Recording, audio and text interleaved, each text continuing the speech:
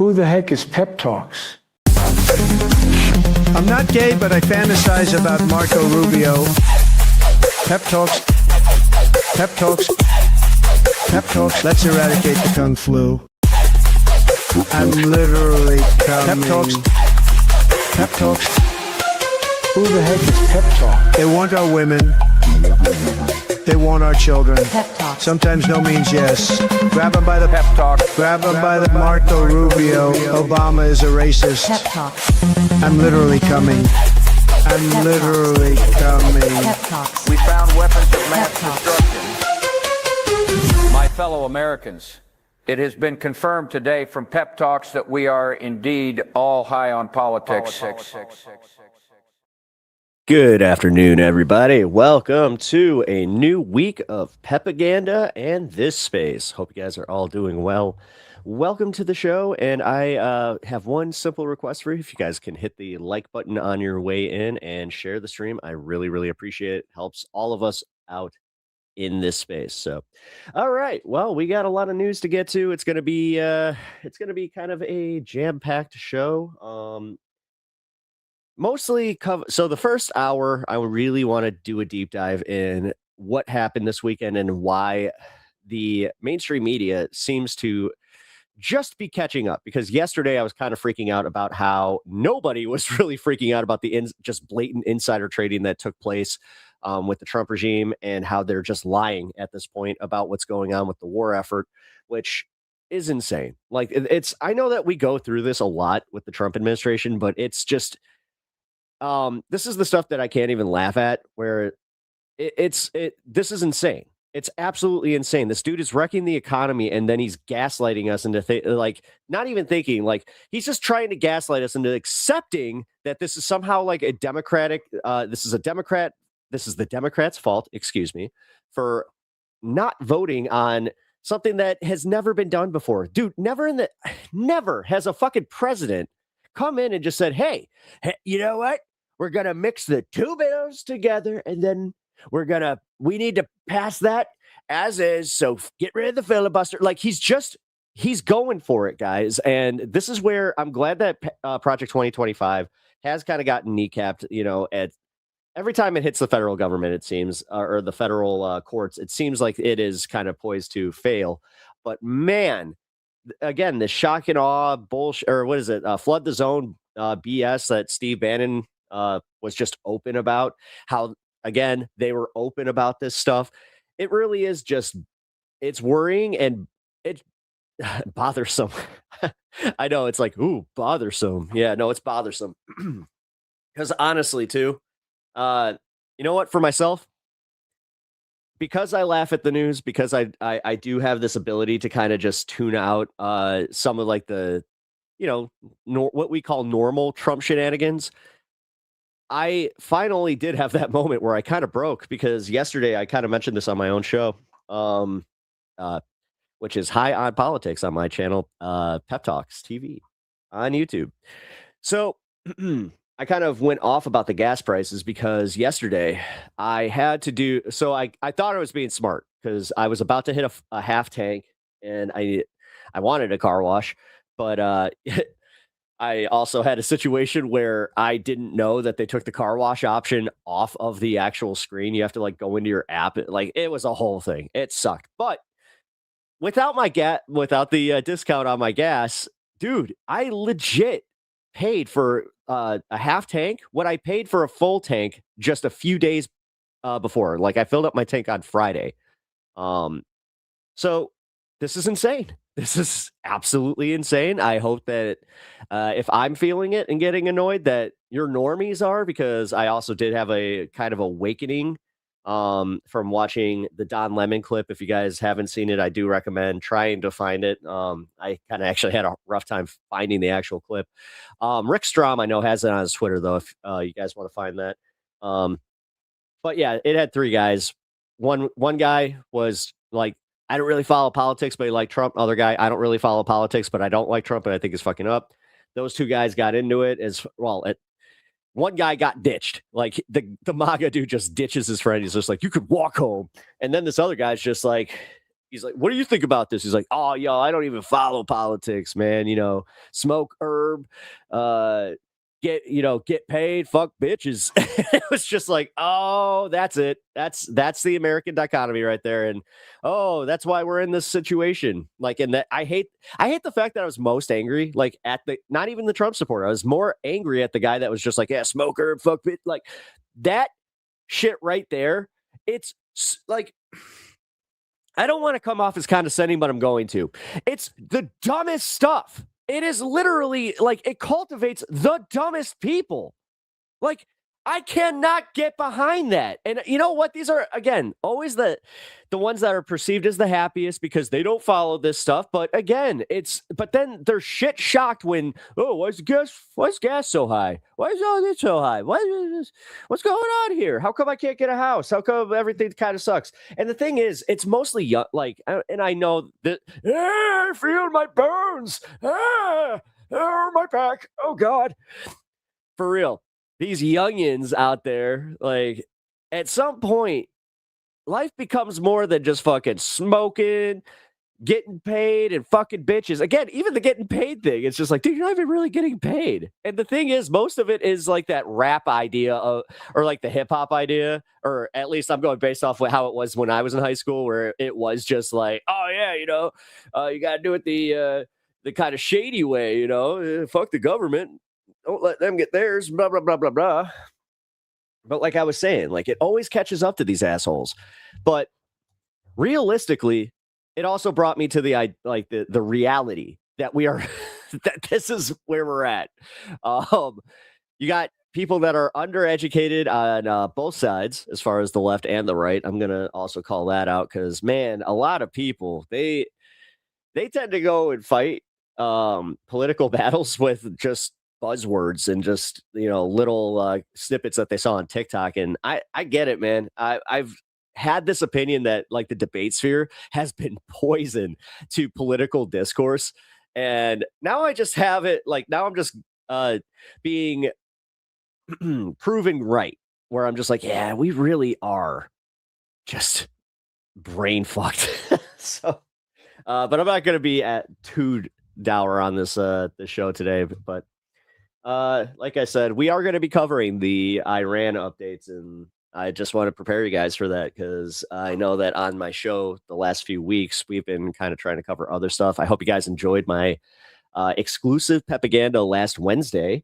I filmed that on that Monday, or actually no, I filmed that a week before because it was supposed to go live on the previous Wednesday.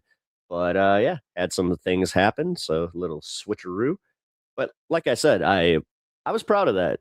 I was proud of that because I think that the Epstein stuff is not being covered enough again. But I also think that it was kind of setting up for what we can expect as far as like the new Epstein drops. So hope you guys watched that and also enjoyed it. All righty, let's welcome some of you guys in. Wanda, how you doing? Jet, how you doing? DJX, good to see you, brother. Natch, how you doing? We got Pinkerbell in the house. We got anybody I'm missing here? Raw Delicious. Hey, I do not recognize the Raw Delicious. Welcome to the show. Appreciate you being here for some PEPAGANDA. All righty. So without further ado, folks, let's get to the news. That's how I'm gonna start segments now. I'm just kidding. Iran has fired a barrage. News. There's nothing more spooky than the news. Missiles At least I'm gonna do it for Halloween edition. Central and southern Israel. At least one of them has reached central Tel Aviv. Search and rescue teams have been attending to casualties. 6 people have been reported injured. Media reports. Yeah, so the fact, somebody pointed out that the fact that now we're getting BBC reports with actual aerial views of the damage and everything, that Israel is using this as like a sympathy ploy, and it's not going to work. Indicates there have also been. I mean, I know, I hate to say this, and this is where it sucks to like have that to not be able to see the humanity in some of this, because it is just like, dude, you guys sat there just 100% behind your government, not really doing anything. And like, All right, not 100%, more like 75%, because there were protests. But I don't know, man. Strikes east of Tel Aviv and in You want to talk about how Iranians need to rise up? southern No, Israelis need to fucking rise up. Israel around It's on them, right? If it's on the Iranians, why isn't it on the Israelis? Beersheba. Meanwhile, we're just hearing that the Israeli military says it's completed a large wave of strikes in Isfahan.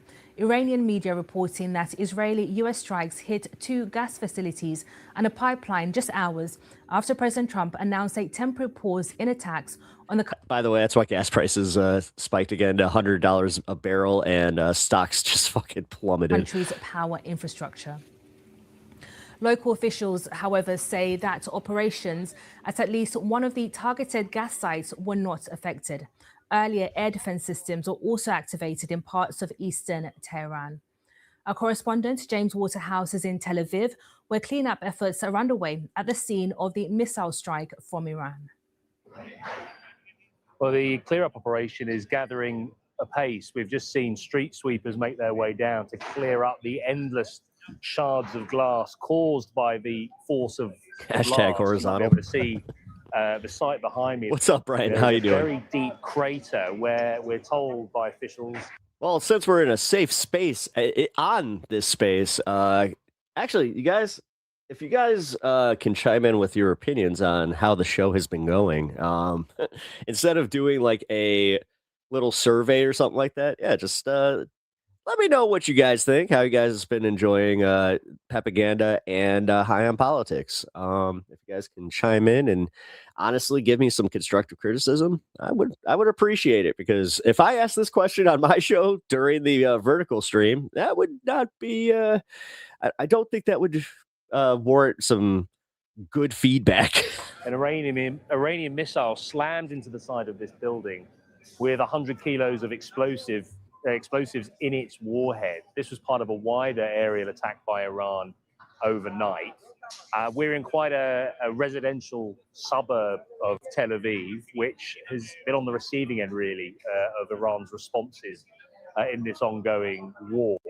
Israel's cut that hippie hair. Defenses are relatively effective. I am actually getting a haircut soon. You get early detections on your Something phone. rude about Pep's hair. The explosions as they're taken out in midair. But as you can see, not all missiles can. Wow, I'm getting the real experience here. Be stopped. I think this reflects the stockpile that Iran still, as it also reflects the willingness of Tehran to hit back where it can. I'm not cutting my hair off. I'm just taking off some length. To gauge to what extent this suppresses people's appetite for this war. Netanyahu is being crystal, saying that he will continue. Listen, do you understand how much this beard is doing the extra pulling, keeping my face structure in a nice symmetrical way? Continue to hit Iran. If I get rid of this, I really do look like the memes are just like Iran. He will continue to hit Iran-backed Hezbollah, the military group in southern Lebanon. I don't have double chin or anything.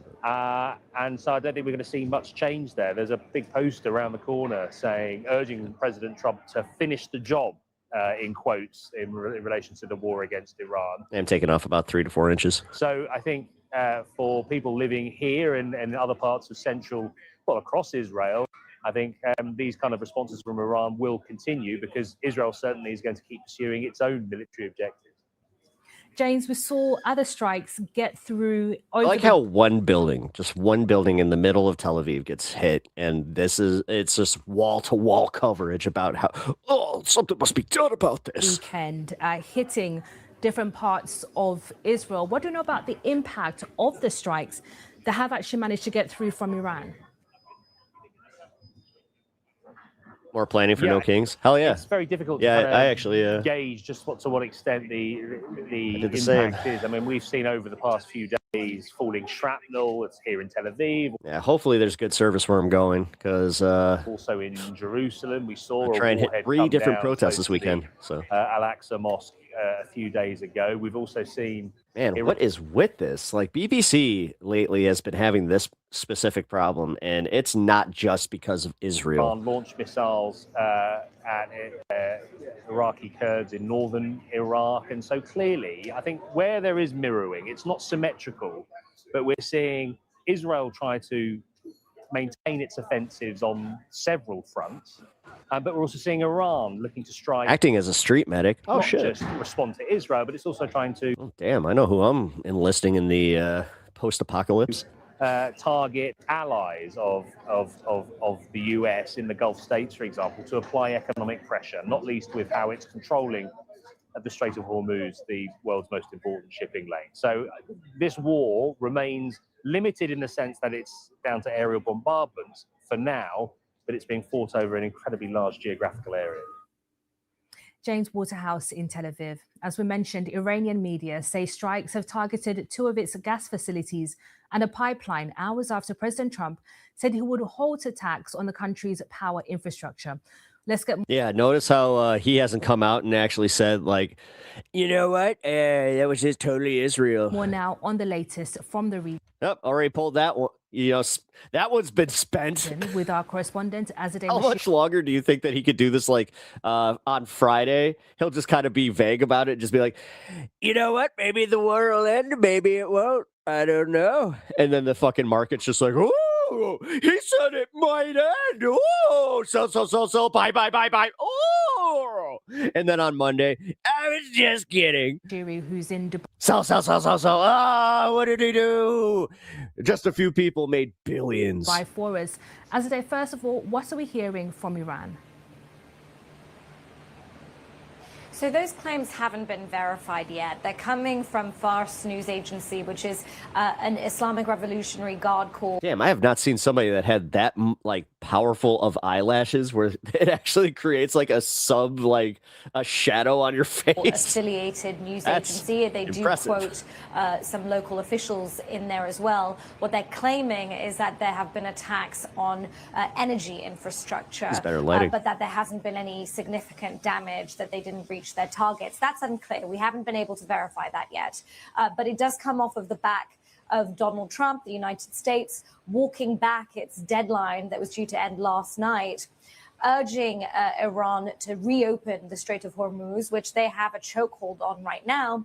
And in exchange, the United States would not carry out a threat to target power plants in Iran. Sure. Now, we don't really know what's happening. There are a lot of questions right now because I don't understand why they come at us with such goodwill still. Like, this is British media, by the way. There have been conflicting come on, reports guys. about What are we whether doing? the United States and Iran are actually having direct talks, whether these sort of preparatory discussions will actually lead to real meaningful talks. Either way, Donald Trump has said that there's a 5-day pause on his threat while some of these discussions move forward.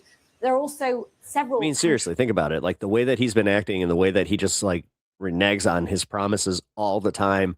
Why would anybody listen to that and just be like, yo, yeah, he's totally telling the truth? Players that are supposedly involved in this, countries like Pakistan, Turkey, Egypt. Here in the Gulf, leaders will be watching very anxiously because part of the issue is this war has not ended. They are still receiving attacks. Here in the UAE, the government, the Ministry of Defense has confirmed that. Are we almost 4 weeks in? Because 2 more weeks of this. If it's still going, then Michael Knowles said it. He's going to start freaking out. They have been responding to 5 ballistic missiles and a number of drones. Kuwait has had power outages this morning because debris from an intercepted attack hit some power lines. Bahrain had to have emergency crews battle a fire after a commercial building was supposedly struck. We don't know if that was from debris or a direct hit. And according to some sources in that are discussing this with Iran, apparently, the UAE is willing to work with Iran on this one. Like they're, you know, that whole thing where they're just like, oh yeah, we got the U.S. protection on this one. No, it does seem like they're just kind of like pivoting where they're like, okay, we can't trust Trump. We can't trust Israel. Fuck, we might as well go ask them to politely stop hitting us. Arabia as well. So, and then we'll make a deal with them to not capitulate to the U.S. Like that's coming. Has been dealing with these attacks as well, so it's not over. And the Gulf will also want to ensure that whatever discussions do take place will take into account the fact that there's a new regional reality now when it comes to security. They've realized Iran is willing to use its bank of missiles and drones extensively against them. And so regional power plays, dynamics. It's British state media at the end of the day. Yeah, but I didn't know, like, I thought that the UK, even with state media, like, I didn't think that the BBC would go to bat for Zionists. That is about to change, and this Not is in the way we do. extremely Also, unpredictable situation. As they mentioned there, fresh attacks in the UAE where you are. Has the pace of the Iranian retaliatory attacks slowed in recent days, and what impacts have they had on the economies in the Gulf? It goes up and down. I don't want to say that it's slowed, because I remember last weekend there was a period where we were noticing there were far fewer drones and ballistic missiles headed our way in the UAE, and then suddenly it picked up quickly again. The fact is even though there aren't any renewed attacks on energy infrastructure, there are multiple oil and gas facilities that have been hit. The UAE says that that's from debris and that they're intercepting most of those attacks, but it's really hard to get information here. There's a real grip on it. It's illegal to film any damage or any incoming attacks or interceptions even. So that information is really hard to verify. Qatar, of course, has seen extensive damage at a major liquefied natural gas as I said, they have already said that at some point, they're gonna have to explain too, where it's just like, oh, so it's illegal to show this. Why all of a sudden are you guys showing this damage? You know, like the Tel Aviv damage I had brought up. Over the next 5 years, they're going to see their export capacity down 17%. That's going to cost them $20 billion annually. So damage has been done. There's no going back from that, and it's going to take... Oh, are you telling me that all of a sudden these millionaires and billionaires are starting to fucking catch on and get a little nervous? What? Years to rebuild some of the damage that it... You know what the nicest part is? When the economy eventually does collapse, it is going to be... it's going to come down to community, like community outreach, that kind of stuff.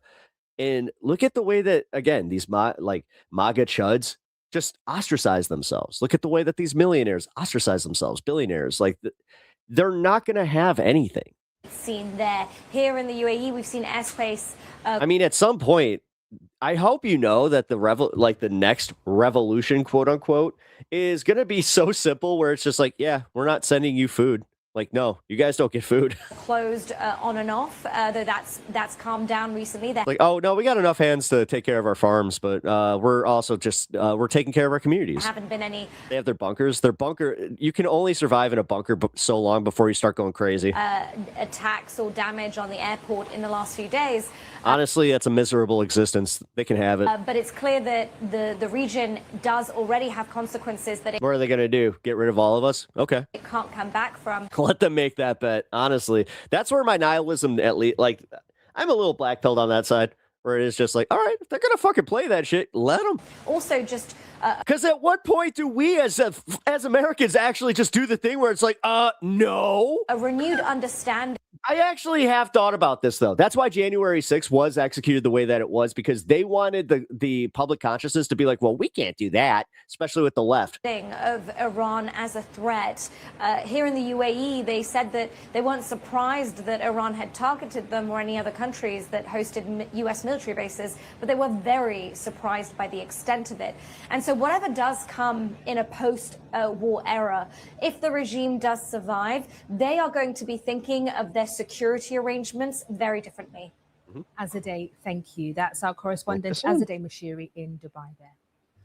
Meanwhile, Lebanon has expelled Iran's ambassador, withdrawing his accreditation and ordering him to leave the country by Sunday. Lebanon has declared him an undesirable person. Meanwhile, Lebanese media reporting that overnight, Israeli planes carried out 7 strikes on the southern suburbs of Beirut. And this morning... Undesirables? They're already starting to use the fucking terms. Give me a break. Israeli military told residents... Undesirables. ...in the south to evacuate... Wow. ...as they prepared to target more Hezbollah infrastructure. Our correspondent, Lina Sinjab...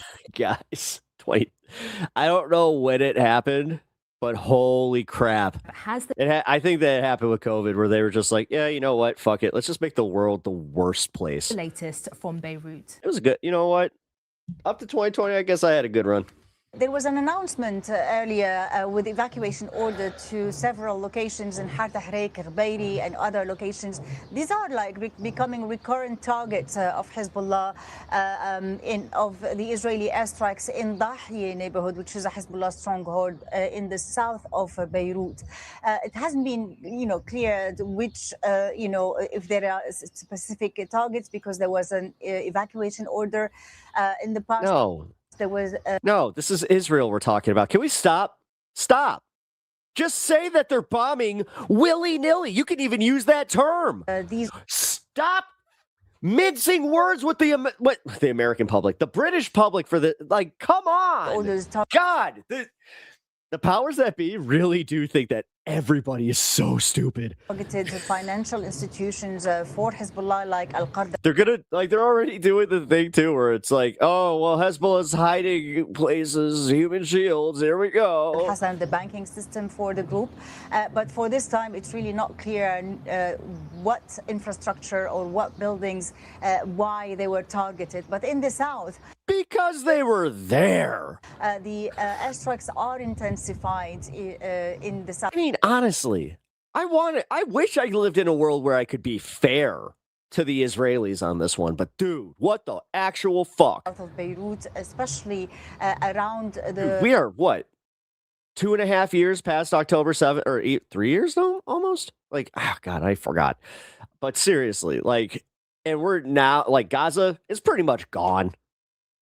They're still bombing every fucking day. They have chaos in the West Bank, and then this is the bullshit that we get fed.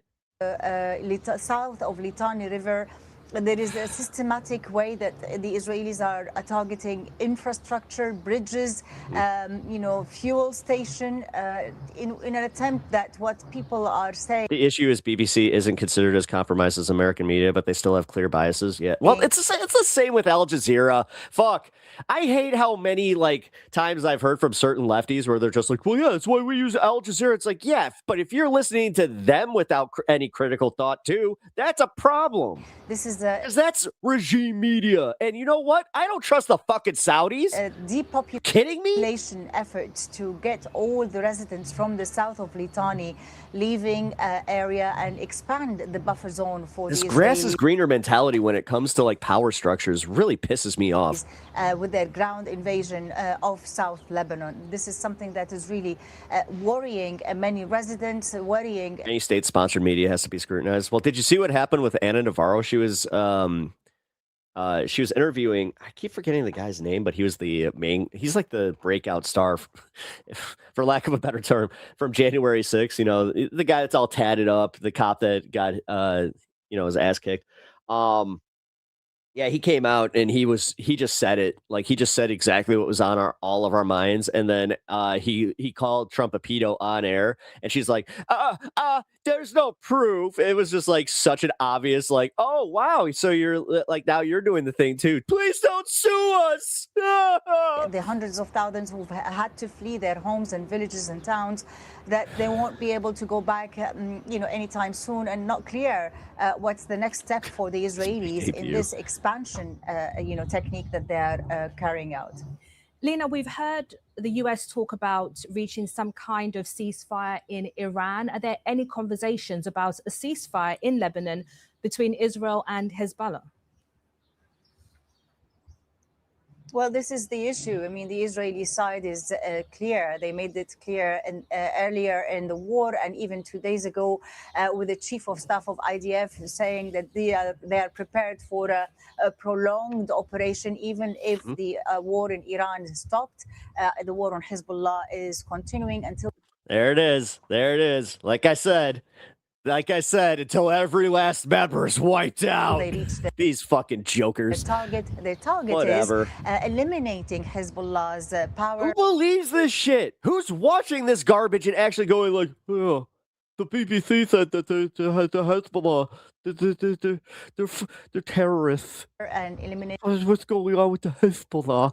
Any threat coming from Hezbollah towards the north of Israel, but with these kind of... I mean, get ready. I'm already seeing it. I'm already seeing the fucking just rampant anti-Islam rhetoric coming back. Like, dude. Approach or this target for the Israelis.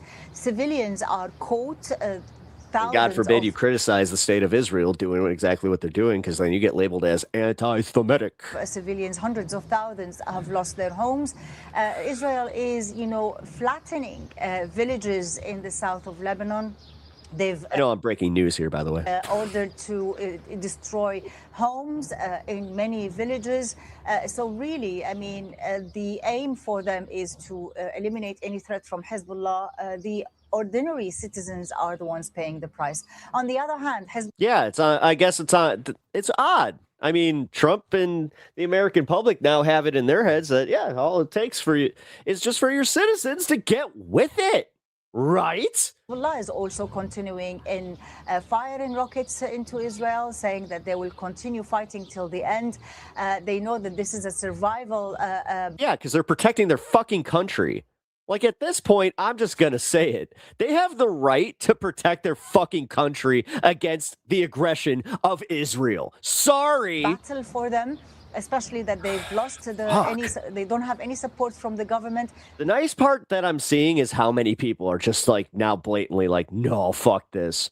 Fuck you for calling us anti-Semitic. It's like, you guys did this to yourselves. Support from the people, and they have to fight with Iran. Who supports the fucking current state of Israel as it stands is just, they are 100% some of the most evil people on the planet. Like that, when I think like Nazis, like, and I don't like to use that term just like willy-nilly. But yeah, it's like Nazis. Country that, and it is kind of like the irony is not lost on me that it's just like, oh, so you became the thing that you're oppressor. That's what happened. The bully, like you got bullied, so you became a bully. Cool. Supported them, trained them, and funded them for decades. And honestly, it should be broken down this simplistically. We don't need a half-hour diatribe on why Israel is acting the way they are and why it's not okay. BBC's Lina Sin-Jab. Meanwhile, Qatar's this coverage has the vibe of this is what the weird brown people are up to. Yeah. Foreign Ministry has been holding a press conference to discuss the ongoing conflict in the Middle East. Our security correspondent Frank Gardner was there for us. We'll bring you that very shortly here in BBC. All right. Well, move on to the next story here. Sorry to get a little upset at that, but for real, like this is why I warned you guys about what I was covering, because I was going to get upset. So apologies if you guys are also feeling it a little bit, because it sucks. It sucks to just and again, it comes with that side of gaslighting too, where I was having a conversation with my friend yesterday, and he was just like, dude, are you feeling just like every morning you're getting a little bit crazier, and it isn't like, the fun type. It isn't like just being the eccentric neighbor type of crazy. It is legitimately just like, oh, they're fucking us. Oh, they're fucking us. Oh man, he was right about that, but I don't know. How are you guys holding up? How are you guys like I just have to say what I said on my show. If you guys are checking out of politics for a little bit, I get it. I totally get it. That's why also I do try to make this a little bit more fun, I guess, while we're covering this. But I do, like today, I'm going to be applying it to this show where we're going to be covering something a little more, lighthearted that we can just kind of chuckle at. Even though it is still politically adjacent, but all right, let's continue our coverage. Got a little bit of MS now. That freeze frame of Mika just possible peace talks. President Trump says conversations are underway with multiple major points of agreement. Right. By the way, I have Jeremy Scahill talking about this exact same story. We're gonna do a little compare and contrast here. Iran, however, denies such talks, with the Speaker of the country's Going parliament to your psychiatrist appointment now. Nice. calling it, quote, I'd highly recommend, if you guys can find therapy, to get therapy if you're having a hard time with this shit. fake news used to manipulate the financial and oil markets.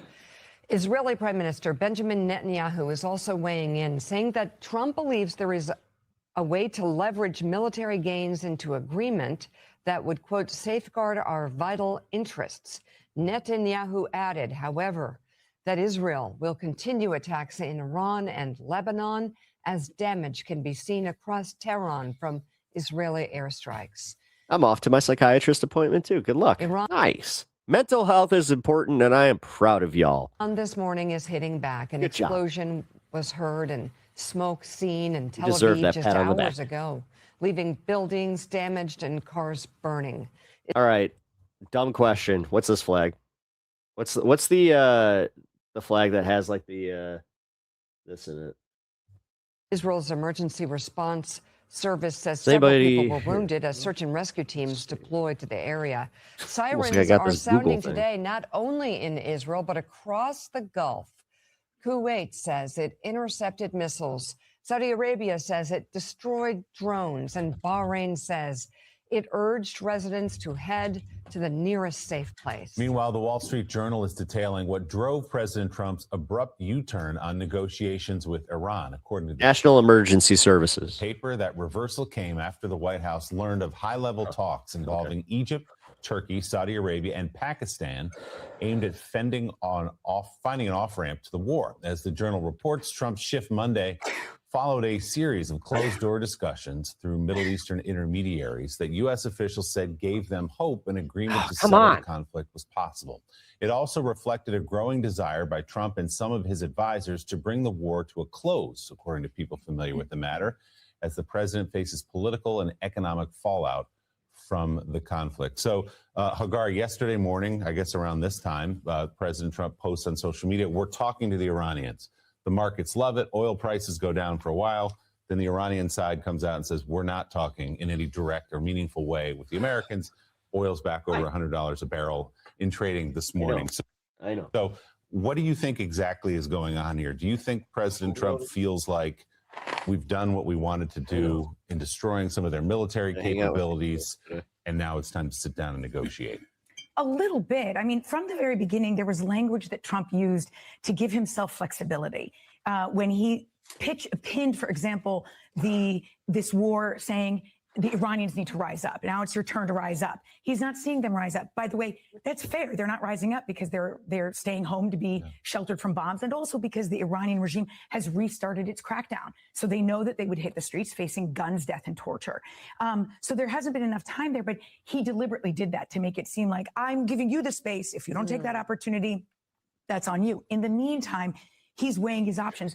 I know from my work in Washington that while the plan for the military strategy for the war was very well planned, there was no plan for the day after, largely because it started earlier than they had expected. They'd expected this war to start later in the spring.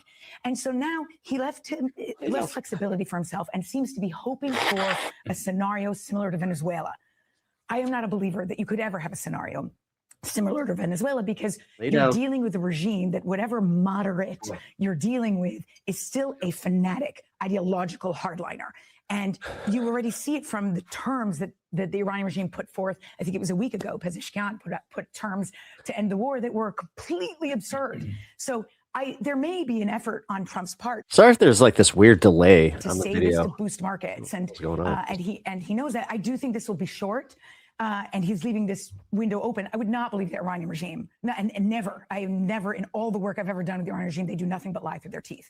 So I don't believe them when they say that there are no talks, because their supporters, which are 20% of the country, want to see the regime pummel the United States and Israel. So I believe talks are happening, and I think Trump is leaving. I was going to say yesterday, the second after. That's kind of what I was saying. Or it's like Trump, he's just like, you know what? I've lost interest in this whole thing. I don't know. I don't really want to do this anymore. Can we wrap this up? The president wrote, I said, well, of course, the Iranians will immediately deny that any of this is happening, because They've been lying through their teeth since 1979. They lied before they got into power. Oh, so now all of a sudden they're lying about this? Talking to Carter. So you're telling me that we can't trust either of them? So Administration. who are you giving the benefit of the doubt here? Look at Mika's face. Suggesting that, oh, yes, we care about U.S. interests. She just rolled her fucking eyes at him. And blah, blah, blah. And it continues. The lying continues. But that said, Jonathan, there have been negotiations going on, but you say the negotiations that are going on behind the scenes, the escalation of the war, you say we find ourselves now in this very strange place between exit and escalation in your new piece in the Atlantic. Yeah, big writing in similar lines as the Journal. There have been some talks, but it is through intermediaries. It's second degree. There has not been much in the way of direct contact yet. So it's literally, I talked to an Iranian guy. And the Fuck U.S. off. is still offering. God, they like the government, the media, everybody. They think that just everybody in America is that stupid, and they don't get it. Like percentage based. How many people actually watch this trash? 15-point plan, Like, which is the come exact on. 15-point plan they'd offered prior to the conflict. In those talks that obviously didn't. One of the benefits of actually like reevaluating how many people are actually into politics. It's like, oh, wait a minute. No, the majority isn't into politics. The majority, I don't know. What do? Watch Price is Right all fucking day? What do people do? Even with their oh, I gotta take little Johnny to the soccer game. All I see is a bunch of fuckers just like this on their phones all the fucking time. What the hell are they looking at? Lead anywhere. So it's unclear. How much Candy Crush can you play? For agreement right now, but I think both sides are looking. Because this is part of the problem, is not having an engaged electorate. Having people just tune the fuck out and not calling this shit out is a problem, because then it makes us who pay attention that finally reach this point, it makes us look crazy. It makes it like, oh, look at you, you're just going off about politics. Like, trust me, I have had that happen in my life where they're like, oh, look at you pay too much attention, you're online brain. It's like, while you may be correct, you are not online enough. Looking to see if there's potential for an off-ramp. And the president is aware. Prices, soaring. Prices, worried about, Republicans. American exceptionalism, about the midterms. So he's looking to explore a little space here and also buy some time to consider what the next move might be. And we should note, military assets, more of them, are still heading to the region. They're still preparing for potential Karg Island sort of ground invasion. That still is very much. Yeah, don't make it political. God, I hate that. The president is considering it. And then there are the Iranians with the but again, food's about to become the fact that these assholes are going to have to watch their local news or get their fucking little blurb on Apple or whatever their fucking phone news is. That's how they're going to get this. And eventually, why is the food so expensive? Remember how people freaked out about toilet paper? It's going to get so much worse. Have no incentive to give up the Strait of Hormuz. And this isn't just like a bunch of leftist hyperbole, which I have to admit, we've been kind of bad about a lot of that shit. Like, the sky is falling. Like Kyle Kowinski, definitely on that boat. If you watch the piece that we watched yesterday about how he's freaking out about the more radical religious sect of the Republican base, how they're leading us into a holy war. I was like, while I agree with him, he was doing the thing where I'm just like, oh, this is why people don't this is why only we watch you. We're you have a set audience, but this is why you don't actually reach the normies. This is why my fucking what I'm trying to do in this political space is kind of hard, because people how many times, especially I know that some of my regulars, you guys have seen it. How many times have we had somebody come into chat and just assume my politics? Just assume that I'm a fucking shit lib. Just assume I'm a Democrat. Just assume stupid liberal. It's almost every day, multiple fucking times. Looking to get paid, some sort of licensing fee. They actually want to. I'm cursing a little too much today. Sorry, guys. I feel like the Suez. Exactly. And saying that Egypt gets a fee, so why don't we? I know Andrea has her thing. I don't want to step on her territory. So there's a lot still to be done here. But I think there was a pause, and it was in part done because of the markets. The president looking to create a little space to see if an off-ramp is possible, but it's not a guarantee. Yeah, the Wall Street Journal. That's a nice way of saying nothing's going to come from this. Had a great op-ed years ago. Is Trump actually having very good talks with Tehran? Short answer, no. He's a lying sack of shit. And the fact that Joe's just Well, it doesn't help that the Iranians have been lying through their teeth since 1979, but let's just ignore the fact that we have a regime doing the exact same thing. Al-Qaeda. We're no better. We lost the fucking moral high ground on Russia, on Iran. We're the fucking baddies now. Holy shit. When we kept killing the number 3 in Al-Qaeda, I think, and people were saying you're only making them stronger, and they said, no, the Obi-Wan Kenobi rule of strike me down, Darth, and you're only making me stronger does not apply to war. And I would say it doesn't apply here, but could you explain how... With people who literally... see, here's the difference. Most Christians that talk about martyrdom, they don't care. They're selfish cunts. Excuse me. But in Islam, they care. They actually care about their religion and practice their religion a little bit harder. And I'm not saying like a radical way. I'm just saying they actually have respect for their religion. Oh. So when somebody gets martyred in Islamic culture, it tends to matter a little bit more. So technically, yeah, it does make them stronger, numbnuts. Killing. God, Joe, you milquetoast motherfucker. This is why nobody likes you. The Ayatollah. And God, your own wife is sitting beside you, just like, ugh. Killing. Thank you, Mika, for speaking for all of us with your face right now. Political leaders who actually have the best chance of striking a deal with the United States. A lot of the people have been killed. Doesn't make Iran so many mods. What's up, Soul Life? How you doing? Stronger. Welcome to the show. But it does make the leaders still there, the Revolutionary Guard. One of the people I see in many streams, but I don't see you on mine too often. Powerful, which means the people that we're actually negotiating with are going to be even more hardened, and it may be tougher because some of the people who have been taken out may be tougher to get that final deal. Well, yeah, if they linger, if this regime lingers. What medication did he take? Dude, he's doing this shit. And they try to negotiate a way to remain intact under the guise of, quote, moderate leadership, then that regime will only be worse. But that's not their plan. No, well, because this space has bad blood with me. Oh, what happened? Well, hop on. The White House plan. You mean? No. That's not the Revolutionary Guard's plan. And do we really have any say on whether they linger or not? There should be no bad blood. Makeup. I'll be the moderator here for that. How about this? So Life. You don't have to go into detail, a lot of detail or anything, but how about we do this? We all just be cool.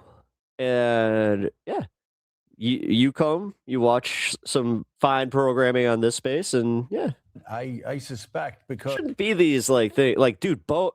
You know what? I didn't want to really bring it up, but Boku or Bo, yeah, he blocked me, and he trust me, dude. He's I don't even know what shit he's on, but stop it. That's toxic as fuck. What are you guys trying to What's the whole outcome there? Again, this is not. I was talking. And I apologize too, by the way. An intel person yesterday who said this is. I guess some people just can't be happy. Take out Saddam and the also, what up, Dennis? Entire government collapses. Said this is it's called blowback. If we escalate a situation, the response will also be further escalation. Yeah. These people have been through their World War II together, and this is 1955. And you've got a lot of people that not only you have 3,000-year history, but you've got this fighting experience together. And the Revolutionary Guard, the connections are more interwoven and more powerful than we'll ever have seen in Venezuela or Iraq. Now, again, this could all collapse tomorrow. Yeah. Nobody's saying it couldn't. But, the Revolutionary Guard is going to be hard to displace, aren't they? It's hard to displace any dictatorship. Exactly. That toxic BS sucks the life out of me. It's unnecessary. So I usually just try to stay away from it. Yeah. It depends. I get that. I mean, depends on trust me, I'm guilty of engaging a little too often. I know that there's some people in this audience that totally have seen me where they probably on their end were just like, oh, Pep, can you just stop? And then I keep going. The military. And that's, by the way, that's the rule in general. Any dictator is only as strong as their military is loyal. And you've seen that over time. Well, I try to get to the apology and just see my part in it and then just be like, hey, I'm sorry. But that's singular again. That's singular. That's Saddam Hussein. That's Vladimir. Well, Assad Putin. fell when the military defected. Mubarak fell when the military defected. If you try to pursue cracks in the military and that's why you hear Trump over and over again saying, you guys need to surrender, you the IRGC, you need to surrender and lay down your arms and nothing will be taken against you. Now that was 3.5 weeks ago, so that could have shifted over time. But why are they're so hopeful? They're so hopeful. That's why he's communicating that, because we know that stop applying this amount of logic to a fucking toddler. Dude, seriously. If there's no military and no threat of a military coup, it would be much worse to have a military coup. I'm not trying to pretend that the regime is easy to replace or you guys are, though. Like, that's the problem with the American media, too, is they are making this seem a lot easier than it actually is. This is why the average American thinks that Iran is about the size of Iraq. They don't get it. They don't get it. But I would say that it has zero economic leg to stand. This is why you're not seeing a lot of fucking former military personnel on these shows speaking out. And it's not because there's a shortage of people speaking out against this. No, it's because they don't want people out there giving us the facts of how fucked up this is and how big of a fuck up this was to go after Iran. And with or without a war, in a matter of months, it wouldn't have been able to pay its own soldiers. So the U.S. knows that. The U.S. knows the regime is standing on a cliff, and this war accelerates that. There used to be a mod here. And if they can manage it properly, this space first started. They were to prevent a military coup, you could have something real there. But the opposition is not well united. It's not like in Venezuela, which at least they had some space. I mean, I don't use it here out of respect for my fellow this spacers, but like, because we have a no slurs policy, but on my show, I do let the R word fly. So to organize and run and so on. Honestly, I think language policing is just like, it depends on how, like, if you're not like taking context with it, then I mean, I could see issues with that, but at the same time, it's also a respect issue. The thing to really remember here, though, I will say to your earlier point about killing all of these leaders. How many times have I not used it where somebody just said, hey, can you stop? It's like, okay. It's not insignificant. The regime right now is cracked. Stop entirely, though. I don't want to say crumbling. Sometimes I can't help it. Because it's very much intact. But nobody trusts each other. It's chaos from what I hear. Within, they're suspicious of each leader trying to come out now. I'm sorry that happened to you, so life. And honestly, you know, like. Speaker of the parliament, now the foreign minister, these are the two kind of coming out as potential negotiators. And that can. Personally, I appreciate it when you don't use it. Oh, I'll try. So Jonathan, you had the It's the one. Hey, give me one flaw. Clerics, led by the Ayatollah. Do you have a straw in her coffee mug? Have the politicians. Fuck. And you have the Revolutionary Guard. And there was always this sort of scramble for power and leadership there. Right now, it appears that it's the Revolutionary Guard. And they do not seem the least bit interested in being displaced. They have worked very. Did you catch that? Did you catch Mika just go? Effectively, Every once in a while, man. This is why I like watching them. It's the personal dynamic, and just like I always love when a wife just kind of like is listening to her dude and is just like, "Oh, shut up." My wife does it to me all the time. Trust me. Brutally to destroy any opposition efforts. She doesn't want to mess up her. Oh, most people suggest no real opposition movements that are organized. Also, everybody, welcome into chat. My wife, Uni Mughal. She is currently going through her cancer treatments, and yes, we got Uni in chat today to step in and replace what we have right now. Yeah, they're in charge, and that's why it almost doesn't matter the health. He had to replace Anna. Of Ayatollah, which is very much in question, because they're running the show right now. So one other quick note: the president received a lot of counsel over the weekend. We report in the story that his deadline and the threat to wipe out Iran's electrical infrastructure was a very bad idea. That if that were to happen, it would create, first of all, Iran would hit back that much harder to its neighbors. So the Gulf states were telling the U.S., don't do that, not like this. Also, if the state were to fall, which there was a fear that it might, breeding ground for terrorism, refugee crisis, and the like. The president has been told throughout, he's been counseled, don't do ultimatums. He did one over the weekend out of a fit of anger of how things were going. He pushed it 5 days. The thought would be if they can make any sort of progress in talks, he can push it again. There's even a chance of that first direct meeting this weekend in Pakistan. So the deadline now is Friday. We'll see if that extends from here. All right. And now to the actual important coverage on this one. We got Drop Site's own Jeremy Scahill popping on Breaking Points this morning to talk about this, which Jeremy Scahill he's got to be my most trusted journalist. Like, this goes back to when we first invaded Iraq. He was a frequent guest on Bill Maher's show, and then he did like a little crossover with Vice for a while. He has been consistent in his reporting and his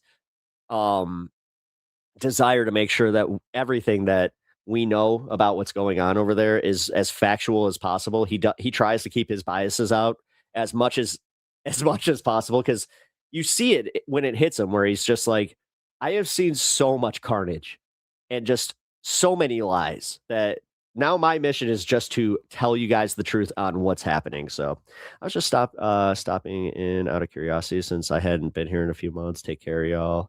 I hope the rest of the show goes well. Thank you, So Life. I appreciate that. Also, yeah. I don't know about the past drama. I cannot speak to it. I also don't speak for people on this space, but no, I understand if you got to lurk for work. But yeah, definitely come by, check out my channel. I stream usually daily at 4:00. Yeah, but I'm not gonna I'm trying not to play into the drama. Again, I'll actually apologize for mentioning the little bit that happened on my show, but I also I acknowledge that we had some weirdness. So, but it's all good. It's all good. I do appreciate you being here. And like I said, I want these leftist spaces to be able there should be no reason that somebody that it has ties to all these other shows should feel left out. So let's yeah. Anyway, at stage. There we go. All right. Let's get the Scahill. Good morning, everybody. Happy Tuesday. I have an amazing show for everybody today. What do we have, Crystal? Indeed, we do. We've got some new reporting from Jeremy Scahill. It's always weird to see her in reserved colors, or just a black blazer, because I'm so used to her just, cutting couches for her wardrobe. About what exactly is the truth behind these alleged negotiations that Trump touted between U.S. and Iran. Trying to get her that JD Vance. Break that down for you. Also, Trita Parsi digging into just how much money Iran is actually making off of this conflict. Might be surprising to a lot of people. Kind of reminds me a little bit of the Russian-Ukraine war situation. So break that down. Soccer is a wiener. That's a perfect insult for him. What a wiener. That apparently some people are getting very rich off of Trump's market-timed announcement yesterday. So, and enforcement apparently doesn't exist anymore. So that's a thing that's happening. Brandon Weichert is going to join us again to talk about the troops that are being moved into the region and what they could be used. Oh, yeah. Can't take them seriously after that. I mean, just because they platform Jiang, again, I think it's because they got duped. I got duped by his bullshit. So, you know what? Every once in a while, you just admit you got duped. Top Israeli politician is have they retracted it? Pushing for annexation in Lebanon as part of the Greater Israel Project. This is all unfolding against a backdrop of mass pogroms in the West Bank. Horrifying scenes there. Airport chaos as Trump blocks a TSA deal. And we're going to take a look at the use of AI in the Iran war, and also the just bizarro world where 2 of the 3 leaders, heads of state here, have been rumored to be dead and actually just be AI. So you already can see this destabilization of reality that's happening in real time. That's exactly right. Thank you to everybody subscribing to the show, breakingpoints.com. If you're able to support us, we deeply appreciate it. Also, a call to all of our YouTube subscribers. We got 50,000 to go to 2 million. All right, we can all sleep. I hate when that happens. Easy at 2 million. So I'm like that. I'm kind of like that. It's like, hey, I'm under 500 to get to 3K. Let's do it. Let's do 2 it. 2 million subscribers. Let's just get it done. Let's get it done. It's one of those. I never thought it would happen. I really did it, and now here we are. We're on the verge. So we're at 1.95 million. So let's get it done. Hit subscribe to the YouTube channel. Help me catch up with Kyle. All right, what's he at? My marital pride is on the line. He's at 2.2. Yeah, but he's had years. He's like a 16-year I know, but we head were start. ahead of them in You the know, past, so it's time for us to take the lead again, So- guys. Come on. Okay, it's time for us to take the lead. Hit the subscribe button on YouTube, please. Really helps us out. If you're listening to this as a podcast, share an episode with a friend. Really helps other people find the show. As Crystal said, though, let's go ahead and start with these so-called negotiations. Do they even really exist? Well, our friend Jeremy Scahill over at DropSite News spent a lot of time speaking with the Iranians, doing some reporting. Here's what he had to say.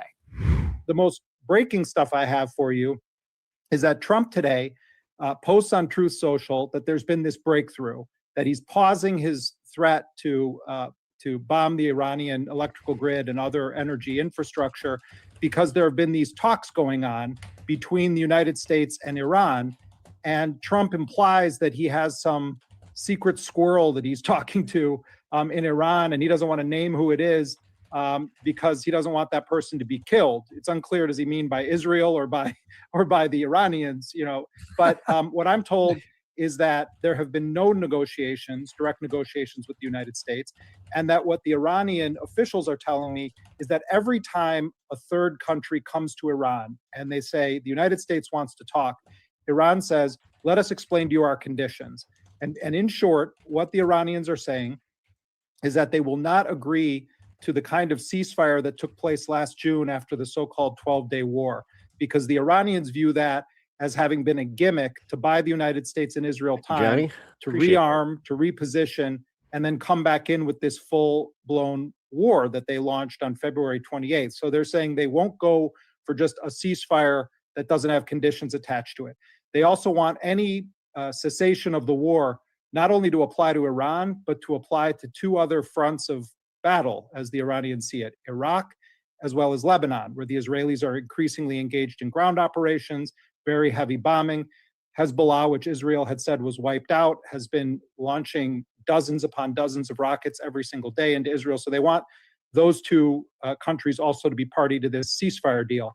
They're also saying that they want reparations paid by the United States, and they want Israel to pay, but they don't want Israel to pay directly. They want that to happen through the United States because they don't want to take anything directly from Israel.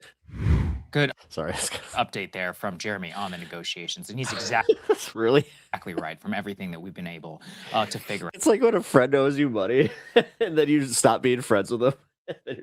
You got your other friend, you find out that they're going to see them. And you're like, hey, man, can you get my $20? All right, let's go to the next one and put this up here on the screen. Sorry. So basically, for the best we can tell, here's what happened. The last couple of days, 2 days prior, Sunday, very early morning, our time, the Turks, the Egyptians, and several yeah, because now they're starting to understand that they're getting dragged into this shit long term. The countries gathered in Egypt, diplomats from those countries. They were able to make contact with the Iranians, and obviously they're also speaking to the United States. The Pakistanis were party to these talks as well. The Turks, in particular, have a better relationship with the Iranians. They've been talking quite a bit to several of the people over there. They have been reaching out to them about what potential peace deal would actually look like. The Iranian line is very simple: a cessation of all hostilities, not now, but forever. As in, we need a total and a final peace to this conflict. Second, we will demand some reparation of some kind, either in payments or in sanctions relief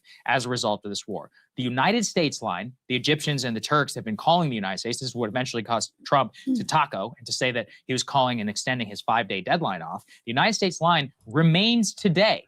No ballistic missiles, no regional proxies, no nuclear program. Now, remember, on the nuclear program, they've already said that they're not going to pursue a nuclear program. But on the ballistic missile front, and especially on the regional proxy front, those two, it's a non-starter. Regional proxy is already a nebulous term. It means nothing. But let's talk about the ballistic missile. I mean, really think about this. You are in a war, and the other side says, well, we will stop shooting you if you just give up all your bullets. What are you going to do? All right. And by the way, that's the only credible deterrent that you actually have. The only ability to extend and project power, have some deterrence, have to be able to extract some cost from the enemy and its allies. Would you give up your missile program? 5 years of a missile, basically giving up not only missiles, but all of your production. Who would be stupid enough to sign up for that deal? Oh, and by the way, I don't know. America keeps fucking thinking that this is somehow like the goal. Bombed twice. Trump keeps telling all of us, again, he's the president, right? We're supposed to take the president at his word. under the cover of diplomacy. So this is where things now currently stand. Now, a lot of things could change. Exactly. Why should Iran do talks? Like they have no reason to right now. They have the upper hand. That's my favorite part about this is like, as somebody who like plays war games, right? Like I play Warhammer and just in general, like Star Wars Legion. It's kind of funny how you can use those like to kind of see the parallels of this, where it's just like, because your brain can't help but just notice that you're losing. So you start doing things where you're just like, okay, I got to change my tactic here. Maybe if I just kind of seed this side of the board, then, you know, they'll kind of, they'll take the bait and like, dude, your opponent knows that you're like, they already got you exactly where they want you. 3 up here on the screen. I do. If they're, you know, good. Want to be clear, there are efforts right now by the Pakistanis. So here's some drop site. Pakistan is, which I'm not gonna, I hate to say this, but it does seem like, you know, the Iranian military command isn't exactly as feckless as we you know, make them out to be. Emerging as the key back channel. They've positioned themselves as central intermediary between Washington and Tehran.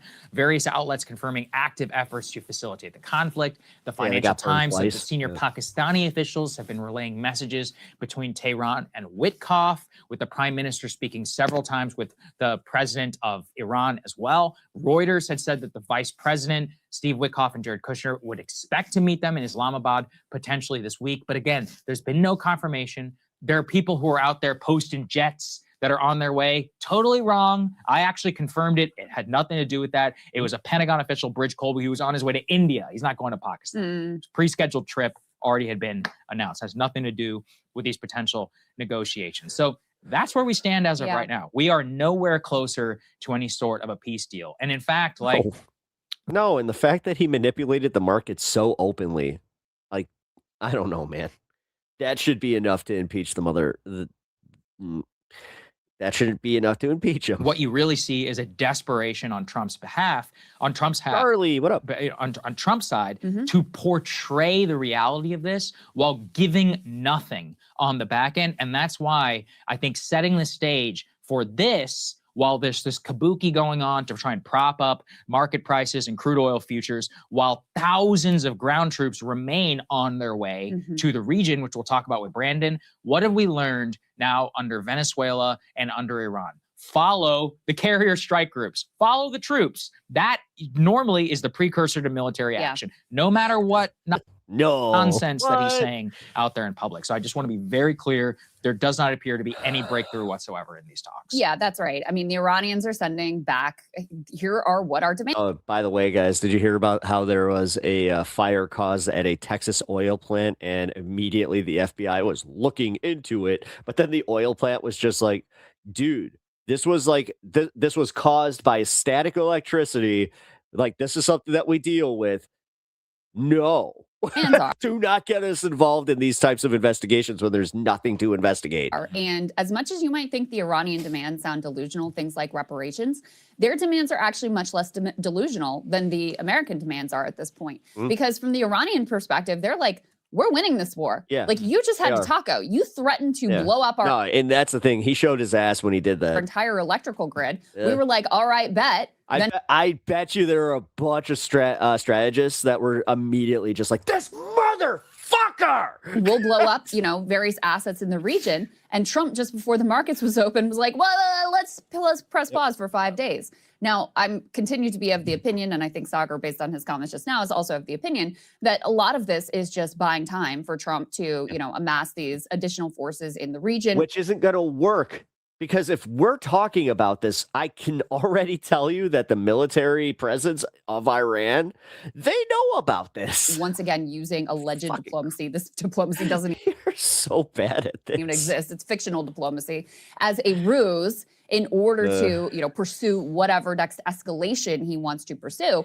And in the meantime, by the way, the war is ongoing. It's not like, you know, Israel struck within Iran yesterday. There were, and then Iran struck back. There were blackouts reported in Kuwait. They were able to hit inside of Tel Aviv. So this war continues. And they can see that, like, with each strike that is getting through, that Israel is getting more and more desperate. Continues while this supposed five-day ceasefire, once again, time for the markets to close on Friday, I think we've seen once again, the thing that really does scare Trump is the bond markets. And that was a big problem, probably even a larger issue. Yeah, because now you have these fucking, you have China and the people that hold our bonds that are just like, we're going to dump these, man. For him in the immediate term. Yes. And they're losing their value. And like that, I have been saying forever, and her husband is actually starting to get on this, so don't let him fool you. This was a Pep Talks exclusive. If I as far as who covered it first, I did.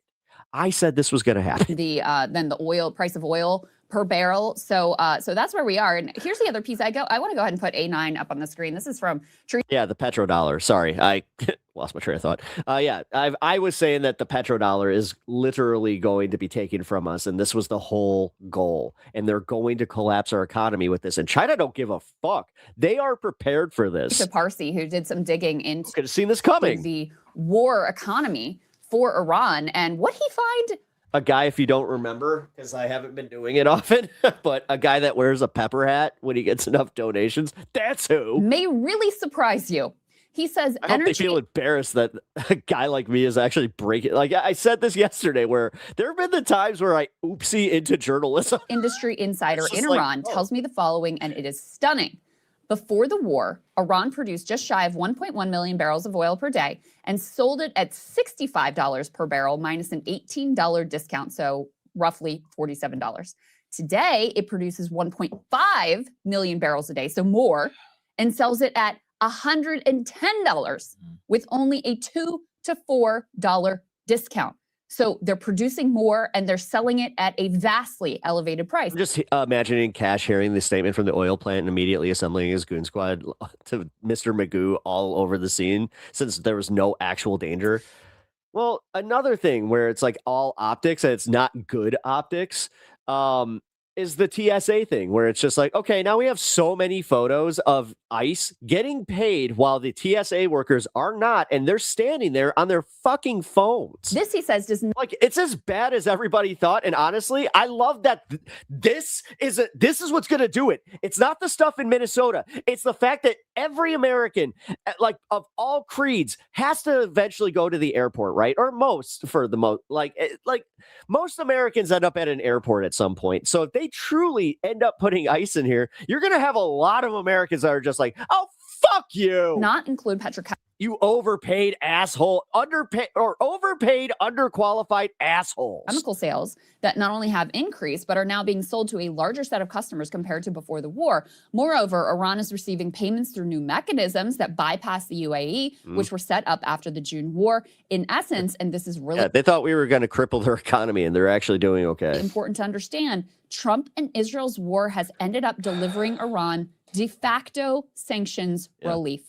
That means Iran is all the less incentivized to end the war unless the agreement provides Iran with formal sanctions relief. So far to the contrary of the idea that they were going to decimate Iran's economy and it's going to be a disaster and they're going to have all this economic pain. Oops, I did a journalism. No, they're making more money, because of the war. And of course, that's why I couldn't do what Mercado does or like some of these guys where it's just like, no, even like the woke farmer and some of these dudes, they take life a lot more serious than I do. Obviously, they continue to. That's my secret, though. I just don't take life too serious. Control the Strait of Hormuz. Even though I have like some of the most serious shit happening in my life. And apparently what was not anticipated, I mean, Trump didn't anticipate they would close the Strait of Hormuz at all. But certainly what was not gamed out and anticipated appears to be the fact that they'd say... Long and short of it is, I have bigger things to worry about. No, we're not actually closing the Strait of Hormuz. We're just closing it for you. Yeah. We're still going to sell our oil. And if you want to come through... This helium thing, they said that it could affect MRIs. And immediately I was just like, oh, you better... Oh, I swear to God, if this has any effect on getting some of these imaging or some of the imaging done, I'm going to flip shit. Pay our $2 million toll. Which just means that I'm going to come on here and just yell a little bit more than I usually do. And you want this to be denominated in Chinese yuan? Come on down. We're happy to have your business. And so this has created a very unlikely dynamic here where, again, in terms of putting pressure on the Iranians to get them for some only way to deal with the BS is to be able to laugh at it. sort of concessions from them, we are in the total opposite land right now. The U.S. would have to make some serious concessions right now if they wanted to end this war. And I'm not even sure it's possible at this point because, number one, if Trump just withdrawed in humiliation, it would basically be the end of the American empire, total humiliation. It'd certainly be the end of his presidency. But number two, Iran needs. Yeah, but we're so close to him doing that. That's what the thing is. You don't understand how he would almost yesterday. That's kind of what he was insinuating. And then I have a feeling some of the Stephen Millers and those the likes of them got a hold of him and were just like, no, don't do that. Those guarantees that we're not going to be back here again in the near future. And that part of how they get that guarantee is by exacting a severe price. No, we're fucked. Dude, the Pandora's box, was a perfect analogy for Iran because of exactly how this is going.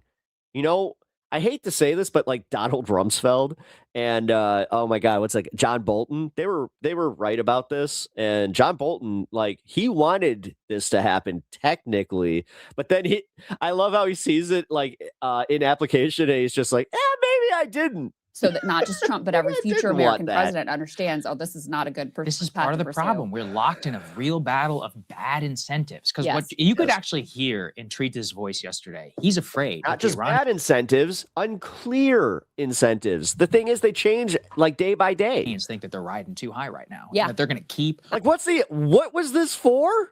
Absolutely. On precedent. And let's be honest, they are riding high. So just this morning, India's Reliance confirmed one of the largest industrial conglomerates in India. They just purchased 5 million Indian barrels of Iranian formerly sanctioned oil, a bunch of ships that just passed through the Straits of Hormuz straight on their way to New Delhi. All right. And so the Indians, again, look, it's not just my heritage. I just respect the way these people conduct business. They're like, look, we're not with America. We're not with Russia. We're in it for us. There's cheap oil on the market. We're going to buy it. What did they do? They're not party to the war. They called the Iranians up. Modi's like, my dear friend, the president of Iran. Every leader is his dear friend. He calls them up and he's like, hey, I need my ships through. I need oil. They're like, okay, no worries. Although I think the U.S. also gave them the green light. No, that too. But I'm saying if you put all this together, you can clearly very see here that other countries are exploiting and going end loops, to the extent that they can around the United States. So what does Iran feel? They're in the pole position. They're able to command the strait. They're able to demand. Oh, wait. P.S. These are not headlines in India? Really? In some cases, there are reports of people paying $2 million for passage, which is approximately $1 per barrel. Easy. They'll be able to reclaim that in an insurance surcharge later on down the line.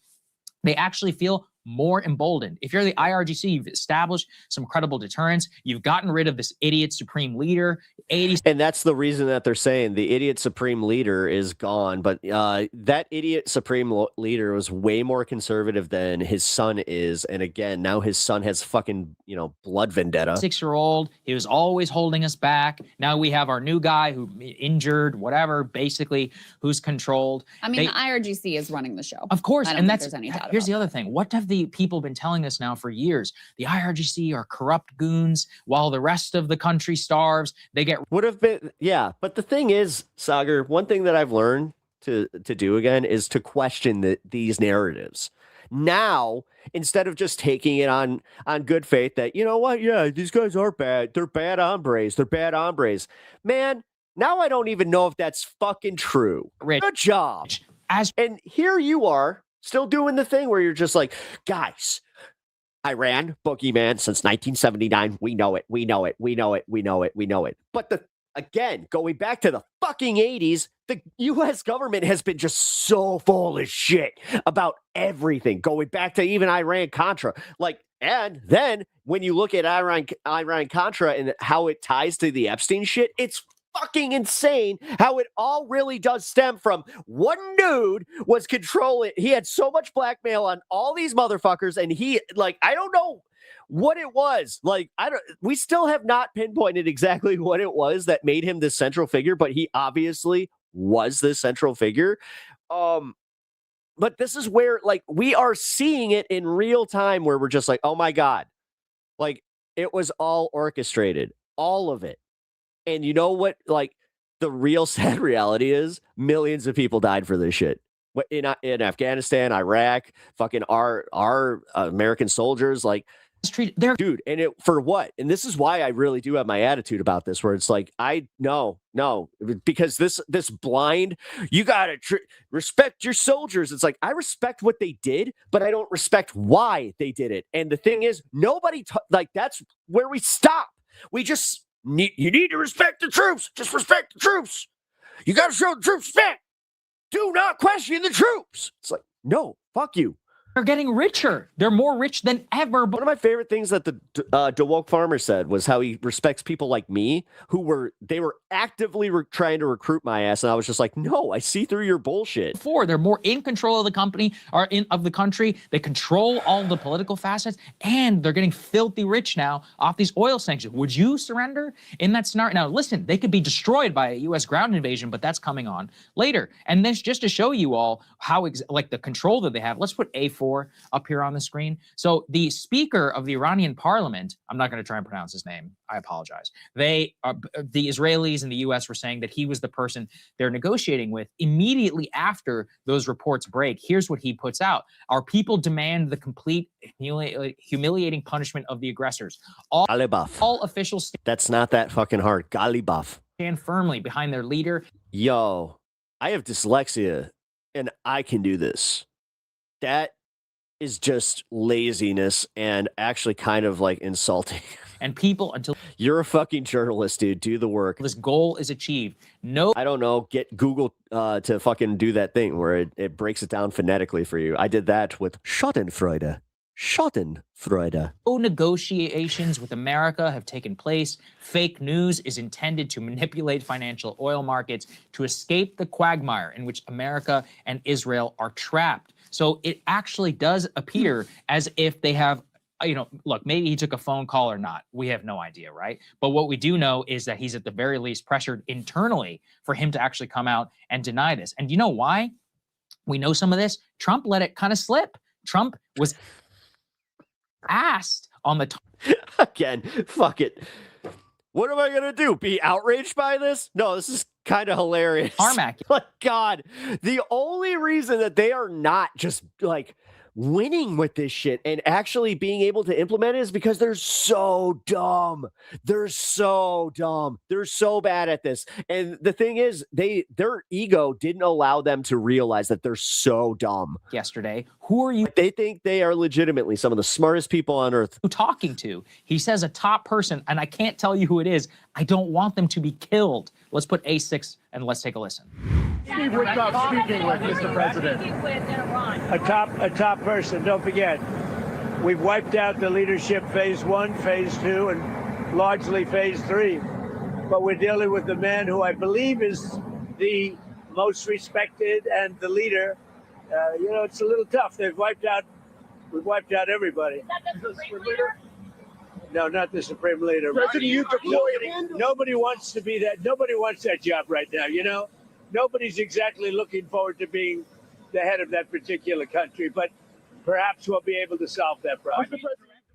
So he says he can't tell you who it is because he doesn't want them to be killed. Now, they might be killed by the Iranians. They also could be killed by the Israelis, okay, right? So let's not forget, there's a lot of people who might be killing them. The second thing is that he's obviously flailing on the Straits of Hormuz. So, for example, somebody asked him, he said, who's going to be in control of the Straits of Hormuz? Someone says he says it'll be jointly controlled by who? He said, maybe me and the next Ayatollah. Take a listen to that.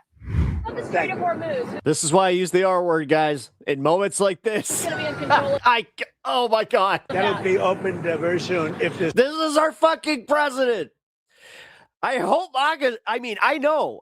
Like, this is what sucks is so many idiots are out there just like, this is my president. I love this man. He's never funny. How soon? And who's in control of it? Well, but again, you transcribe this in Joe Biden's voice and just like say, Joe Biden said this, they'd be like, he's so dumb.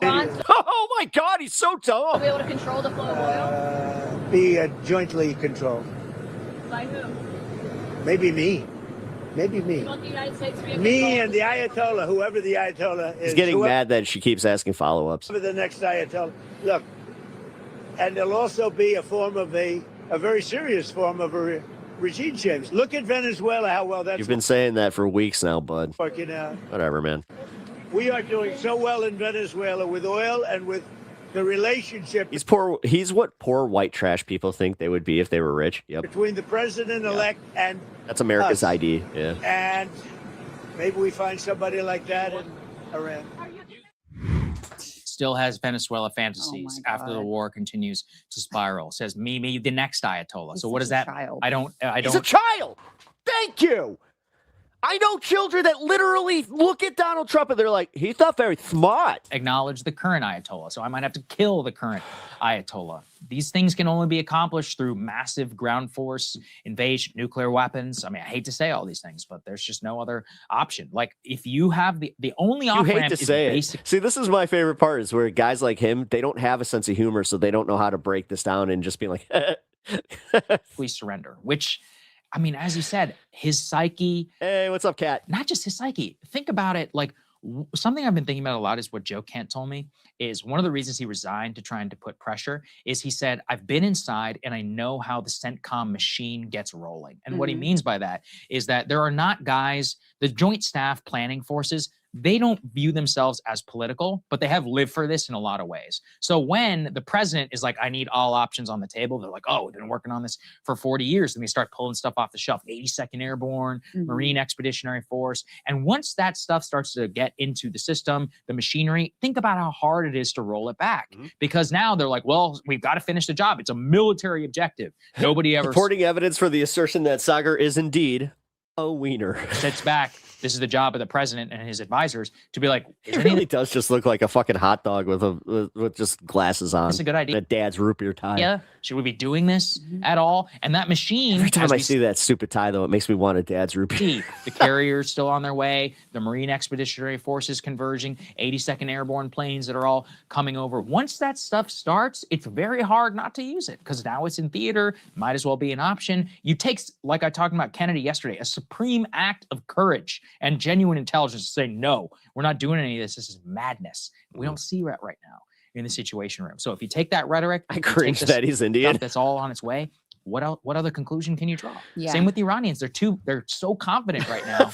It's scary. I mean, and I think, don't take my words for it. Take Tritas. Like, he is genuinely worried they're going to overplay their hands and it will lead to their total and complete annihilation. To their detriment and to ours. It'll be bad for everybody who's involved. I mean, he just, in all his comments and in his decision making, he really has this like childlike understanding of the world. They leaked to Politico. I guess even Barack Ravid wasn't buying this bullshit that the Ghalibaf, the guy. Finally, God, this is why, like, when I do watch Breaking Points occasionally, when Crystal just like goes on these types of tirades, I'm so relieved because it's like, no, finally, like. This is the reason that people are supposed to watch you is because you speak like us. You tell it like it is, right? Well, how come you always tend to mince words, especially when Sagar's on his bullshit? We put up his tweet earlier and that Trump was sort of alluding like, oh, we've got a top guy that we're talking to. And of course, they're completely denying it. Anyway, somebody leaked to Politico like, oh, he's a hot option right now. It's like, this is not Venezuela, number one. No. Number two, you're just completely full of shit. Yeah. And he also keeps calling that lady the president-elect. It's like, what? Three, you think you're just going to like... What? Swap out some characters in the old entire... All right, fuck it. I'm calling You know what? JD Vance. He's president-elect. Fuck it. I'm gonna give into this budding coup that's apparently happening. Yeah, President-elect JD Vance. He's not VP. He's president-elect. Entire country of He's just waiting. Iran was Mac attack. Nobody's waiting for the Mac attack more than JD Vance. From like 93 million people. It's gonna be yours. I mean, it's so insane. And this has been apparently the thinking from the beginning of Trump of like, oh, if we just murder the Ayatollah, then it'll all be ours and we can play him like puppets and do whatever we want. Yep. The military He still thinks that's what's happening. Knew that was not going to be the case, but he didn't want to listen to them because he had his own idea about like, well, it worked in Venezuela and Bibi tells me it'll work here, so we're just gonna go for it. I mean, it truly is such a like kindergarten level understanding of the world. And that comes out too when he's like, oh, maybe me and the Ayatollah are going to control the Strait of Hormuz together. The Iranians put out a meme. Did you see this in response, Sagar? That was like, you know, it was like a car where you have the normal steering wheel and then you have the kid's steering wheel. Yeah, I have to admit that got me. I was like, wait a minute, that's from the Iranian regime media. That obviously doesn't do anything. Where it's like, oh, he's pretending to drive the car, etc. I mean, just complete mockery of this man because the whole thing is so stupid. Get me, I'm a NASCAR driver. But the bottom line is today, you know, Trump is actually not really in a position to say when this war ends or how it ends. Yeah, they took that from him. That is on Iran and it's on Israel. Yep. He has ceded so much control to the Israelis that, you know, even if he wants to end the war today, and I think it's possible he does want to end the war today, the Iranians get a say and the Israelis, because of our weakness and our decision to cede so much of our foreign policy to them, they get a say as well. And that's why this thing is such an incredible, intractable mess heading towards quagmire. Yeah, and why we shouldn't have gotten into it in the first place. Put A5 up there on the screen. This cat's out of the bag, though, dude. Was from the Prime Minister of Israel. Now you have to judge it accordingly. You can't do this thing, whoa, we really shouldn't have done. Well, he did. He did. And you should be more angry about this. He says, earlier today, I spoke with President Trump. Believes there's an opportunity to because Sagar's just waiting for the next Republican that he can vote on. Leverage the tremendous achievements to realize, you know, Republican policy is really proven to fucking work out for this country. The goals of the war through an agreement that will safeguard our vital interests. But he continues, just a few days ago, we eliminated 2 more nuclear scientists. We are still active. We will safeguard our vital interests under all circumstances. At the same time, we are going to continue to strike in both Iran and Lebanon. We are smashing the missile program, the nuclear program. We continue to deal severe blows with Hezbollah. And as we'll show you all later, the strikes continue unabashed and completely. So as of where things stand right now, the negotiations don't appear to be going anywhere. And if they do meet, the two sides are very, very far apart. I find it incredibly hard to believe that the vice president would be in Islamabad sometime this week. Also, on the Steve Witkoff front, well, what do the Iranians say? Why would we trust you? We met with you twice. We got bombed both. I do not trust you. Period. And as Jeremy and Ryan, remember when Witkoff and all them were trying to convey the message that their messages were being sent? Yeah, just because they're being sent doesn't mean that they're being replied to. Yeah. They've never released any evidence that the Iranians actually responded to anything. If anything, this story is confirmation that the Iranians will not talk to the U.S. because the Turks and the Egyptians and everybody else is starting to get involved. And that's how I saw I want it. to put this up here at the top. We're on the brink of actual regional conflict. So, for example, the Saudis are leaking now to the Wall Street Journal. They said, one more strike on critical infrastructure or water, we're getting in the war. We're going to start striking. The Gulf Arabs have all been leaking to all of these different outlets. Yeah, but that's what Trump wants. Saying that they now agree with the idea of regime change because their fundamental security is threatened, which means everybody's incentives is for longer, more protracted war. Do you want to go to war? Do you want to send America? I mean, the thing is, they have a lot more to lose. Like, this is Americans to die for the Dubai real estate market, okay? Or for OnlyFans girls to be able to live comfortable lives in high rises in Dubai, or fitness influencers or too much losers to make it in the United States, to make it over there. I'm good, actually. All right, and that's what they want for us. Or the Dhahran compound. No, okay, we're good. But that's where the incentive structure is for every single person, including the Iranians. Which is why, honestly, I just think this is genuine nightmare. Yeah. Well, I mean, UAE at this point, they almost have to get some sort of regime change because they're screwed. Yeah. I mean, already their brand, Dubai's brand, Abu Dhabi's brand, as like, you know, these playgrounds for the rich and, you know, almost like a little carve out from the rest of the tumult of the region. That's dead. It's over. We've all seen the videos of like your airport on fire and, you know, bombs landing or drones hitting luxury high-rise buildings. Who of our global elite is going to choose Dubai as their location? Nobody. They're pulling WrestleMania from Dubai. They just haven't done it yet. Now. Or not Dubai, Abu Dhabi. And that's their whole thing. Like, that is really where they've staked their claim. So unless they can, you know, completely overturn the government in Iran and have some, which I hope Chicago's just like, we're still in. I don't know, Fluffy or some other puppet government that they feel totally comfortable with. It's not coming back. So, and again, this is, part of Israel's goal in all of this is they knew this idea, it'll be a 4-day war and they knew that was nonsense that they were selling to Trump, right? And he was you guys remember that? I remember Pepper Trump remembers. Dumb enough to buy it, and foolish and arrogant and vain enough to surround himself with people who wouldn't tell him the hard truth and shut down anyone who might have told. He doesn't understand how that was his biggest mistake, was doing the all right, just having sycophants, because dude, this is what happens when nobody will tell you no. Him the hard truth as evidence. This is actually if he had just a little bit of self-awareness where he's just I don't want to go out like every other despot. It's well, then look at why they got taken down. By, Joe Kent being complete. They only surrounded themselves with yes men, and then because they could never be challenged, completely shut out of any of the conversations and the debates leading up to this war. Disney's building a park in that area. Yeah, so is the DBZ park. Well, so now you've got nobody's going to that shit. This intractable conflict that just continues to grow. And Israel is happy to have all of these countries in. That is exactly what they want. That's why it, appears that they may have been involved in some false flag attacks to make those Gulf Arab states feel even more under threat. But I mean, make no doubt about it, Iran is striking within those countries as well, because they're look, you're complicit. You're hosting these bases. Attacks are being launched from your soil towards us. So sorry, fair game. That's where we are. It really is. Every week that goes by, inching more and more towards total and complete war. And this is also the Pandora's box that's been opened by Gaza and the barbarism that just is accepted now. Yep. It's so bad. Now I see why Crystal wears patterns and colors. The black jacket makes her look like a floating head when on zoomed out shots. Let's get to insider trading. Hey, if you like that video. Let's see that now. Okay. Good observation. I guess that does make sense. I don't know. Why does she have to I've never known a person that looked at fucking hotel curtains and was just I need that only as a very loud blazer with extra shoulder pads. But all right, what else we got? About 20 minutes. 20 minutes.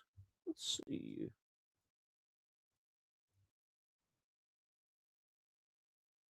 Screw it. You know what? We'll bring up this Kyle Kulinski. We'll keep it to a breaking, a family affair here. Got a Kyle Kulinski video about Tim Dillon saying that World War III is happening. Let's take a look-see at that.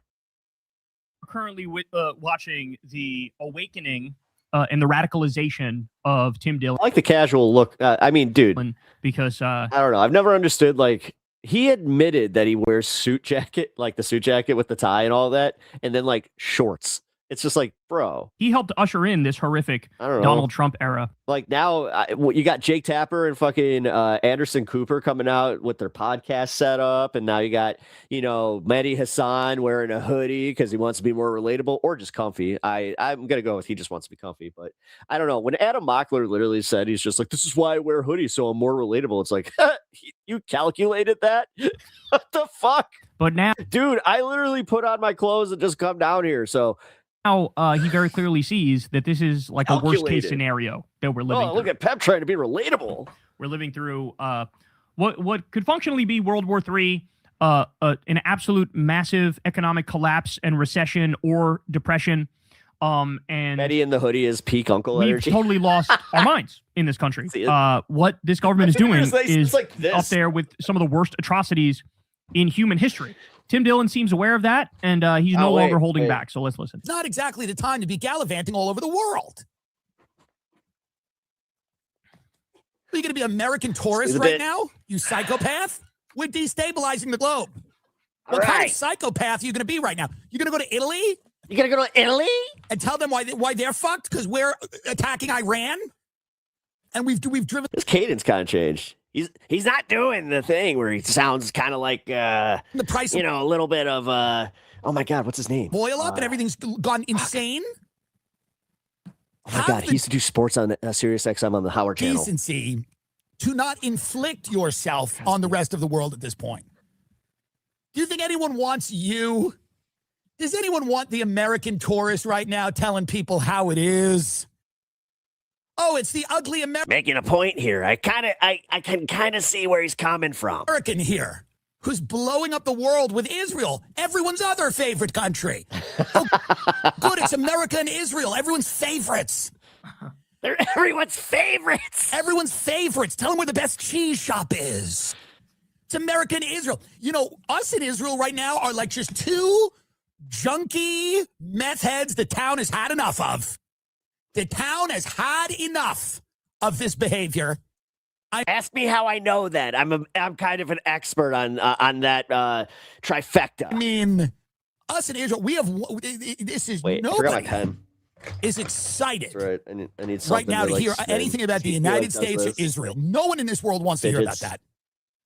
I do that with Sorry, my scary bear. Nobody wants to hear about that right now. Yeah. So instead of getting on a plane to Scotland, so you can go tell everyone that you're from America and how important it is that the Ayatollah had to get whacked during Ramadan and that they should look out for more refugees and more terrorist attacks in their countries. That's coming soon.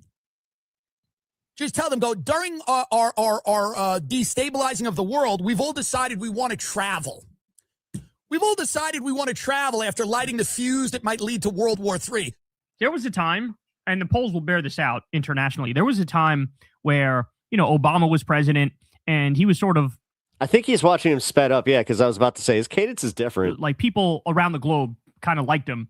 And so if you went somewhere as an American, you felt like, if anything, you're getting, like, preferential treatment. Like, people look at you in a positive way, like, oh, look, they're American. Yeah. Now... Yeah, I went to point. Like Europe. I wouldn't want to go anywhere favorable. outside of the country, because if you do, people will correctly look at you like you're the reason for this global downfall. Oh, we're not done. You're the reason for all of this death and destruction and economic pain and strife. And so, there we go. Like, this is having wide-ranging consequences that people haven't really wrapped their minds around yet. You know, I mean, we talked about the numbers when it comes to tourism within the country. Like, people have stopped. Dude, people have stopped coming. Yeah. From Canada. Chicago's getting hit by this. From Europe, because people see what ICE is doing. Yeah. They see the concentration camps. Although blue states are seeing less drop-off. See how innocent people have wound up, you know, locked up for extended periods of... But Florida's tourism industry and Nevada, oh, man. Time. And they go, why would I subject myself to that? Why would I maybe end up at fucking CCOT to get tortured and raped? Yep. Why would I do that? There's no reason. Now that ICE is in the airports, like, that was, again, a strategical fuck up on their part when it comes. Dude, we're trying to host the World Cup. What are you saying? We're going to get rid of all the illegals. To do that. And so So are you just going to preemptively, like, say that somebody that literally has a visa, they're technically coming here to try to be illegal. We're going to place them under surveillance. We got to make sure that they're surveilled so they don't stay too long. He should feel. You know, like, again, just the logistics of that and how much that costs every taxpayer. Like, okay, sounds great on paper until you realize that for each person, it's probably going to cost upward to $100K just to do that kind of surveillance. Like, I'm not fucking going anywhere. People hate me just for being American. And they are no longer coming into the country. And now even our top allies, like... Yeah, my brother's about to learn that going to Italy. Canada and Europe, they pulled... And he thought he was having a stroke. Said now it's better to rely on China than rely on America. Yes, that's the problem, dude. And now, again, if you even bring that up, they're just like, you're a traitor. We are that meme, that classic meme. Traitor to the country. Sided with the Iron Sheik, knew it. I always knew that you were a jabroni, just didn't know that Hulk Hogan was actually right about you. Yeah. America is stabbing itself repeatedly in the stomach, and the other countries are looking at us like, what the fuck are you doing? We're actually living that now, which is why I say Trump either is a Manchurian candidate or he just acts like a Manchurian candidate. I read about to put us in a camouflage, make us humble. Well, what's the difference? If he is one or he's not, he fundamentally acts like one. And so, it's bad, bro. It's bad. And even Tim Dillon, who rode the Trump train, Choo-choo, motherfucker. He gave a soft... Hey, it was better than Kamala. She couldn't even drive a train because, you know, woman. Softball interview to JD. Jesus, the fact that I see that shit in my chat almost daily. Vance, he was very clearly MAGA or MAGA light. Okay, he's by the way, that's entirely back. It's like the Nick Fuentes fucking edgelord bullshit. Way harder on the left and liberals and Democrats than he's been on Republicans. That's a fact. And now here he is, low-key sort of admitting, like, I was wrong. It'd be nice to hear him say that directly, right? The person who came the closest to doing that was Dave Smith. Oh my God. You're hard on to have your heroes just be like, I was wrong. I'm back. You can like me more now. Shut up. Just like him. Andrew Schultz, just shut up. Just watch it.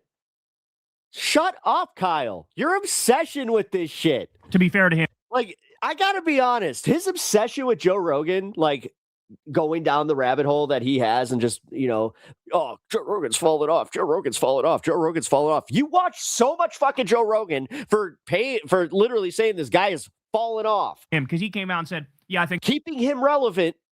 Why? Kamala would have been better. All right. I get it, dude. Crystal outed you. You watched Tim Dillon like almost every fucking day. This is one of your and Crystal shows. This is one of your like off stream watcher or like off your video watching diets. And honestly, man, again, that's why I am just like, okay, man, we fucking get it. All right. Now we're having a conversation, right? Is Tim Dillon going to say that? Maybe, but I kind of doubt it. But here he... That's 8 + 2 years. Nah, it's not 8+ years.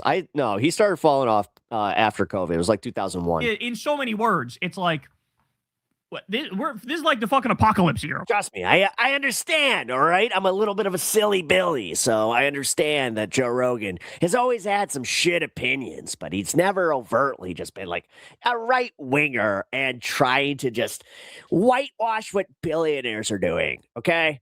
Okay. We've decided we always wanted to see Edinburgh. We wanted to have high that tells me that he's gone and he did a check spot at the fucking tea at the castle after we've in Edinburgh. Edinburgh's comedy festival is the shit because they don't have like invite systems. If you're a comic and you can get your ass to Edinburgh, you will get put on. Fuse that might start World War III. Have the decency to stay in your home, for Christ, please. No one wants to see your fucking face. Or mine. Or mine. No one wants to see us. Wear the sunglasses and the hats. Right now. The fuck are you going to go to Spain and drink wine in the park? Be like, well, Israel has the right to defend itself. No one wants this shit from you. A bunch of fat American fucking psychopaths invading your country to tell you about that Israel needs to attack 19 other countries? You guys should really help us with this trade for moose. They're going to start kidnapping Americans in these countries and killing them publicly, and they won't be wrong. They're going to start kidnapping Americans out of their hotels and throwing them in the middle of the street. Mexico just put out a warning to people like my dad, where it's just like, if you have property here and you're considering spending time in Mexico, you might want to readjust. You might want to reevaluate, because the cartel stuff isn't just like now that, like, with every escalation that Trump makes, the cartels are now targeting Americans specifically and lighting them on fire. We're literally, because they are trying to make a statement about this. I mean, there's a reason that Pam Bondi moved to a military base, and Marco Rubio did too. Like, dude, destabilizing the world. This is, if there's one thing that I can honestly fucking be okay with, is the fact that these motherfuckers they're not sleeping well. They pissed off some really dangerous people. Okay. And you know what? Their ego made them think they were protected. We're destabilizing I'm glad to see that, you know what?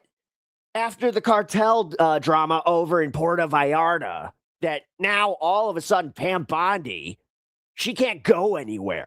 Planet Earth, like in a major way. I'm dead serious about that.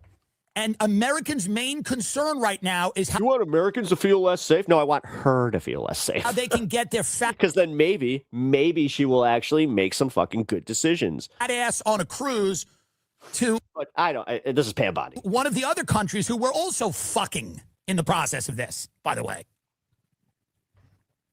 Oof, he went there. So the thing about Americans, we'll never not travel. We don't care. We'll nuke Iran. We'll start a nuclear exchange, and then we'll get on a flight to Paris. We don't care.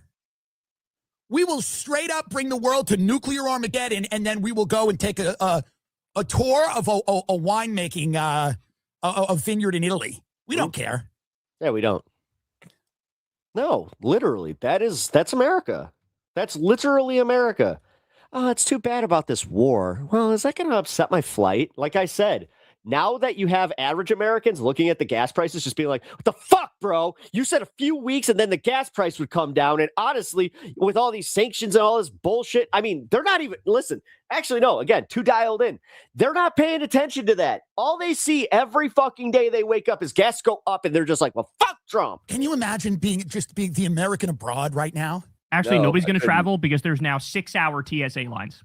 If you're lucky, you get a 2 or 3 hour one. The bad ones are about 6 hours. Depends on where you go. And why is that? Because there's a partial government shutdown. Democrats have tried 10 times to fund TSA and make it so it's fully staffed and people are getting paid and people can get through. But Republicans have rejected it. Donald Trump has rejected it. Now he sent ICE to shoot you in the face at the airports. Oh, that shit right there.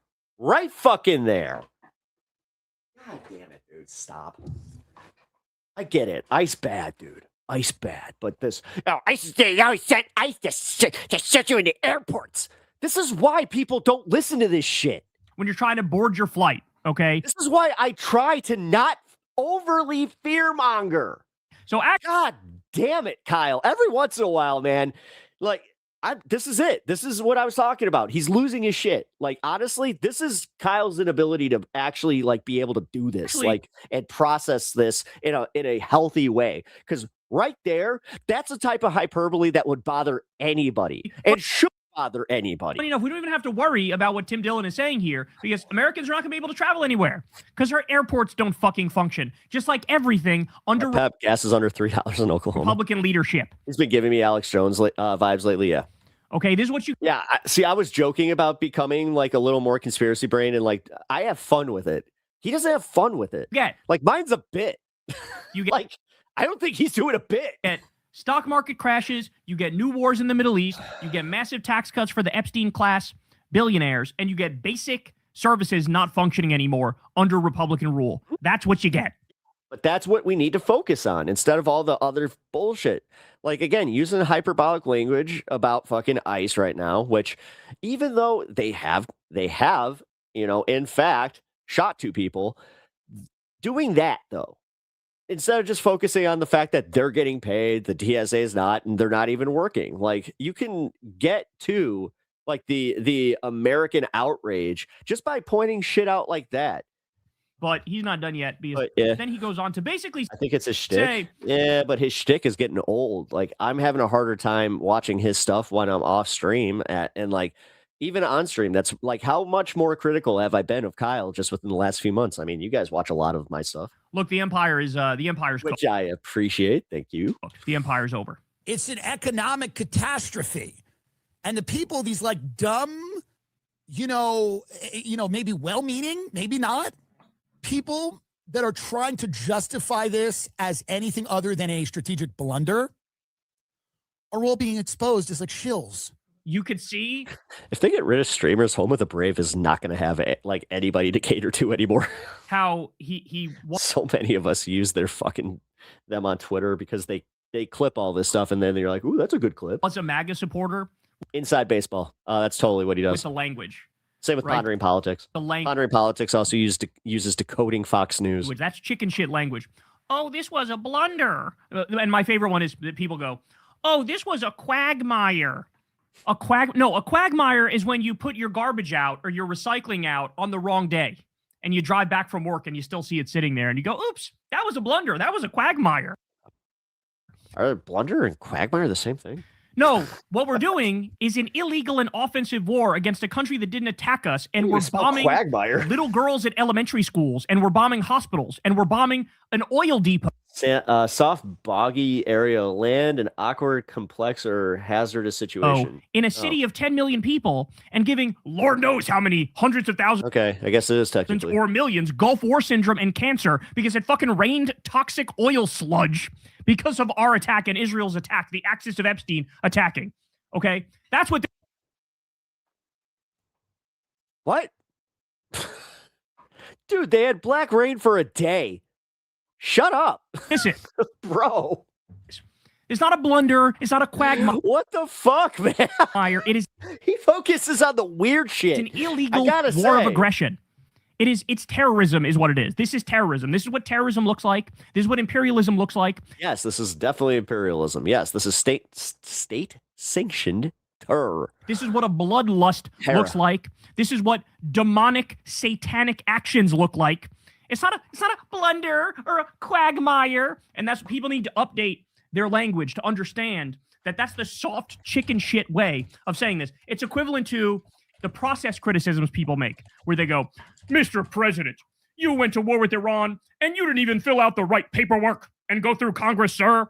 You need to come here and fill out the right paperwork and go through Congress, and then I'll support you bombing little girls' schools. No, the process criticism has always been chicken shit. It's the fucking Chuck Schumer way of fake opposing this war, Hakeem Jeffries' way of fake opposing this war. And when I hear blunder or quagmire or something like that, that's what I think of. No, we need to speak in moral terms, in ethical terms, in clear terms. Illegal and offensive war. Donald Trump should be in fucking prison. Benjamin Netanyahu should be in fucking prison.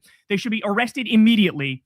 They're the enemy of humanity. They are morally equivalent to fucking Mussolini or Adolf Hitler. Let's be honest about this. People that are just, completely and utter. I mean, the fact that we've overused that comparative, that's why people this is what he doesn't get, man. This is why people tune out. Utterly out of the loop. This is not how you project power. You don't project power. Also, I'm recognizing it because I've been having similar things, man. Listen, I'd be lying to y'all if I said that I can just turn off stream and I don't feel any of this.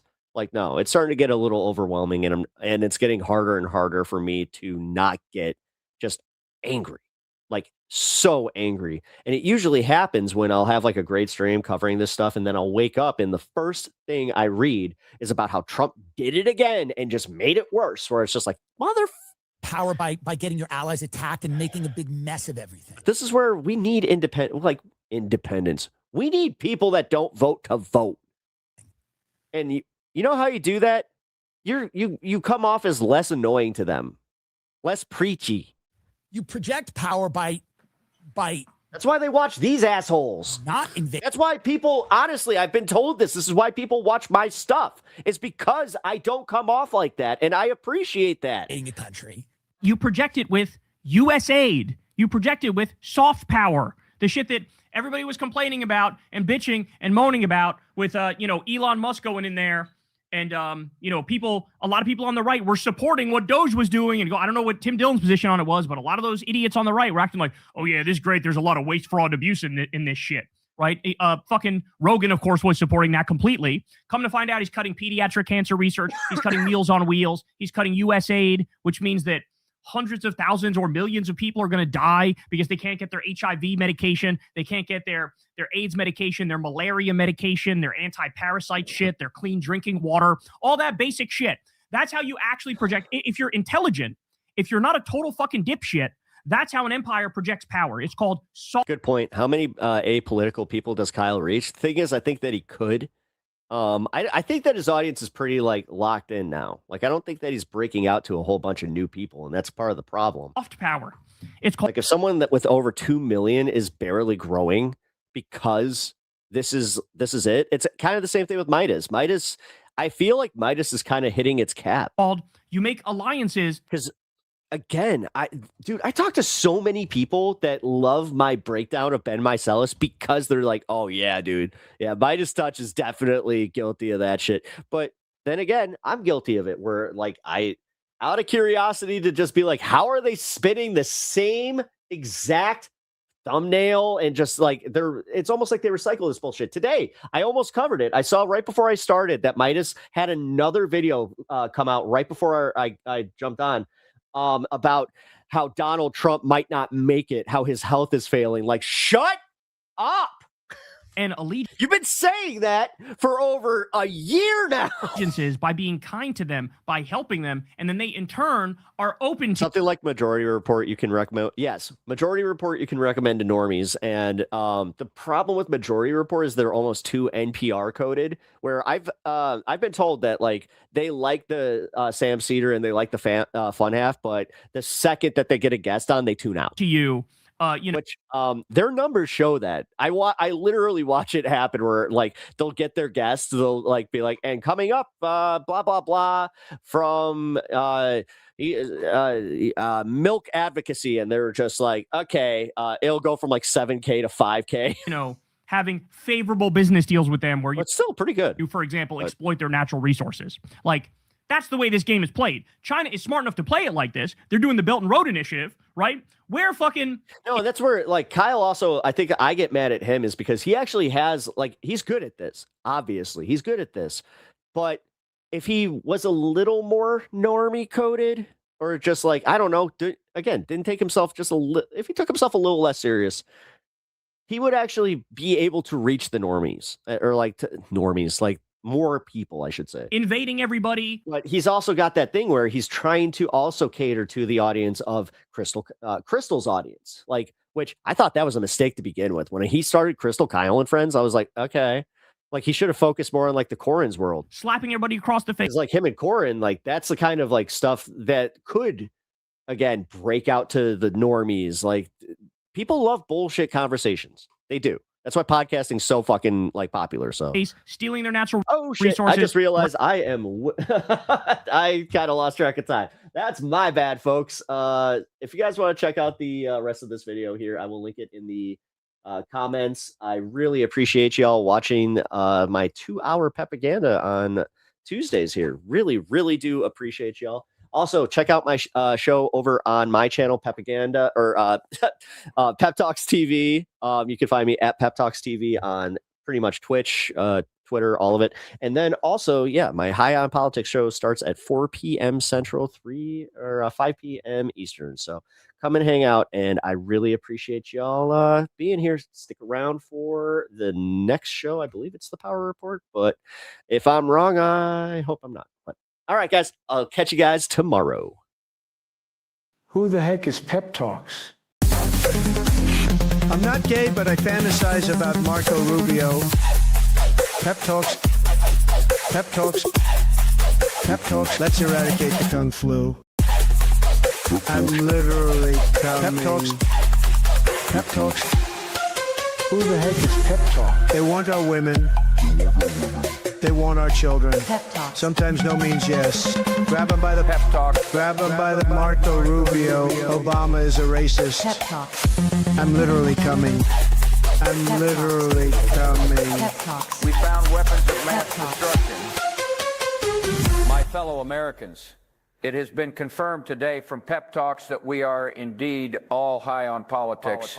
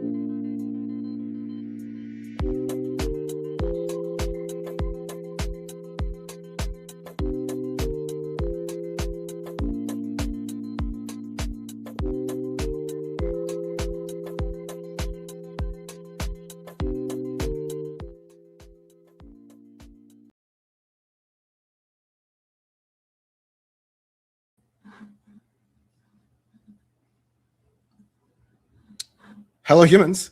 It's been a minute. I am Dan. This is your Power Report for March of 2026.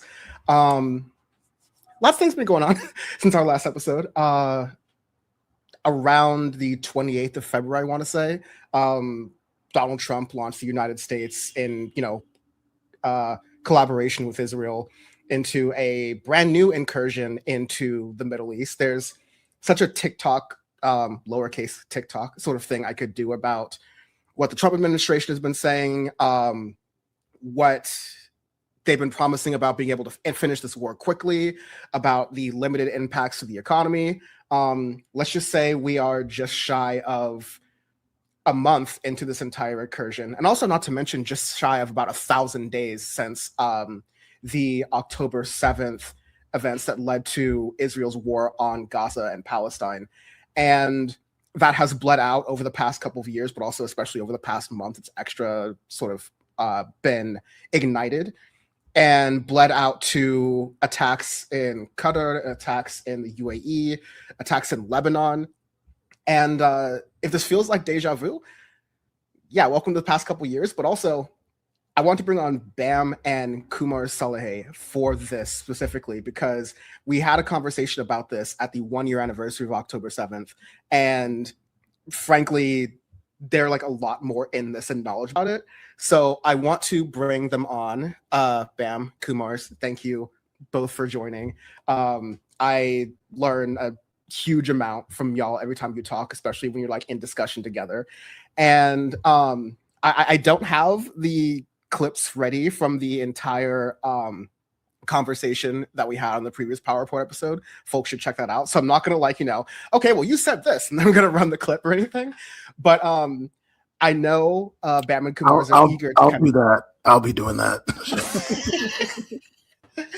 I know they're eager. I knew this was a trap. Got him. No. But I know they're eager to talk about these things, in the best way you can be eager about such a terrible situation, but eager to really have these ideas out because we all are largely on the same side. The approaches, maybe like some of the optimism or some of the ideas that are happening out there, maybe a little bit different, but I think that's a great place to have this nuanced conversation. But I wanted to kick it off with you, Kumars, about this is the first time we've really talked on Wax a lot about what has happened since just the 28th of February of this year, when it relates to Iran, when it relates to Rokeya, your co-host on the Delete Your Account podcast, which I should recommend folks check it out. I will be plugging accordingly if you don't. But kind of just your overall state of thinking as we're 3 weeks, almost 4 weeks into this, what's been going on in Lebanon, what's been going on in Iran. They've gone through some leadership changes, but every time I see their foreign minister on TV, they seem pretty confident about their ability to be able to keep things running as far as the country goes for defense. And even earlier this year, there were some protests against the regime within Iran. So there's a lot going on there. There's a lot of different pieces. It's a constantly moving situation.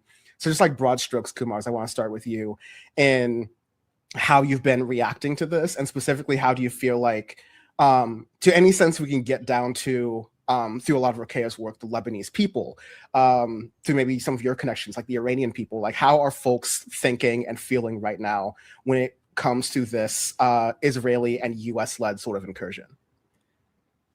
Thank you so much for that. And yeah, of course I couldn't recommend more Delete Your Account, which I co-host with my lovely co-host, the intrepid girl reporter, Rokeya Shamsuddin, who since a little after October 7th, 2023, has been in South Lebanon, based partially in the Dahiya, partially in across villages further south. That is her ancestral homeland. And she's doing a lot of really important and dangerous work, frankly. If folks have been following at all, the attacks of Israel on South Lebanon, it has become clear that not that this is any worse than targeting a regular civilian, but they are also deliberately targeting journalists in a strategy to make sure that the coverage of what they're trying to do, ethnically cleansing the whole south of Lebanon, with one of the stated goals being to create a sort of a civilian buffer zone. And that is something that Rokeya is doing, I think, an important job of covering. We also have a new contributor, Hadi Hotate, who is a war reporter and video journalist, also works with Free Palestine TV. And they've been doing amazing work. Our last episode that we recorded was a conversation just between the two of them, talking about the conditions that led up to the war sort of reigniting, if you will. And just to sum that part up, I mean, you gave a good intro to the idea of this current war, which Iranians call the Ramadan war. Of course, Ramadan is now over and the war continues.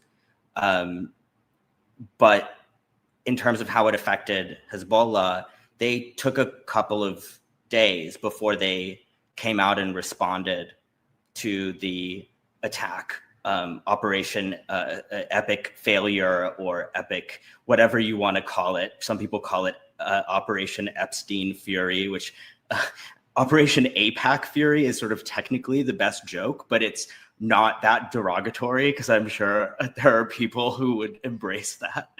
But I do think that the decision of Hezbollah to get involved again comes at a time when many had doubted that they were actually able to regenerate after the incredible, as you called it, Dan, leadership changes that they were also forced to undergo at Israel's hands. And they've ultimately been able to put up a good fight. I would sort of defer to Rokea's reporting, which folks can, of course, follow, and also follow our Patreon for her column that she writes with Hadi Hotaid. But they're putting up more of a fight by all accounts than a lot of Western observers had anticipated. And as far as their, involvement in this, I think it's fair to say that Hezbollah is participating in this conflict not out of a sort of a desire to avenge Ayatollah Khamenei or to act as a proxy of Iran, but precisely because Israel has spent the entirety of the so-called ceasefire with Hezbollah since November of 2024, attacking without reply South Lebanon and the Dahiyya, and the Lebanese army is, of course, an important part of this. They have completely abdicated in word and in deed their responsibility to protect Lebanon from Israel. And so, yeah, I mean, for me personally, my connections are familial when it comes to Iran. And I knew the Iranian diaspora was like at least a top 3 worst diaspora in the world going into this, like way before this. I was not naive. I actually consider myself a pretty cynical person overall. But in hindsight, I was emotionally unprepared. I was like borderline blindsided by the scenario in which I guess I'd never really thought it through, in which the US starts a war with Iran and the biggest protests in the US are in favor of it. There's almost like no precedent for this, I think.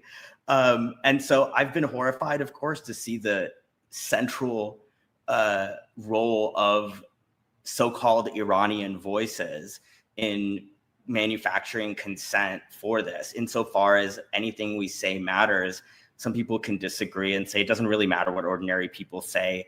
They were going to do whatever they were going to do, whether you blame, imperialism or you think that, the Jewish cabal or whatever is behind it, which I think it's very unfortunate, actually, that is the explanation that resonates more with Americans. But I will say, that in this case, it is very much true that if your opinion is terrible, if you're just a community member, a small business owner of Iranian descent, maybe you have an accent and consider yourself a refugee. Maybe you even know people in Iran with whom you are constantly texting and hearing, updates that are, of course, entirely trustworthy. Then actually, the more stupid an opinion and evil your opinion is, the more it matters. It actually seems to matter a lot, because every time now that people ask, why aren't there protests? Why aren't there bigger protests? Obviously, PSL is doing their thing, and God bless them.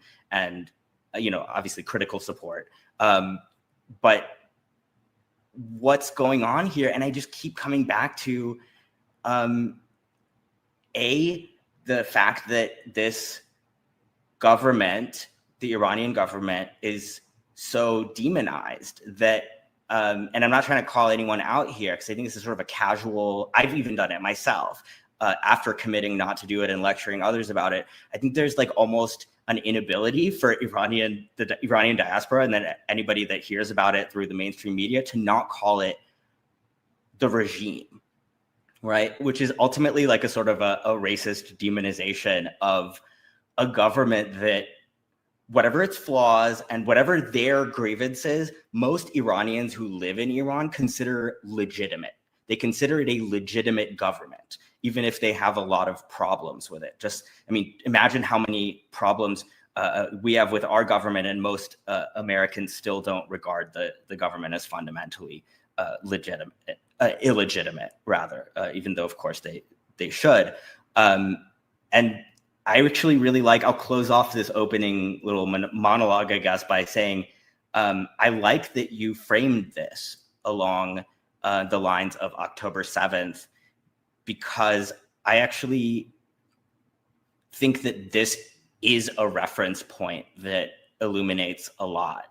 I think that we are right now witnessing a pretty big advance in the cause of decolonization in West Asia, which was always going to be incredibly bloody and destructive.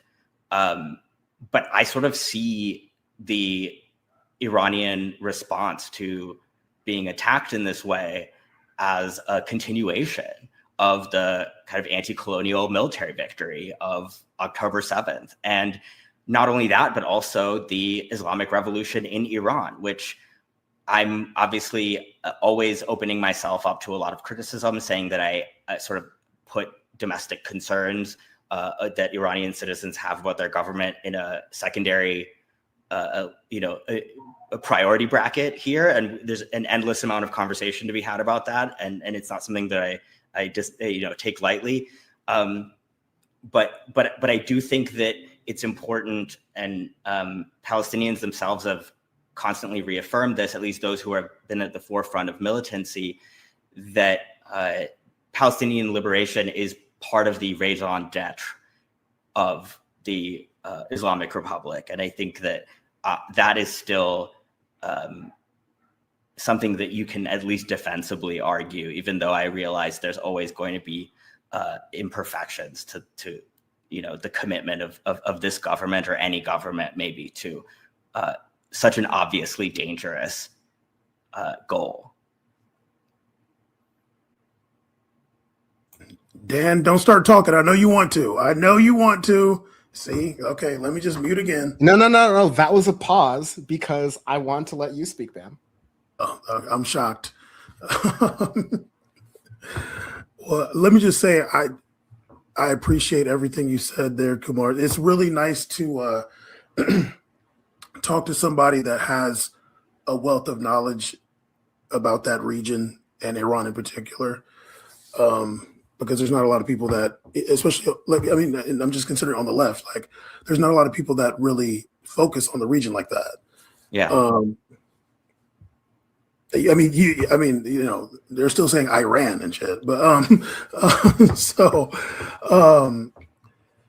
but yeah, just my thoughts. I'll just say this: Iran's they're kind of holding it down right now. Like, they're going harder than a lot of people thought. And I think that, like, they didn't really do, last June. Yeah.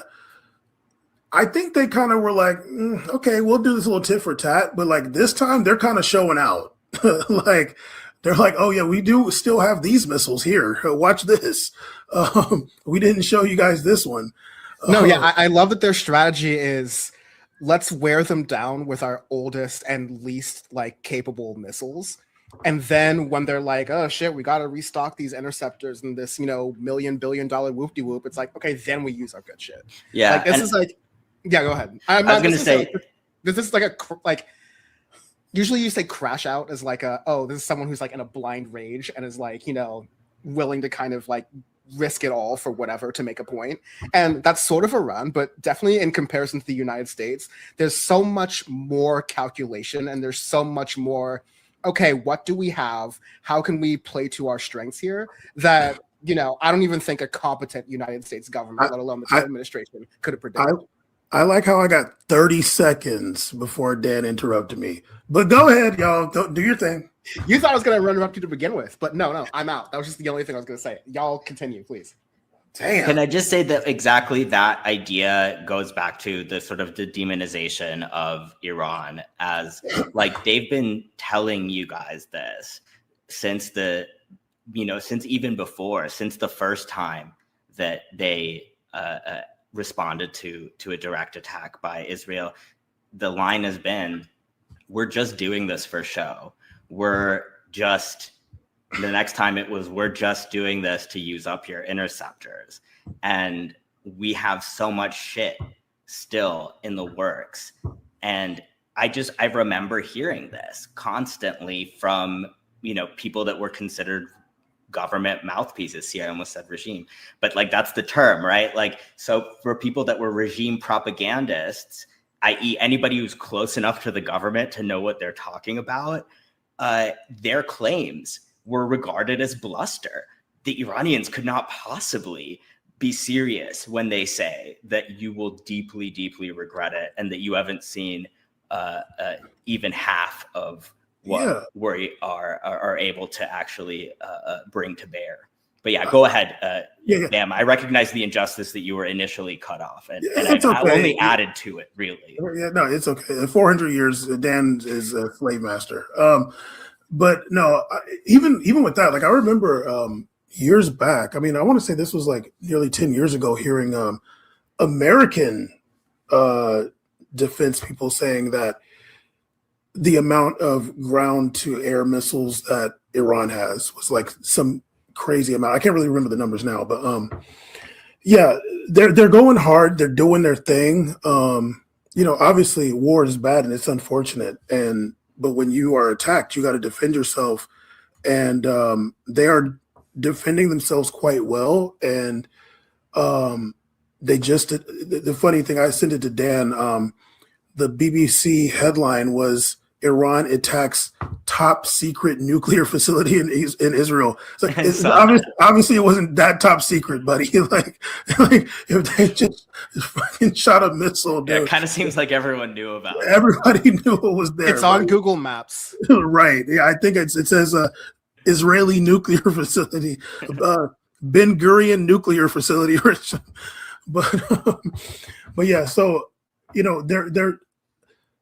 they're putting themselves in a position to show not only the region but the world that they are not some kind of weak nation. But I do think the region knew that already.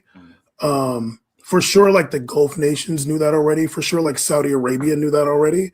And I think that's why we saw in the past, 5 or 6 years, MBS wanting to do some talks with Iran and stuff, because he knows that obviously Saudi military is like basically doesn't exist. But those Gulf nations are gonna. I think that those Gulf nations already knew that if there is any military attack on Iran, like they are going to be targeted.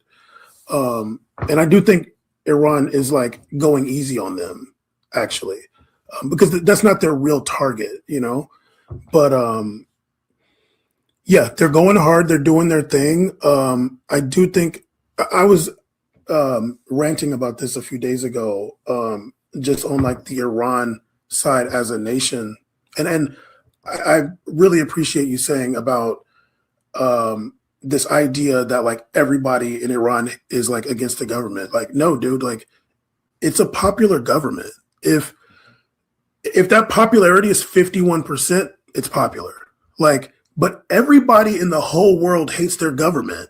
You can't go anywhere in the world and somebody says, I love the government. You go to Norway right now, voted the happiest place in the world. They're going to say, oh, the government's bullshit. They're doing this. It's going to be either they're letting in too many immigrants or they're not giving us enough. You know what's funny, actually, when they do these polls, I can't remember who, it was like some reputable polling firm last did a study, and I think they've done more than one of these. China is consistently like in the like high 60s and 70s when it comes to people who would, like citizens of that country who would describe their government as democratic. And Americans are like somewhere in the 30s, I think, of definitely below 50%. Right. And so it's like, what does it really mean at the end of the day? This is also a government that, as my friend Navid Zarinal, who's been reporting from Tehran recently, his show is The Colony Archive on YouTube, if I can plug it. He's somebody who's a historian, born in Iran, spent some time in the United States. That's where I met him. But he's in Iran, and as he will tell you, this was a government born out of a popular revolution.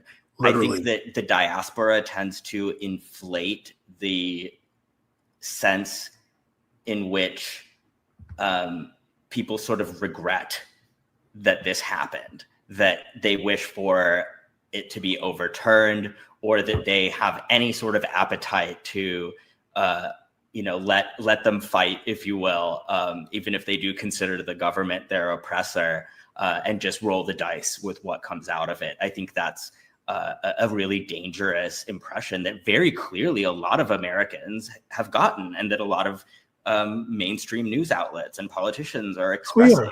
Every time they say, I talk to my cousins in Tehran and they say that they want Trump to keep bombing. Right? Like there's like every week there's like a magazine article or like something in I called my cousin. I didn't get an answer this next time though. Yeah, unfortunately, it's only a matter of time before people start running out of their like insanely hawkish suicidal cousins in Iran. And I do think it's important also that, like, if you want to die for something, buddy, die for like the sovereignty of your country. And there are so many Iranians that actually do think of that as a noble thing to do, to be a martyr. Part of what made Khamenei's death such a galvanizing moment. And I would actually go so far as to say that I don't know if Iran would have risen to this occasion if Khamenei had not been martyred, and not been martyred in the way that he was in the first wave of attacks, in the exact same level of vulnerability as those schoolgirls in Mina. Right. And it's such an irony that they would always in these diaspora protests, and even in protests in Iran, call him Mush Ali, Mouse Ali, meaning somebody who meaning an Ali, a guy named Ali who is hiding, cowering in a bunker like a mouse, somebody who's cowardly. And the way that he died kind of rendered that nickname, that impression of him, I think, at the very least, a moot for now, because people have seen that, like, this guy was almost like aware that it was, whether it's on the level of policy and ideology, whether it's on the level of feeling like you are not yet at the point where you have nothing to lose, he maybe realized that at this point he was holding Iran back. And the evidence of that, I guess, now is A, the way you chose to go out, and B, they're not holding back, are they? Yeah, it's funny too, that notion. I think Dan was kind of mentioning this too, like these different leaders in the government and military have been killed, and like Iran is still fighting. But I also that also goes back to this kind of like, and not saying like Dan is saying this, but like this idea that like it's just it's really racist. Like if Trump died and like JD Vance died, and America's in a war, like people know what to do. Like, you know what I mean? Like, it's not just because, the leader died and then this other person died. Like, actually, the president would be Mike Johnson. We know this specifically. Yeah, you know what I mean? Like, so it's like, and they're in these different generals, like there's a bunch of them. So they'll figure it out. Like, they already know what to do. Like, they're not going to just run around with chickens with their heads cut off because these few people died. And also, going back to the sentiment of the popularity of the government, like, I saw videos of the president like walking around in the city and stuff. And also we talked about this one time on Power Report before. And I was comparing Iran's democracy to America's democracy. Like, they're both flawed democracies. Every democracy is flawed. And I'm like, okay, they got the supreme leader Ayatollah and some Majlis or whatever, Supreme Council or whatever, and they vote for presidents and mayors and whatever. I'm sure governors. I don't know, the Congress and stuff. We got the Supreme Court. We didn't vote for them. Trump got all his people in there. We did not vote for them, and they are ideological. You know, people will say the Republican appointees, the Democratic appointees, they have differing opinions. So, like, you know, obviously I never lived in Iran. Like, I don't know, like, to what level it's corrupt on a street level. Like, I have no idea. Like, I would imagine, you know, I'll just say it. I would imagine on a street level, America is less corrupt, but that doesn't mean, like, politically what their system is like really that much different than what people are doing here. They be like, I don't think it was like this last election. I forgot which election it was, but they're like lining up to vote for the president. Like, and I'm sure it's not just the president, it's for some other people too. You know, I'm not seeing the ballots, but their lines out the freaking thing. They care about their democracy, just like people do here, you know? Yeah, so, the losing candidate in that runoff, if you're talking about the last one, got 13 million votes. So, like people are there. That means that there are people that support the government. Like, yes, he was also incidentally the more conservative candidate running against Pezeshkian. Right. So those are actually your textbook government supporters. Besides people who might say, "Well, listen, I would rather." Side with the devil I know, the devil that at least regards me as a member of their own people rather than as a political pawn and cannon fodder. Right, and that cannon fodder. Yeah. So yeah, like I don't look at Iran like, I mean, if you look at the region, like Iran has like a brilliant, thriving democracy compared to Saudi Arabia, compared to Egypt, compared to like all those, the whole GCC. They're all kingdoms. Like there's not even a semblance of democracy in those places. There's not a semblance of democracy in Egypt. They tried it. They literally tried it. They didn't like it. Thank you. Like the people said, we're good, actually. Yeah. Like we want the military back. Like literally the people did that. So like the concept, like Lebanon has like a level of democracy as well. But like the region, when we're really talking about the region, like Iran has like a political culture that is more similar to like what's going on in the quote unquote West than any of those other countries. It's really just because this is really the one country now that like Syria is what it is, that would stand up against Israel, stand up against what America and Israel do in the region, have a level of animosity towards really my great Satan in the region, Saudi Arabia, have a level of animosity towards Saudi Arabia and these other places. But you know what? Okay, and I'm going to stop now, but I'm just going to say this actually too. As an insider, which I was for 10 years and then sometime after, I will say this. I think that Iran probably wouldn't necessarily have the animosity towards the GCC countries. I think it's more them, because spending the time that I did in the Sunni Muslim community, I will say without a doubt, like I have no problem saying this, the like religious Sunni person has more animosity towards Shia people than Israel. Like 100%. Yeah, no, I know you're right. No question. They have more animosity. Like the religious person has more animosity towards Shia people than Israel and America, and like way more than they have for like America. But like for Shia people, it's like disgusting levels of hate. Like disgusting. And Yeah, I've I know. witnessed it. Like I have been there for it. So yeah, It like sucks. Iran, And you're doing your thing. the only exceptions really are the Palestinians, who are so oppressed that they've had to like see things from the perspective of the people who are trying to help them. But even some of them are ungrateful, frankly. I'm sorry to say that. No, even Hamas during the Syrian civil war, they said, we're leaving Damascus. We're not fucking with Iran anymore. They crawled over to Qatar, didn't work. Had to go back to Damascus. Exactly, yeah. Had to go back to Iran. Hey, sorry guys, Yeah, and I think you mentioned almost said Hezbollah. You mentioned Lebanon and the political system there.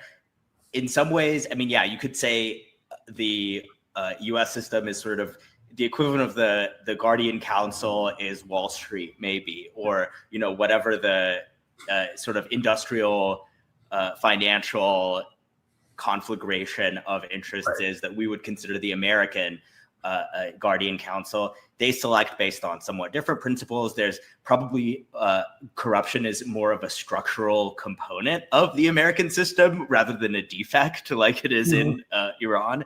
But in Lebanon, the system is actually really not set up in a way that benefits any particular elite in Lebanon. It mostly benefits Israel and the United States, because what it does is takes the large number of Shia Muslims in the South who actually have to bear the brunt of Israeli expansionism and actually end up doing the work of defending the homeland against Israeli encroachment. They're functionally marginalized because each of these roles has to be filled.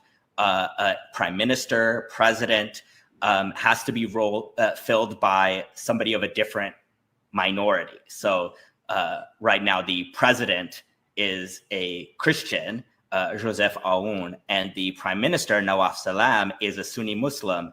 And they've successfully been able to lock Hezbollah for the time being out of having the influence in the government that they once have. And it's really allowed them to basically concentrate all of their efforts on trying to disarm Hezbollah and leave the actual work of defending Lebanon to, I guess, unarmed civilians, which they will still do.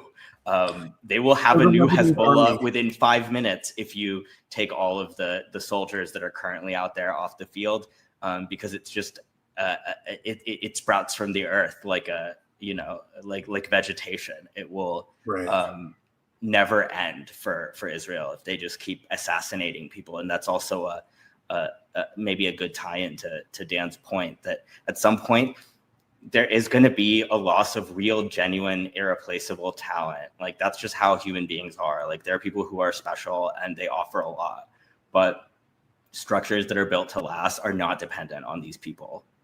And that's something that has surprised me a lot, learning from the resistance in West Asia, but it is something that doesn't come intuitively, I think, to a lot of Americans who tend to focus on personality and individual influence on things.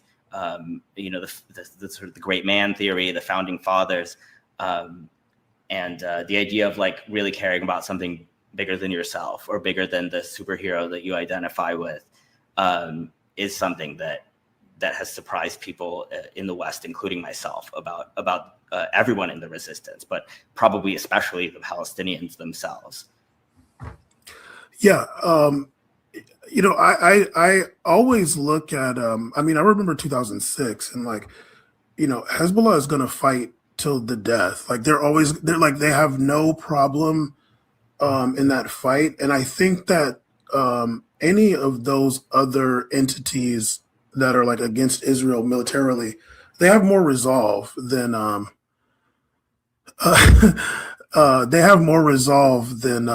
your average Israeli soldier. Although I'm sure there's some Israeli soldiers that are raring to go and wanting to go kill some Arabs, but for the most part, that's really not what they want to do.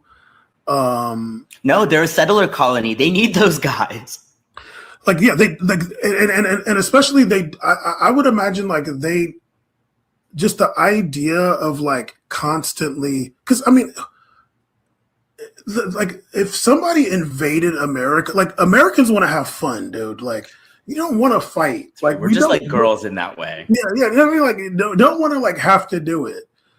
I would imagine like these young soldiers in Israel, it's like they don't really want to do it because they're not looking at it like somebody came and invaded us. You know, eventually that like settler thing that like a generation or two is like, dude, like, come on, you know, like you can't brainwash people forever. You know, I'm looking at Israel like I wonder when we'll start really seeing like the Israeli brain drain, like the Israel, like I'm leaving, dude. Like it's just too much, you know. We talked about it last time. I remember that like that was inevitable. It's for sure with the decrease in security, the impression that Israel is no longer invincible. That in and of itself would drive a lot of the more liberal, professionally trained, secular-oriented people to leave, and it's just going to eat itself because you can't. You can't have a country full of religious fundamentalists who half of them don't even want to serve in the army. You can't have a country just like a bunch of Orthodox people. They just want to read Torah all day. They're like, I don't want to like do all that. Just give me my welfare check and read Torah. No, I'm joking, but yeah, I'm expecting that at some point, and especially because Israel's democracy is getting corroded by Netanyahu and his different antics. And I think that, like you said, like that secular professional person is going to be like, you know, if this guy, I don't know, you know, to what extent I know about Israeli politics, like if he like rigs the next election or like whatever he did with the courts makes it so he's kind of like in there for whatever's foreseeable future. Or if, because I do feel like a lot of Israeli citizens want to hold Netanyahu accountable for October 7th to some extent. If they're not able to do that, I think like that facade of this, you know, the only democracy in the Middle East, which I've always hated that, some of that will fade as well. And, you know, this, you know, I think I already said like this facade of what Israel is, it will fade and people will just start leaving. Well, can I ask you for a second what you are thinking of when you say that Netanyahu is being domestically, there are people calling for him to be held accountable for October 7th? Because what I understand, and this is not to contradict your point, what I understand by that is that there are people who regard the government's conduct leading up to October 7th as like an intelligence failure, like kind of like they want like an inquiry the way that like, how did 9/11 happen? Right. And that's it. And I like actually hear almost all of the opposition figures like Yair Lapid, like Gantz. I don't actually know if he's in the government right now or not. But their critiques are never that like the response was too much. Or no, not not or no, not that part. They're not gonna care at all about Gaza. They're just about like, how did you let this happen thing? And I don't know. Yeah, just for the listeners, especially, I kind of knew that's what you meant. Yeah. No, they're not gonna lift a finger. There's not being one gavel for a Palestinian life, not at all. But how did you let this happen? I think that, you know, not to like sit here and try to give credit to Israel, but they are like, you know, they'll put their prime minister through the ringer. You know, like one of them fools is in jail or was in jail. I forgot which one. I can't remember. But I think that their political culture is like, you know, it doesn't matter who you are. Like you're going to answer to us. And Netanyahu's time is coming at some point. And if it doesn't come soon enough, I'll say, I think that will just corrode that idea of the democracy of Israel, which is something that I would imagine they take a lot of pride in. You know, that like the standard Jewish or Israeli citizen has a lot of pride in like their nation's democracy, just like people here and stuff, you know. But if Netanyahu is like in his kind of Trumpian way is like, no, like we're not doing that. I'm going to keep fighting these wars and I'm going to stay in power and nobody's going to question me about shit. Yeah, I can see that brain drain, and I haven't thought about it enough to like really think of what happens after that. Does that mean they go harder against the Palestinian people, or does that mean they let up? I don't know. But in the meantime, they're getting their shit rocked by Iran, kind of. Yeah. They're kind of getting their shit rocked. I mean, here's the question that I find interesting. Well, this is a little bit of a subset of the question. I did want to follow up with you on this because even though I'm generally the rah guy in this configuration, I still think that even though my position is that it's likely that the bases in West Asia will never be rebuilt, I think that it's still likely that at the end of this, the Gulf countries distance themselves from the United States more than they move towards it. But this is why I ask you, because I have contrary suspicions as well, as somebody who tries to be intellectually honest. And so I'm wondering what you think about this. I obviously see immediate signs that that's not a foregone conclusion. I do think that if any of these countries really think about it, and if this war goes on, and especially if the United States is perceived not to have achieved any of its objectives, I think it's actually, I mean, since that's basically my prediction, I'm biased towards this outcome, right? But I also see that there is a possibility that these countries will just keep doubling down on a strategy that has proven to leave them exposed, protecting Israel at their expense. And so I do wonder about, I do wonder about the way that ends up. And I do think that to give the positive scenario, a little bit more credit, like I do think that the basic premise that the axis of resistance can create a deterrence to the US being willing to ever do this again, that would be a victory. Like, as long as the Islamic Republic does not succumb to regime collapse, as long as Iran is not a failed state by the end of this operation, I think something really decisive will have been proven to the world. And it's entirely possible that a window of opportunity is slipping away right now that actually inspired the timing and urgency of these operations by the US and Israel. Like, I wonder if they also think that the window when you can just fuck up Iran like this without Russia and China actually intervening militarily, which they're right about that they're not directly militarily intervening. They've certainly, especially China, certainly helped a lot in a decisive way as far as logistics and intelligence and stuff is concerned. But it's entirely possible that they, looked at this and said, we're probably not going to get as good of a shot at this ever again, as our influence kind of continues to wane a little bit. And yeah, so I do think that this was always the threat that Israel had, was that we're going to sick the US on you. And if the US is no longer willing to bail out Israel, Israel doesn't really have that ace up their sleeve anymore. Obviously, the nukes that they literally have hidden up their sleeves is the real ace. But this threat of, and that may yet happen. So I'm not, at all ruling that out. I'm not at all being glib about that. But this threat of the US attacking was officially the last line of defense for Israel. And I think support for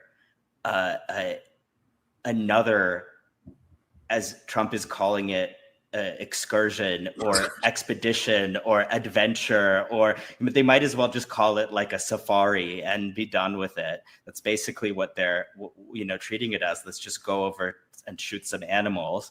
And I do think that the time has probably come in that sense. The window of opportunity may already be closed when the US can just commit all of these resources to destabilizing a country, to put all of this capital on the line, to delegitimize itself, and just kind of try again next year. That might not be the US's role anymore. It's certainly not going to be in 50 years, but the outcome of this really could accelerate the timeline of the US not being able to tell other countries what to do anymore by decades. Conversely, I think that if the US somehow is able to turn Iran into a failed state, maybe Israel does nuke Iran in a desperate sort of last play. It's absolutely not, that's presumably why they have them. So it's not out of the question at all. But if that does happen, I think conversely, it sets a lot of the hopes that we have for a so-called multipolar world with a little bit less of an imperialist kind of mafioso style of superpower governance. I think that timeline gets knocked way off course. I think that has to be a chief concern also for Russia and China. And I'm actually not sure that they're, for all of my standing for, a tanky third worldist, benefactors like Russia and China, I don't think they're taking this seriously enough, actually. Oh no, I mean, when last year when I was saying they're bombing Iran, is this going to be World War III? I'm like, Iran doesn't have military allies like that, unfortunately. Like, they're going to share some intelligence or something in secret, but like, they're not going to risk one soldier for Iran. Like, that's not going to happen. But kind of going back to what you were saying, I was talking about this before. Like, I don't think I think the fact that there haven't been troops on the ground is a big thing. Like, I was seeing something about like, why haven't there been, protests like that? And I'm like, because it's missiles. Like, when troops are on the ground, then people think of it as a war. Like, so when I'm thinking about this, like, yeah, it's a war, but it's like, there hasn't been an invasion. And I don't think you can invade Iran. Like, I don't think it's possible, really. Like, how do you invade Iran? Like, you have to get to Tehran, and how do you get there? Like, as long as they have a military, you're so exposed to try to get there. I don't think it's a thing. Like, the projections are that you would probably need 500,000 additional troops just to take the coastal regions that would allow you to open up the Strait of Hormuz, much less take any sort of other major cities or anything like that. Yeah, and it's like, there are obviously there's cities in the south and like, near the Iraqi border and stuff, but like, the city is Tehran. It's way up there. It's just like mountains and shit. Like, where do you invade from? Like, are you going to station all those troops in Iraq? Like, are you just going to have an aircraft carrier over there? Like, it's going to get destroyed. So I don't really think that they're no. I don't really. I think I've done really good on this, and I don't want to cut you off, even though I am. But I wonder why I'm the one always getting cut off, though. Interesting. Pure unadulterated racism and like my Belgian ancestors speaking out and like, really wanting to come out in this. But I just wanted to buttress this by my favorite quote from my boy, the foreign minister of Iran, because I think that phrase, "oh, and that's when he knew he fucked up," is so exemplary in this moment here that I want to play. It's just a 30-second clip from Al Jazeera. And then honestly, I want y'all to continue the conversation. Okay, but are you going to show my picture with the Ayatollah or what? I said you could cue it up. I didn't say I was going to do it off the rip. I said that's you're going to cue it up. I'm producing right now. But no. This given the context of like what it would look like for ground troops in Iran and like what they think about that. Came here for a regime change, perhaps. They came here for a rapid victory so they can, control everything. But they have failed. The system is working. The commanders have been replaced, and the supreme leader is going to be replaced. Are you afraid of a U.S. invasion in your country? No, we are waiting for them. You are waiting for the U.S. military to invade the ground troops? Yes, because we are confident that we can confront them, and that would be a big disaster for them. Bell to ass politics. I really love to see it. Like, we're waiting on some of the most gangster shit I've heard geopolitically in my entire life. I was actually saying that before he did. I'm like, yeah, dude, they would be so excited. They're so like the Iranian military. They never had a chance to shoot at Whitey like that. They were shooting at Arabs, they were shooting at Iraqis and shit. They're like, we want to shoot at Whitey, dude. I guess those people that shot at the Iraqis are dead now, probably are too old. But yeah, like that, I just when I think of and conversely, I was going to say this earlier, but conversely, the idea that it's really kind of hard to invade Iran or maybe impossible. Also, I think about the Iranian civilians. Like when we've seen the war in Iraq, a lot of civilians were able to leave and go to Jordan and go to Syria. Mm-hmm. When you saw the war in Syria, a lot of Syrians were able to go to Turkey and go to Lebanon. Like the Iranian civilian, obviously it's a much bigger country. And I would imagine that, you know, they're able to go to different cities that have not been targeted. But, you know, I just don't know like where the Iranian civilian is able to like escape the missiles and stuff, or if they necessarily need to, you know, I'm not sure. But I do think of both things when it comes to like the land itself.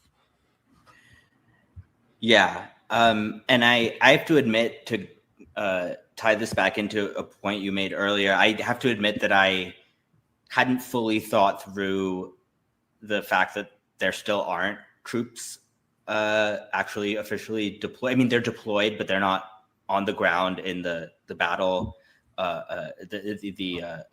whatever they call it, the field of arena, theater of war. Sorry, I was like fumbling around for this like highfalutin term, like I'm some sort of military expert all of a sudden. Although I think that's probably like a good hobby for everyone to take up, considering the world that we're entering.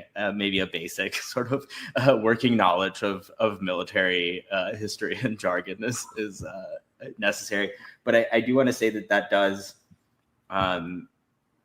hit home for sure. It's very plausible. I do also think that it is going to be really difficult to counter program and get people galvanized about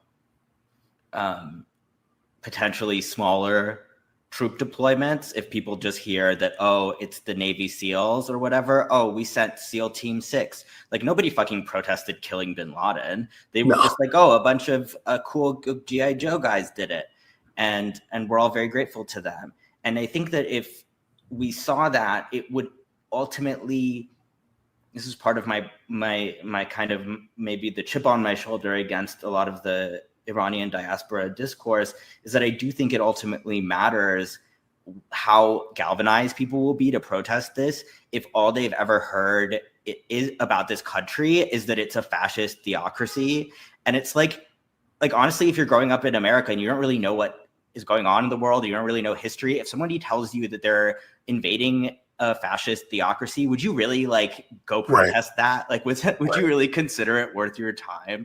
And you might don't really. You might see MAGA people protesting. They might be the ones. You said no foreign war. They might be with the freaking their hats out there protesting. And you know what's funny? Right now, it kind of looks like that is still where the most anti-war energy is right now. It's a lot of it. We gestured towards it earlier, but you know, a lot more people are familiar with the anti-war arguments of Candace Owens and Tucker Carlson than they are with anybody that's making an anti-imperialist argument or even a kind of a progressive argument, I think. And that's a really bad sign.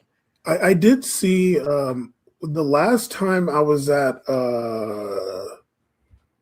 was it the No Kings protest or was it one of the ICE protests? I can't remember, but I did see some hands off Iran posters. So there were a few out there. But yeah, I think that, damn it, there was something I was going to mention that you said, I forgot. But yeah, I mean, we were talking about just this idea that like, why hasn't there been more outcry? I suggested that like, they could probably just send the SEALs in and like, you know, do some more shooting. Nobody really protested Venezuela. Like, and people were like, you know, yeah, they were like, free my man Maduro, but it's not like we saw that as like, we have to stop this from escalating. Right. Trump was able to successfully market that as one and done. Yeah, and the funny thing about Venezuela, we talked about this years ago on Power Report. I'm like, I don't think you can invade Venezuela. Like, it's a jungle, dude. Like, what are you gonna do? You know? But yeah, I think about like with Iraq, it was like Saddam Hussein was like an international bad guy. Like, nobody liked him. Nobody. Like, he was bad to everybody. Like, there was no defending this person who gassed the Kurds and like was slaughtering the people. You know what I mean? Like, there's no defending this person. But we did see a lot of people coming out against the war itself, not to defend him or anything, but they're like, we don't want this war. You're like deploying our sons and daughters. Like, it's some sort of like patriotism kind of thing. I do think if they were gonna attempt some kind of thing like that in Iran, which I just don't see how you do it. But if they're gonna do some kind of like, we're sending 100,000, they're gonna, you know, get off the boat and they're gonna freaking go up there, you know. It's gonna be like the beaches of Normandy. Yeah, like they're gonna somehow, and they're gonna go the freaking. It's like if they get to the beaches and they realize like 50 feet in, it's just a sheer cliff, like 100 feet up. How, I don't know. But I think if that was the case, I think you would see really big protests, because the people don't want a war. The people didn't want the Iraq war. People didn't care about Afghanistan, but the Iraq war, like, people were like, we don't want that. And you saw that was my first protest, was for Iraq. Like, and I've said this on Power Report years ago too. Whenever we started, I said that I think effectively, like basically, the time of like the ground invasion is over. Like, and I think at least for America, like, unless it's some bullshit, you know, we're gonna invade Jamaica, but like, if in a real like thing, like, I just don't see it anymore. Like, everybody looks at Iraq as a failure. It is an utter failure. Although I do think that Iraq these days does have like their own semblance of democracy. It's safe. Like, effect for America, like, they have a pro-Iran government in Iraq. Like, ever since like they started voting, they vote for pro-Iran presidents or prime ministers or whatever one it is. Yeah, whether that speaks more for or against American influence is, I guess, a sort of ambiguous in that case. But it's like, at the very least, like, I'm sure George Bush was like, we're gonna give them a democracy and hopefully they vote for somebody that likes us. Like, no, they vote for people that like Iran. In Afghanistan, like, yeah, you had damn, I wish I could remember that. You had Karzai for a while, but like, once you left, the Taliban's, they're right back there. So it's a failure. Yeah. It's just a fool's game to do these invasions. Nobody's looking at it like there was any benefit for the United States. So it's just over. This is what I was going to say, actually, and really quick. So the idea that, like, because what Trump and Israel are doing is not really having the effect that it should or whatever. Like, for me, I don't think that they had any objective, really. Like, I think that they just want to bomb Iran.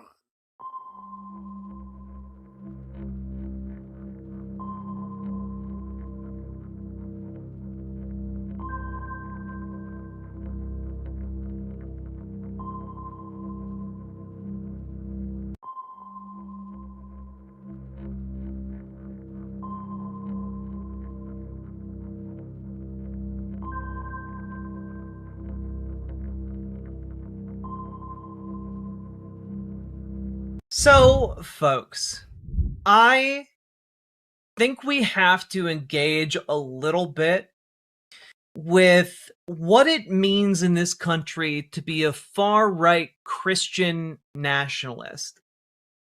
Because one of the things that happened when Tallarico won the primary is suddenly the entire country started having a reckoning with the fact that he presents Christianity in a fundamentally different way from how Christian nationalists promote and display Christianity. And I'm going to play you a clip here. This is from Joshua Hames and Brooks Potiger, who is, incidentally, Pete Hegseth's pastor. And here's what they're saying about Tallarico.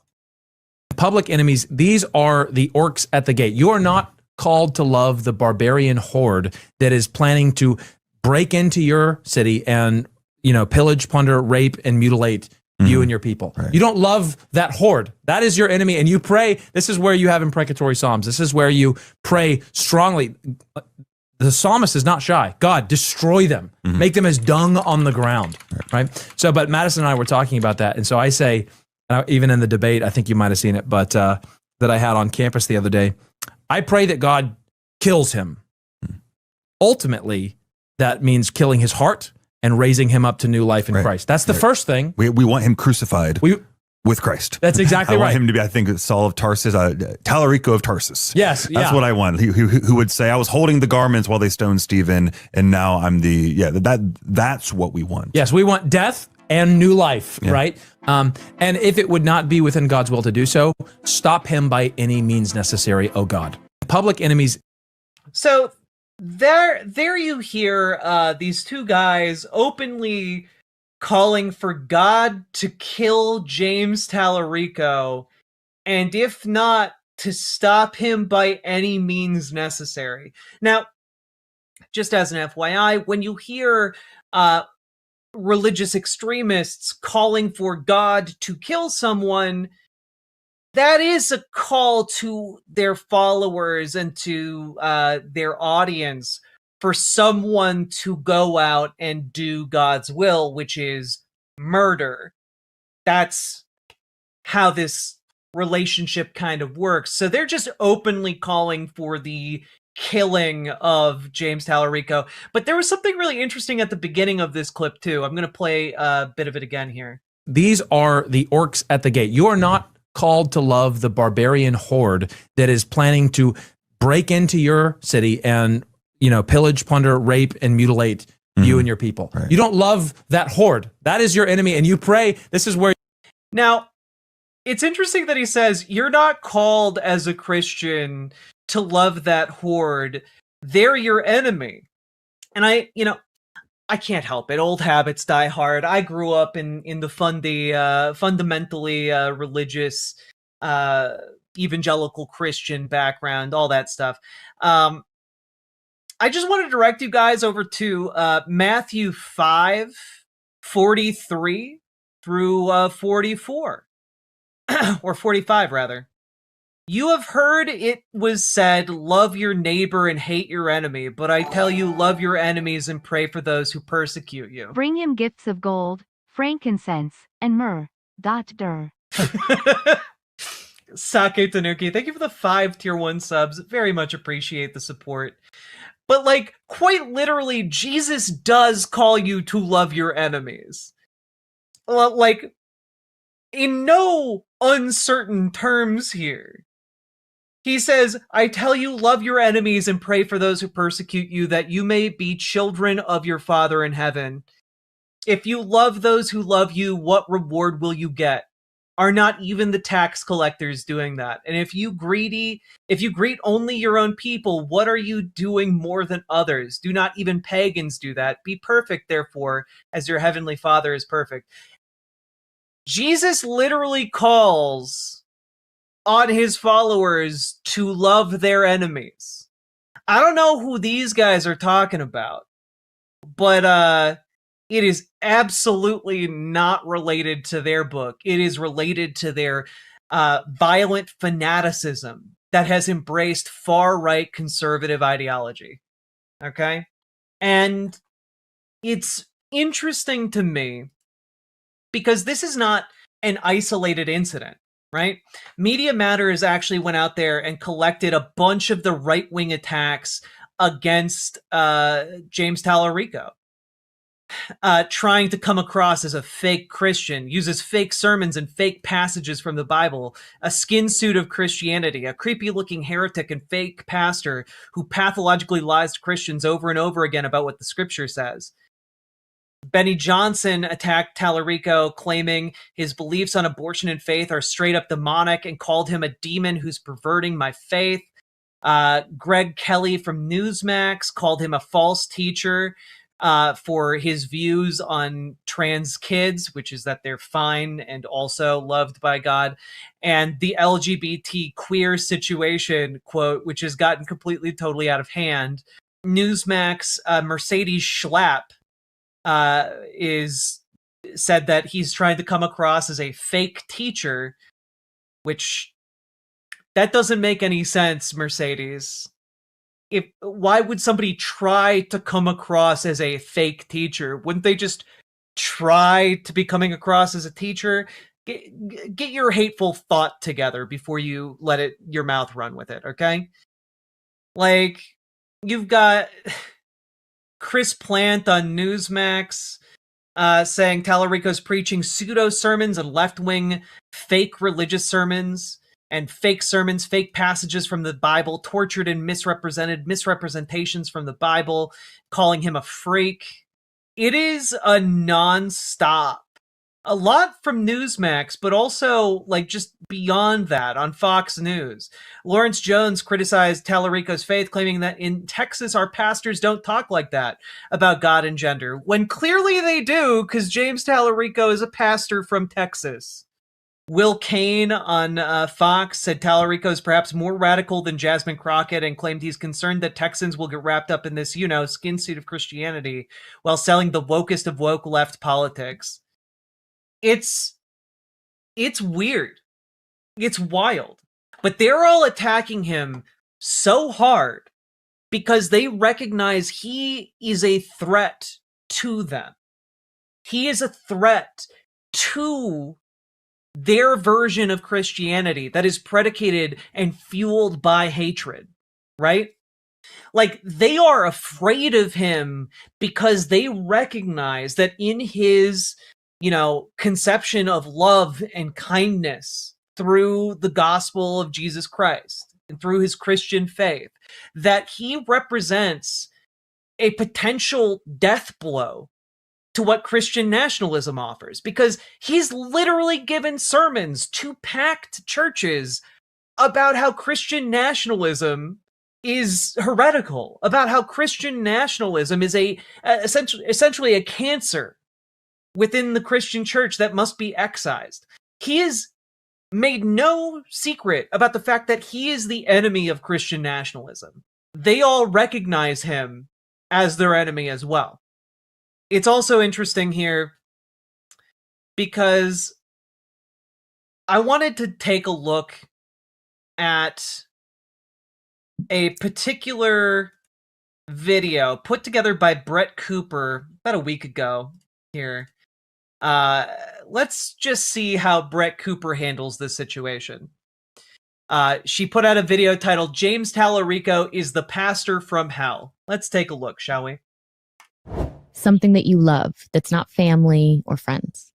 I love, I'm just saying this because it's on my mind, the trans children who showed up yesterday at the state capitol. Now, I have to say, after spending the last 5-ish years talking about the weirdest things that I find on the internet every day, very few things take me aback. And then I come across this Presbyterian pastor nutjob who was literally so insane that I am dedicating an entire episode to him. So let me introduce you all to James Tallarico, who is running for Senate in Texas. Now, before I tell you about this man and why you should be very concerned, make sure that you like this video, subscribe to the channel if you've not already, already. And of course, ring that notification bell if you want to stay Get up that to date bag, girl. to every single that thing we bag. upload on the channel. And if you want behind the scenes content, farm vlogs, all of that fun, jazzy stuff, go to cooperconfidential.com. That is my subscription platform that we built from the ground up for you guys. All right, so diving in today, I just want to say that yes, this man is running for Senate in Texas, but this episode should matter to you even if you don't live in Texas, because it is important to see the playbook the Democrats are most likely going to be using in 2026 and 2028. We need. What is interesting is that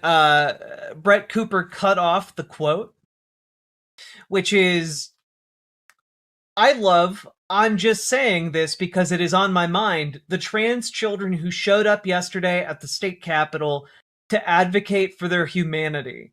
They shouldn't have to, but it was an inspiration to watch. He's talking about the fact that trans kids from all across Texas showed up to advocate for themselves and declare their humanity and to argue that they deserve the same human rights, the same access to medicine that cisgender kids do. And they shouldn't have had to do that, but it's inspiring to watch people stand up for their rights. That is objectively a brave thing to do. It is something that is wonderful to see. It is good when people stand up for their rights in a country that has argued we have inalienable rights. And they shouldn't have to do that. I thought Femme Shapiro was Jewish. Did she transition both in her gender and her religion? I don't think Femme Shapiro is Jewish. I think she must have transitioned in her religion as well. It's true. To be vigilant, we need to be aware, and Mr. James Tallarico is just the perfect example. So before we dive into the insane videos that are circulating on the internet right now, let's just take a look at the highlights from his campaign page. So cool. You have him here. The first thing that comes to mind is I feel like... I'm sorry, did you just use a Zelda sound effect to transition? His campaign page. So you have him here. Is that just a pitch shifted version of the Zelda sound effect? Am I going crazy right now? Right now, let's just take a look at the highlights from his campaign page. So you have him here. Oh my god, that's crazy. The first thing that comes to mind is I feel like every one of us knows some lesbian woman that looks exactly like him. Like that is the energy that this photo is giving. But his website reads, meet... Okay, in the interest of fairness, James Tallarico does kind of look like a certain kind of lesbian. I will grant her that. I will grant her that. She is correct in that regard. Exactly like him, like that is the energy that this photo is giving. But his website reads, meet James Tallarico. James is an 8th generation Texan, former middle school teacher. Ugh, that's weird. Trans kids. And Presbyterian. Why is that weird? Like, wait, why is it weird that he finds it inspiring to see kids advocate for themselves? He's literally a teacher. That was part of his job. What are you talking about? Yeah, she is trying to imply that he's like a pedophile. That is what she's trying to do. She's trying to be like, oh, he loves trans kids. Huh. What a weird thing to do. Because again, the only way conservatives can kind of like wrap their mind around trans people is that like it has to like trans people have something to do with a sick and disgusting fetish. If Weird Al can be a lesbian, why can't Tallarico? That's true. I did see that presentation video. I know which video this is. Yup. I've seen it, and it's a good video. Everyone should watch it. I'm linking it in all the chats. Absolute banger of a video. And yes, Weird Al, honorary lesbian. Tallarico, also an honorary lesbian. That's true. Groomers is what she's thinking. I mean, I think it's partly groomers, but I think more it's she's like, he's into trans kids. Like she's implying that he is specifically a predator looking for trans kids. When like the far more obvious answer is that teachers take pride in watching students and children of the age that they teach flourishing and doing well and standing up for themselves. That's a pretty important component of wanting to be a teacher. Seminarian. As a state representative, he's led the fight against the billionaire mega donors and puppet politicians who have taken over Texas. Now he's running for U.S. Senate to take his fight against corruption to Washington and to win back power for the working people. All right, so what this man is doing is he is positioning himself as a down-home Christian moderate man. Like, color me crazy, but I do not think transing the kids is moderate. And even in... There's a big leap from being proud of seeing kids stand up for their rights and engaging in the civic process, and saying that James Tallarico was part of like some kind of forced feminization program at the school he worked at. I just want to pause right here. If a conservative somehow wandered into my content here, like, are you serious right now? You think that he, like, James Tallarico was part of some secret transing program at his school? Or even if you think like it was done out in the open, how? Like, what, he had an after school club for transing youth? That's not a thing. Transing the kids is not a thing, and neither is straighting the kids. Or, you know, like, I'm sorry, the same way you can't make someone straight, you also can't make someone trans. It doesn't work that way. 2026, it's not moderate because the majority of Americans are against it. The majority of Americans are kind of like, yeah, it's a little step too far, but James might not be aware of that polling because he is certainly running with this idea. Now, as you will see, none of his other positions are that moderate either. Anyway, that clip that I showed you at the top of the episode today is going viral this week after James won his primary in Texas. He was going up against Jasmine Crockett. Well, that's why she cut the original quote off. Yeah, exactly. Can I actually find the original quote? I love, I'm just saying this because it's on my mind, the trans children who showed up yesterday at the state capitol to advocate for their humanity. They shouldn't have to, but it was an inspiration to watch. Something that you love that's not... That is just not... That's not a sussy comment to make. Did he ever claim to be a moderate, or is she hinting that it should be taken as read that a pastor should have moderate politics at most? I think she's just interested in misrepresenting him at this point, largely because, I don't know, somebody who is straight up saying, I want to end Christian nationalism, and the only minority that is harming America is the billionaire class. I think that's somebody who's a little bit more progressive than they let on, but that's just me. Blew that woman right out of the water, which honestly, I mean, good for him, I guess, but honestly, she wasn't a great candidate to begin with, but honestly, I'm a little... Also, Sake Tanuki, thank you for the 5 tier 1 subs yet again. Thank you for supporting the show. I very, very much appreciate it. Sad because making fun of her for the next however many months, 9 months, was going to be just an absolute treat. But instead, we have to talk about this fake Christian pastor. But anyway, the point I'm trying to make is that now the entire internet is... But see how interesting it is? How interesting that we're only a couple minutes in, but she's already called him a fake pastor multiple times. And he's not a fake pastor. He's the real deal pastor. Like, they have to discredit his faith because the way he practices it is antithetical to their political ambitions, to their political goals. And they recognize that. And in that recognition, they see him as an enemy. Paying attention to this Democrat megastar now that Jasmine Crockett is out of the way. He has set his sights on Washington in the last 48 hours. My feed has been filled with videos of him. Somebody commented on that first video and said, instead of something like Jesus Christ or America or my dogs or even something more superficial like college football, this was the answer he chose to connect with his fellow Texans, which is so true. So either he cannot read the room or we should be really worried about our...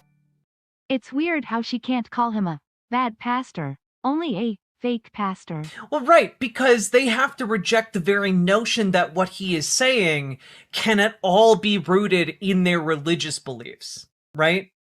Like, they need to discredit him, not just him, but his version of Christianity. And also, just real quick. Oh, Texans, which is so true. So either he cannot read the room, or we should be really worried about our friends over in Purple, Texas. Somebody else. This is just me. I think maybe you should be a little worried about your friends in Purple, Texas. It sounds like they're, I don't know, getting up to some crazy things like respecting trans kids and thinking that trans people deserve rights and whatnot. I know, crazy new frontiers being being explored over there, but they might actually, somewhere in Texas, actually support children who have the courage to come out as trans. And again, you can really see that terrifies them, right?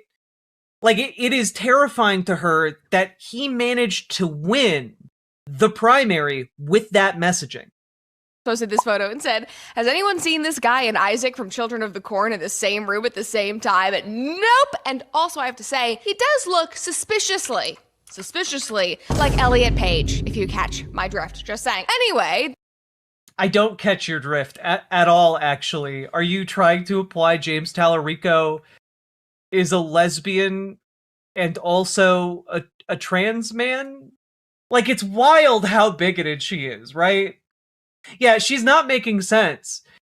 You know, for the first time ever, I have to unironically use this button. Fucking pronouns! What are you saying, Brett? It sounds like you've gotten your pronouns all confused. My God. The big thing over on X right now is people arguing over whether James Tallarico is a real Christian or whether he's more Christian than all the MAGA voters, whatever it is. But here's the thing. I am not a theologian, neither is he, to be honest. Anyway. Also, okay, I know it's a little thing, and I know we're already beyond the point, but can we just, like, quickly go back? I am not. Watch my draft. As look, Children of the Corn.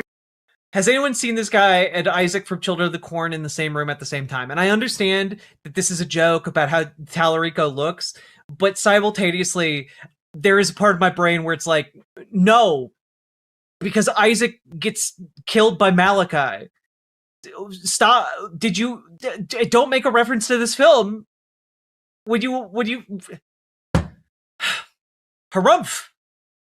Wow, spoilers. In the same room at the same time. Sorry. Nope. And also, I have to say, he does look suspiciously like Elliot Page, if you catch my drift. Just saying. Anyway, the big thing over on X right now is people arguing over whether James Tallarico is a real Christian or whether he's more Christian than all the MAGA voters, whatever it is. But here's the thing. I am not a theologian, neither is he, to be honest. Anyway, I am not a theologian. I am not here to do that. I will leave that debate up to the people who are more well-versed in that arena. But I do want to shine a light on what this man is obviously doing from a strategy standpoint, because he is using his faith as a means to an end. It is being used as a way to connect.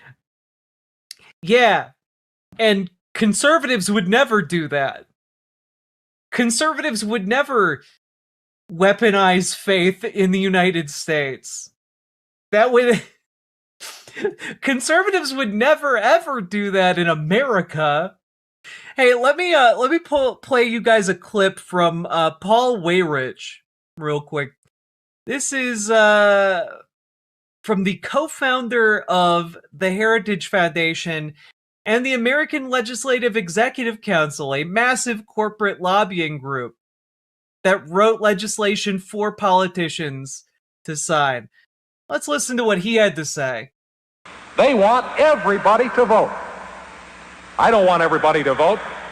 Elections are not won by a majority of people. They never have been from the beginning of our country, and they are not now. As a matter of fact, our leverage in the elections, quite candidly, goes up as the voting populace goes down.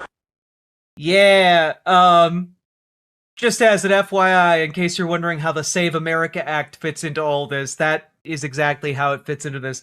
Because if you know anything about Paul Weyrich, fun fact for you guys, he's got a fun little Wikipedia page here.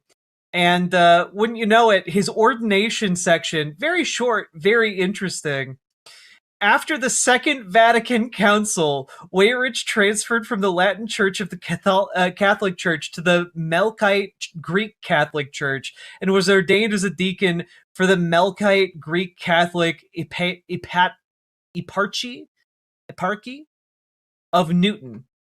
Again, Second Vatican did a lot to conservative Christians here in the United States, to say the least. Anyway, I know that's an aside, but I wanted to point out as well that after his ordination, he became the press secretary to Republican Senator Gordon L. Allott of Colorado.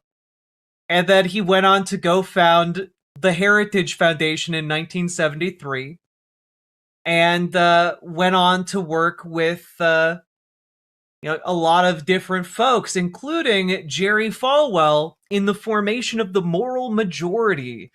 Essentially, Paul Weyrich is the guy that injected evangelical Christianity with politics. Up until that point in time, it had been, largely not a one-party thing to be a Christian in America. You could be Republican, Democrat, whatever.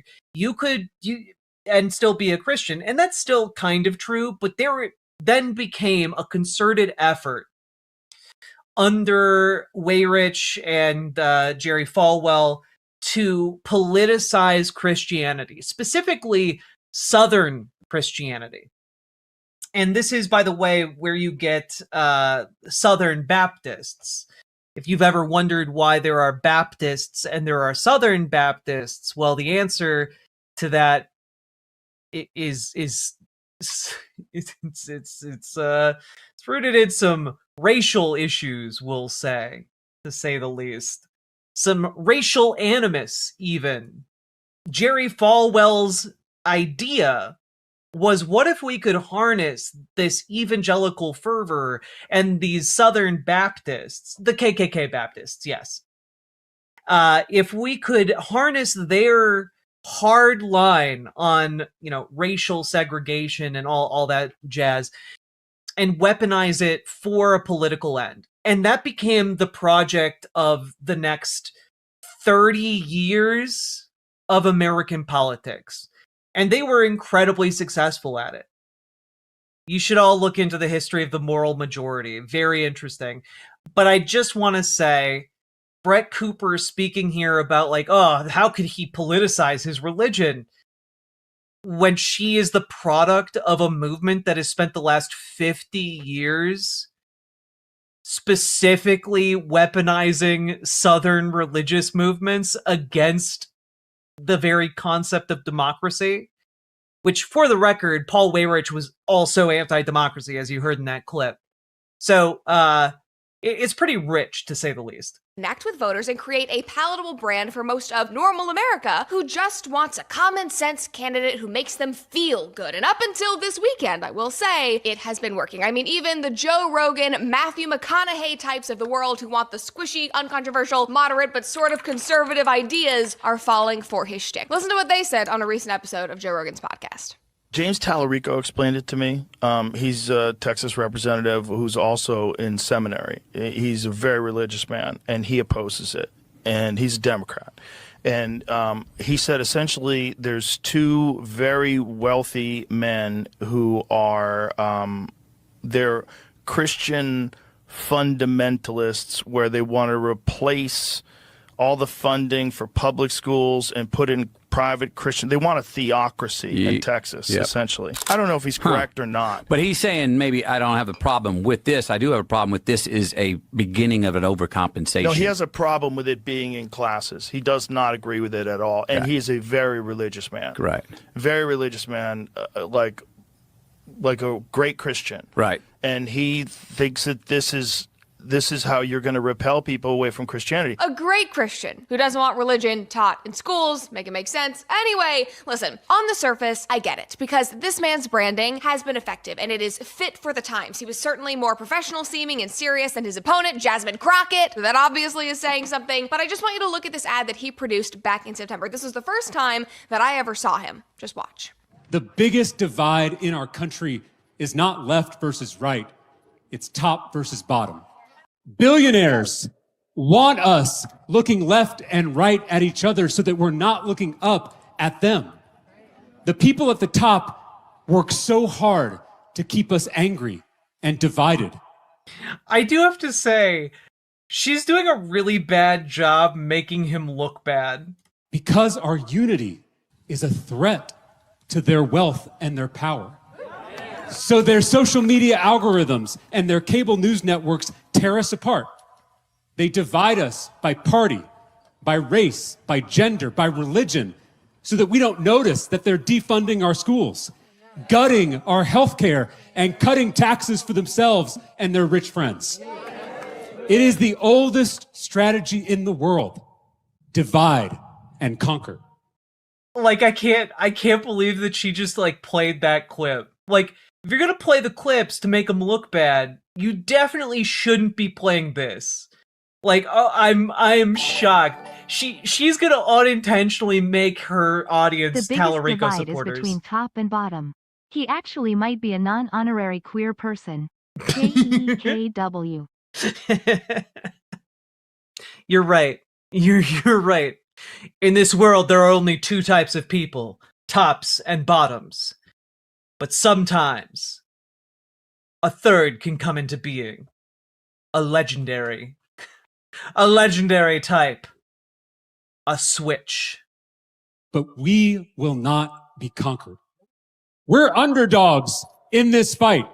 We're going up against those billionaire mega donors and their puppet politicians. We're going up against a rigged system. And we're going up against a lot of money. But I'm a former middle school teacher. I don't scare easily. Okay, I cannot keep watching this. Basically what happens is he continues to say a bunch of empty platitudes about unity. The camera continues to pull. Wait, a bunch of empty I don't know. I think it was pretty clear about what he was talking about. I think he was I don't think those were empty at all. I think he was making a compelling point about the fact that, like, we shouldn't let ourselves be divided along race or gender or, you know, what have you. We should instead be realizing that our true oppressors are the capitalist class that seek to use us for labor. Seemed pretty straightforward to me. Back, the music swells, it's twangy, it's Texan, all the things. Like, come on, the man is milking it. Oh my God, like he's in the back of a pickup truck, preaching, perfectly poised, right in front of a church. I love that her criticism is that this content appeals to people like me a little too much. Texas flag is hanging suspiciously, perfectly in frame. He's got a yeah, it's a fucking ad spot. Yes, they set it up to look like that on camera. You want us to believe that that's an actual corner of your house and not just like some kind of soundstage? Like you meticulously set up this corner for yourself to stream in? To make your show? Oh, but it's look at the posters. There's a Jaws poster. Oh no. It's to appeal to the youth.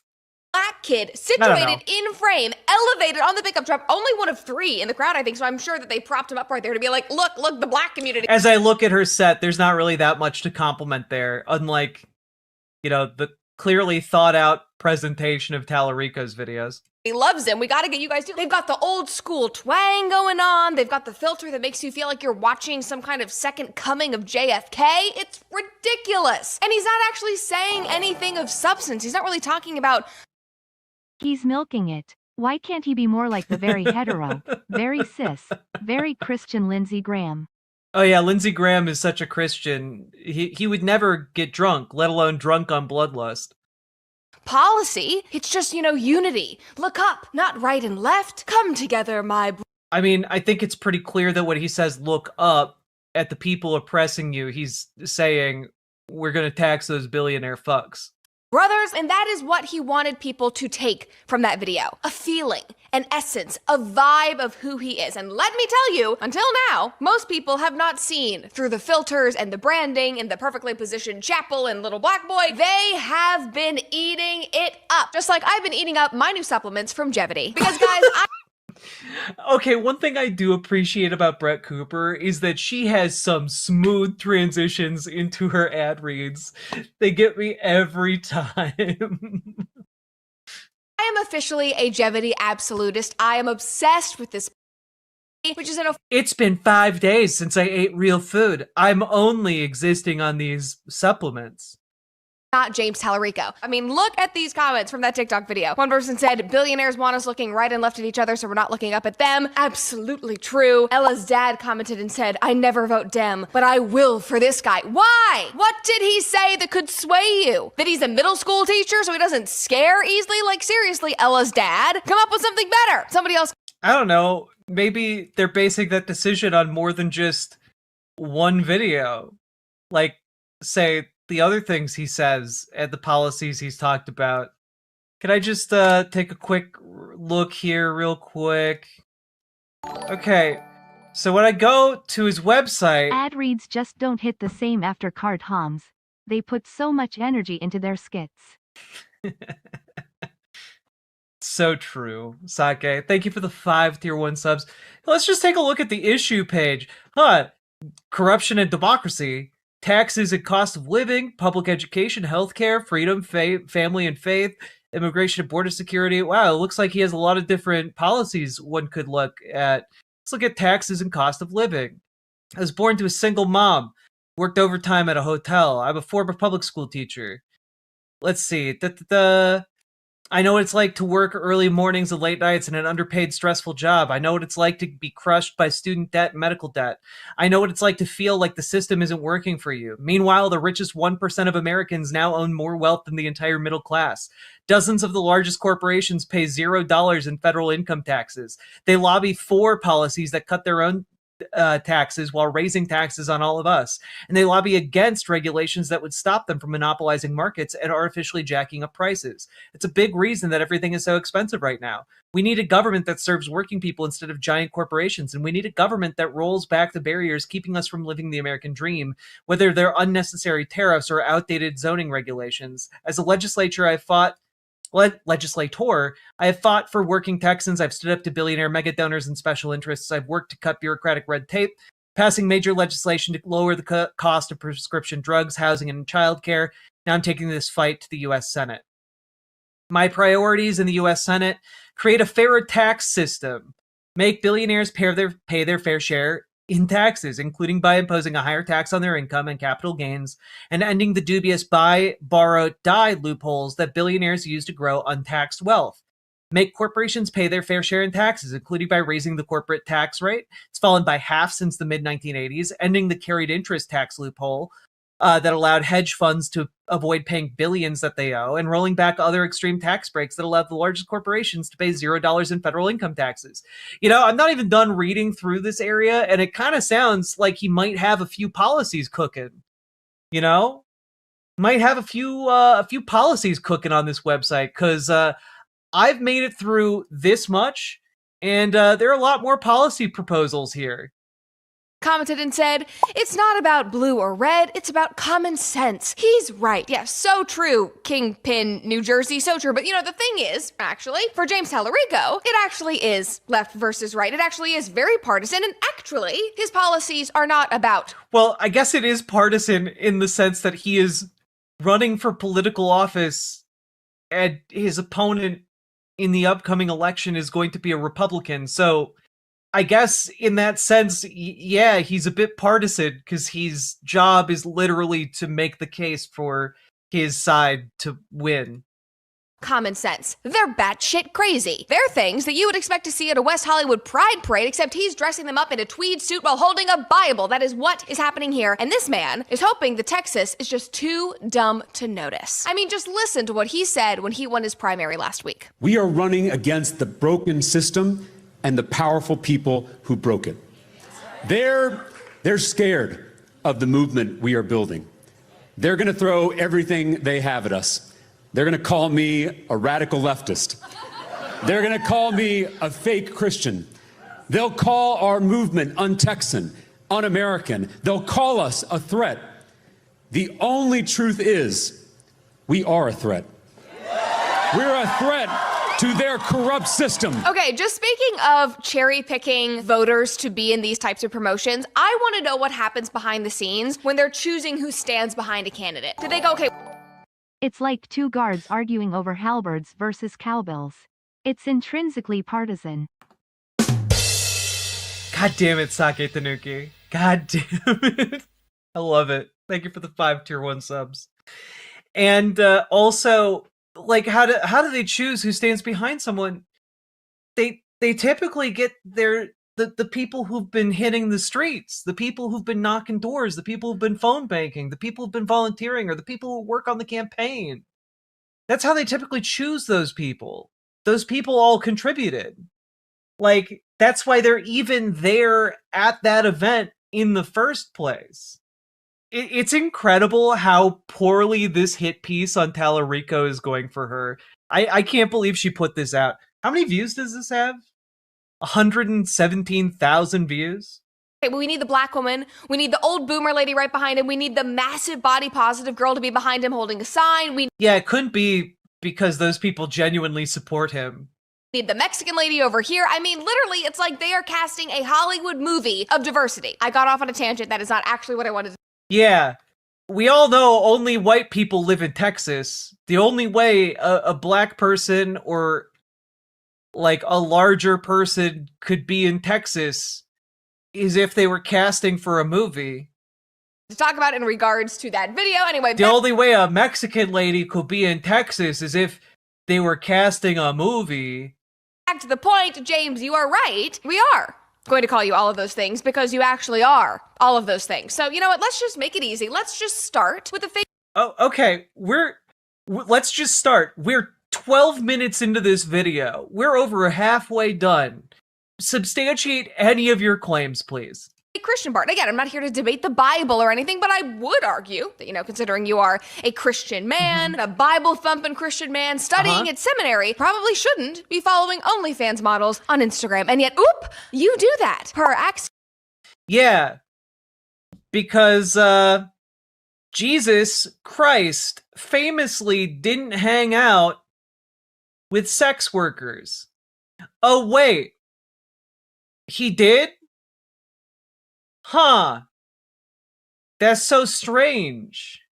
Tallarico follows 10 Instagram accounts of women who are popular porn actors, OnlyFans models, and have accounts on escort sites, according to publicly available accounts viewed by Axios in recent weeks. Real Christian, James! Real Christian. Now, these comments were hilarious. One person said, to be fair, it would be the first heterosexual thing he's done. Again, major lesbian vibes. Another guy said, cue it up, but Jesus had dinner with prostitutes. Following porn girls is Tallarico being decent and just like Jesus. Yeah, I'm sure it's coming if they are not commenting that already. I did see one person comment and say, Okay, and what is your rebuttal exactly?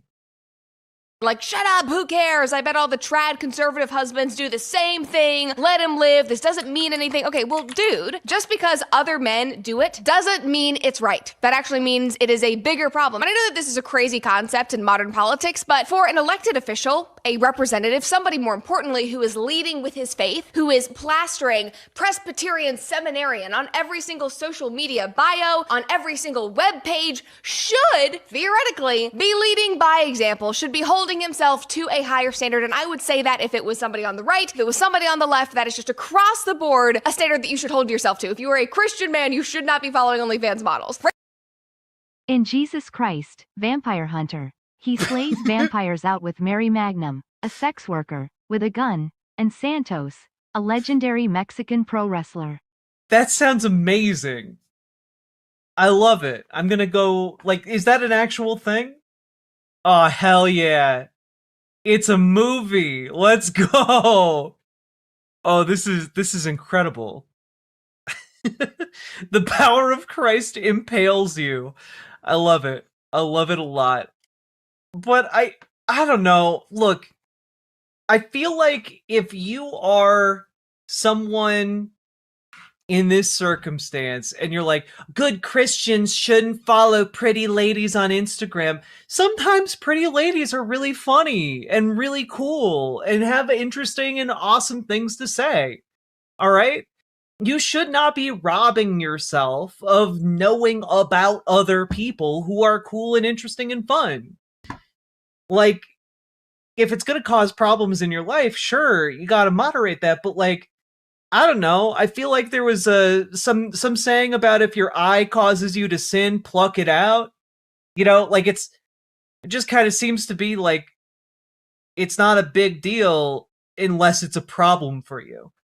Crazy idea, I know. But guys, James' affinity for escorts online is just scratching the surface with this man. Colin Roog on X aptly summed up what Texans are getting themselves into. He wrote, Democrat and Presbyterian seminarian James Tallarico has won the Democratic primary for U.S. Senate. Here are some of his beliefs. Thinks illegal immigrant children are more patriotic than American children. Thinks the Torah tells you how to give an abortion. Thinks the trans community needs abortion too.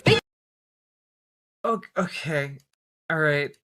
Thinks that there are 6 genders, thinks that God is non-binary, thinks the Bible supports gay marriage, thinks that Jesus supported abortion because he talked to and was kind to women, thinks the story of Mary's Annunciation is proof that God supports abortion. Oh yeah, but guys, remember, he's not a radical leftist. No, couldn't.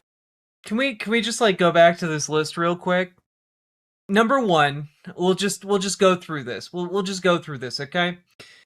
Illegal immigrant children are more patriotic than American children because they came to America for safety. They chose America rather than happen to emerge from an American of vagina. Like that, yeah. The element of choice there is perhaps arguably more patriotic. Thinks the Torah tells you how to give an abortion. God literally has rules for how to perform an abortion if you think your wife is cheating on you. There's literally a part of the Bible that talks about it. Like Google Bible, the bitter water. Yeah, the bitter waters. Exactly. Thinks the trans community needs abortions too. The trans community does also need abortions because trans men can sometimes still get pregnant. This isn't like difficult to understand. If a trans man still has a uterus, like obviously they can get pregnant. Thinks there are 6 genders. Now this one I find interesting. I googled it. It apparently comes from a 2021 debate about a bill for like about trans kids in sports. Essentially, Tallarico made an argument that there were 6 biological sexes because he was talking about like variations in like chromosomal sex. But like, you know, I don't know that he's correct on that one, but he's got spirit, all right? Like he's good. He's good egg. And also, if you have that additional context, then of course that makes a bit more sense. Let's take a look here. Thinks God is non-binary. God literally is non-binary. God is a non-physical entity. I'm sorry. Do you think that God the Father has like a heavenly penis? Do you think that God the Father has like divine XY chromosomes? Like what?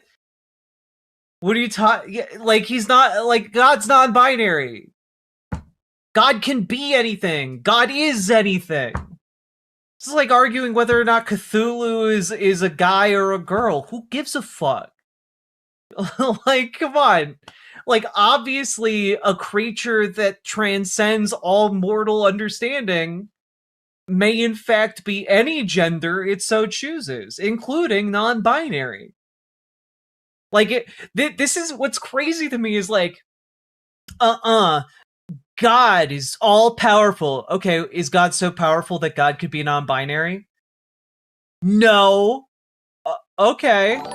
Well, all right, I guess. Depends on how God got Mary pregnant. Joseph deserves more answers. Poor Joseph. Oh, God. Joseph sitting on the ultimate cuck chair. Thinks the Bible supports gay marriage. I don't think it, like, says you can't get gay married in the Bible, actually. So, in a sense, yeah. Thinks Jesus supported abortion because he talked to and was kind to women. Well, he did tend to believe that women deserved bodily autonomy. So, that would be in line.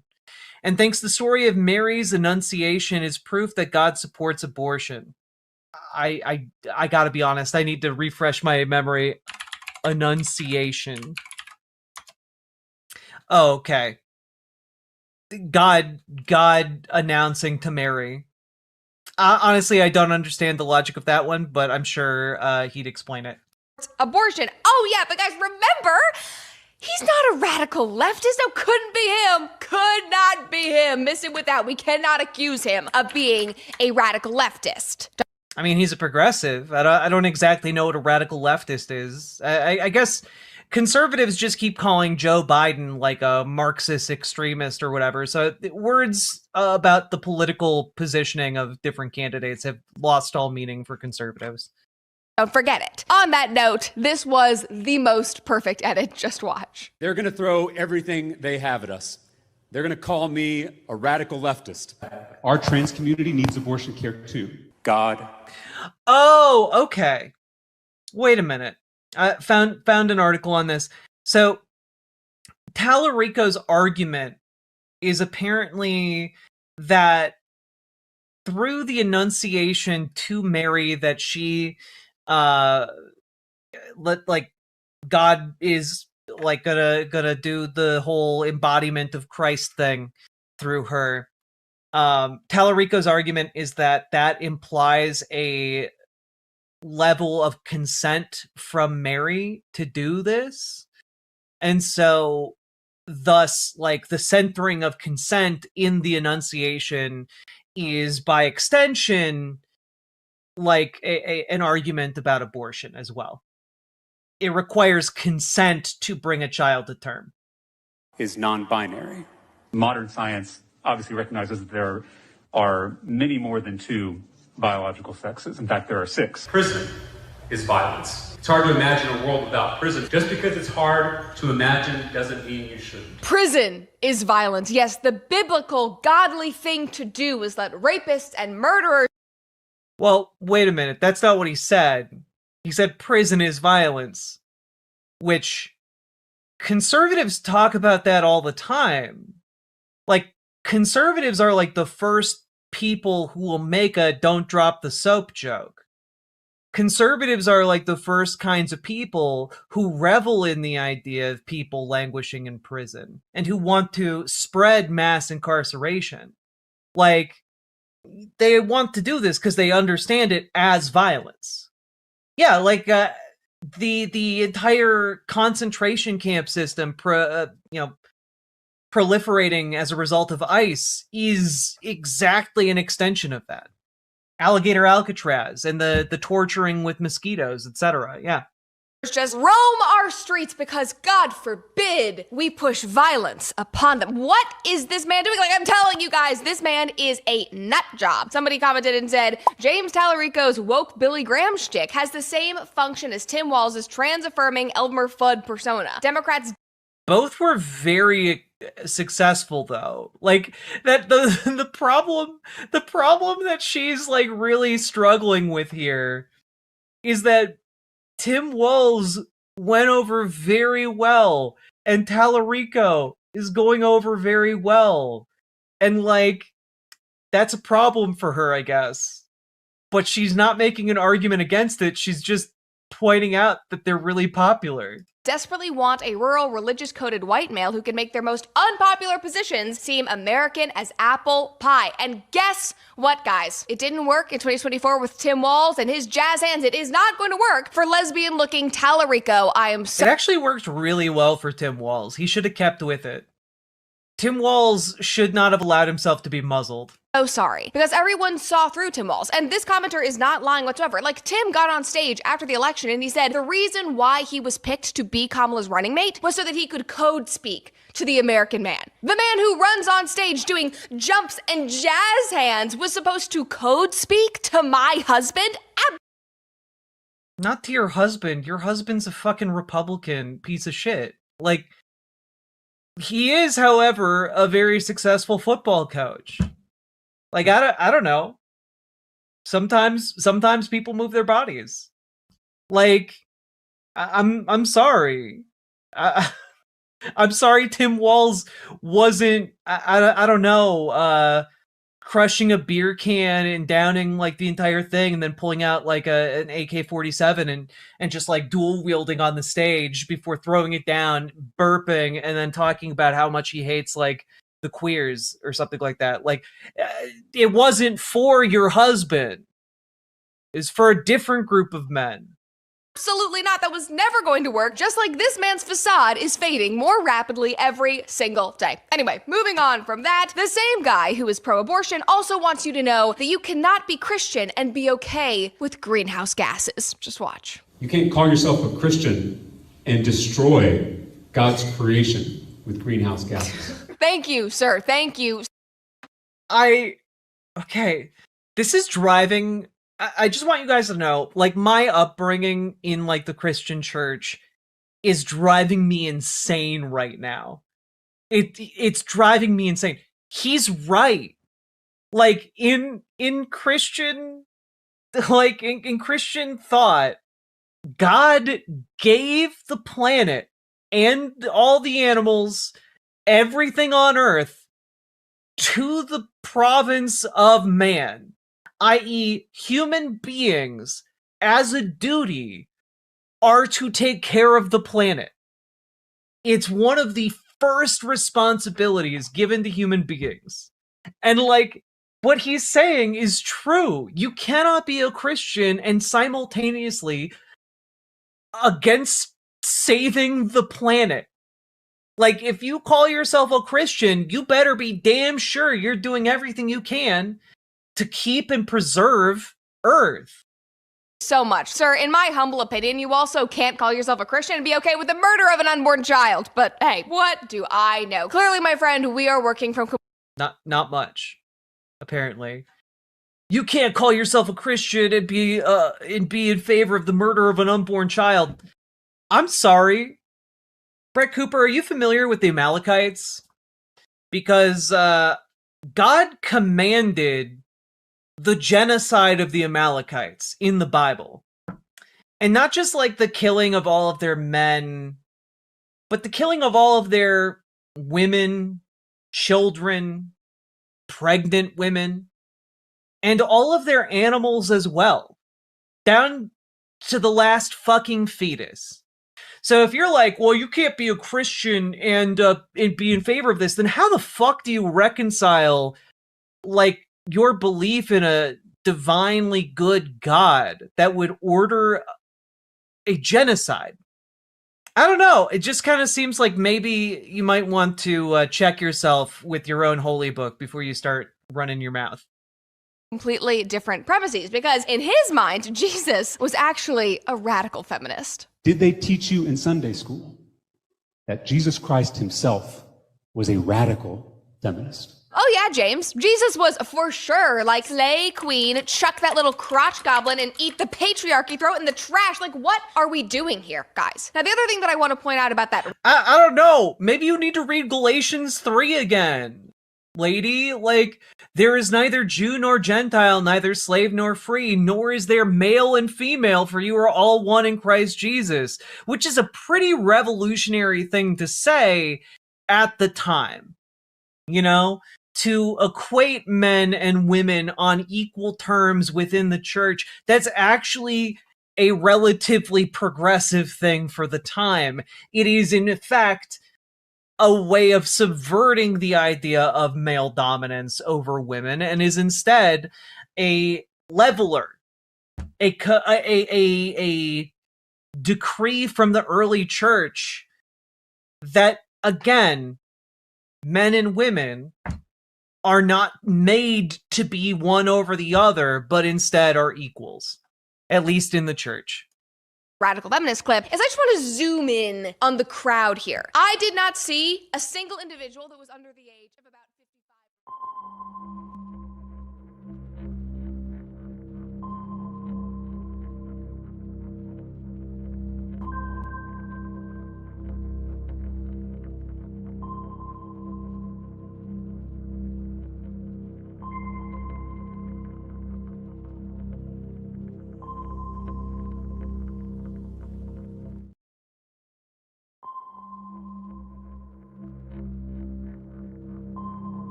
Hey. I know what you're all thinking. Kristina, you look tired. Why? Well, first of all, welcome to Kristina's Corner. I've been up for over 24 hours. Why? Because I've been waiting. I've been anticipating. I have been waiting. What have I been waiting for? What has kept me up for 24 hours, over 24 hours straight? Because it is Tuesday, and we thought this would happen on a Monday, but no. This is important. This is what I've been waiting for. Let's do it. This is what I've been waiting for.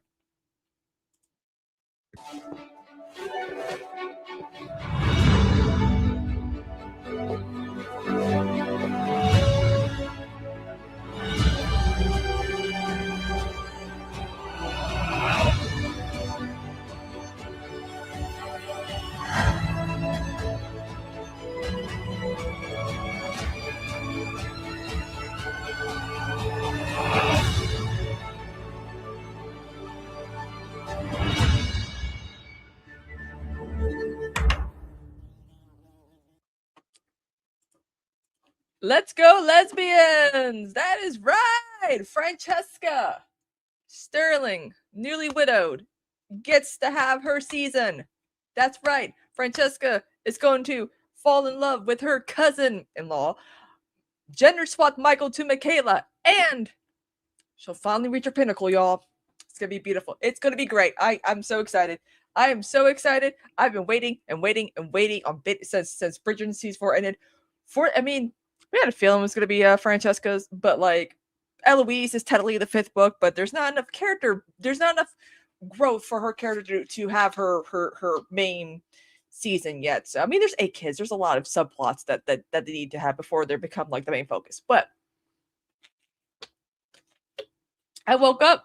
I mean, I didn't wake up. I was scrolling through Twitter. I saw it. I freaked out. I made a couple of TikToks that are going viral. I'm excited. So now, for those who don't know much about Bridgerton, it is very much we call them Bodice rippers. They are romantic, filthy, raunchy novels that were written in like the mid 20th century, not so long ago. Takes on like Victorian Regency, like your Jane Austen, but make it pornographic type of thing, where the male leads are very, very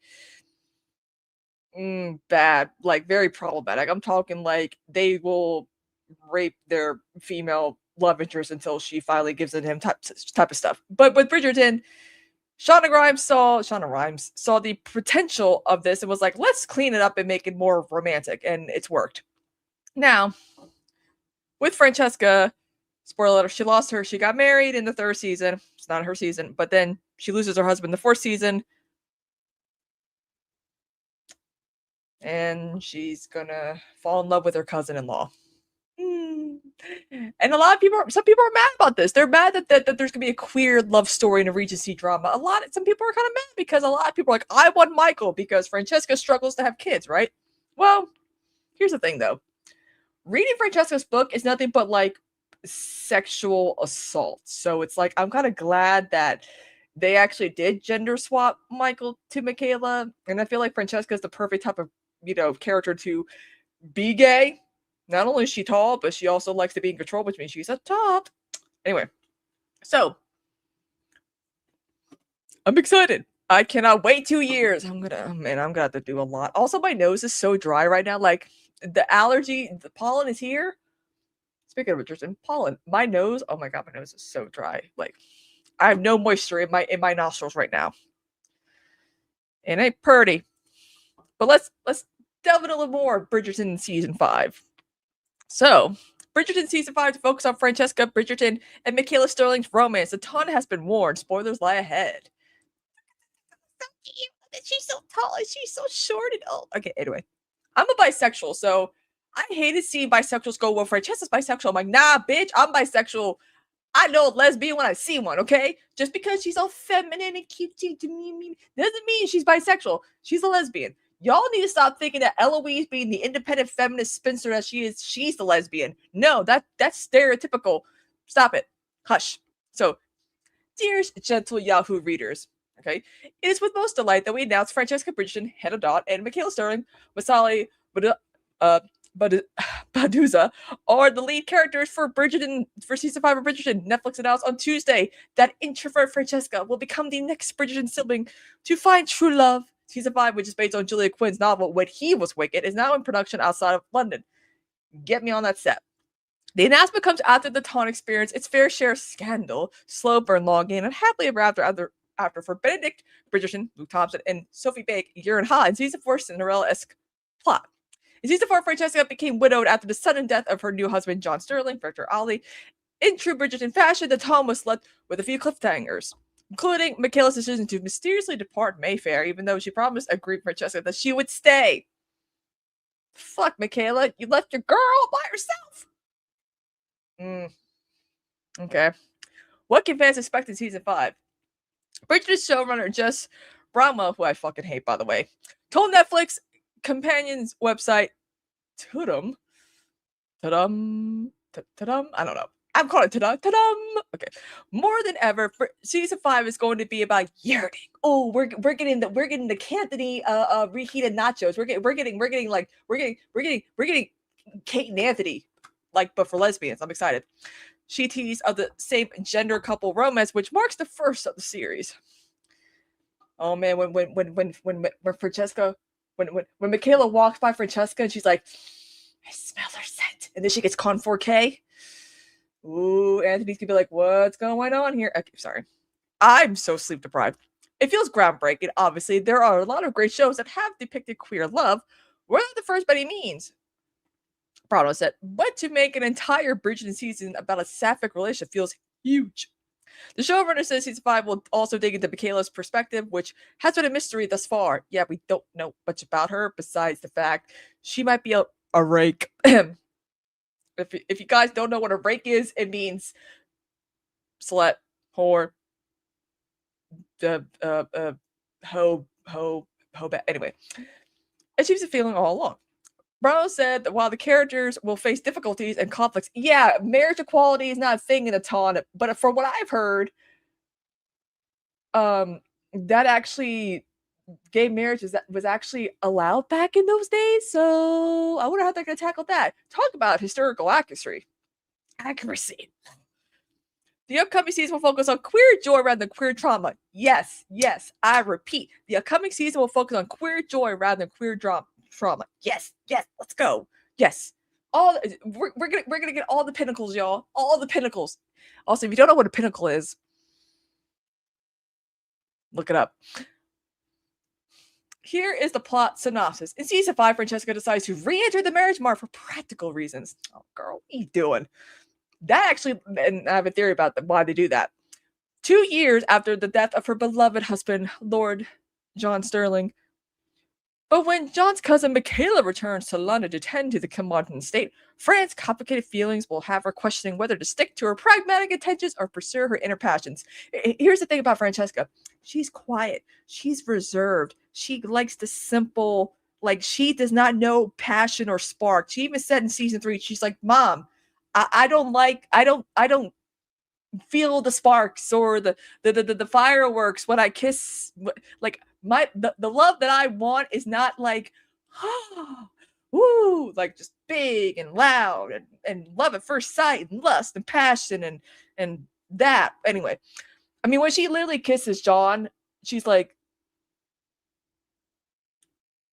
okay. Anyway, she didn't even know what a pinnacle was, guys. I mean, this is anyway. So like, she's finally gonna be able to receive and give pleasure. Okay, so Ronald also hinted that Francesca's brother Benedict, a queer man, will be a great potential ally for Scissor heading to season 5. But also we gotta get Anthony because that man knows yearning and can sense someone yearning from like a mile away. The period drama is known for its classical music covers of modern songs, and Ronald teased that the plays for season 5 will feature queer artists as the musical backdrop for a budding romance between Francesca and Michaela. Good luck, babe. Chaperone. I'm here for it. Is there a teaser trailer? Yes, we already watched it. I'm excited. Oh, I can't wait. Oh, I can't wait. I am so excited for this. I'm so excited because I'm a huge Hannah Dodd fan. Like, when I found out that she replaced Ruby Stokes. Is that her name? The original Francesca who had like you didn't even you would blink and you would miss Francesca in the first 2 seasons until she like debuts in Society and she's recast with Hannah Dodd, who I love. If you're a big fan of like the Flowers in the Attic Lifetime movies, you recognize her as a younger Corinne Foxworth before the kids. Yeah, so I'm very, and also she's done a few other projects I'm familiar with. So I found out that she was gonna be the Francesca replacement. I was very happy. Now there are some people who are mad that Eloise is not getting her season yet because we've known Eloise to be strong, independent, not doesn't like the idea of marriage. She wants to be a spinster. She wants to be on the shelf, is what they call it back. You know, when you're on the shelf and you're not on the marriage market, like seeking a suitor, seeking a husband.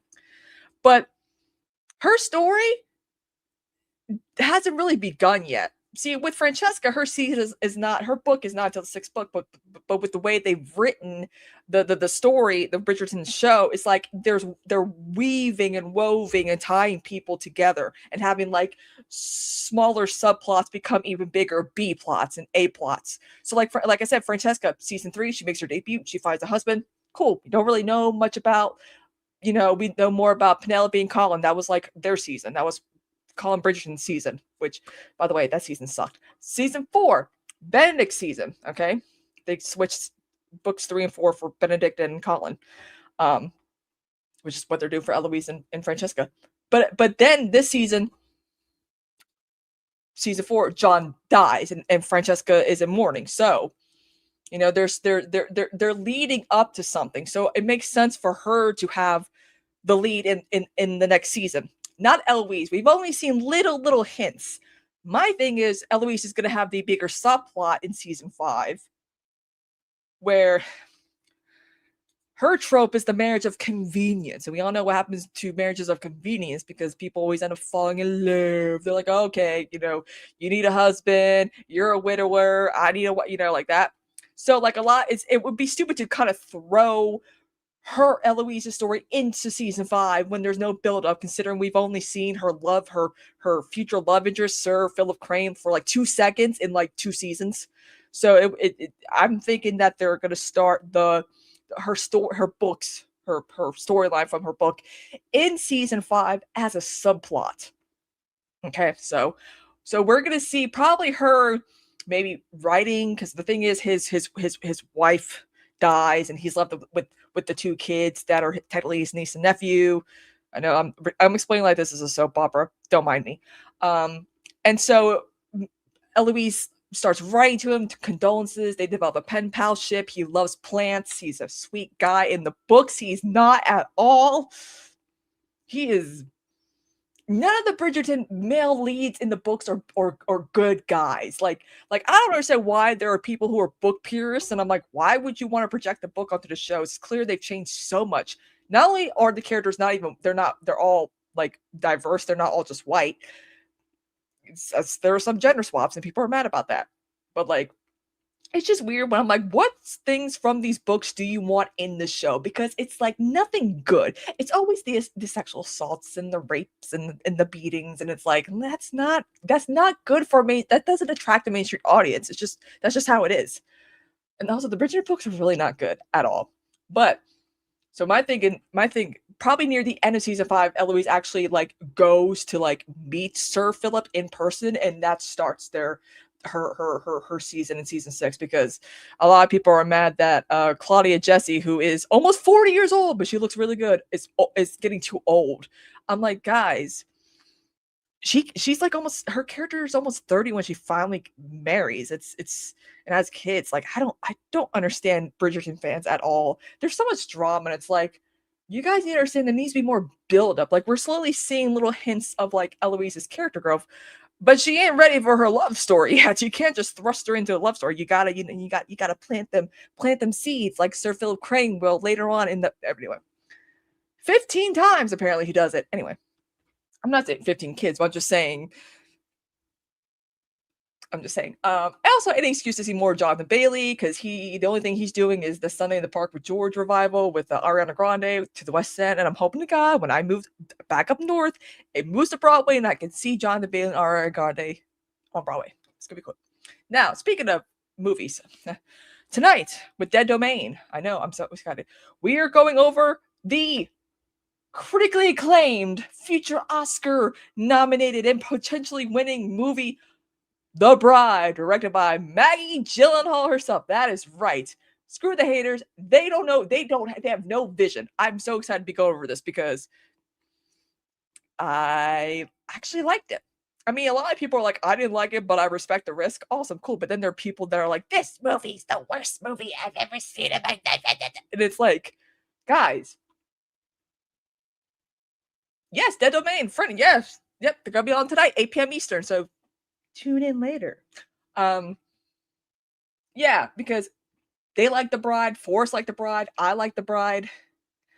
You know, we it's just kind of weird how like it's giving Jennifer's Body. It's giving a film like almost like a very risk-taking, female-centered film, and it's like, oh, it's not getting good like reviews or people. It's gonna be remembered later on as like, oh, we were too harsh on that movie. It's actually really good.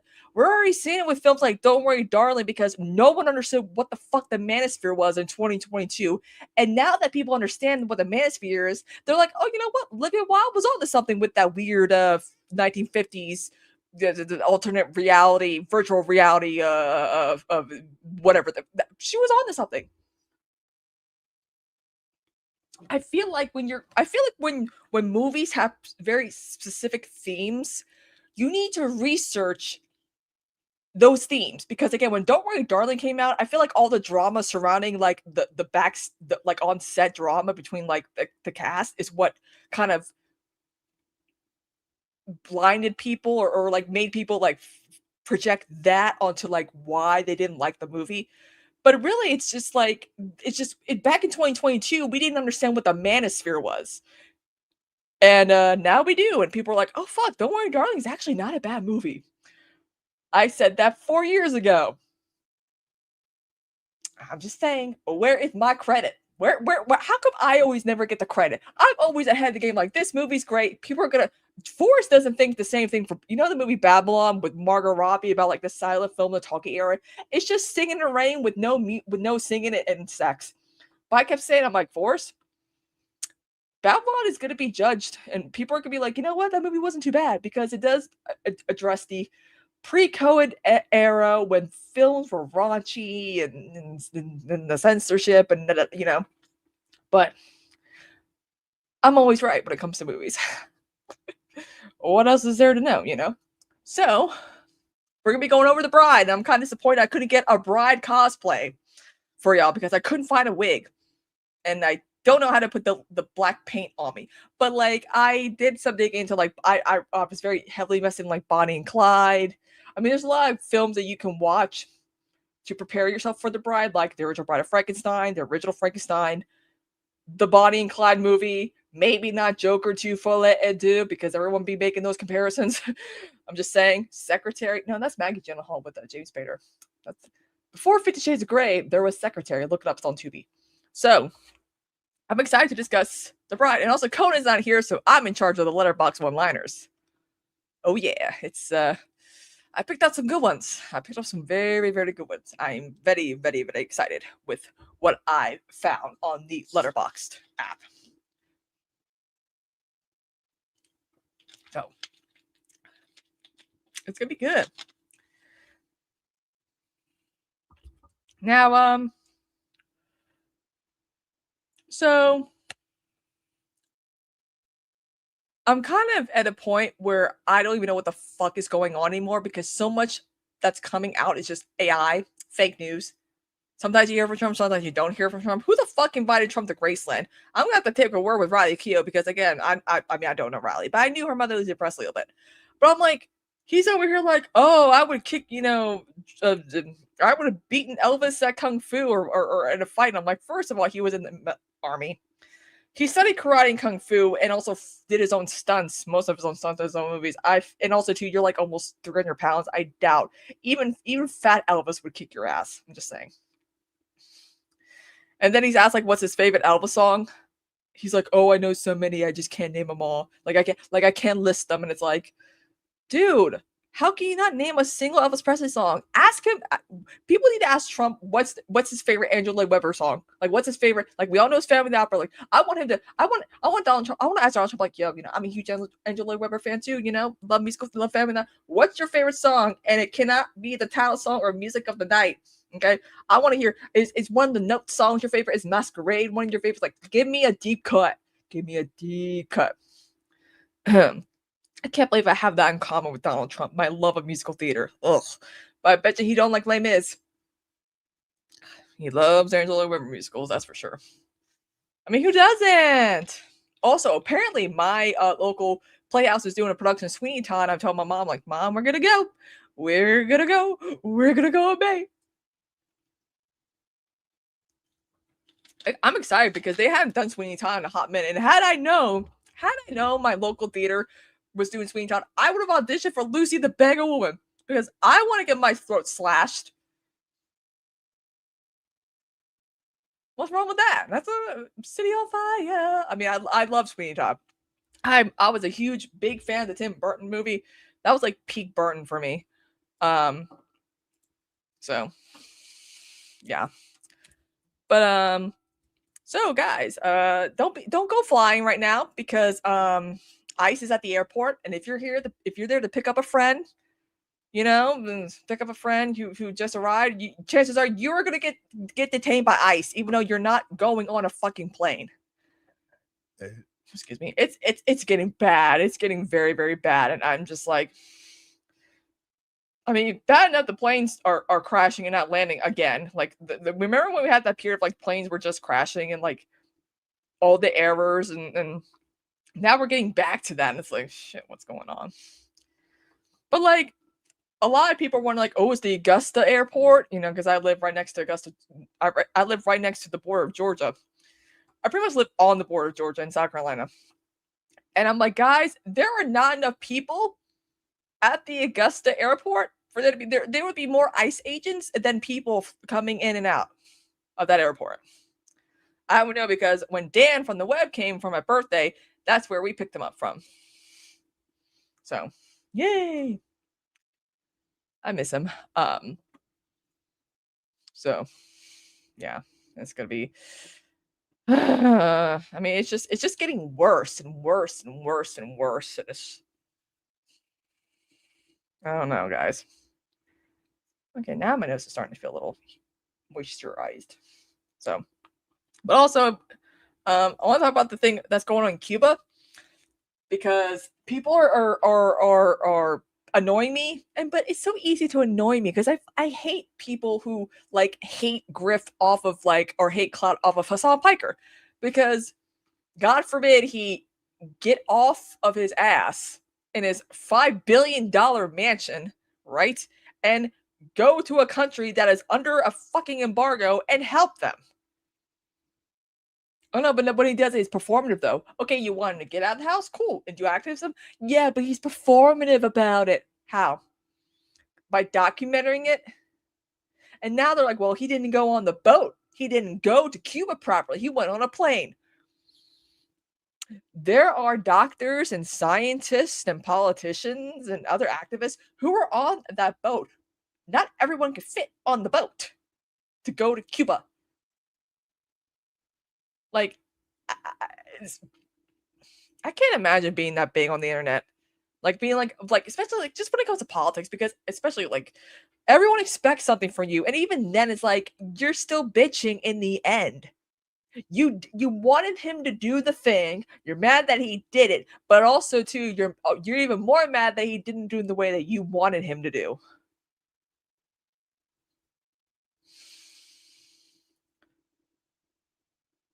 Brian Kilmeade, am I right? Like it's so crazy. Like he's not the only one that's there. Like I don't know if you guys noticed, but like a lot of people shit on Castro, but I'm like, Castro is not the reason why Cuba is the way it is. Batista. People always forget, a lot of conservatives who are like, I'm friends, Batista. I'm like, Batista is the reason why you people fled to Miami. Like, a lot of people don't understand that they blame Castro, but Castro had nothing to do with that. It was fucking Batista. Like, it's every time they mention like their like a Destiny type, like, oh, my great grandparents owned like a sugarcane plantation farm or whatever the hell, and I'm like, okay, when? Like Batista, and I'm like, so not Castro, because I wish I could show this, but when Castro became, the leader of Cuba, he was interviewed on the Ed Sullivan show, and he's Ed Sullivan's interviewing Castro's like, I can't wait to, work with the U.S. and, we strengthen relations between Cuba and the United States. We're going to have a beautiful friendship. We're going to do beautiful, wonderful things. And Ed Sullivan's like, congratulations. You're going to do so well with Cuba. And then Kennedy happened technically. And then that, Cuban Missile Crisis happened and all Bay of Pigs and blah, blah, blah. Like, it's interesting when people, think that Castro is the reason why Cuba is the way it is. Listen, Cuba has a vaccine for like $1 for like lung cancer. But because of the embargo, we can't have that. They've also managed to find something that can actually treat Alzheimer's and like reverse the process. We can't have that though because of the embargo. Also, it's not. Do you really think that the US is going to keep those treatments for $1? You really think that they're going to keep that price that affordable? Nah. Mm-mm. They can keep their medically advanced treatments for $1, and we'll just keep regressing and use AI. So,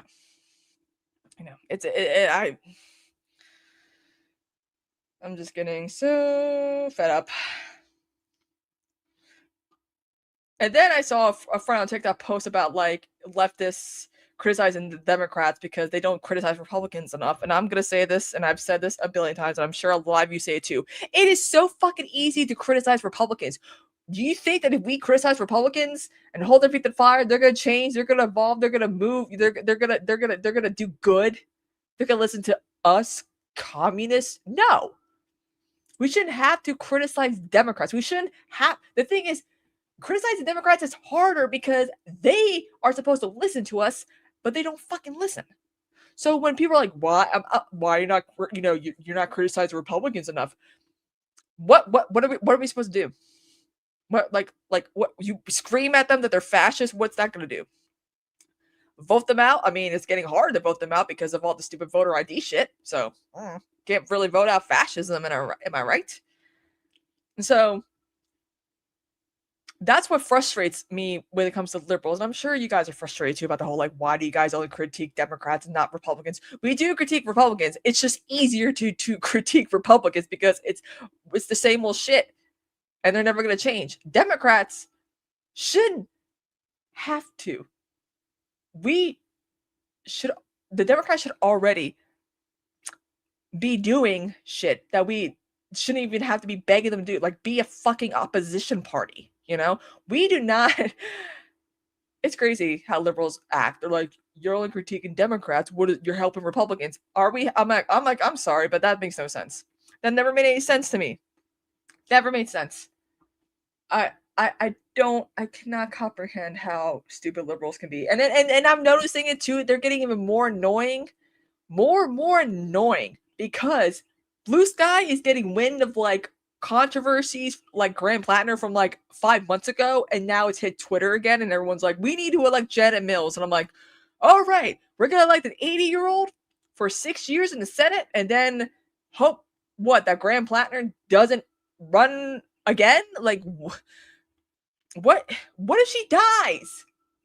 It's not like a Jim Clyburn or Bernie Sanders situation where they've been in this for like 500 years. Janet Mills wants to become a freshman senator after being governor. Like, that's the difference. She's trying to start a new chapter in her life that could kill her. At least with Clyburn, Sanders, and Grassley, they've been doing this shit forever in the same position forever. That's why a lot of us are like, hey, they're running for re-election again, But it's just funny because it's like they try to compare him to like John Fetterman. I'm like, no, John Fetterman memed his way into the Senate. And there's already Democrats who are like, we are going to oust this guy. Because what does he do? Vote in favor of Mark Wayne Mullen. Vote in favor of funding ICE. Vote in favor of whatever fucking Trump shit policy that he should be voting against.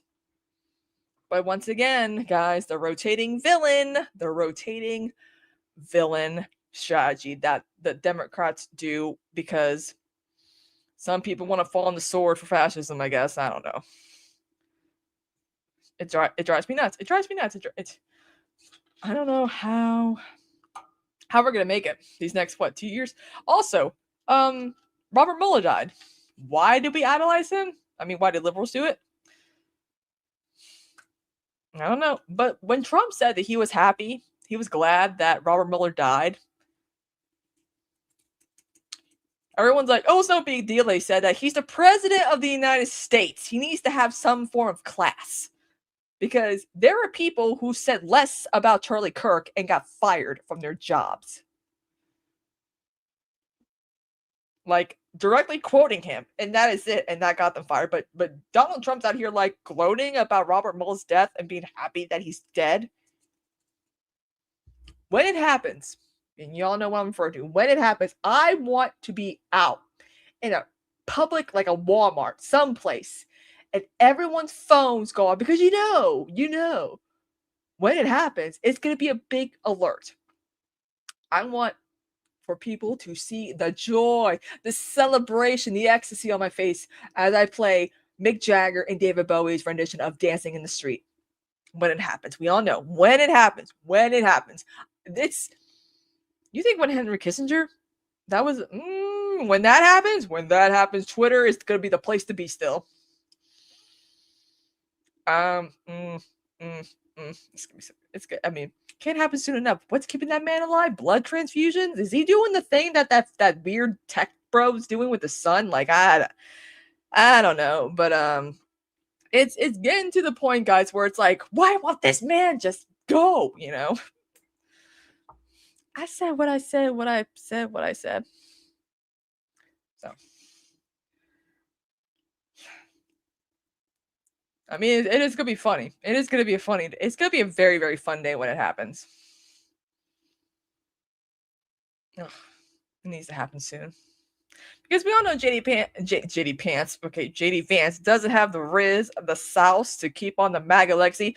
Why do you think so many Republicans are jumping ship? Like there are so many. I think I've counted like over 30 Republicans in the House that are not seeking re-election because they know that when Trump dies, so does MAGA. And they don't want to be there if Democrats have the balls to be like, we're gonna fuck you guys up now. Okay. You did 10 years plus worth of damage to this country, but knowing the Democrats, they're not gonna do anything because, I mean, for God's sakes, people blame the left for Kamala losing when Merrick Garland could have charged the man who incited insurrection.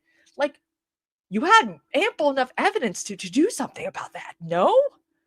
Like, I just don't understand. I'm like, guys, Trump should not have been able to run for president in the first place because he should have been in fucking prison for inciting insurrection. But no, it's the third party voters or it's the fault of people in Dearborn, Michigan for why Trump won. And we've done the math. It's not true. All those abstained or third party voters all could have voted for Kamala. She still would have lost. Just still remember, guys, if you're a Democrat, you don't have to worry about campaigning in California or New York or Texas. Campaign in Ohio and Iowa. Campaign in a swing state like Pennsylvania. You literally only need 3 states to win, and they're all swing states. You literally can have surrogates campaigning on your behalf in other states that don't really matter. Like, it kind of sucks that we do this, that we still do this because electoral college is a thing. You know, it's like, oh, your vote matters. Not really. Some bumfuck hick in Pennsylvania, their vote matters more than mine. And I live in South Carolina.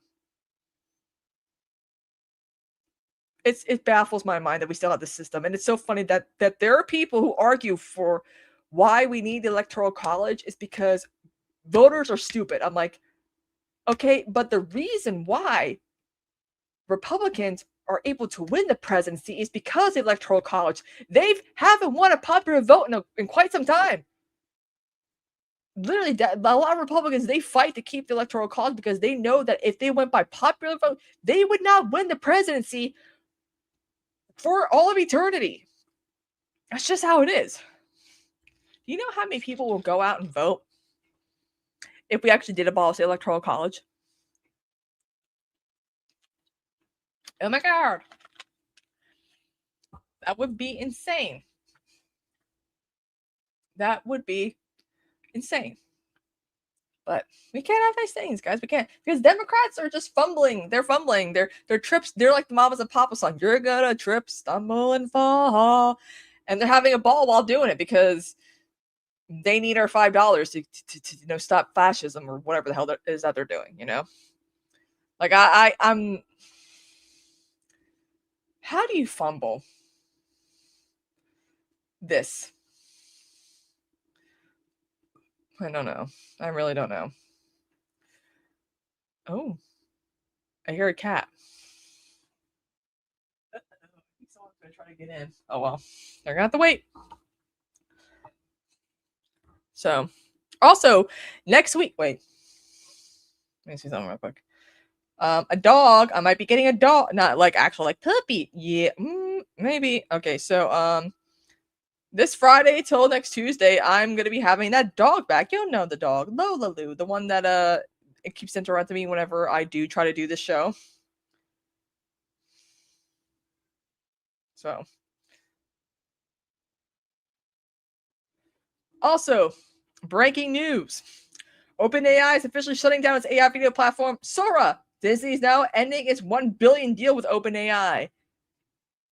Do you guys hear that? Do you know what the sound? Do you know what that's the sound of? That's the sound of the AI bubble popping, baby. Let's go. It's about time. We've been for like almost a year now. We've been hearing the AI bubble's about to pop. The AI bubble's about. It's about that. It's about. It might be finally popping now, because the Sora is I mean, if that's like, I mean, OpenAI, which is like what the number one like AI company, their video AI thing is going down to doo-doo. Well, that means something, right? It's hard to keep up with everything. So, anyway. Oh, my hair looks so good. It actually looks kind of curly. What I'm going to talk about, my hair is naturally curly. Anyway. So, man, I'm tired. Can't wait to go to bed tonight.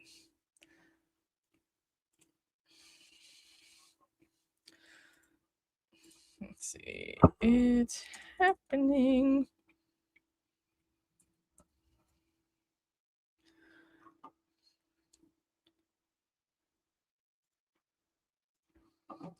So, also, it looks like tomorrow, yeah, it's gonna be fun having Dead Domain out talk about The Bride, a future cult classic. I know a cult classic when I see it,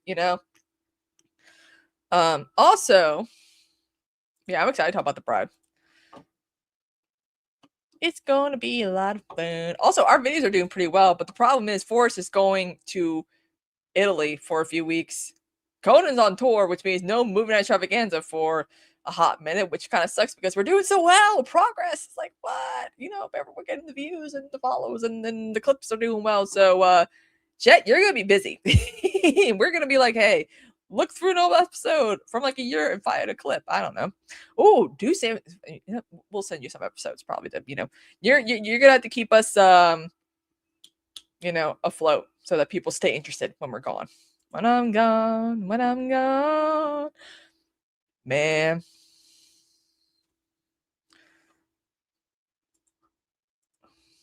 I'm sorry, I just cannot believe we're getting lesbians in Bridgerton season 5. I'm so happy.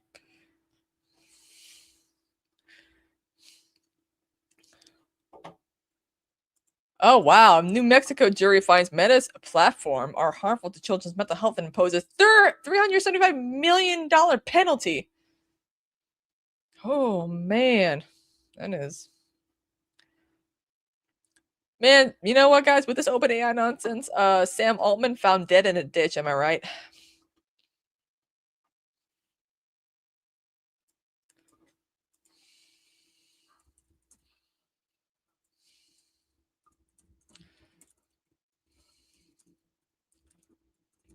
Sorry, I'm going to tweet this banger while it's still hot.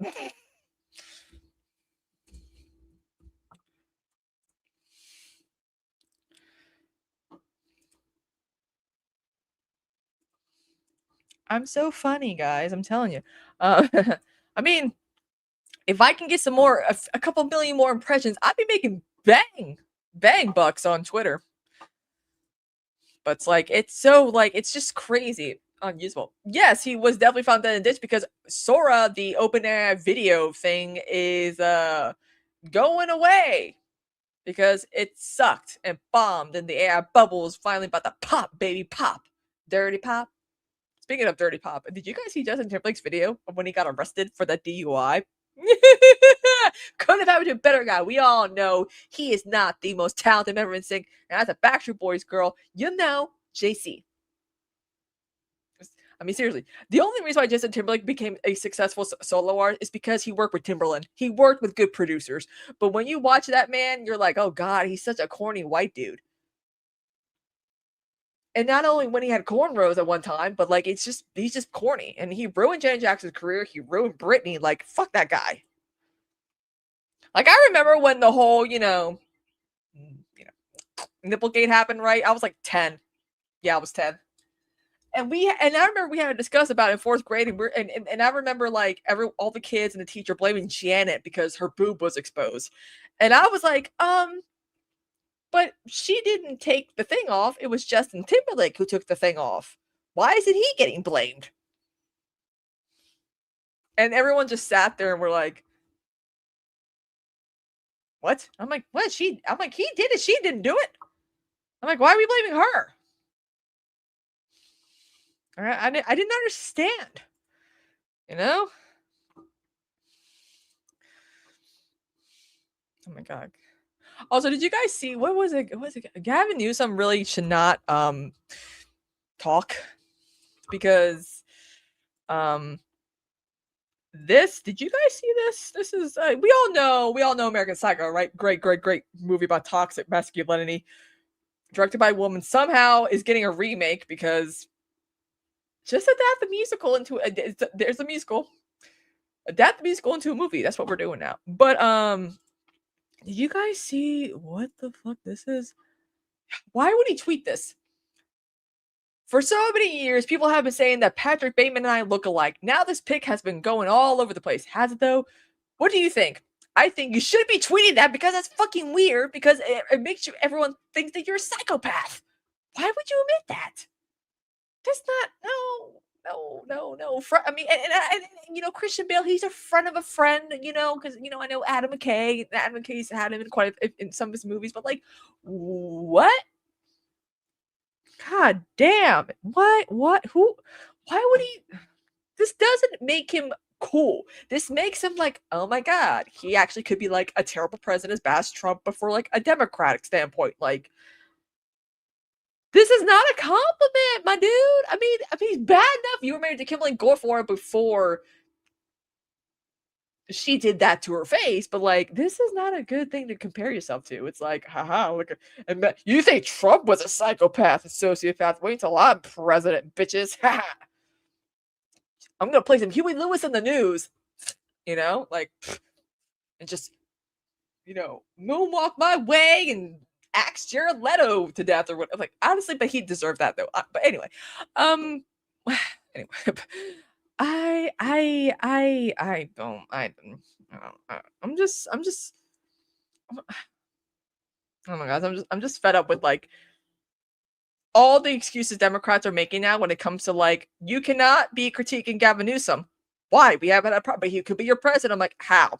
We don't know any of this. And no one has cast a vote yet in the midterm. You want Democrats to do well in the midterms, right? Stop talking about candidates for 2028 or 2030, whatever. Yeah, 20. Also, someone said, why haven't Democrats come up with a project 2029 yet? But Democrats have. They have come up with they've drafted their own projects 2029. But the problem is that the guy who wrote Project 2029 is in the Epstein files, and his name is Larry Summers.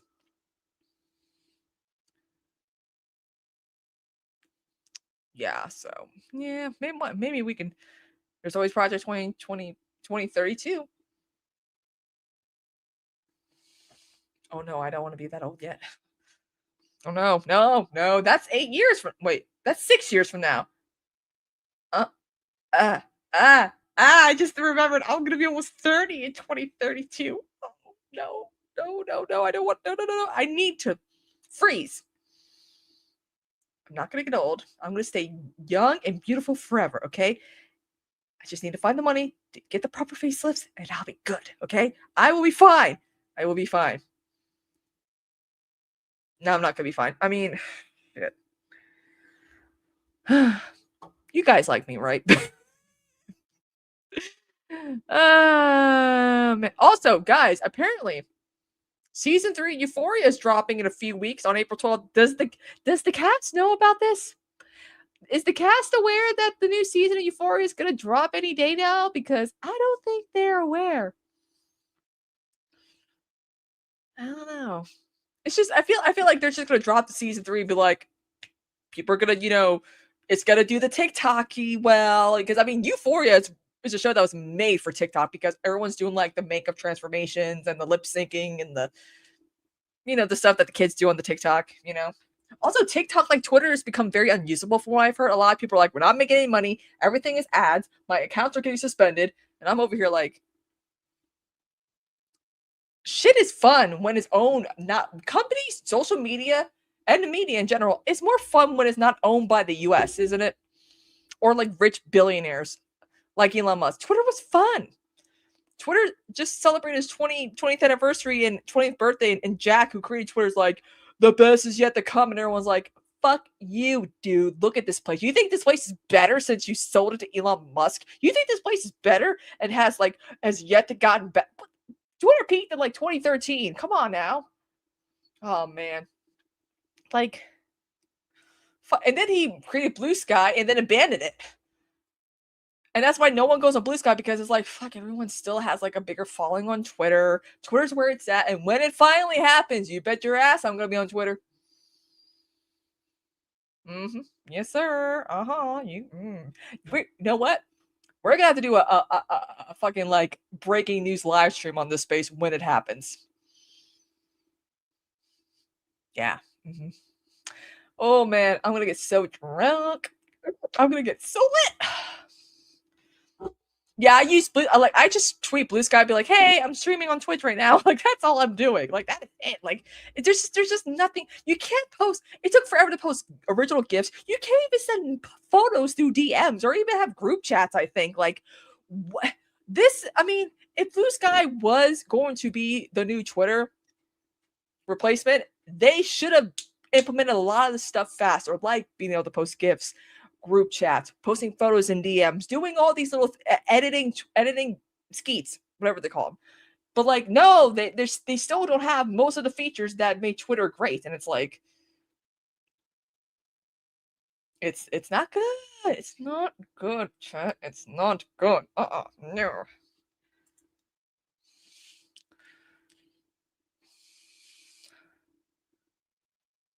Jesus Christ, Vince Vaughn, shut up. Also, tomorrow the Harry Potter trailer teaser is happening, and I, for one, am not. I was never into Harry Potter. Y'all know this, but I was in the group that liked the mangas and the novels and all, and was big into Harry Potter. But I like Twilight because I like vampires. But I know you could. I could do a trivia night of Harry Potter lore, and I would know everything because of my friends' knowledge. You know how some people just like. You guys know this. I know a lot about. But like, do you ever have like a skill where it's like you don't even like the skill, you're just naturally good at it? Well, I'm naturally good at Harry Potter trivia.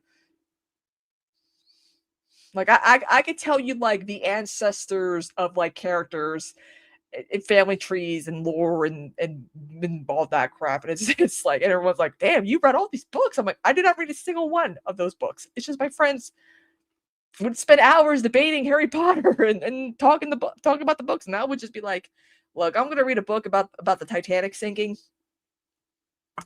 The Bell Witch, the cryptology, the Jersey Devil, my homeboy, like that was me. I was into that stuff, and reading Little Women, because who doesn't love Little Women? So, and also reading like celebrity biographies. Like I was very much into that. I like my nonfiction because I'm weird like that. I like true stories. I just do. I like real true stories. There's a cat behind me somewhere. So a lot. So again, and I and the thing that I'm mad about, and I fucking hate saying this, but I'm mad that the Harry Potter cast is diverse. I know what, because fucking idiots are yelling and harassing the cast members. Listen, Hermione is not white in the book. She's not described as being white. She's actually described as like having a little melanin on her. Professor Snape, no one can hold a candle to Alan Rickman, but he's being played by a man of color and he's getting harassed. And it's like, here's the point. Here's the thing I do not like. When you are going to DEI or wokeify something, whatever, it is your job as a studio, a streaming service, or whatever the fuck to defend your cast members against harassment, because this is what the cast of Bridgerton have been dealing with for years. Because again, in the books, everyone's white. There is no Queen Charlotte ain't black. There's no people of color in the taunt. Nothing. But to make it different, make it a little spicier, they're like, hey, Queen Charlotte might have had a bit of African blood in her. We're gonna make her black. We're gonna have South Asians, Eastern Asians, African Americans, and Egyptian, like diverse. It has taken 5 seasons for them for Netflix to be like, you do not harass the actress who's playing Michaela. She's a woman of color. She's playing a queer woman of color. Do not harass her. Meanwhile, the guy Reggie who played the Duke was harassed to the point where he's like, I'm not returning to this show again because no one had my back. Simone Ashley, she's getting up there. She had to deal with racism, and the only person who would defend her would be Jonathan Bailey, who played her, her love interest. Even like, it's so crazy. Like, why even watch the show? But this is what happens when you have book purists who project the books, which are fucking horrible and not good, onto the show. Like, but now it took them to be like, okay, we're doing a queer story. We're doing a full-blown queer, sapphic, lesbian, scissoring, 15 pinnacles per episode type of story. We're gonna have to protect the cast, the leads in this time, because they're 2 young women. And there's one thing we know about young women on the internet, especially when it comes to celebrities, they always have to deal with smear campaigns and harassment, like Chapel Roan. I did not fall for that nonsense. No, sir. Listen, I mean, seriously, like, we all know Chapel Roan. It's like she's very, she's not afraid to speak her mind and defend herself.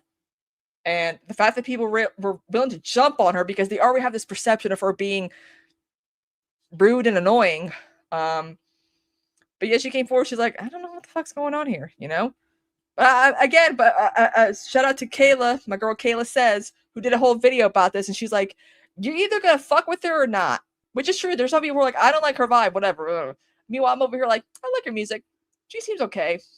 But like, she has been nice to her fans. Like, I don't know, like, this perception of like she's so mean to her fans. She does like to talk to them.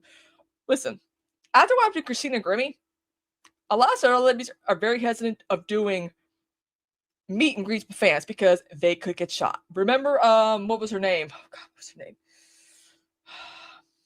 She starred, I forgot what her name was. Oh God, but she starred in a show from the 80s. Her stalker found her address, came to her house, and like stabbed her multiple times. She was an actress from the late 80s. She was just starting.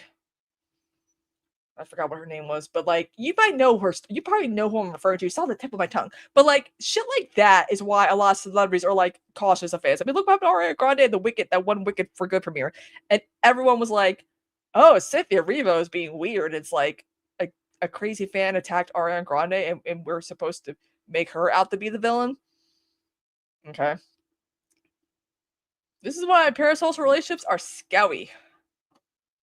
They can be. They can be, but I mean, the celebrities don't owe us anything. Like, they don't owe. I mean, this is what I mean. Again, a lot of social media is now handled by like handlers now. Like, there are some people. Like, if I were to, like, for instance, like if I were to blow up, like on, like, become famous, like an actress, my entire Instagram would have to be deleted, and then I would have to make like a Kristina Oaks professional actress account where it's like photo shoots and, you know, promoting my like the trailers of the work I'm in, and that's it. Like, you can't be like overexposing yourself on the internet these days because people are fucking crazy. It's just a fact. It's just a fact. It sucks because remember fan mail, remember fan conventions? You don't even do that anymore. So, oh wait, her name, I think her name was Rebecca Schaefer. That actress's name. Let me go real quick before I have to go. I think that was her name.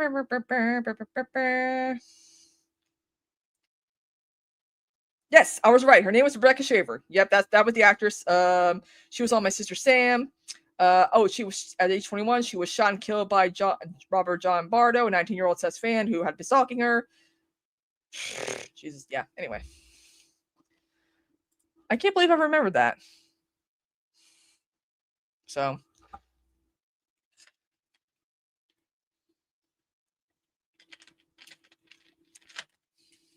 anyway, I haven't eaten yet. I gotta eat some din din soon. So anyway, guys, I think that's it for now. Tune in. Alex is gonna be keeping y'all company, and then at 8 o'clock, I'm gonna be back here for Movie Night Extravaganza to discuss The Bride. That's right, The Bride, future cult classic. Sorry, Maggie Gyllenhaal. I fucking love her. I love Maggie Gyllenhaal because she's actually aging and she's actually a really good actress. I recommend Sherry Baby and Secretary. If you haven't watched those movies of hers that she stars in, Secretary is basically 50 Shades of Grey, but better. Before 50 Shades of Grey. And the guy's actually name is Grey. Okay. So, anyway, going over The Bride tonight at 8 p.m. Eastern with Dead Domain. So you all better tune in because it's going to be our last movie night extravaganza for a while. Okay? I'm going to miss you guys. Wait, I'm still going to be here. Anyway, I'll see you guys later. Bye-bye.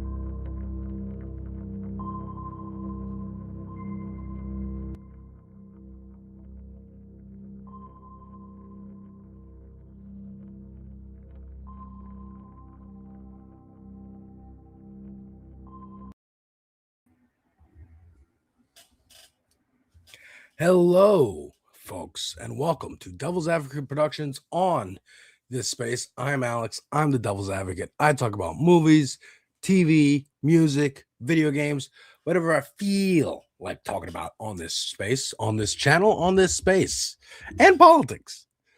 I only say the and politics part on this space.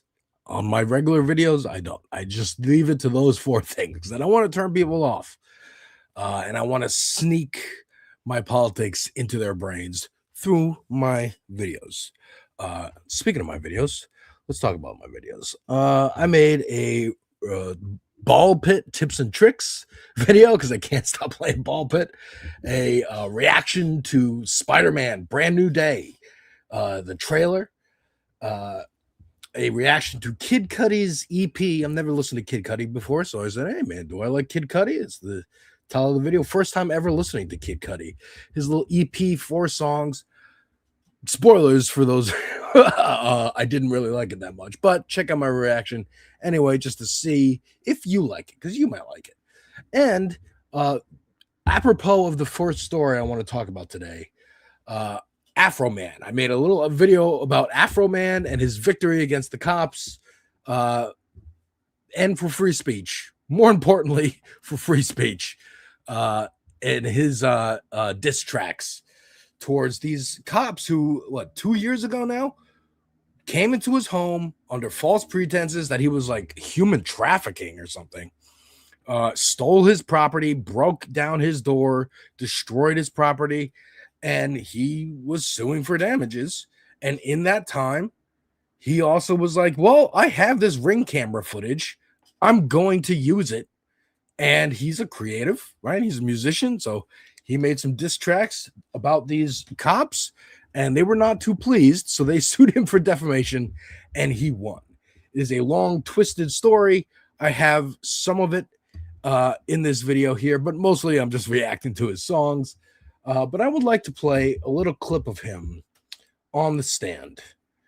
And I don't know if I played this for y'all. I might have played it on stream, on my own stream, which I will definitely be streaming on Thursday. Because I just finished downloading Crimson Desert and I can't wait to jump in. But Afro Man on the stand, being questioned by the cop's lawyer. And here it is.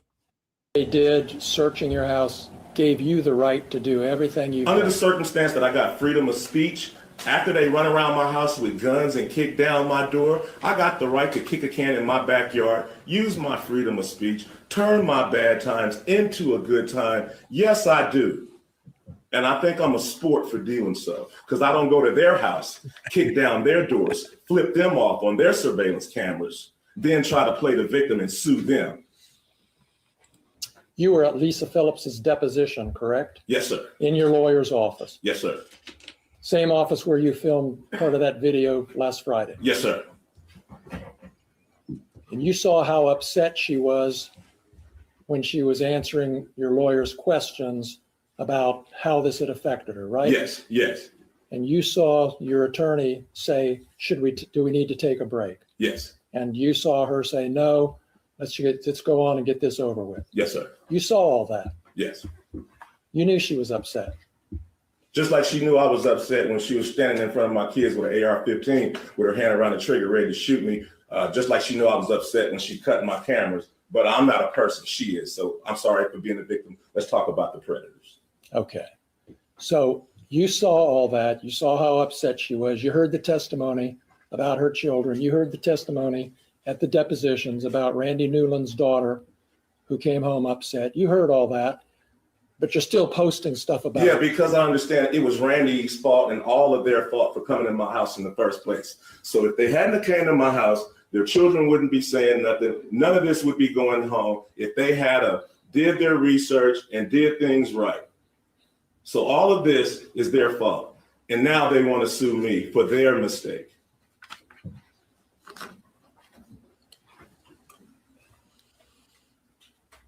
Is there anything that could change your mind about what you're doing to these deputies? Is there anything that can change my mind about the fact that they shouldn't have been at my house in the first place? Is there anything that can change my mind about how my money shouldn't have been touched in the first place? No. That's all the questions I have. Thank you. You're welcome. You're welcome. I love that you're welcome at the end. Now, this is a big case, a high profile case, because it's Afro Man, right?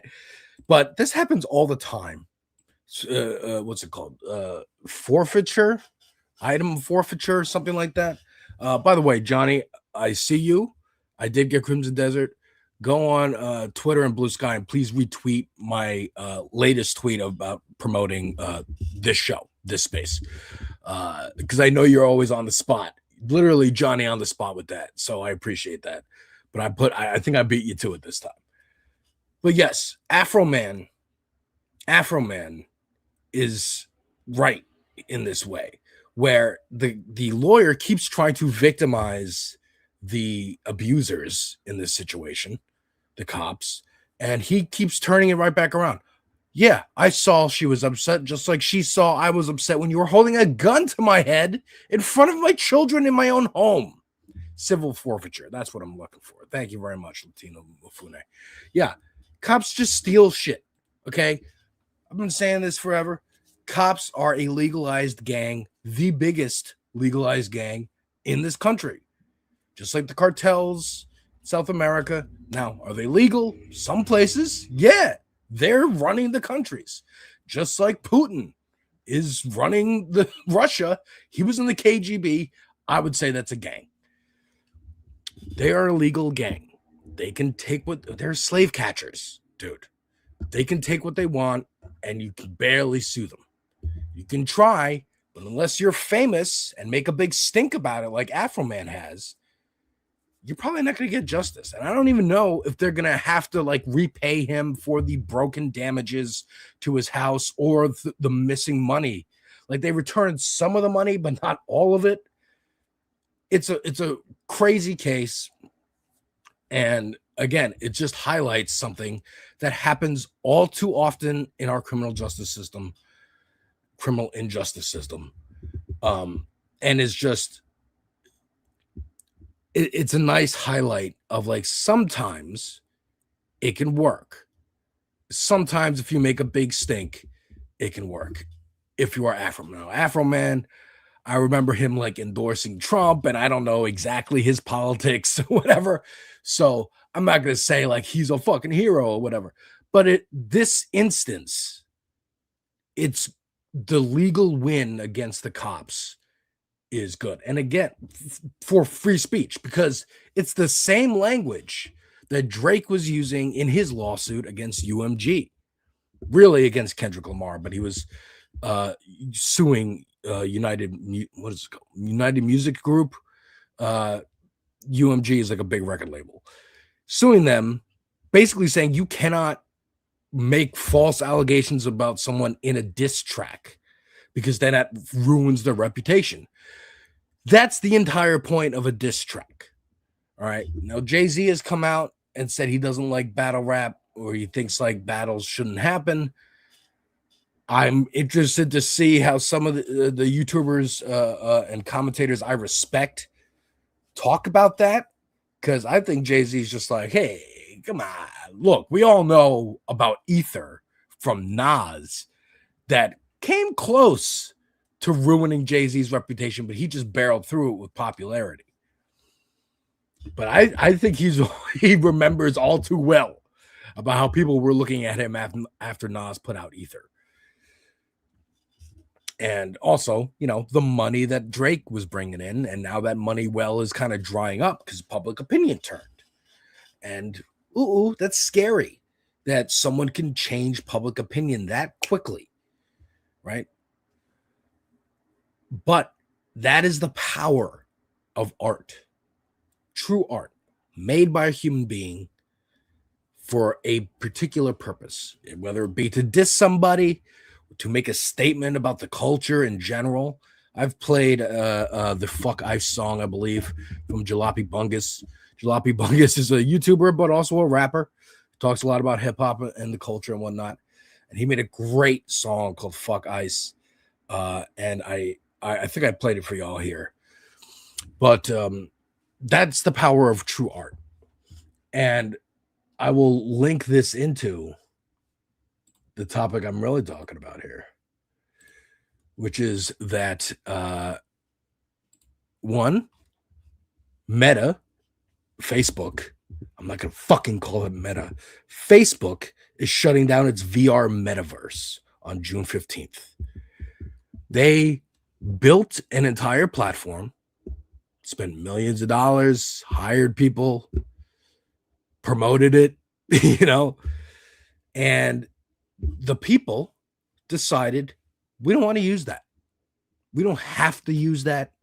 We're going to choose not to use that. And as many ads as they can buy, as many companies as they can buy, they cannot force people to like them. We know Elon's been trying it, Zuckerberg, all these fucks.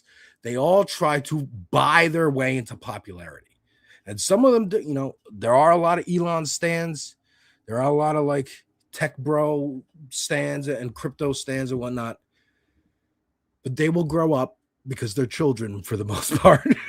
And they're like, oh, that's cool. You got a Lamborghini. You got a whole video game world that we can walk around in. But also, they're kids. So they're all, well, I already have Roblox, dude. I already have Minecraft. I already have Fortnite. Why the fuck when I join this isn't even a game. This hasn't even been marketed as a game. It's being marketed for like corporations to have business meetings in like at the Eiffel Tower or the fucking I don't know what that church is called, the Notre Dame Church. You can have business meetings in Notre Dame Church and have your employees, don't give them vacation. They can just have their VR goggles and go to Hawaii or Ibiza or whatever the fuck. People chose not to use it, so it's shutting down. Just like his glasses, if people choose not to use those, they'll have to stop fucking production. Now, are there enough pervs and creeps and weirdos and spies and whatever who want to use those weird Ray-Ban glasses with the little camera in them? I remember seeing those being sold in like spy shops in the early 2000s, late 90s. Like, it's a gimmick, it's a toy. But now you can make very high quality cameras that can go in glasses, and people are using them for everything you'd expect them to be used for. Hell, I saw a story today about someone using it on the stand at court to like cheat, like getting the answers on their glasses or some shit. Now, there's some breaking news that's related to this. I brought this up last week. In related news today, the Wall Street Journal and The Information confirming that OpenAI is killing Sora. That's their generative AI video platform where you could just make videos of anybody and anything doing whatever you want because, you know, that's how much morals they have. Both the app and access to its video generating model for developers. That's a huge move that suggests things are a bit desperate. Now, somebody under here asks, what does this mean for that multi-billion-dollar Disney deal? And Ed says, that's a great question. I have some breaking news. Disney announced that they are canceling the deal.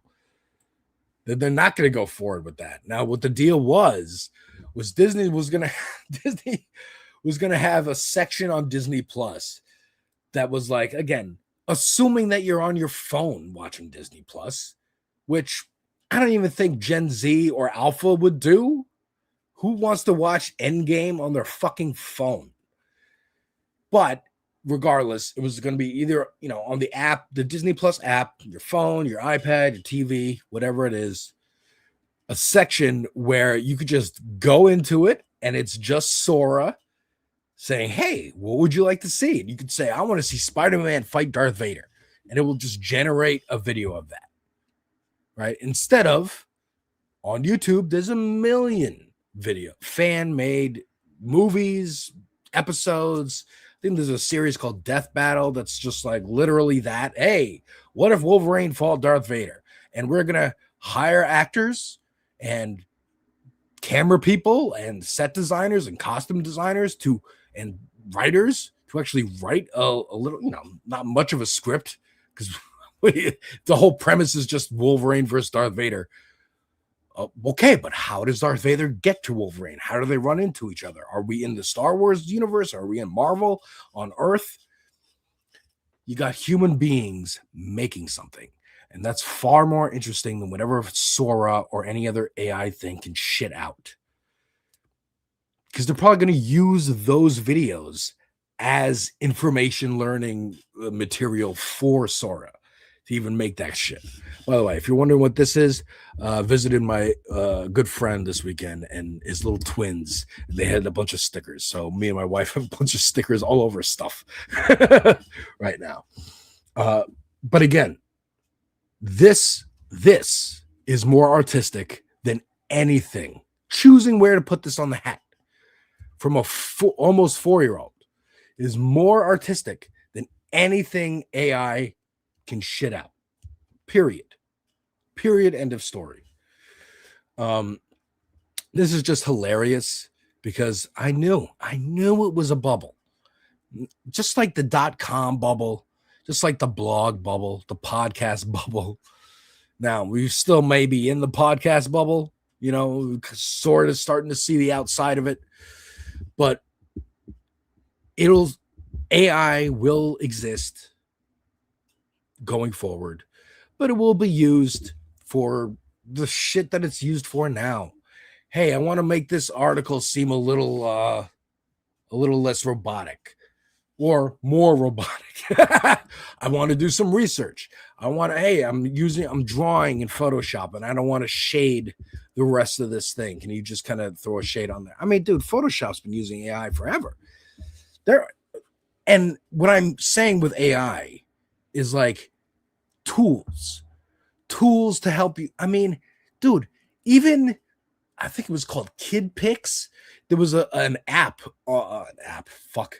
application, a program on old Macintosh computers that on Windows computers, it was like Microsoft Paint. I would use that all the time because I love drawing and I love making art and stuff. And I went to a friend's house and he had a Mac and he had their version, which was Kid Pix. And in Kid Pix, there's all these different kinds of brushes. There's an airbrush even. And there's one that I remember where you draw a line and it would like have drips coming off of it. And each of those drips, that's AI. That's it predicting, okay, you're drawing this much of a line. How many drips based on how fast you're moving the cursor? Those little things, that's what AI is going to be used for. This newer, advanced version of AI will be used for newer, more advanced versions of that same thing. How many drips do I have drawing this thing? Or if you use an airbrush and it just, like this is the brush size and the airbrush kind of just fills in random pixels. How many random pixels at a time do you want filled in? How much thickness and opacity do you want going for? That's what it's used for. Latino Mufuna says, most likely the AI bubble will be worse than its predecessors. At least with the internet bubble, we had an internet that can actually do things people claimed it could do. I feel you on that. But with like websites, Mr. Rune came back. With websites, like, yeah, there's a ton of websites. And then it kind of got whittled down to the ones that people actually use.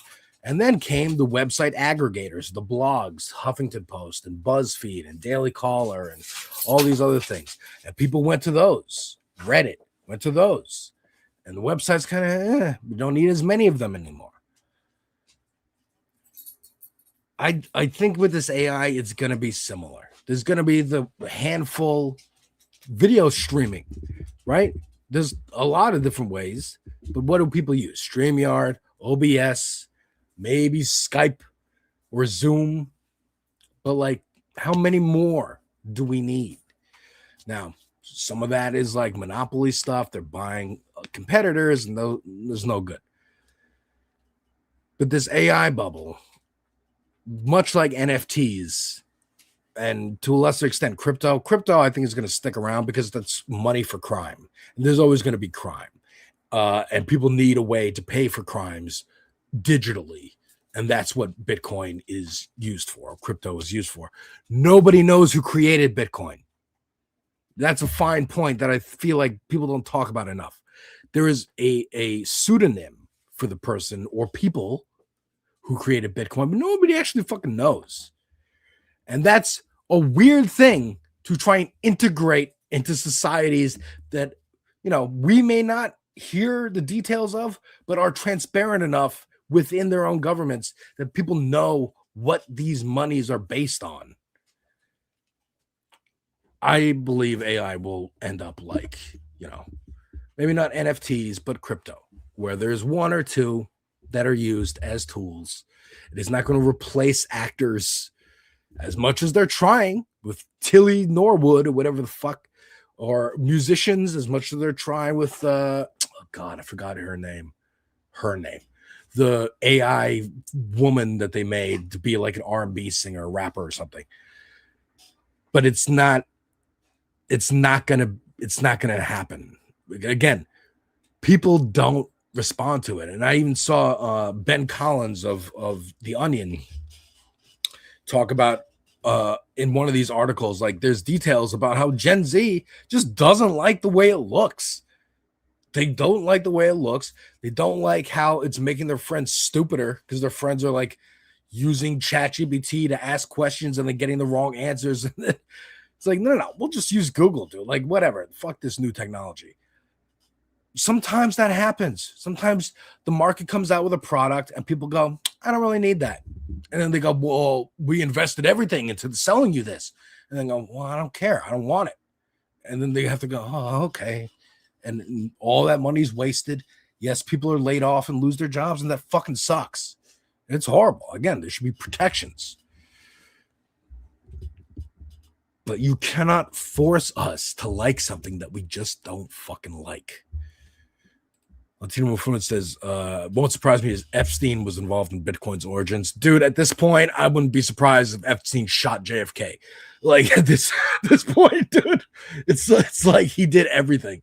Created fucking, like, Gamergate, like, incited that, him and Steve Bannon. Like, it's crazy. Crazy shit. So, yeah, I want to talk a little bit about the Democratic Party and the relationship to a foreign government, namely Israel.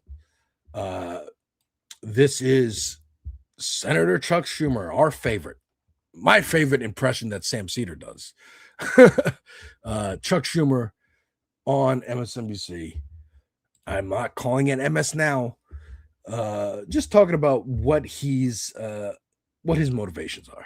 When you look at the Democrats' approval ratings, they're pretty much the same as the president's. How do you account for that? You're the Democrats' majority leader. People are upset in general, but I think the people are understanding, as you've seen in almost every by-election that we've had over the last year, that Democrats are fighting for people on costs, the high cost of healthcare, the high cost of daycare, the high cost of electricity, the high cost of meat when you go to the grocery store. We're doing that. And so we are fighting them, and people get that, and that's why they're preferring us. The bottom line is, I just have to get back to finish what happens here. So this Musk algorithm kicks you off the rolls. They don't tell you till you show up at the polling place half the time. When you look, So he's talking about the Democratic Party's popularity. And he says the people see us fighting. And I will say, I agree with him. The people do see Democrats fighting. They see Kat Abou-Gazala fighting to clothe people while she's running for office. There's Mr. Poon. They see Graham Plattner fighting to stop a war before he's even in the Senate. They see AOC and Bernie going on these oligarchy tours, fighting for people's rights to be able to make a living wage in the richest country on earth. They do see Democrats fighting. Sometimes, when the media is kind enough to show it, when the corporate overlords at these places either don't notice that, what was it, Chris Hayes or Ari Melber or Ali Velshi is actually highlighting some of these people, or when it just breaks through, because sometimes it breaks through. Sometimes, you know, people often say Twitter is not real life, and I agree. It's not. It's not. Real life informs Twitter. Twitter is a commenting section. It's a comment section online. That's all it is. Real life informs what people are commenting on, right? It can't sustain by itself. It has to be, you know, even arguments like, the other day it was like Asmongold and Hassan Piker debate. It's like, no, they didn't debate. There was just a clip of Asmongold saying some Nazi shit. Hassan had retweeted it saying, you're a Nazi, fucking loser. And then the algorithm was like, oh, well, this is a big thing that's happening on the platform. This is a section now. This is trending now. But that's something real. That's Hassan deciding to tweet. If he didn't do that, that trending topic doesn't exist. It all relies on what happens in the real world. In the real world, there are fighters. Hopefully I'm going to be talking to one in a couple minutes. But Chuck Schumer, you ain't fighting. You ain't fighting. Again, speaking of his son, here's an article in, what is this, the Wall Street Journal, written by Third Way, which is like what, the Clinton kind of, hey, we can all be corporatists. It's cool. saying we're all for a big tent, but the Democratic Party needs to draw a line in the sand. Hassan Piker and his fellow Jew haters belong on the other side. I don't hate Jews. I am Jewish. Like, what are you talking about? Yeah, so again, the Democratic, the establishment, the corporatists are begging people running not to try and get his endorsement. Is it weird that a random streamer and his endorsement is actually kind of maybe more motivating for a lot of voters than, I don't know, Chuck Schumer's endorsement or Hakeem Jeffries' endorsement or some bullshit like that? Absolutely. But that's the world we're in right now. It's topsy-turvy, okay? People who play video games and talk at the cameras on the internet have more political sway than elected officials. But here we are, so we got to use what we got. And Hassan is doing what he can. All these articles coming out, oh, this guy went to Cuba and he was wearing like $1,000 shirt or whatever. They have to report on the real life thing that happened, that a flotilla went to Cuba with aid. They can try and pick it apart as much as they can. They can try and make the story about him. They can try and make the story about Greta Thunberg, right, who kind of started this shit. They can try to make the story about the individuals. But we're rugged collectivists here. We know that the story is about the blockades, these sanctions on these countries, Cuba, Gaza, wherever. Here's our favorite bald-headed 1988 version of Chuck Schumer, Jonathan Greenblatt, saying the ADL is now spying on people. The Anti-Defamation League. They are supposed to fight against bigotry. But in the last 2 years, they've made a big old heel turn. Now we're fighting for bigotry. Now, I'm probably ignorant, and they were probably fighting for that this whole time. But I will let him speak. Within these pillars, protect, advocate, educate, we are innovating. We are trying new ways to have an impact in the fight against anti-Semitism. So let's talk about what that looks like.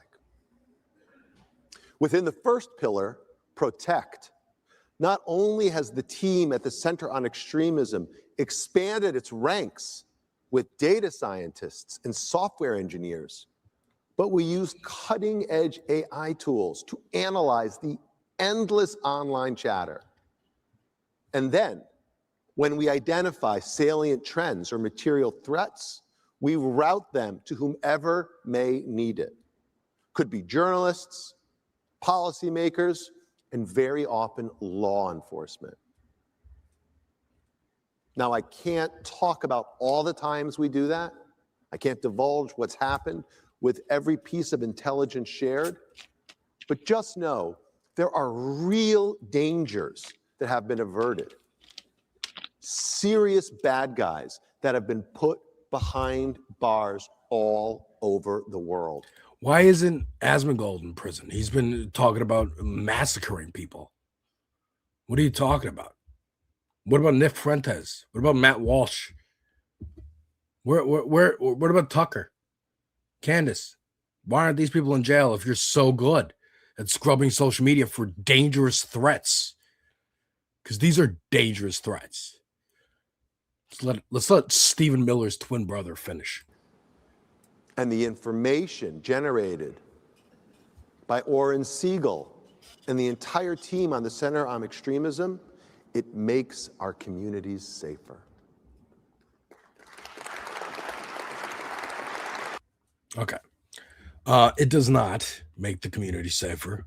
The ADL has actively been hurting the community, along with AIPAC, along with Israel, has been actively hurting the Jewish community across the world by tying Judaism and the Jewish people to this genocidal nation state and the government that controls it.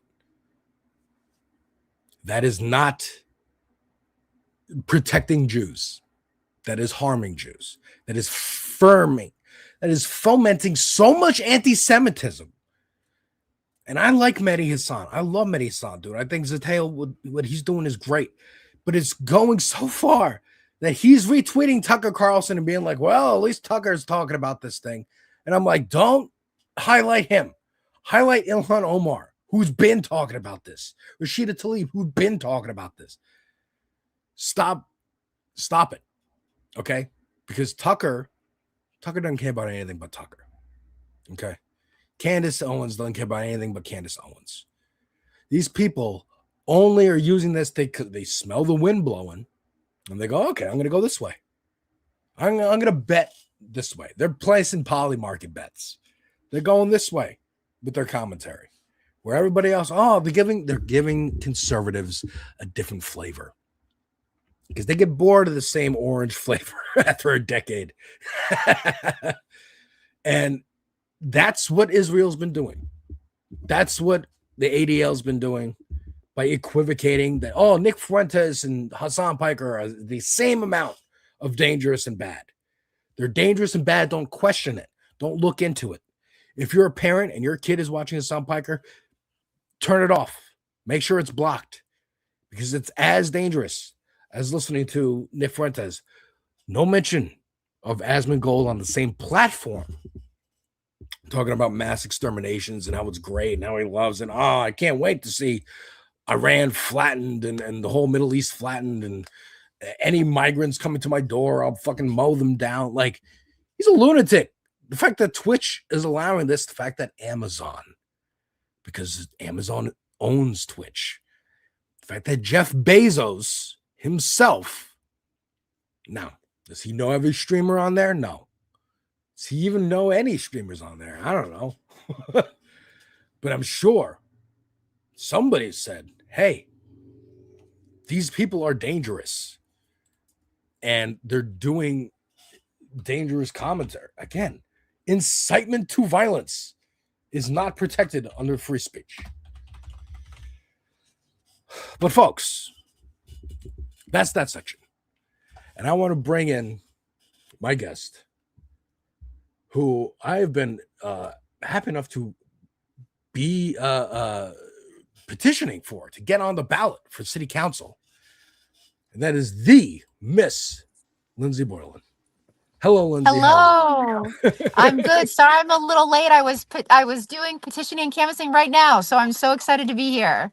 No worries. I wanted to bring you on to one, ask, this is my first time ever being involved with a political campaign at all on any level. And I've gone out to petition for you twice, and I plan to do it again. You're great, by the way. You're one of the best. I have to say that. You get some of the most signatures, so people love what you're doing. Thank you so much. But I wanted to just ask you a little bit about you cut out for a second. Alex, you cut out. Okay. Can you hear me now? I don't know what happened. Maybe jump out and jump back in. I can't hear you. You jump out and jump back in. Yeah. Sometimes that happens, folks. We're live. We're like Bill O'Reilly. Fuck it. We do it live. She'll pop back in. There you go. Okay. There we go. Can you hear me now? Yes, I can hear you just fine. Okay. So I want you to tell the people a little bit why you're running for city council. I think people know who you are. And what your motivation is for running for city council. Sure. So I worked very hard in this last mayoral election, like so many folks did, to see Zoran get elected. And he was given a huge mandate to focus on affordability, focus on the huge and rising cost of housing, cost of living, the extreme struggle it is to just get by in New York. And I felt every day as I was talking about freeze the rent, fast and free buses, childcare for all.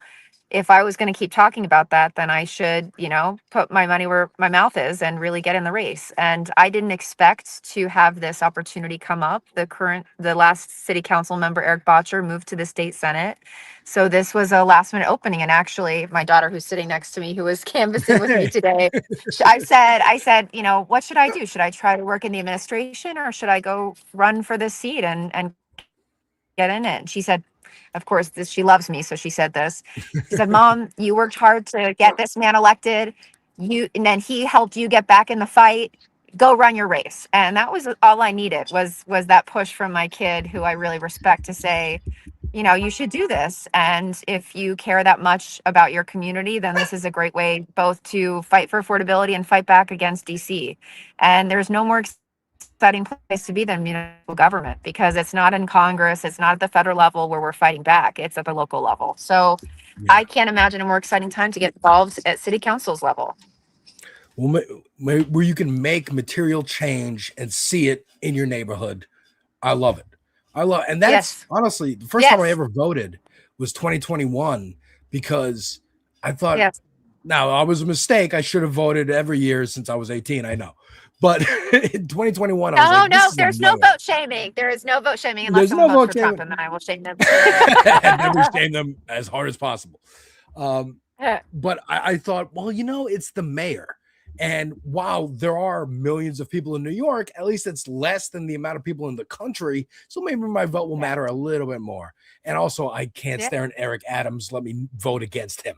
At least there'll be one more number against him. And I've been voting ever since. So I wanted to actually bring you a hard question. A tough question. Because my wife and I are kind of nervous about some of the proposals that we've been seeing pop up. And we are big Zoran fans, got our parents to vote for him and everything. But some of the things like congestion pricing and like this, NYC officials are considering charging for the city's roughly 3 million free on the street parking spaces as they search for ways to close a major budget deficit. First Deputy Mayor Dean said the idea could generate significant revenue. And then the other picture is a picture of like the planned some lanes that avenues and streets that are going to be like completely closed down to traffic. And now I know a lot of this, especially congestion pricing, was supposed to target the wealthy, right? Because the idea was they're the ones driving the most. If they're coming in and out of Manhattan, they should be charged a little fee. But there's also working poor, which we are, where my wife has to drive out to Long Island to go to work and come back. So now she's getting charged to come back home. And if this goes through, she's going to be charged to just park on the street like we've been doing for as long as cars have been available. Well, and I think, the idea behind congestion pricing was twofold, to, as we know, to bring down some of the unnecessary traffic in the city and to raise revenue for the subway system. And it does appear from the data I've seen that subway ridership is way up, and this has decreased congestion in the city. So if you're driving in the city, your experience of that is much better. But there are a lot of people who are saying, listen, I'm not opposed to this, but I can't afford it. Or I have even one building where if they even just move their car, they get photographed because of where their building is located, and then they have to go back and apply. I'm talking about a building I was just at, actually, to get the reimbursed, because they shouldn't be charged for literally just being in the quarter, like a few blocks where they live. I think that there are a lot of kinks to work out with congestion pricing.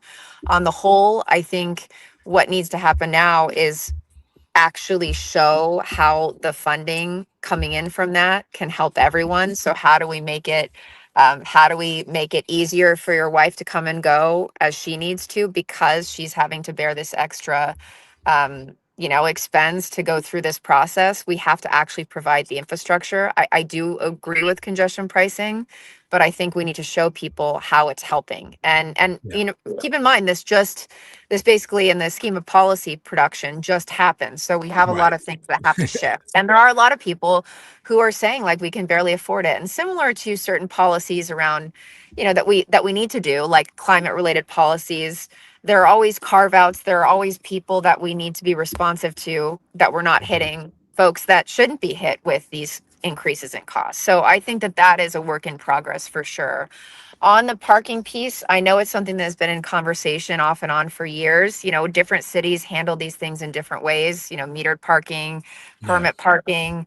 And I think it's an idea that is interesting. I think they need to think about where it goes. So it's not just hitting residential folks hardest in areas, particularly where we have a lot of affordable housing. Like, how are we going to implement this as it moves forward to generate revenue, particularly with folks that are coming in for tourism, for other purposes, and not hit the very same folks that we're trying to actually create more affordability for. So I think, I mean, the mayor was elected literally to deal with affordability. So I think he's going to be responsive on these issues.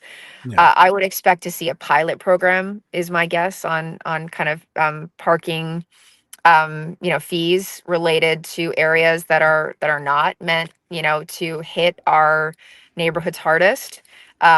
You may or may not know, or folks may or may not know, that Zoran, when he was in the state assembly, was the one who was really integral in getting the bus pilot project in terms of moving that forward. And it's always an implementation process to see if it's helping people that we're trying to help the most and not harming people at the same time. And I think this will have to work very much the same way. Okay. Something else that's happening now, right, I think, is that right now they're, without being able to tax the rich, which we need to do. I went to Albany for that. I think we've discussed it. We just need to be able to do it.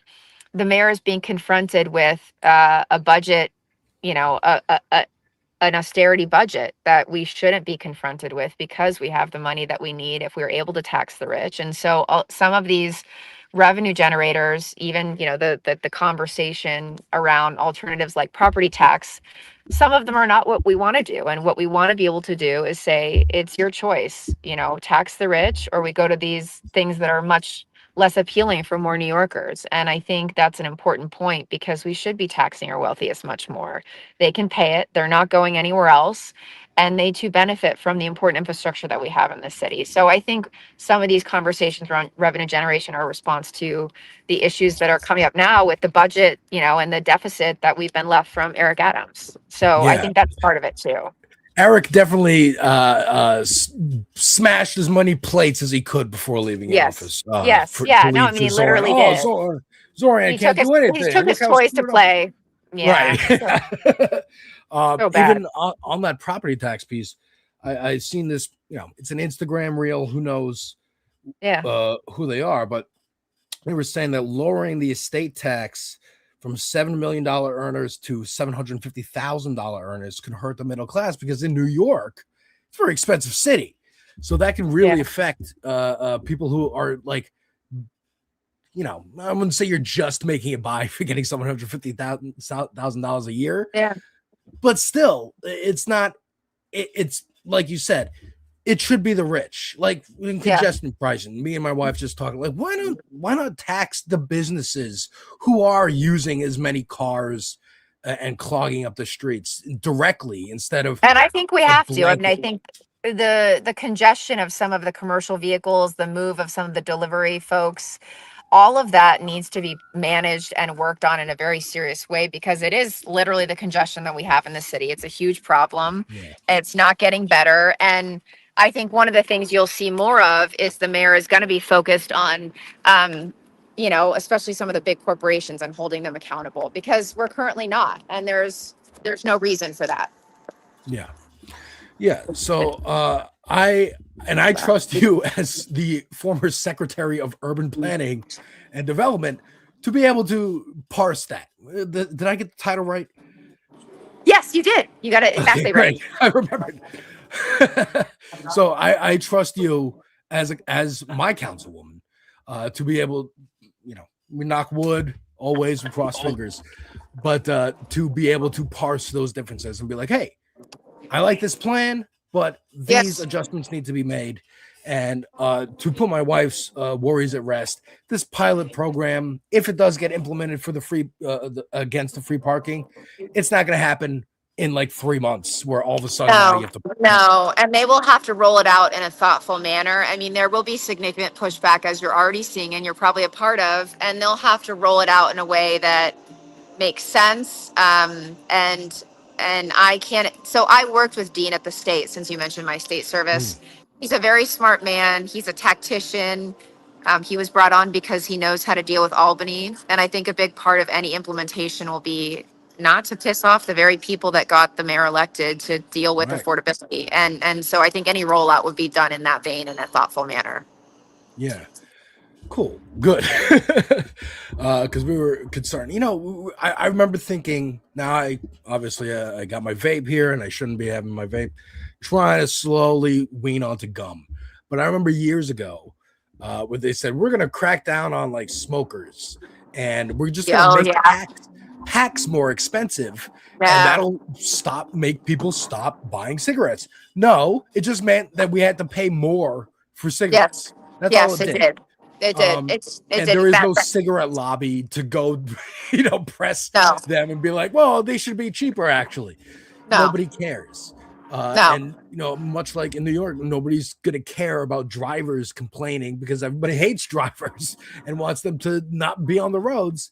Well, I am hearing this a lot. So just so you know, I am hearing this concern a lot. So as much as you think everyone hates drivers, no one wants, a lot of New Yorkers want to feel like they can get out and feel some, mobility. And that is oftentimes connected to their cars. So you're not the only one saying it. And I am very aware that I think the mayor and his team know that too. And so as they move forward in exploring this, I have no doubt it will be done in a thoughtful manner.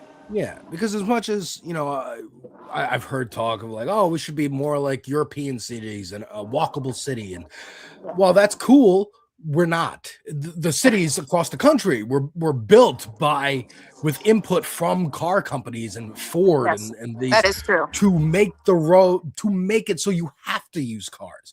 If we had trolleys and trams and stuff, I think that's a great idea.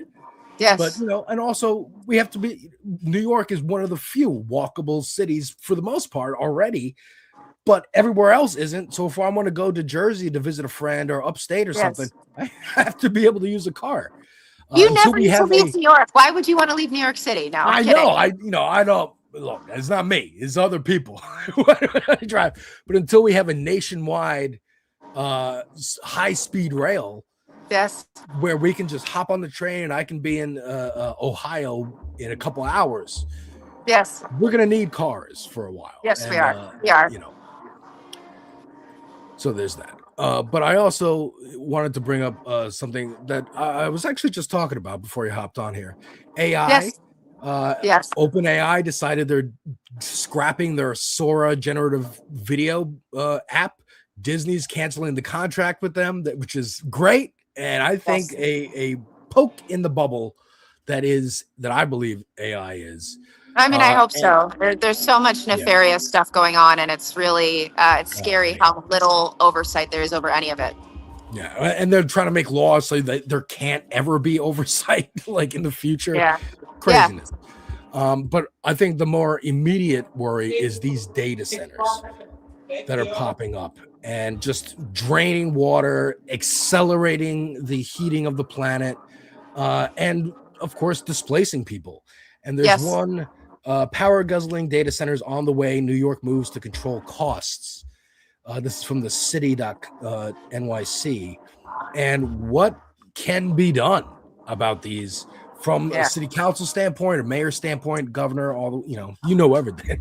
I mean, I think we need to, for too long, a lot of the economic incentives have been short-sighted, thinking about how can we get a few more dollars for areas that have been disinvested in, with data centers, with the like, but it's not baking into the cost, the real hidden costs of all of these things. And we're seeing all over the country the environmental costs, the community costs, and I think we need to have a real concerted response to that. I think really at the state level here, because it will most affect more rural areas, but we need to be a good partner at the city level too and say, just filling our rural areas in the state with data centers is not the way. And it impacts all of us in terms of energy costs, in terms of environmental costs, community costs, and so that will be huge. And it's one of our fights. Because we here in the city technically, I guess, benefit from these if we see AI as a benefit, because the data center, the nasty, just like power plants, the power plant, we could build that out in the sticks and move these people out of their homes or poison their water or whatever, but we'll get all the power, so who really cares? But again, we are, like you said, we are one state. New York borders Canada. I forget that all the time. Yes. We're a big state, and those people matter, and we have to care about our entire community, not just here in the city. And I think that's pushing And back. our budget ultimately, so many tax the rich flows through Albany. So many of the things, education has an implication in what gets done in Albany. Our environmental policies are led by Albany.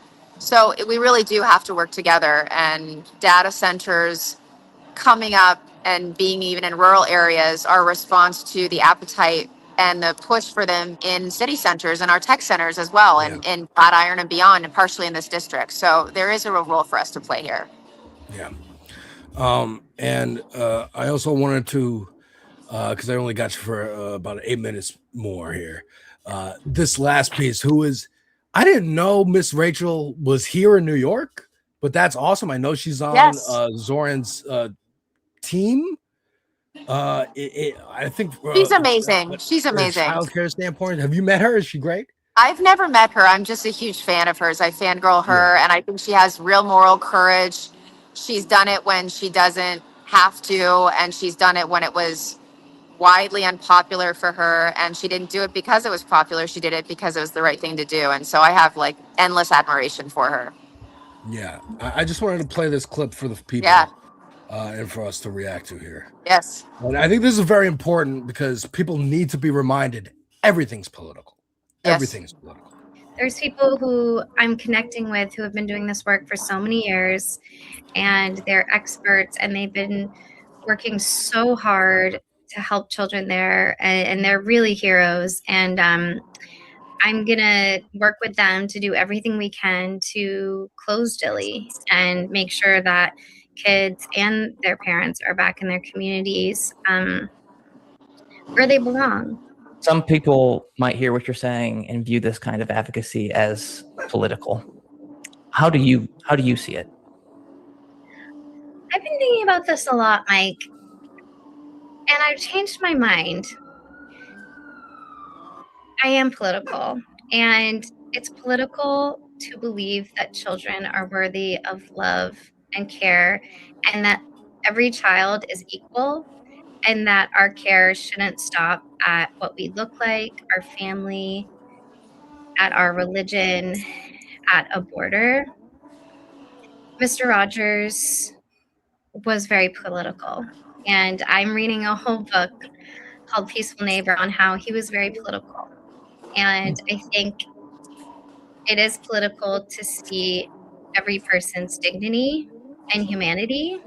And so if you're political, you should be proud, and it's good to be political, and we need everyone to be political. And I think a lot of people who don't think they're political are political. And being political is how things are going to change, and what's happening needs to change. I love that. I talk about it all the time. Every piece of art is political. I was even just saying, look, Miss Rachel is essentially a random person who decided to start a YouTube channel. And her YouTube channel got bigger and bigger and bigger. And now she has this big platform. And as much as these billionaires will try to buy platforms like CNN and TikTok and Twitter and whatever, and change what you see and change what you engage with, you cannot force us to like something that we just don't like. And you can't force us to not like something that we do like. Yes. So, I just think that was a great piece. When she's really been put through the ringer, and she knows where her values are, and I love that she's leaning into it. I love it. It's fantastic. More people need to speak out. I'm glad she's not just spoken out. Is being an activist is going. I'm trying to close a concentration camp in Texas. Yes, I'm in New York. Yes, I'm on the mayor's team, but I care about kids everywhere. I'm having people from Gaza. Like, what she's doing is she is the Mrs. Rogers or Miss Yes. She's She Miss is. Rachel. She's her She own is. person. But she's definitely like, look, I watched Pluto TV with my wife. We caught a Mr. Rogers episode. And I was like, oh, it's just so nice to see. Well, and there was a sincerity documentary and about honesty. him, and the documentary about him really shows that she is kind of like carrying on the legacy of not shying away from him. He testified in front of Congress about kids' needs. He was integral to Sesame Street. I mean, you know all this being in, you know, your field too. It's he was inherently political, and when we begin to say that that's a bad thing, we're going down a fascist path. And then that leads us here. Yes. Leads us here. When people think, you know, look, I love South Park, but they always were like, oh, protesting is lame. It's never going to change anything. Just the attitude of like the 90s, Nirvana and Daria and Beavis and Butthead, and like growing up, and even the 2000s, just like nothing matters. Nothing's going to change. You can't change anything, but Occupy happens. And then 10 years later, in that same square, Mayor Mamdani is inaugurated. Change happens whether you see it or not. Yes. It's about organizing, and that's what you're doing. And when is the election? I know it's on April 28th, but when is the April election? 28th. How people can get involved? April 28th, and the early voting, my daughter was just drawing on one, but the early voting starts April 18th. She's been drawing on one of them to entertain herself while we're on our Zoom. So April 18th, early voting starts, and you can actually mail in your ballot now. So as soon as people want to vote, they can. Awesome. And if people want to get involved with your campaign, people watching who are in New York want to get involved with your campaign, how do they do that? They go on to Lindsay, LINDSEYFORNYC.com, and they can sign up to volunteer, to donate. They can find out more about our policy positions, endorsements, and we would love all the help we can get. It's a fun. We're going to trivia night right now for the team, which I'm walking into. Fun. And I'm sad I can't come to trivia night. And we need some milled ice, is what my daughter wanted to say, which, you know, is another way of saying screw ice. And I know. I know. We take that flamethrower to ice. We will melt it. It will be we will. Pure she wanted water. to show that. She wrote milled ice, and then she also drew all over me, which is what a 12-year-old would do. That's awesome hair that she gave you. I love it. Lindsay, thank you so much. Thank you so much, Alex. And we'll come on again soon. Yes. Oh my God. Thank you so much.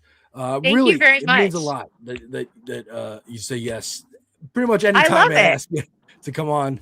And it is so fun, folks, to get involved and to do something. As Jake would say, what you can do. It's something you can do. You can petition. You can show up to a trivia night. You can donate. You can get involved. It takes a little bit of time out of your day, and it's worth it. Just like voting. It takes a little bit of time out of your day, and it's worth it.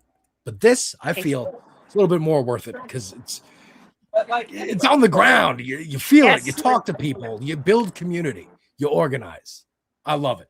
Thank you so much for joining us. Thank you so much, Alex. Talk to you soon. All right. Talk to you soon. Have fun at trivia. Thank you. Okay. Thank you, Nick. I didn't know how to do that. Folks, that's the show. Warhide. Did Warhide show up? Thank you for plugging Warhide. Definitely check out my buddy Warhide over on Twitch. He's been playing the hell out of Crimson Desert. I've been loving it. Folks, thank you so much for watching this episode of Devil's Advocate Productions on this space. I'll be back tomorrow with Dieter, and I'll be on my own stream over on Twitch on Thursday playing the hell out of Crimson Desert because I finally finished downloading 100 gigabytes, and I'm super excited to jump into it. So next, we have, of course, as always, Carlos with a difficult truth with some of the actual news of the day coming up next right now on this space. Folks, share, like, subscribe, but share. Tell people in your real life, tell people online, spread the links, let people know we're here because we are building something here too. We are organizing too. I got it for PS5, Johnny. We're organizing here too. We're trying to build this platform as the real home of progressives, even to a point where we are live 24/7 and we have our own website that cannot be taken down if YouTube decides to crack down on leftist speech or whatever. We will be here. We will always be here for you. And folks, again, Difficult Truth up next. Thank you very much for watching. Thank you again, Lindsay Boylan, for coming on. And have a great day.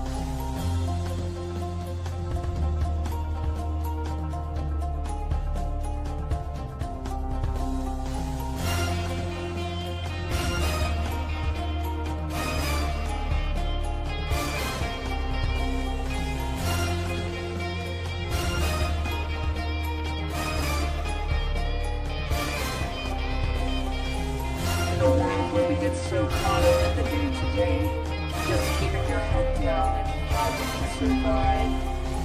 We float by each other like ghosts every day, ignorant to the struggle, the fight with one another, complacent with the fact that our systems are broken, with the fact that the top 10 will always be first in line, the fact that we are killing our planet and allowing them to keep us divided.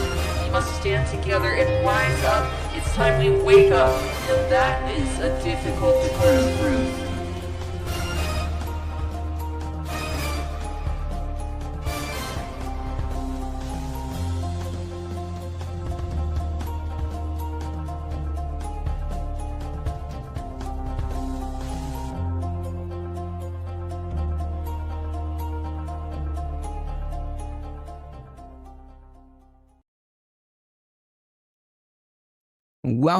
Welcome to the Tuesday stream. I hope everyone's having an awesome Tuesday. That was fantastic. A round of applause to Alex there. Awesome stuff.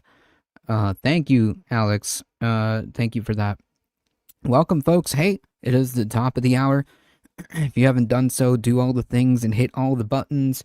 Do us a massive favor and spread the word far and wide. We are here Mondays through Thursdays. There is live content. There is syndicated content. We have a whole dedicated news day on Monday.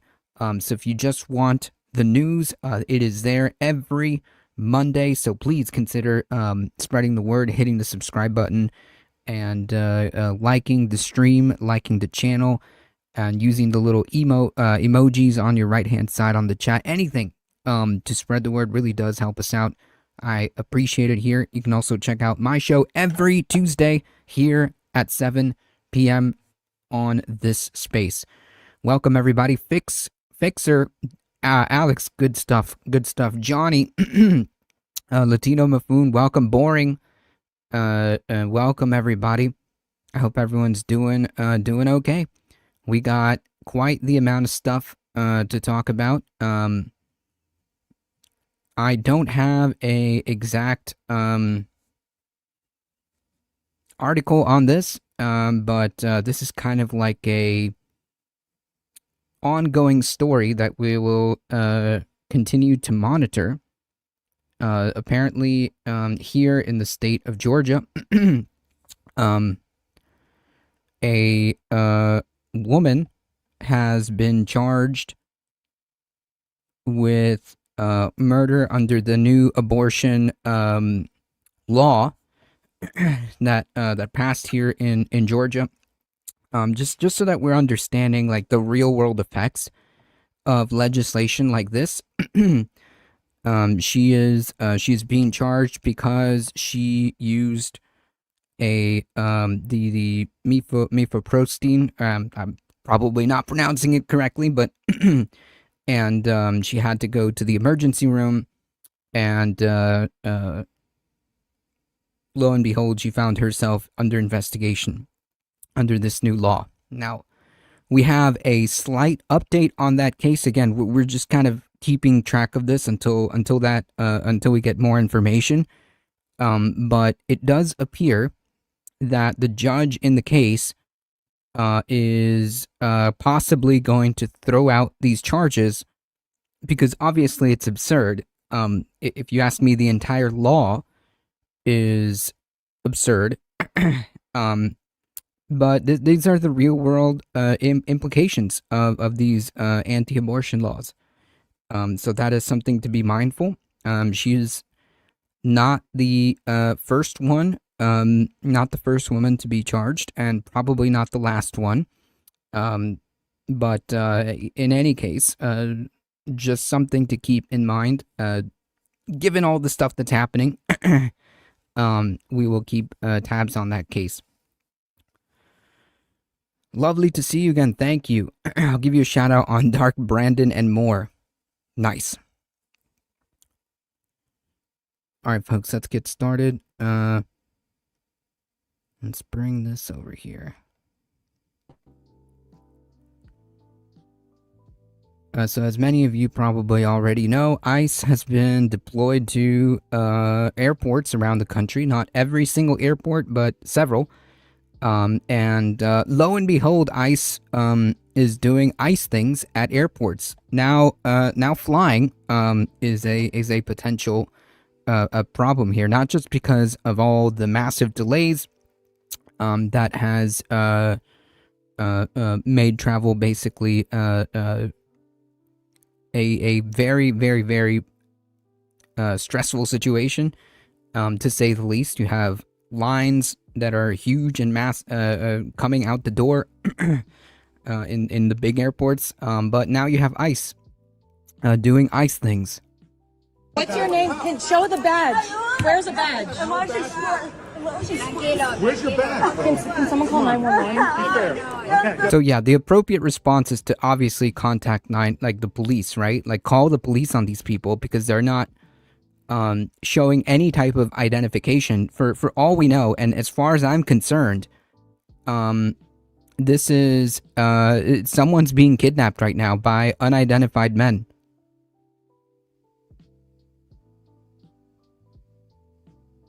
As far as I'm concerned, what I'm watching here is somebody being kidnapped. Where's your badge? Can I see? Let me see your badge. Okay. No, can I see your badge? I don't know if that's legitimate. Can I see your badge number, sir? What is your name? What is your name? Where's your badge number?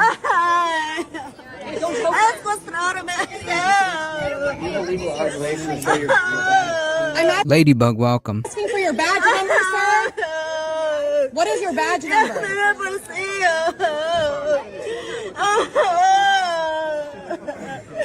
What is your badge number? We need to see your badge number. Show your badge number. Show us the badge. This is an illegal arrest. Show the badge number. It's okay. We'll wait. I need to see your badge Step number. back. Step back. I don't know who you are. You could be someone kidnapping her. Okay, we should call the police. Call the police. Call the police. What's your name? Can show the. Yeah, and that is her daughter, essentially watching all of this go down as her mother gets dragged away by two men. That is basically who that is. Because there's no identification. At no point did any of these people present ID or even say whether or not they were ICE or DHS or whatever. It is we just presume that these people are just essentially kidnapping this woman in front of her child. This video is hard to watch, freaking Nazis. True.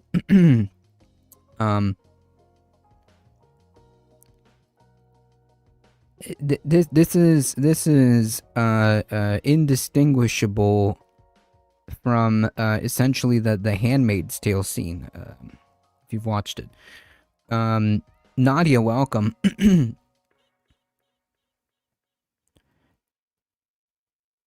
If you see something like this, immediately report it to the cops, because if they refuse to identify themselves, then it is reasonable. It is reasonable to assume that these people are kidnapping her, and you should treat it as such. They weren't wearing any of the equipment, I swears. Yeah, they don't. They look like two people. They look like two dudes. And as you can see, there's no.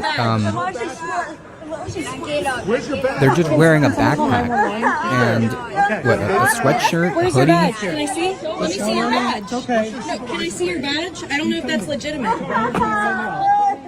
Yeah. So there's absolutely no identifying features here at all that this would be law enforcement or ICE or anything. So it is presumed it is reasonable to assume that these people are just kidnapping this woman in front of her child and just leaving the child there. I mean, again, if they don't want to identify themselves, then you would have to assume, any reasonable person would assume that they're just kidnapping people. I don't know who these people are. They never identified themselves. So yeah, absolutely call the cops on the cops. Have them sorted out.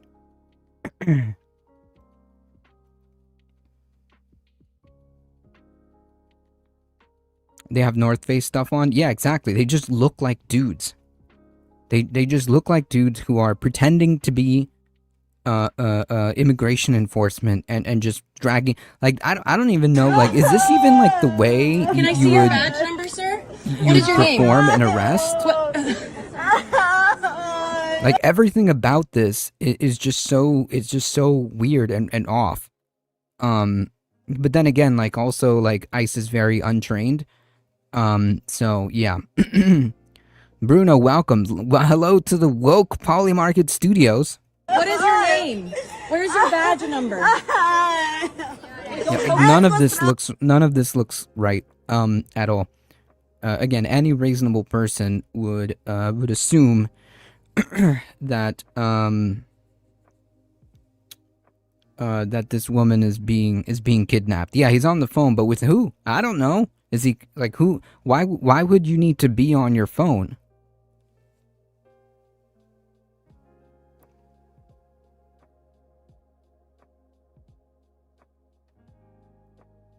Yeah, they don't even need to be actual agents. Yeah, who knows? I don't know. I don't know who these people are. I have no idea what they did with this woman, as far as we know. Yeah, everyone can pretend to be ICE. And there have been several incidents where crimes have been committed by people pretending to be ICE or pretending to be police.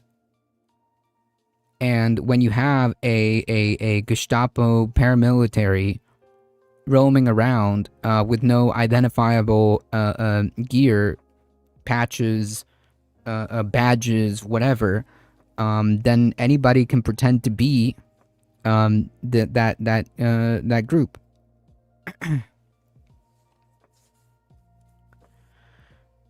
Ridiculous welcome. It's unlawful detainment and kidnapping without badge and cause or warrant. Exactly. Exactly. Like, I don't know who these people are. Like, if people just swarmed these two and de-arrested this woman, I think that any jury would look at that and be like, well, nobody identified themselves. How are people supposed to react?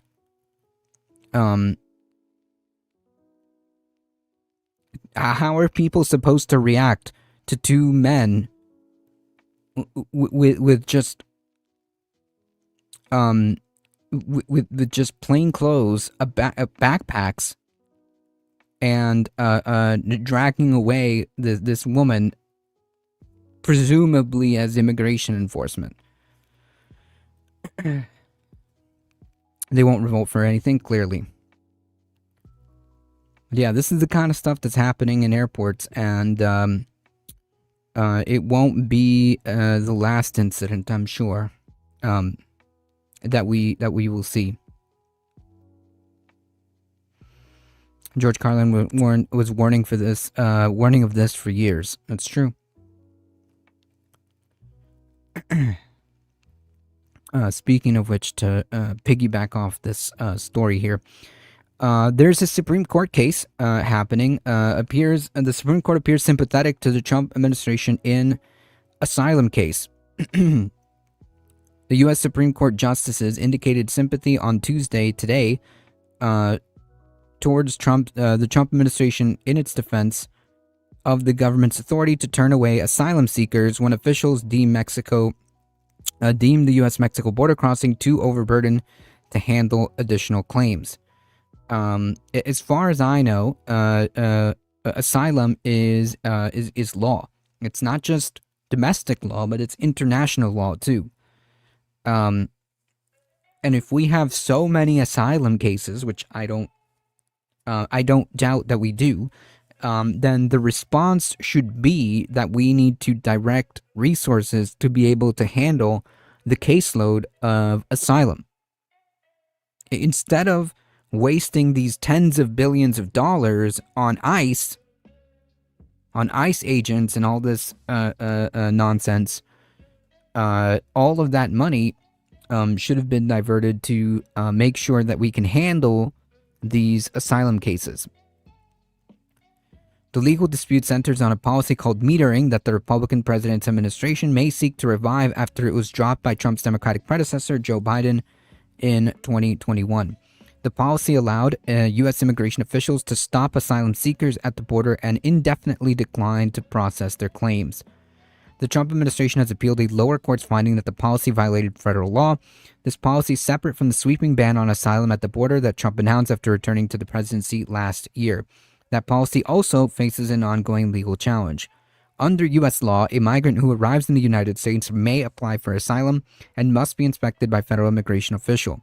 The narrow legal issue in the current case is whether asylum seekers who are stopped on the Mexican side of the border have arrived in the United States.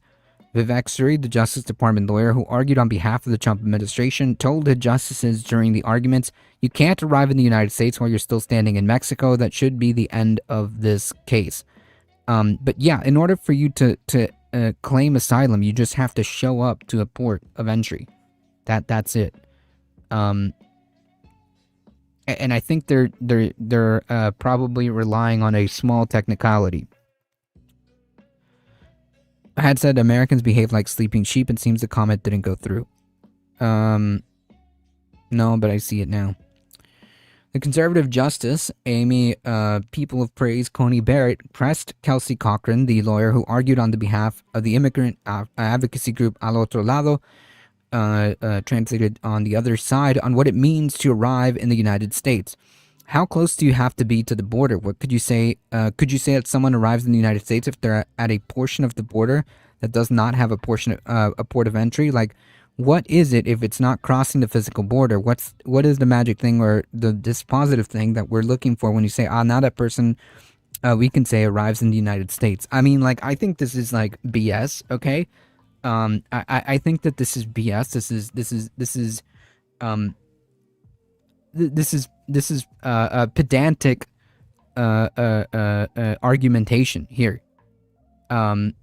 Because it's simple, right? Like, if you want to claim asylum, okay, you don't necessarily get to the United States first. Like, you don't illegally cross the border first and then claim asylum. You just show up to the port of entry and say, I need to claim asylum, and then your process gets started, right? So it's presumed that you're like entering the port of entry. into the United States. So it's just an argument that doesn't make any sense. The liberal Justice Sonia Sotomayor posed sharp questions to Syria about whether the metering policy violates the letter or spirit of federal law protecting refugees. These are people who come to the line. There's an agent standing at the line that's open to everybody else except refugees, correct?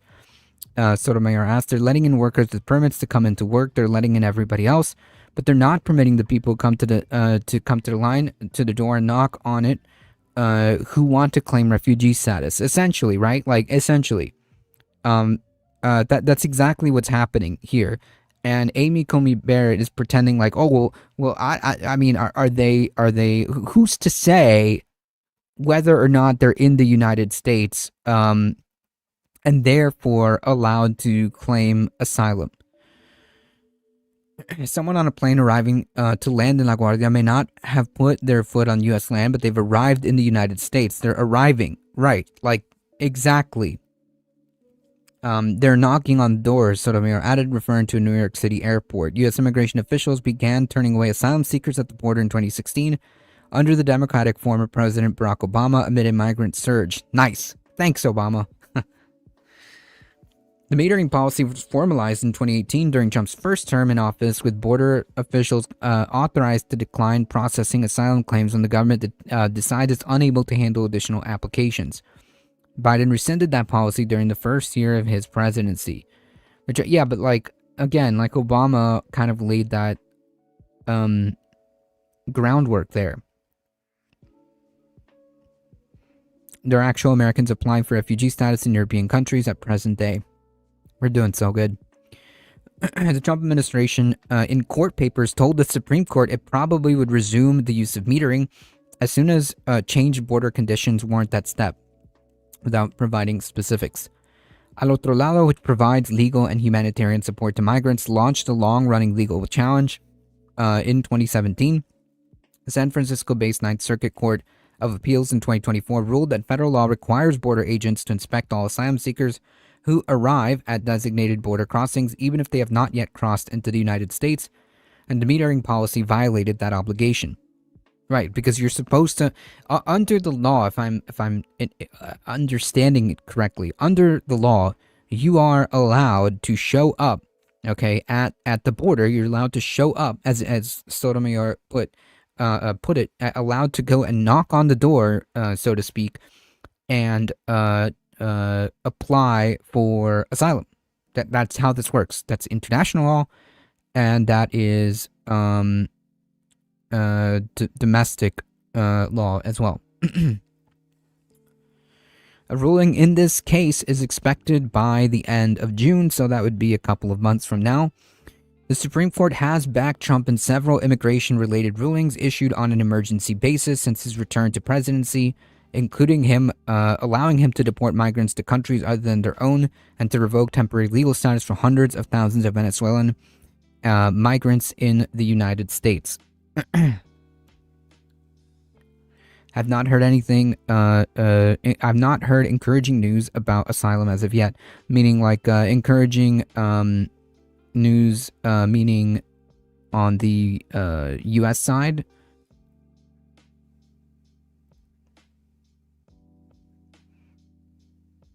The Geneva Convention? We've never heard of it.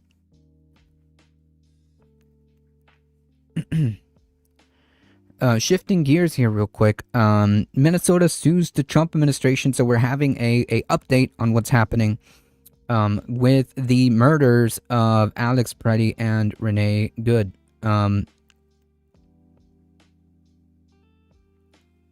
don't know how long this is going to take. I don't know how far this is going to go. But good,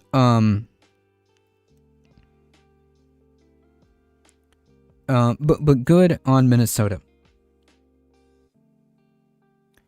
Oh, as in not rejecting asylum claims by U.S. nationals. Gotcha. Minnesota officials sued the Trump administration on Tuesday today for access to evidence they said they need to independently investigate 3 shootings by federal officers, including the murders of Renee Good and Alex Preddy. The lawsuit claims that the federal government reneged on its promise to cooperate with state investigations after the surge of law enforcement in Minneapolis and are seeking a court order demanding that the Trump administration comply. We're prepared to fight for transparency and accountability that the federal government is desperate to avoid, said Hennepin County Attorney Mary Moriarty told reporters. The lawsuit marks an escalation in the clash between Minnesota leaders and the Trump administration over the investigations into the high-profile murders by federal officers. It sparked public outcry and protests. I mean, that's one way of putting it. Yeah, that's one way of putting it. Or another way of putting it is people are mad. People are mad that the federal government has gone into their neighborhoods and streets and killed their fellow citizens. You know, that may make people mad. The Trump administration has suggested that the Minnesota officials don't have jurisdiction to investigate, which is not true at all. What? That is not true at all. That's basically saying like, oh, you're not allowed to investigate crimes that happened in your jurisdiction. Like that's insane. Obviously that's not true. If a crime happened in Minnesota, the Minnesota state is allowed to investigate that crime. What? But state officials insist they need to conduct their own probe because they don't trust the federal government to investigate itself for obvious reasons, because they didn't, right? Like, they didn't just fail to investigate themselves. They just didn't bother. They just said that the agent was within the agents were acting within their own they were acting within the law, so therefore there's nothing to see here, case closed. So yeah, it's not just that the federal government can't be trusted to investigate itself, it's just that they just didn't. They refused to. Yeah, insane. There has to be an investigation anytime a federal agent or a state agent takes the life of a person in the community. The administration sent thousands of officers, to Minneapolis and St. Paul area for terrorizing people as part of President Trump's national ethnic cleansing campaign. The Department of Homeland Security considered its largest its largest ethnic cleansing operation ever a success, but it was staunchly criticized by Minnesota leaders and raised questions over officers' conduct. Yeah. Because they killed people.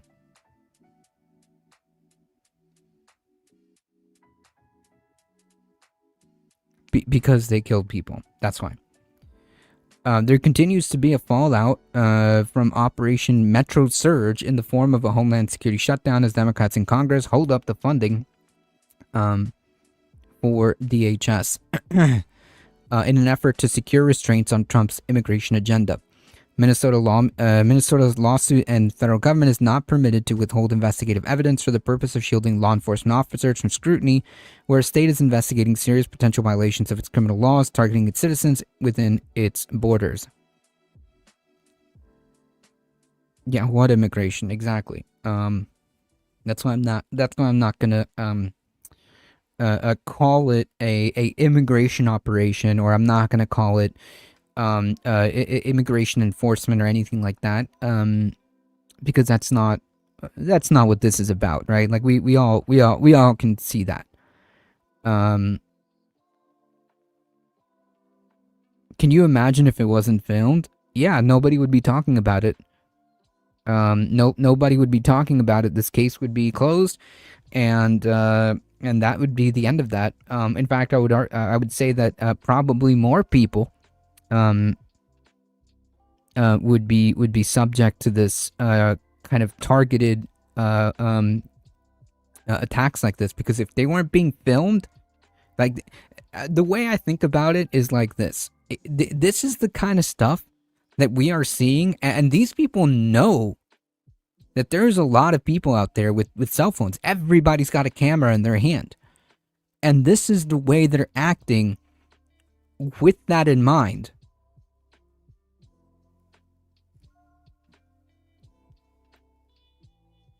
So I can only imagine, like you said, I can only imagine what would be happening if there wasn't, like, essentially, like, 24/7 pocket cameras that everybody carries around.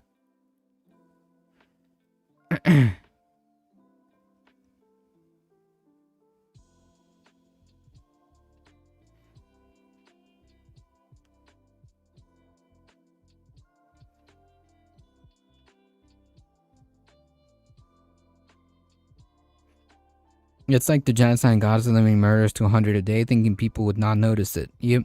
And the cameras work now. Yeah. Exactly, SK. And the cameras work in different angles, and everybody's got one, and everybody's holding one.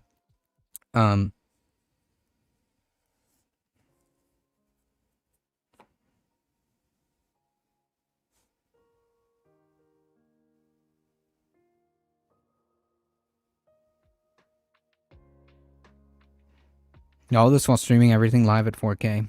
Yep. Yep. All of this is on social media, available instantly and everywhere. And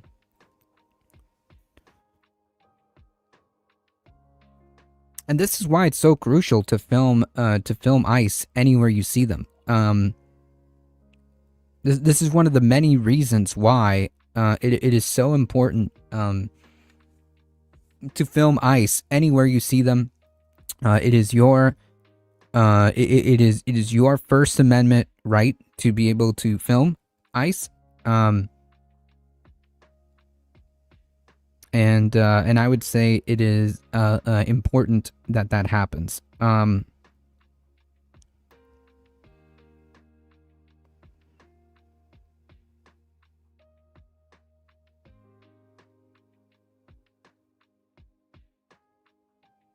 Moriarty said Tuesday that the federal government has adopted a policy of categorically withholding evidence, calling the practice unprecedented and alarming. Yeah, because it is. Because we know why they're doing this, right? They're protecting these thugs because they know that they murdered these people. She said the lawsuit follows formal demands for evidence after the federal government blocked Minnesota investigators from accessing evidence related to the shootings. In addition to the Peretti and Good cases, the lawsuit demands access to evidence in the case of Julio Cesar Sosa Celis, who was shot and wounded in his right thigh by a federal agent in January. Federal officials initially accused Sosa Celis and another man of beating an immigration custom enforcement Nazi with a broom handle and a snow shovel. But the federal prosecutors later dropped all charges against the men, and authorities opened a criminal investigation into whether two immigration officers lied under oath about the shooting. Yeah. Emails seeking comment were sent to DHS and the Justice Department. Yeah, good luck with that. The Justice Department in January said it was opening a federal civil rights investigation into Peretti's killing, but it said a similar federal probe was not warranted in the killing of Good. The decision in Good's case marked a sharp departure from past administrations, which moved quickly to investigate shootings of civilians by law enforcement officials for potential civil rights offenses. Yeah. Deputy Attorney General Todd Blanche has said that the Department of Civil Rights Division does not investigate every law enforcement shooting, and there have to have been circumstances and facts that warrant investigation. What? That is insane. There has to be circumstances and facts that warrant investigation. We all saw the videos, right? Like, in both circumstances, in both scenarios, we all saw the video from multiple angles all across social media.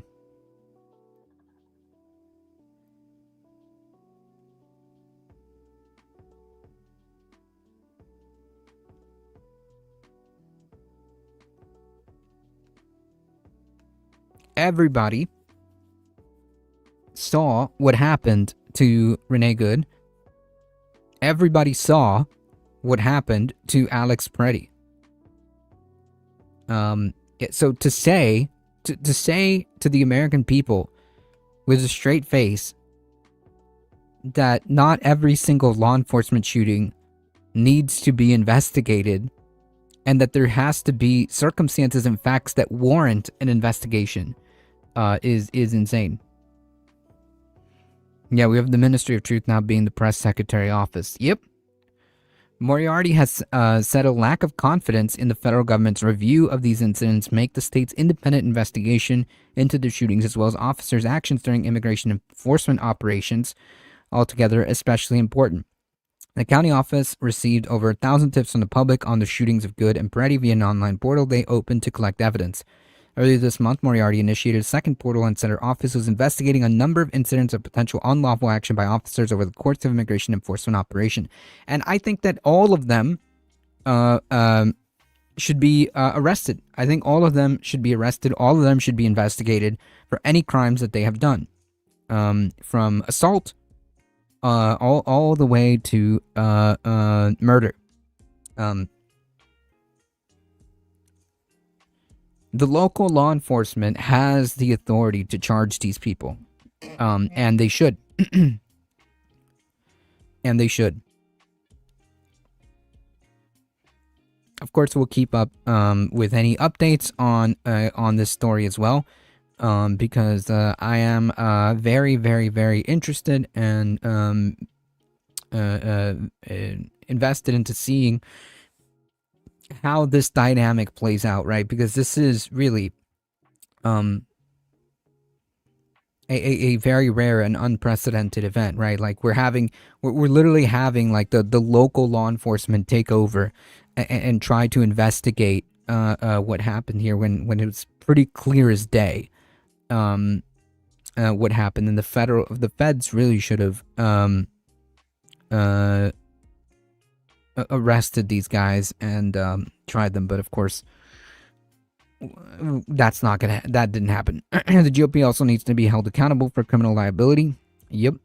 State and local governments should get involved, especially in the most blatant and documented of situations. I agree. I agree. I mean, we all saw, like I said, we all saw the videos. We all saw the videos, so I think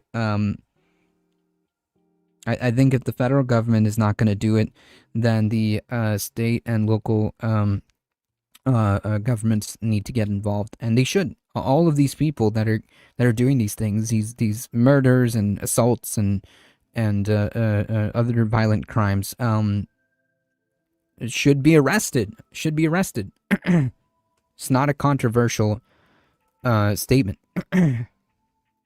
John Lithium, welcome.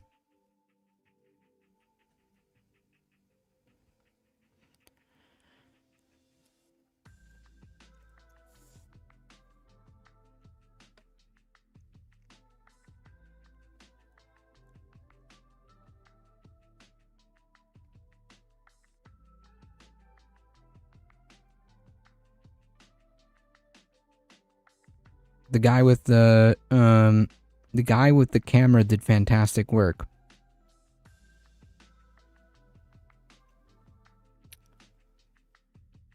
Wait, who? How can the feds dictate? They shouldn't be able to. If they're not going to prosecute crimes that are on video that everybody saw, if they're not willing to do that, then the state and local government needs to basically do that instead. State and local governments getting into shootouts with the federal government seems rather unlikely to turn in our favor. No, I mean, I don't know if they're gonna get into like a shootout, but I think that the ICE agents involved in all of these crimes,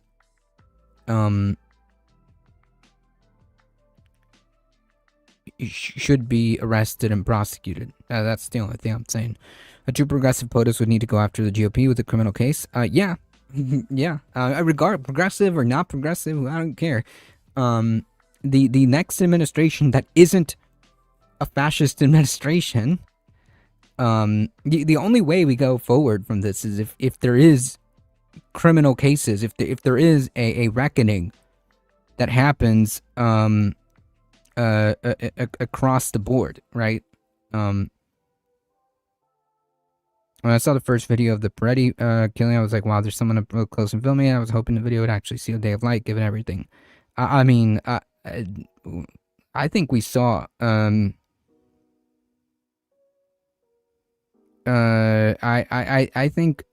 think we saw enough, to be honest.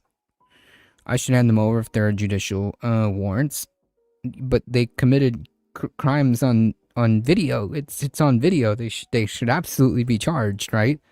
It doesn't matter who they are, right? Like, it doesn't matter if they're ICE agents or not. Like, if you had a bunch of people beating somebody up in the middle of the street, right? And then they kill that person, the only response to that would be like, yeah, they need to be arrested. What are you talking about? It's very obvious what happened.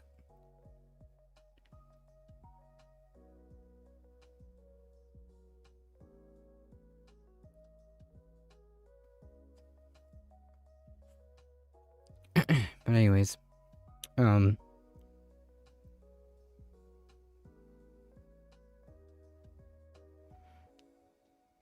it isn't like different because they're ICE agents or police officers or federal agents or whoever, right? It doesn't matter. There's no special treatment when there's video of you beating someone up and then shooting them, right? Like there's no like it's just straight up an execution.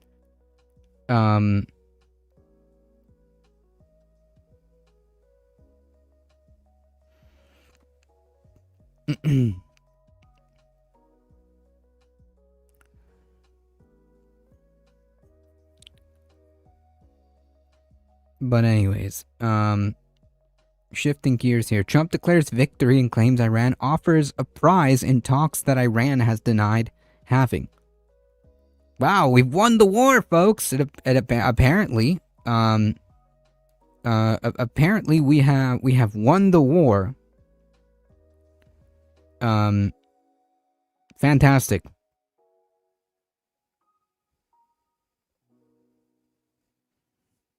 Fantastic. The one filming the video up close was Good's wife. Oh. Oh, you mean the Good murder? Yeah.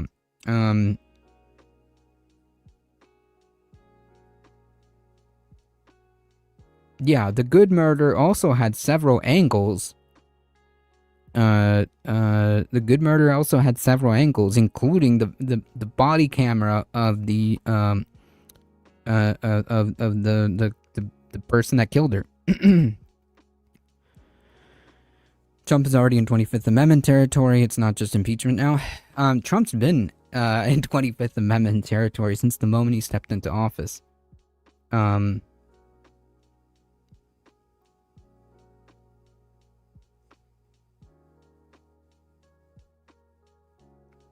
Yeah, mission accomplished. As long as the guy who says one thing and does another is in charge, I don't think any talks will be happening. No, Iran has said that this isn't like happening. Iran said that this isn't happening. But hey, Trump has declared victory. Trump said on Tuesday today, Iran made a valuable offer to reach a deal with the United States. In negotiations that Iranian officials have so far denied taking place. It did not specify what. I mean, what a wild time that like Iran is a more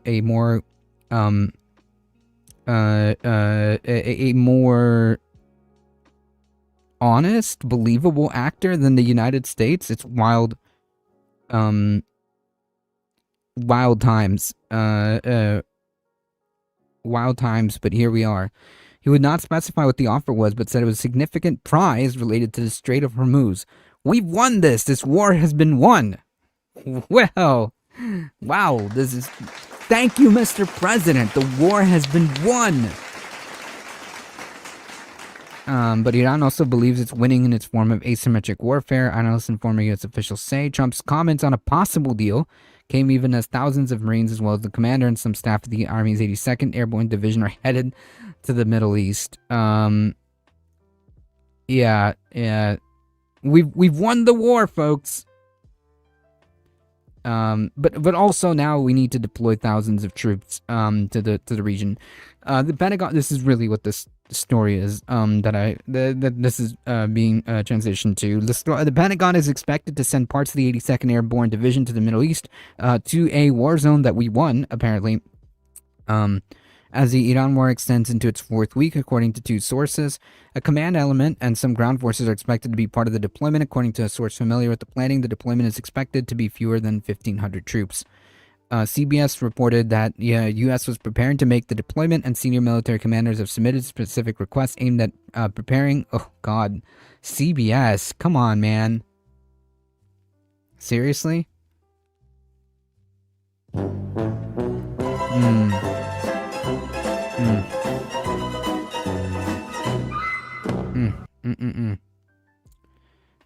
For the use of ground troops in the Iran conflict, so far the U.S. has been conducting an air war in Iran. The air war being just bombing, just bombing people, right? That's the air war, bombing people, children.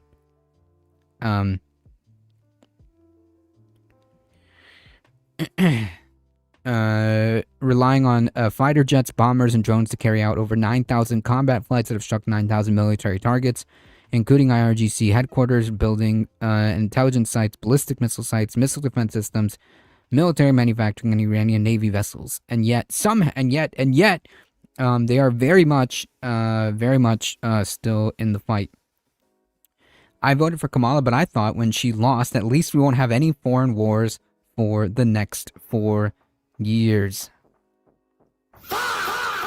I don't know if that's a sarcastic comment, but I'll take it as such. Because, yeah. So far, the U.S. has been conducting a... oh, yeah. I already went to this. When the U.S. president... while the president considers the use of ground troops, Mr. Trump said on Tuesday that direct negotiations with Iran are underway with Secretary of State Little Marco. And Vance, Vice President Vance, Special Envoy Steve Witkoff, and son-in-law, who's no official... no official position in the government, but okay. The former guy from CBS joined Midas Touch. Really?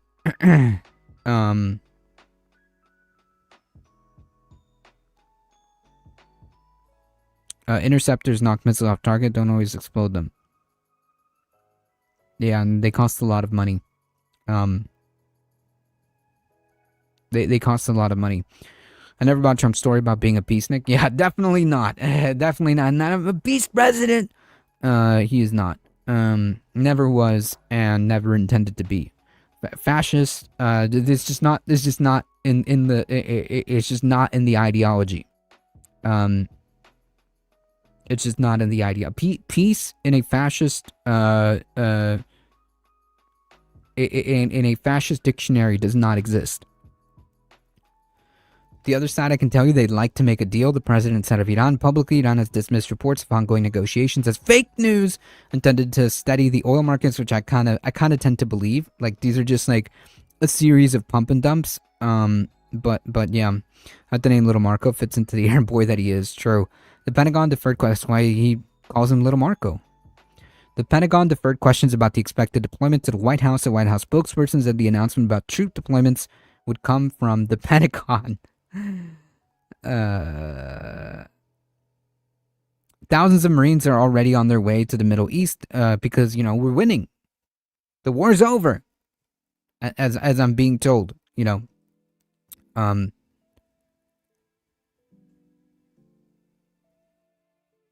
war's over. Breaking news: a Dem flipped a seat in Florida, including Mar-a-Lago. That's kind of funny. That's kind of funny. I'm also reading what you sent, and apparently Trump also just to add to that, apparently Trump also voted by mail. Incidentally, the very same thing that he has been bemoaning as fraudulent. Maybe Trump's vote should be thrown out, in his in honor of his principle, okay? In honor of his argument. I think Trump should take his own vote out. Because we don't want any fraud happening. So I think that Trump's vote should be taken out. Hopefully the Marines are a dramatic ploy, taking their time getting there, though they're supposed to be ready at a moment's notice. I don't think any of this is a dramatic ploy. None of this is a dramatic ploy, right? Like all of this is money, money being sent down the military-industrial complex pipeline. All of it. Like none of this is dramatic ploy. There's thousands of people that are already dead. The best case scenario is that Trump. The best case scenario is that Trump thinks that he's won some great victory, and just backs off now. And just backs up now. Yeah, you can't make this up. I know where one of the major hubs of pedophilia and sex trafficking located at. I got good information. It's called Mar-a-Lago. True. Remember when the Queen Mary was taking the British troops to the Falkland Islands? No. I don't. Mainly because I don't really know that much in that sense. No fraud by a man convicted of it 34 times. Never. True. I did everything right and they still indicted me. Thousands of Marines are already on their way through in the Middle East. 3 warships, about 2,200 Marines from an expeditionary unit departed California last week. The 2nd Marine Expeditionary Unit deployed since the war began on February 28th. So yeah, I mean, we've won the war, but also we need to deploy more troops. We're having talks, deals are being made, but also Iran has absolutely absolutely no knowledge of this. Apparently, these talks and these talks and deals are being done in Trump's head. Apparently, I'm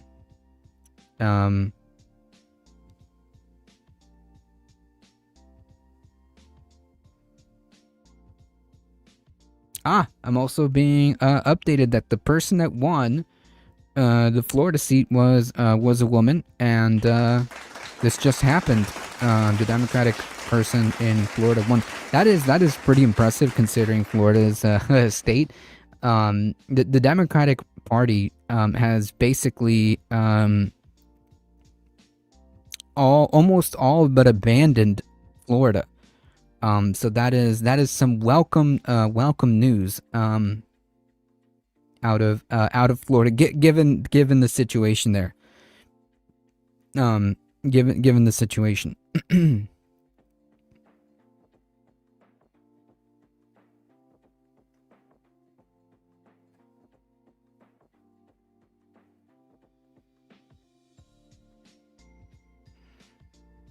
They're probably talking to the oligarchs who run the Revolutionary Guard and live in Miami. I don't know about that. I don't know about that. Lost since George Jeb stole the Electoral College votes for George.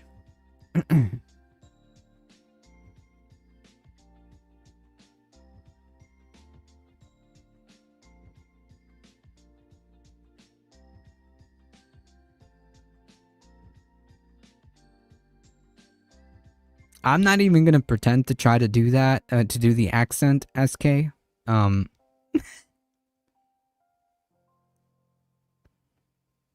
I'm not even going to pretend to try to do the accent.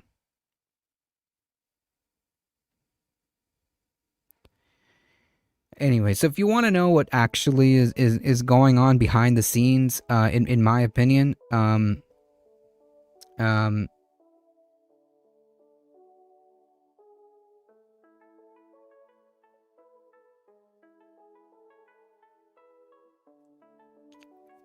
I think this is what's happening.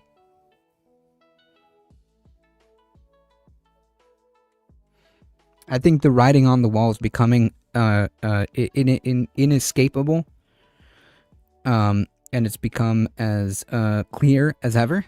And Trump knows it. The Republicans know this, and they know that the midterms are coming. They know that the midterms are not looking good for them. They know that the midterms are not looking good for them, and they need to about face this real quick, and hopefully and hope that people forget by the time it gets to November. Okay. What they don't realize, or I don't know if they know or don't know, is that none of this is going to stabilize by the time the midterms come. Okay. If we stop this war today, if we stop this war today, none of this is going to stabilize by the time the midterms come around, okay? Like, the amount of infrastructure that has been damaged. Also, it's not up to the United States. Iran is the one that's going to dictate when this is over, right? The US can stop attacking Iran, but Iran could say, well, the Strait of Hormuz is still closed. Go pound sand. They'll lose unless they commit fraud, and by God are they going to try. And by God are they going to try. And you could tell the guy is desperate to pass the SAVE Act. Anything Trump said should be assumed to be a lie. Every accusation against his opponent's projection and potential confessions. True.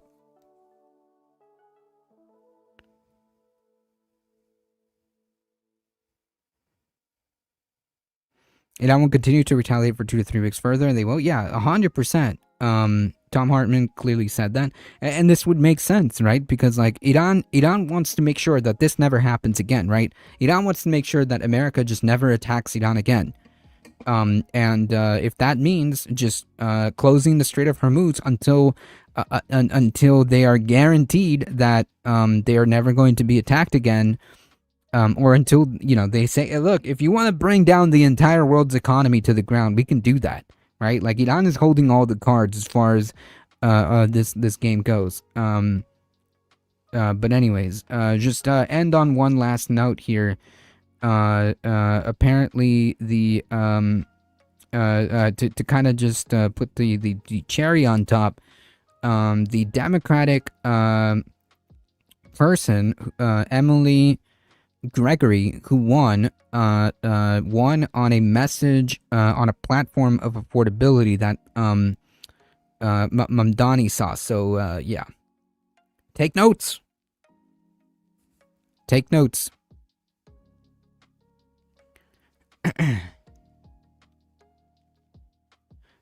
All right, folks, it's 8 o'clock. I got to get out of here. Thank you all for being here. Thank you for your support. You guys are what makes this channel go. I appreciate each and every one of you for being here. Thank you all, and please do all the things, like, share, subscribe, spread the word far and wide that we are here Mondays through Thursdays. Check out my show every Tuesday at 7 p.m. if you want to check out all my other socials. It's Just a Difficult Truth, folks.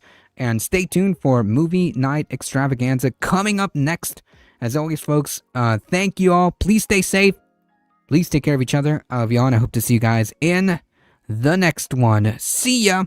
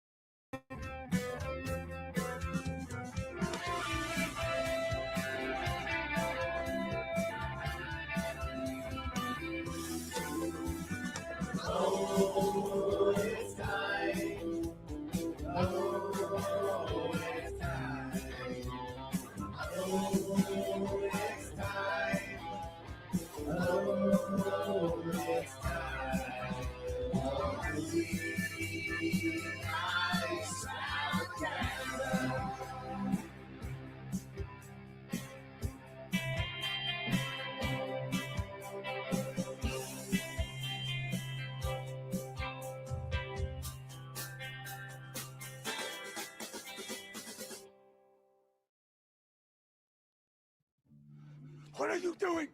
Go home! You do not want to get caught up with me. People love a monster.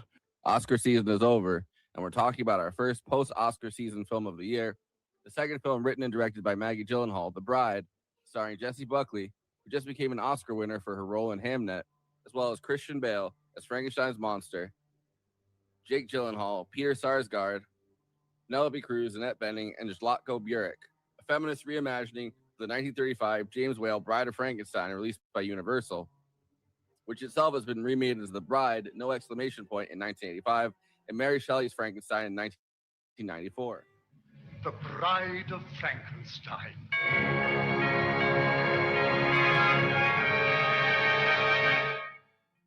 Jessie Buckley plays both Mary Shelley and the Bride of Frankenstein. That gets called Ida and Penelope at different times in the film. Ida is an escort who hangs out at a club owned by the gangster named Lupino. As she sits in a booth being begged to try eating oysters, Mary Shelley's ghost, who has been trapped in the afterlife, flies into her, and the spirit makes her confront Lupino, who has been cutting the tongues out of girls who cross him. That night, Ida falls down a flight of stairs and dies. Meanwhile, Frankenstein's incel shows up at the house of Dr. Cornelia Euphronia, a female mad scientist who he begs to help him dig up a woman to turn into a wife. She resists at first, but soon they've dug up Ida's body, and they turn her into a wife for Frankenstein. So they brought back a dead escort who's possessed by the ghost of Mary Shelley, and the plot only gets more chaotic from there. After the bride rebels and is helped to escape by Frankenstein, a fun evening first watching a movie by Frank's favorite movie star, Ronnie Reed, and then dancing at a club turns violent as two men try to rape the bride, and Frank stomps on their brains with his feet. I've been through this before. It is terrible. Go. Get out of here. Go home. Realizing he's once again going to be treated like a monster, Frank and the bride run away and begin a journey to New York City on a train, which leads to another murder after the bride throws a cop off the train and he hits his head. Throughout the course of the movie, she kills like 6 different cops, and that was the best part. From there, it turns into basically like a Bonnie and Clyde situation where Frank and the bride go on the run, fleeing both from the law in the form of detectives played by Penelope Cruz and Peter Sarsgaard, and from a hitman sent by Lupino to finish the job on Ida. It's one of the most chaotic films released in a while, with full-blown dance numbers, fake movies inside of the movie, and a protest movement sparked by the bride. Feminist reimagining that came to Maggie Gyllenhaal, which is the original bride of Frankenstein, and I realized that the movie was called Bride of Frankenstein. We never learned anything about the bride. She's basically a non-entity, and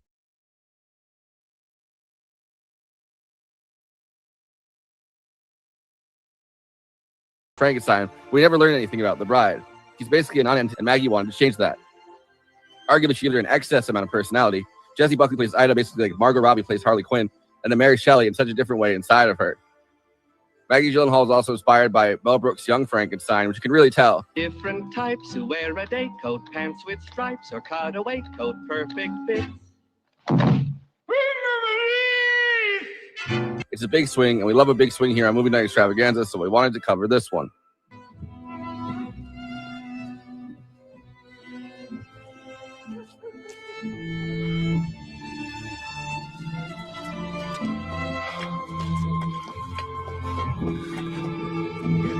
Before I introduce the panel, please like this video and subscribe to the Movie Night Extravaganza YouTube channel. Then hit that bell to get notified whenever we're streaming. Super chats are now open. If you have any pressing questions, send us a super chat, which helps me maintain the expenses for the show, which I'm obligated by the rules of the Geneva Convention to stop everything and ask the panel. Another way to help us out is to become a patron and give us money every month. In exchange, you get access to all of our after parties, bonus content, and we'll tell you even more movies we watched recently. Patreon.com/Movie Night Extra. We have a Movie Night Extravaganza Discord. There's an invite link in the episode description, and we have a Letterboxd HQ account. So those are 2 more places to follow along with us. Our show gets simulcast, or if we're not on at regular time, played later on This Space. This Space is a working class independent media collective, youtube.com/ThisSpaceTV. Subscribing really helps out, or even more, sharing content from This Space and encouraging others to do the same. By working together, we can break through the algorithm. Okay, let me introduce the illustrious panel. Kristina Oakes is a co-host of Movie Night Extravaganza, a streamer on Twitch, twitch.tv/Cosmopolitics, a host at This Space, hosting Kristina's Corner, and is across social media at Cosmopolitics and on Letterboxd at Kristina. Forrest and Kristina have a second show, The Absurdity Space, live on this space on Wednesdays at 6 Eastern, 3 Pacific. Dead Domain is a filmmaker, YouTuber, and cosplayer. YouTube.com/deaddomain. I am your host and Frankenstein's loneliest monster, Forrest Miller. Let's get reinvigorated.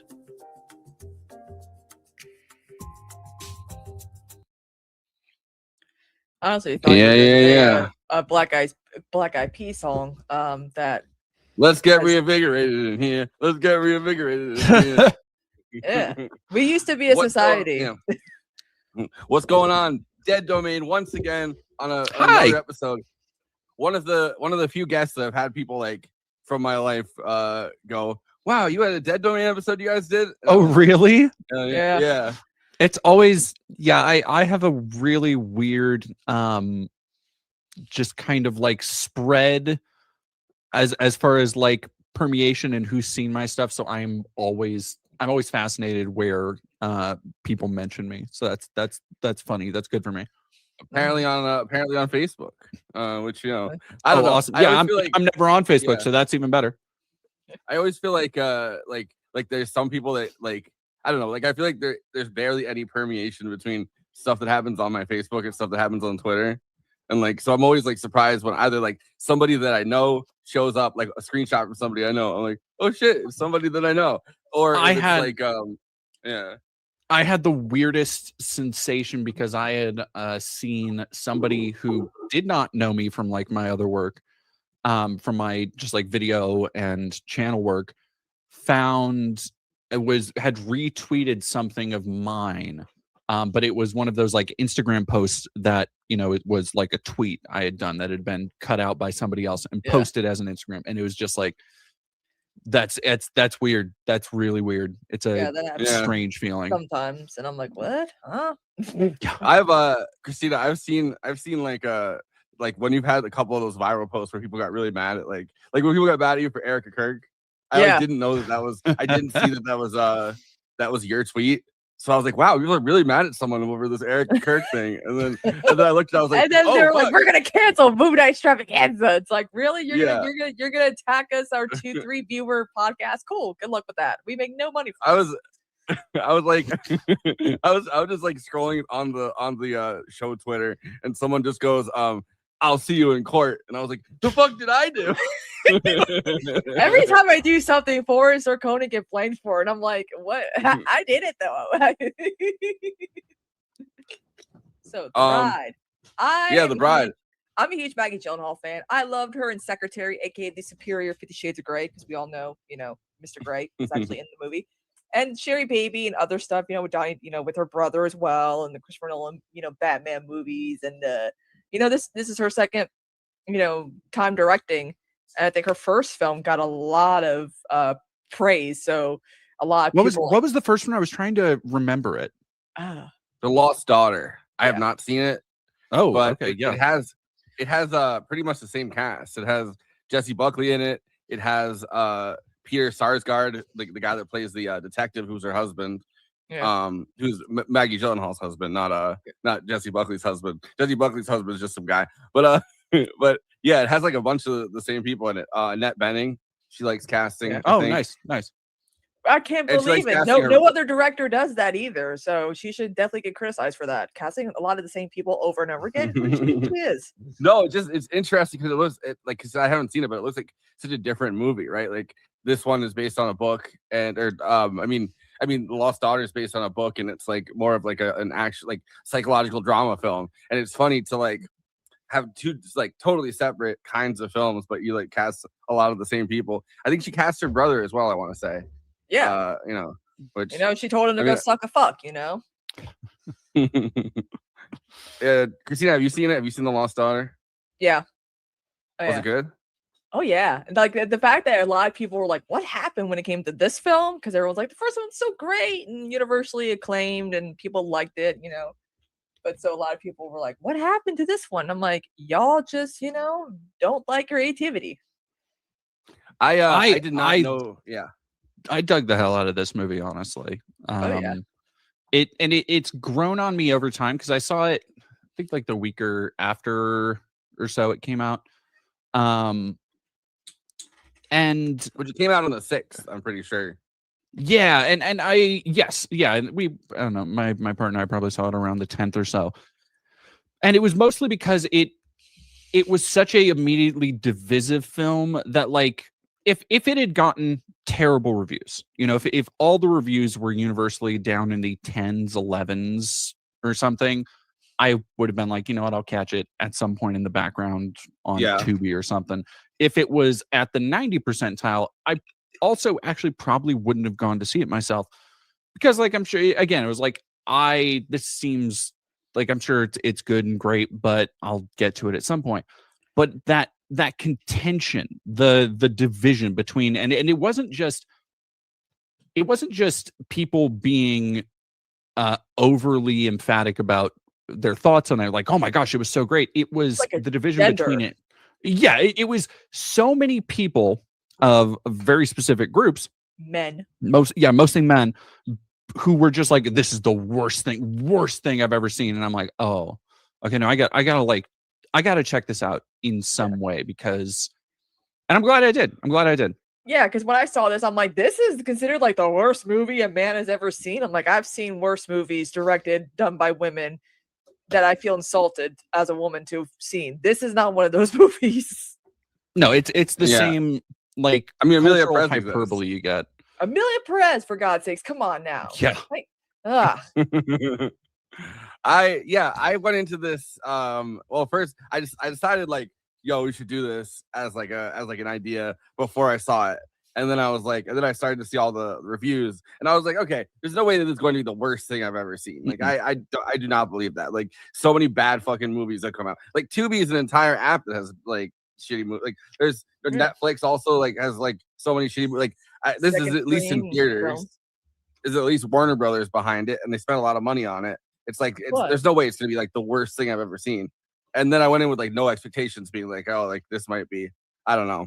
But and then I found myself like laughing at a lot of it, being like, what the fuck? This is not a bad movie whatsoever. No, it's a very self-assured one. I think a lot of people, like, if you're not down with the movie and it's not your style, that's totally fine. But I think it's a movie made with a very precise creative vision, and I think people not gelling with that vision, they often mistake for it being incoherent. And I saw this, so this was this weird reverse expectation I was put into the movie with, is once it came out, it got a lot of, on social media, got a lot of comparisons to Joker 2, and people were saying it was a musical. And so that, again, completely muddled my expectations of what this thing was, which it's not a musical. It's like, there is a musical number in it, but it's not like a show tune musical. Yeah, it didn't come with its own like album, like Lady Gaga did with the Harlequin album. Yeah, exactly. And so it was just this, like, I forgot where I was going with that. Never mind. Sorry, continue. No, I don't think I would have been able to take it if it was a musical, to be honest. But Yeah, it does have that big dance number, which she said Oklahoma, you know.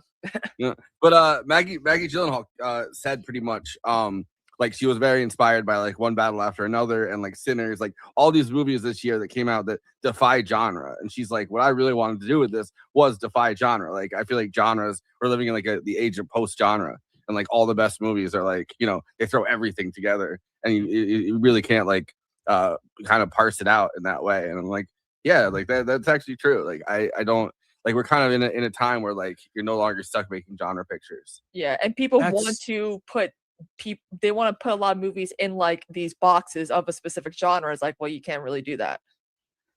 I was talking to my partner about this like a week or so ago, because I watched on a whim. Speaking of Tubi, I've been checking out a lot of stuff on Tubi, and they have a lot of like good movies on there that are just, you know, they're B-sides. You know, they were number 1 or number 2 in the box office at some point between 85 and 97, and they were a star vehicle. They made their money. They went away, but they got good reviews. And so there was one Brian De Palma film called Body Double that I was watching, And I was just sitting there being like, Brian De Palma, good cast, well shot.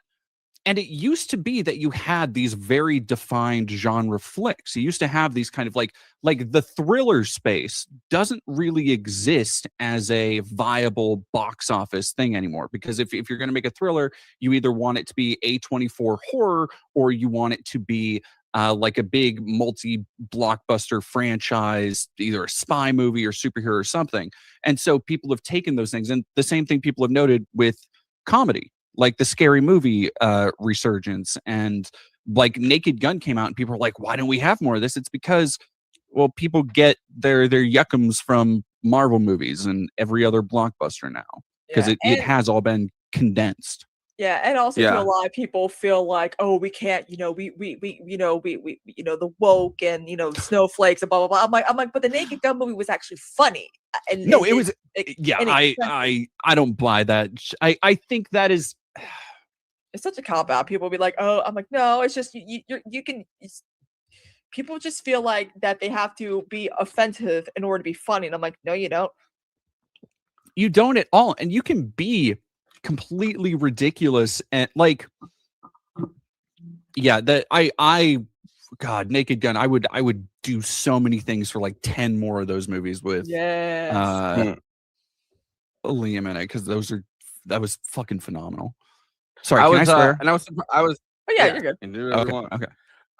There's no control here, but no, I was surprised to like that this is the guy that basically said this, but there was a Vince Vaughn clip a while back where he was talking about how they don't make mid-budget comedies anymore. Pretty much everything either has to be they throw everything at it like a Marvel movie, or they throw nothing at it, and you're working with a shoestring budget, and it has to do with the ability to take risks. Pretty much like studios don't want to take risks on original things anymore. Essentially, everything has to either be pitched as like IP or like as something like more like something that already exists. Like I feel like one of the last big ones that isn't the Naked Gun was like Bridesmaids. But still, you can look at Bridesmaids, and at that point, Judd Apatow and all those like his collaborators have pretty much made enough movies that it's like, oh, this is going to be like a Judd Apatow movie.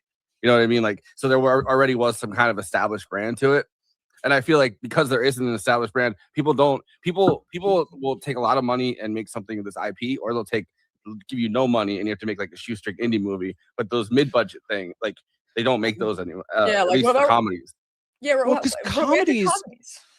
romantic comedies is a big one, but comedy is kind of fascinating because the way you phrase that made me just like think of it in terms of like the way it used to be was a comedy actor. You had your Eddie Murphy, Chevy Chase, all the way up through 2000s. You had Vince Vaughn, Ben Stiller, like all of these people. And what effectively studios would use these comedy stars for was like their own little mini franchises where you weren't going to see the next Will Ferrell movie because of the concept. You were going to see it because it's a Will Ferrell movie. And I think Melissa McCarthy is a really interesting example because she was one of like out of the post Hangover boom of raunchy comedies. I think Zach Galifianakis and Melissa McCarthy were kind of two of the last stars to really rise. And she was on a very popular sitcom for years and years and tons of other stuff. So like she has a lot of stuff to her name, but that Bridesmaids was what launched her through like multiple collaborations with Paul Feig, I think.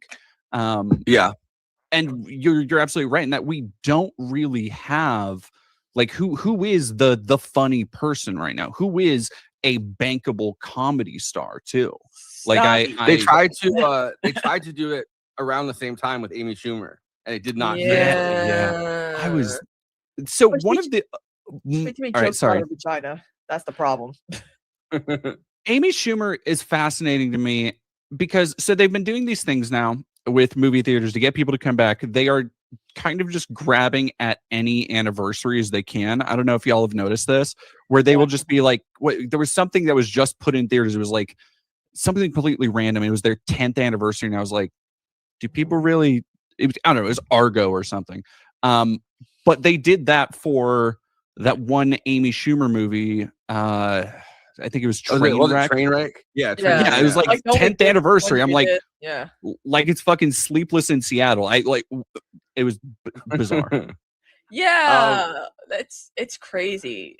That's because it's like, 40, 50th anniversary. I understand, but like, I mean, Moana, the animated Moana, 10 years old, right? And they're getting it's getting a live action remake, and it's like, you couldn't make Hawaii look colorful. Okay, whatever. I also feel like I guess somebody that, well, it was a little bit, it was before that, I guess, but like I feel like Ryan Reynolds making the jump to like blockbusters really changed things too. Yeah. Because it was like once he started being in these like huge blockbusters. I mean, what was it, like the Green Hornet or whatever? Or was that might be the Green second one. Lantern. Green Lantern, yeah. Yeah. I always get the two of them mixed up. And then But it they had got the Green Lantern one, and it didn't go Yeah. very well. But then he did brought Deadpool. Deadpool back, and that exploded. And I feel like now there's kind of if you're somebody who wants to be in that bankable category, you go right to Marvel. Like you don't, you don't do this thing where it's like you're in your own kind of almost Bantustan style franchises. Where Yeah, look at Robert Downey Jr. He won the Oscar for Oppenheimer. Now he's Dr. Doom. How? Why? I don't know. But like, it's a lot of fans. They want certain things, and then they bitch about getting the things. And it's like, you wanted this, though. You wanted Robert Downey Jr. I to don't come back. know. Yeah, far be it for me to be like a Marvel fan at this point, but man, I can't imagine the kind of person who is like, yes, as Dr. Doom, like that. That's a movie I'm waiting to see, honestly, with bated breath, because I'm like, this thing is going to be such a mess. I can't not look at it. Yeah. Whatever the fuck Doomsday is. We should. I was gonna say, speaking of a movie that's kind of a sorry. The Bride, no, so I went in with like no expectations for this. Yeah, and same. I ended up liking it a lot. But it is kind of it's a chaotic mess. I think the reason that it is, right, like the story behind it is that they started filming it in 2023 or 2024, and then it went into test screenings, and audiences were like, they didn't like how much violence was in it. It was going to be way more violent originally. Oh, that's a bummer. Have we ever had a good test audience story? I feel like we need to stop with test audiences. There was also going to be like a lot more sex and violence. Like those are the two things. So there was like an entire scene. The test audience. Let me tell you. No, there's an entire scene where Christian Bale, not Kristen Bale. Kristen Bale. There's an entire scene where Christian Bale was going to lick the black sludge off of her neck and off of her face and and it was going to get way more in depth on that. Oh, God, I swear to God, test audiences, they don't know a goddamn thing. And then it's getting to the point where when you hear a story about, test audience, they want to include something that was very vital to the story, like Superman saving the squirrel in the new Superman movie. They wanted to cut that out because test audience were like, I don't know why he would do that. And it's like, oh my God. Like, again, I hate being, because I really tried to not, be a total like Marvel costume movie hero chungus in my media analysis. I try not to center it around like the most obvious symbols of pop culture. And so I don't pay too much attention, but when people level those kinds of criticisms, it does genuinely bother me, because it is so I can't believe you're making me defend a fucking Superman movie, dog. Like, I can't believe this is where it was. Yeah, because with I feel like this movie, and we've covered movies that recently people are like, you know what, maybe they were onto something. Like, Don't Worry, Darling. Like, a lot of people back in 2022 had no idea what the fuck the manosphere was, and incels. Like, the people who were critiquing Don't Worry, Darling did not know that thing was a thing. But Olivia Wilde's very political and into what what was going on. And now look what happened with that Netflix documentary, and people are like, okay. So more people are now like, you know what? At Don't Worry, Darling, we could live that type of society. Unfortunately, we gotta watch out for these men. Yeah. Well, also at the time, right? Like, it was just started when people understood like simulation theory. Yeah. And it's like, I feel like simulation theory has gotten so whatever. They're like, oh, we've reached the we're all in the simulation. Like, I don't know. I feel like it's gotten annoying at this point, but that was like an idea that was going around a lot if you were paying attention to like, Twitter and the manosphere, right? Like the whole thing about like red pilling, like that's what it is basically. Yeah.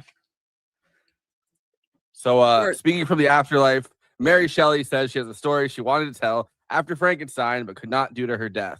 To tell it, she possesses Ida, a woman living in 1936 Chicago, who in her trance proceeds to discuss the criminal activities of crime boss Lupino, Benjamin Netanyahu from Superman.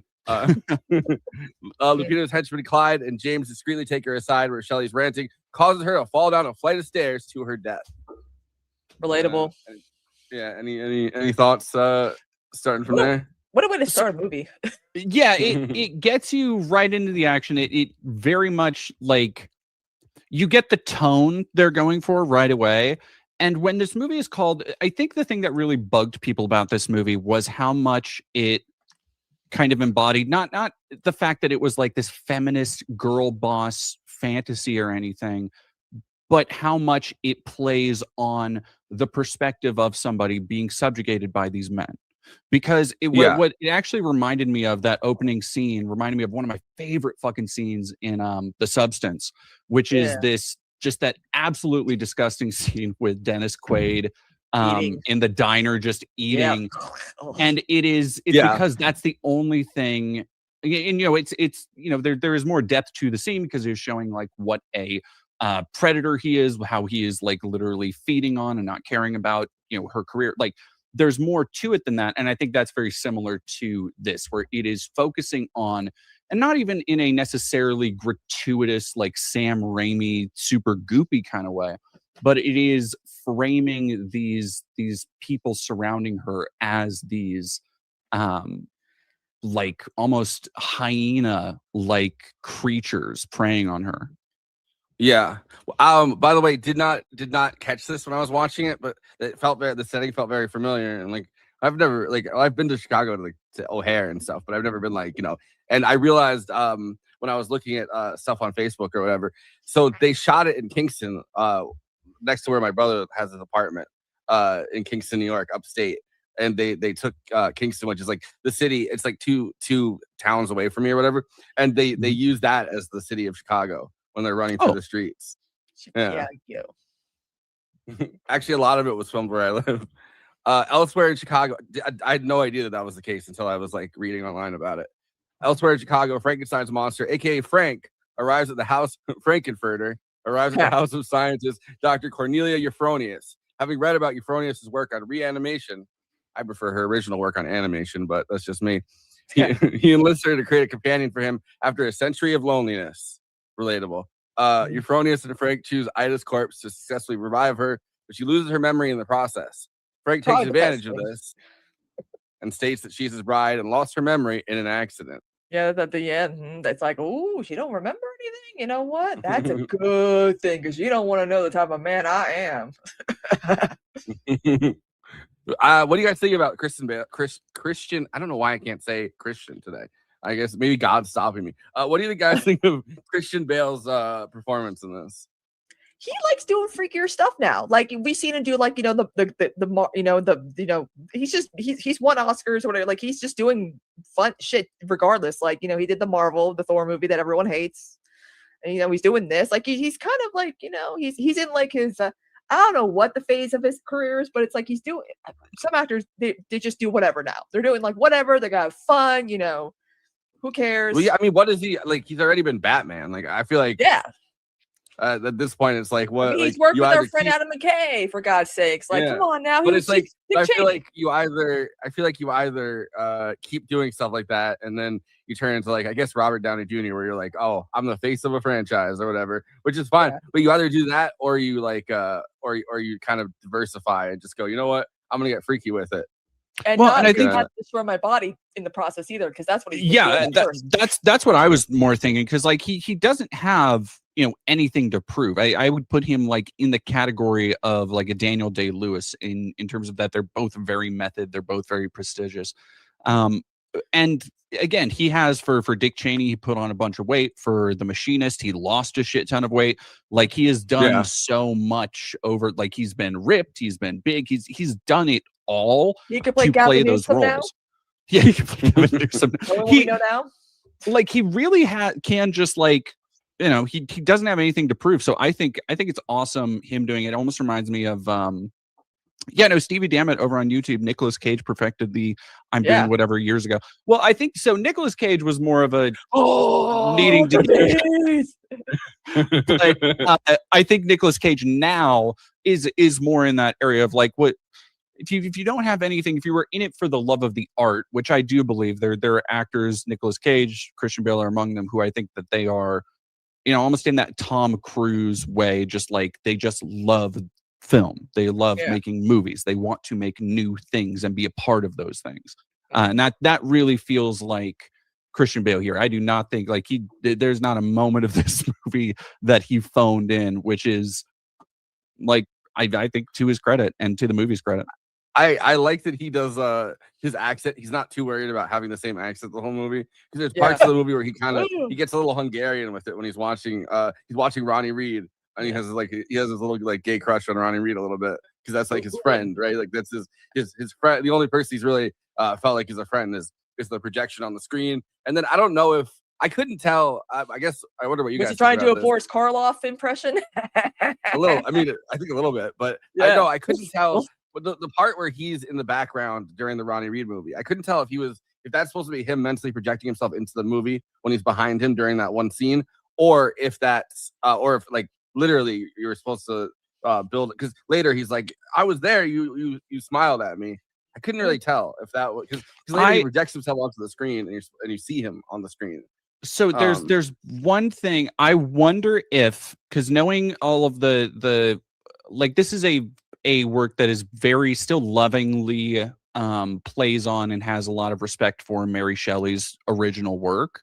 And I kind of wonder, because the original title of Frankenstein was Frankenstein or the Modern Prometheus or something like that. Yeah.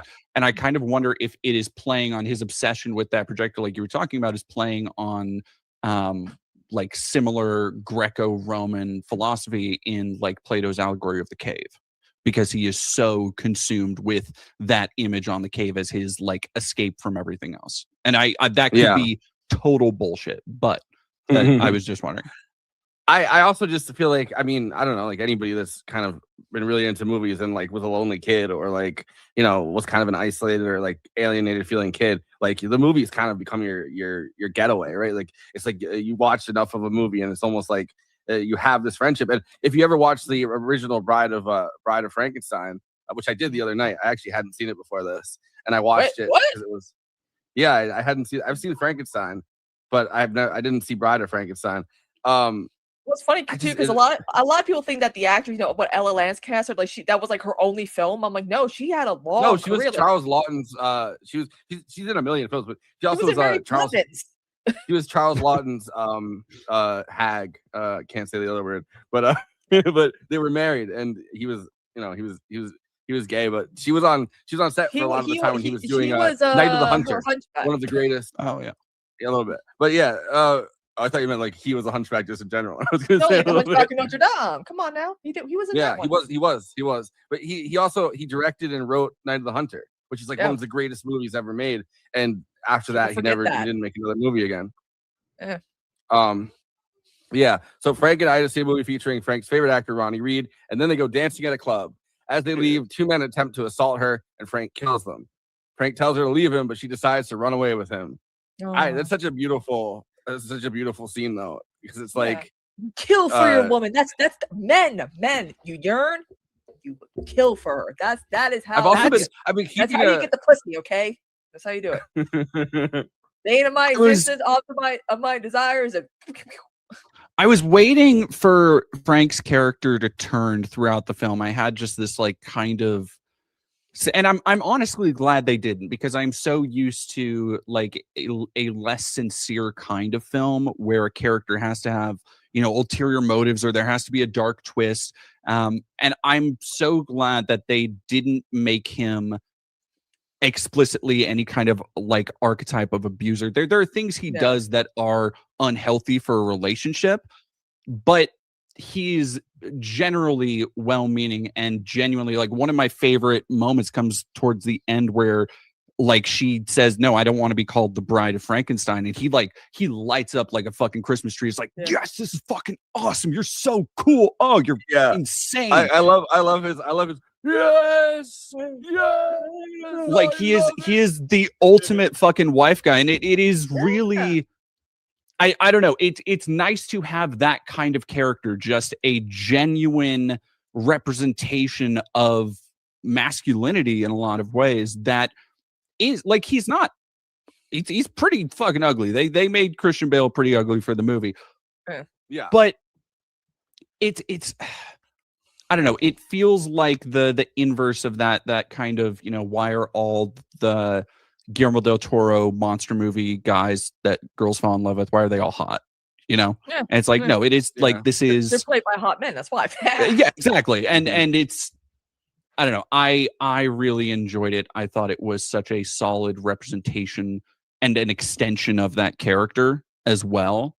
Yeah, because you look at the I mean, I liked that it was kind of a subversion too, because like one of my favorite lines happens in this part where he goes he's turning into a monster, and the way that people perceive him as a monster, which the original Frankenstein too, right? Like it's not a monster, but people perceive him as a monster because of the way he looks. But I love the line where he goes he's like, I'm not meant to murder, I play violin. I was like, that's such a great plays the violin. because he is, it does seem like he's gonna turn. He's like his voice is going like, "Ah!" But it's like instead of doing the thing where he's like kind of I guess mentally challenged by. I mean, he ends up being pretty smart in the original like Bride of Frankenstein, but like doing the kind of childlike thing, right? Like they turn him more into a guy with like severe anxiety, and I like that about it. It's like he's having panic attacks the entire time, although he seems to have a panic attack whenever she tries to ask him, oh, who was I before the accident? And then that's when he's having his panic attack. I don't know. But I there's just also, assumed that you were in an accident, hon. like every like a lot of men in this, not all men, but a lot of the men in this are like aggressive predator, like almost to like I mean, it's obviously overplayed, but like the two guys run up to her and they're just like raping her, and like another part like she's dancing and they're raping her. Like there's so much like they're predators in a way that like a zombie almost is, or something like that, or like a vampire or something like that. And Frank isn't that, but he still kind of is an asshole, not because he's like a bad person, but asshole with a heart of gold. But he's kind of like lying to her, and he's kind of taking advantage of the situation to like. But then at the same time, like she tries to give him head, and he like pushes her. Like it's not sex; it's like truly companionship that he's really after. And then of course they start fucking all over the place. But it's like you can tell in that moment that it's like this is obviously a different he proved kind herself. of. He proved himself to her. Yeah. But so they stow away on a train to New York City, killing a security officer. I think it was a police officer who discovers them after Shelley causes her to have an outburst. Meanwhile, Detective Jake Wiles and his assistant Myra Malloy investigate the murders and eventually follow them to New York. I love the recurring every cop that you see gets just immediately off. That was my favorite part of the movie. Hey, Cap, let's go. I liked Penelope Cruz. I liked Sarsgaard. They added such a. I think they really added a nice flavor to the movie, because you see this like 1920s, 1930s Chicago aesthetic. You have flapper girls and underground bars and stuff, but having that almost film noir-y on the trail of the outlaws perspective, I think it helped to cheese it up a little bit, helped to give some distance and reflection for, like, I think if it was just about Frankenstein and the Bride, it could have been much more dark, more dreary, just focusing on them. And I think having that separation allowed for a little bit more levity. Yeah. Imagine if her husband Javier Bardem was in the movie. I really liked just their dynamic too, where it's like she's the brilliant one. He's both stupid and corrupt. And also he's like I love the whole back and forth where they're like I basically flirt with the cops, not in like a like a solicitous way, I guess. And the cops are like, oh, this guy's such a great detective, and then she's actually the one that solves the crimes. Yeah, like, Peter Sarsgaard is kind of known for playing like very dumb dudes. Like, I mean, I remember him in Orphan. He playing the dad that's like, oh, she's sweet, innocent, blah blah blah blah, and then he gets killed because he falls for her charms, and it's too late. While the pair are in hiding, Frank tells her name is Penelope Rogers. It was very funny to hear that after Penelope Cruz is there. Yeah. In my head, I was like, Penelope, not that one. Like, Penelope causes chaos at a screening of Revolt of the Zombies, and they seek refuge from the police and an angry mob at a high-class party. Frank runs into Ronnie Reed and expresses his adoration, but is dismissed. Yeah, Ronnie Reed's a fucking asshole. Fuck Ronnie Reed. I mean, but Frank it is Jake Gyllenhaal, so he's known for playing those types of guys. Yeah, but Frank begins to dance like Reed does in his films, to putting on the Ritz. I was like, oh, they really did watch Young Frankenstein a bunch of times before this. Penelope joining him. Yeah.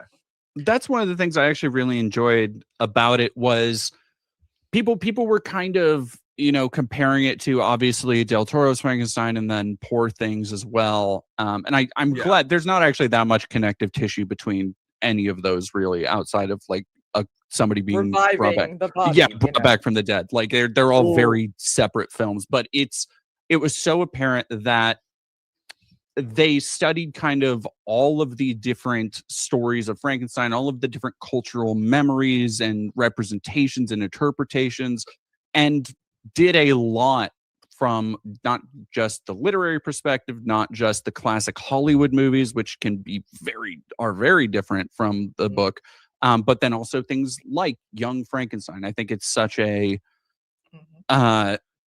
really loving, fun tribute that also is kind of like, hey, we're having fun with it a little bit, wink to the audience. And that's the kind of thing, again, I really appreciated. I think it's been compared a lot to like Mary Shelley's Frankenstein. Yeah. The Robert De Niro one. Yeah. Yeah, that masterpiece. You talking to me? Have you seen that one? To me. I think I did a really long time ago. I remember seeing. I just don't, because I remember seeing Helena Bonham Carter. What are you doing, dude? You're better than this. I was like, I'm like, this was Robert De Niro like at the peak of his career, like doing like Scorsese films, right? And then he does this, and it's like, oh. Well, because they were trying to do is they were capitalizing on Bram Stoker's Dracula. Yep. Because it was like we got artsy director, we got a big star, we got a property, and then The Mummy came out and was also kind of trying to do the same thing, but did it in a much better way. We've talked endlessly about Bram Stoker's Dracula on this. We did a whole episode about it. We did like a 3-hour episode. Hell of a movie. Oh. Yeah. Yeah. But hang on. Frank begins to dance like Reed does in his films. Penelope joining him, as do partygoers possessed by Mary Shelley. The whole thing with I kind of added that element of chaos to it, where it's like every time she goes to speak, like Mary Shelley's voice is coming out of her mouth, but it's like a completely different. Like it's the English accent, and she's doing the Harley Quinn voice, and it's like it's the Jack. Yeah. I think the Mary Shelley look.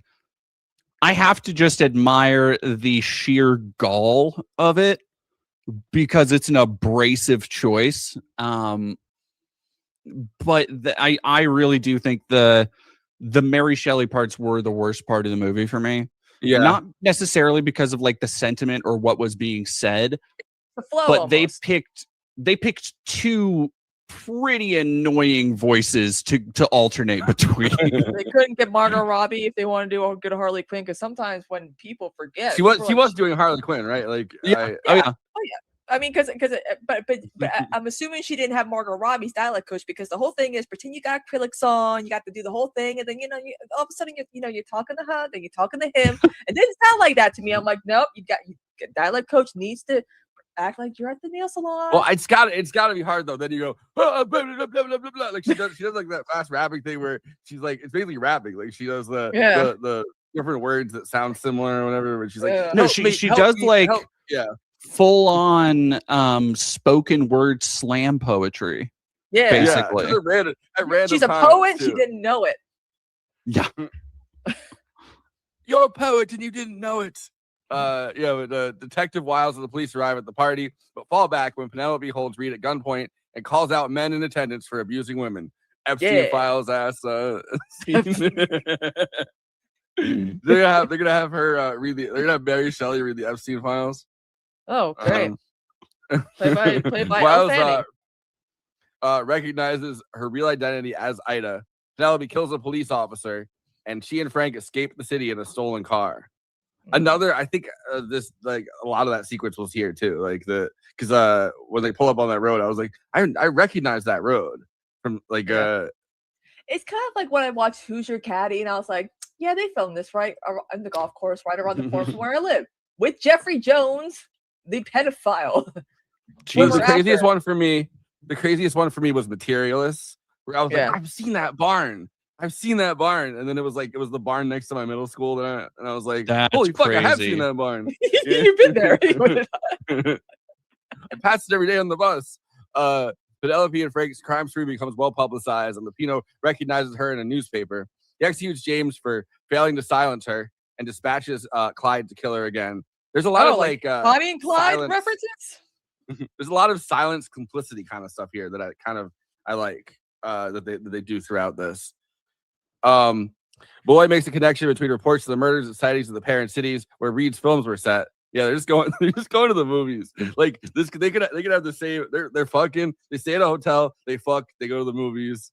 That's the dream right there. It's like I love a good just hanging out, going on misadventures like that. The road movie part of this movie was one of the more fun things for me because it really is just seeing two people who's like. It's so rare to see a crazy person meets a crazy person movie done well because usually you get Manic Pixie Dream Girl or you get shit with like Joker and Harley Quinn where it's like, oh, this is just abuse and coercion. Yeah. But having just two bonkers people meet each other and match each other's freak is like it's fun. It's fun. It's nice to see. It reminds me of like in the first Deadpool movie when he meets Vanessa, he's like, crazy, crazy. Yeah, like, you gotta find someone that's like that, you know. So there's nothing wrong with people that are there. It depends. Like for some couples, it's like you need to find someone who can get you out of your shell. But if you have like a strong personality, it's better to actually find someone who's probably has just of a strong personality as well. And that's why these two work well. But they could have. I mean, either of them could have done like a lot less and like gotten away with it as a movie. I'm glad that they did what they did. But like even like Christian Bale, Christian Bale's he didn't have he could have just kind of hung out if he really wanted to. Like he didn't have to go as hard as he did for this. But I'm glad he did. He's fully committed to these roles where he's like, I'm just doing it now. I'm just gonna do it. You want me to whatever, I'll do it. Well, and I almost wonder if there's a element of because going back to Nicolas Cage, I wonder if there's a element of hey, this is an opportunity to play this this legendary role, even if it is this really weird different interpretation. Because Nicolas Cage talked about loving doing Dracula in Renfield a couple years ago, which was like another time you could tell he is having fucking fun doing it. He's in it. And I think I think there's this like, hey, do you want to play classic movie monster and kind of make it your own or do a fun spin on it? They're going to be like, yeah, of course. Like, yes, absolutely. Because you could tell in Bride of Frankenstein, like Karloff is having a blast. Yeah. Like you could tell they just like that. Obviously there's that classic scene where it's with the blind man. Which I forgot is from Bride of Frankenstein. It isn't from the original Frankenstein, but he and the blind man are like sharing cigars, and he's like, smoke, and he's like, smoke, and he's like, smoke. You know what's crazy? Some of the most well-known movies, everyone's like, oh, this is from the Frankenstein. No, they're from the Bride of Frankenstein. Yeah, there's a bunch of scenes from that it's like, oh shit, these are like classic scenes. I mean, a lot of it's parodied obviously really well in Young Frankenstein, but Young Frankenstein takes from both of them. Yep. But yeah, I love that Gene Hackman plays the blind man in Young Frankenstein. That same character. Where he's like, "Where are you going? I was gonna make espresso." This prompts Malloy and Wiles to travel to Niagara Falls, where they find the couple. I was thinking about this with Eileen because she lives towards there. Wiles confronts them and informs Penelope of her previous identity as Ida before she shoots him in the foot. Fleeing, an angered Penelope takes the injured Frank to a drive-in where he tells her the truth of her origins. And I could pass it off to you, Kristina, to do the last. Yep. So Wiles explains to Malloy that he and Ida were planning to take down Lupino and express his guilt that his inaction led to her death. Ooh. The truth is out. So he decides to retire and promotes Malloy as his replacement. Malloy tracks the couple to the drive-in again, going to the movies and drive-ins. Do you guys have do you guys have drive-ins near you? Because I have one. It's out like in Moneta, which is like almost like the middle of nowhere, and they really popped up during COVID, obviously. Yeah. Well, so we have one in Hyde Park, which is like where FDR is like his estate is, but that used to be like the really like big town where all the like rich people live, like the Vanderbilts and like all of those people, but it's kind of been abandoned and turned kind of real shitty. So now, so that's where the drive-through is, or the drive-in. The drive-through. I go to McDonald's. No, that's where the drive-in is, but they closed it pretty recently, and they said, "Oh, we're gonna come back in whatever amount of time," but like I don't know if they are.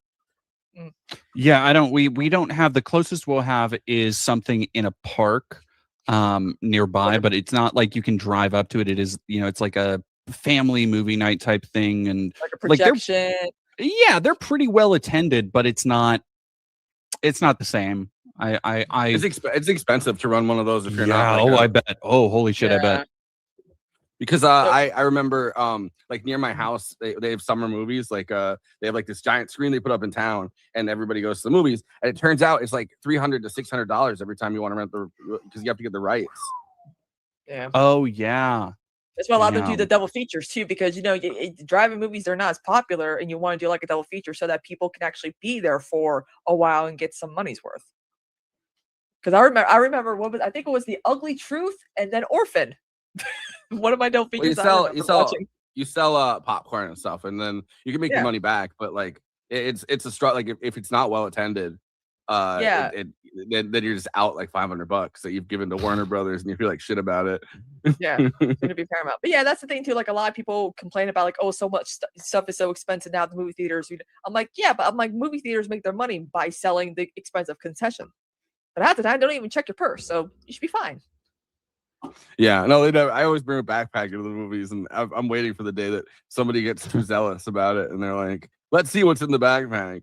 Yeah. And I'm like, my gun. That's what's in the back.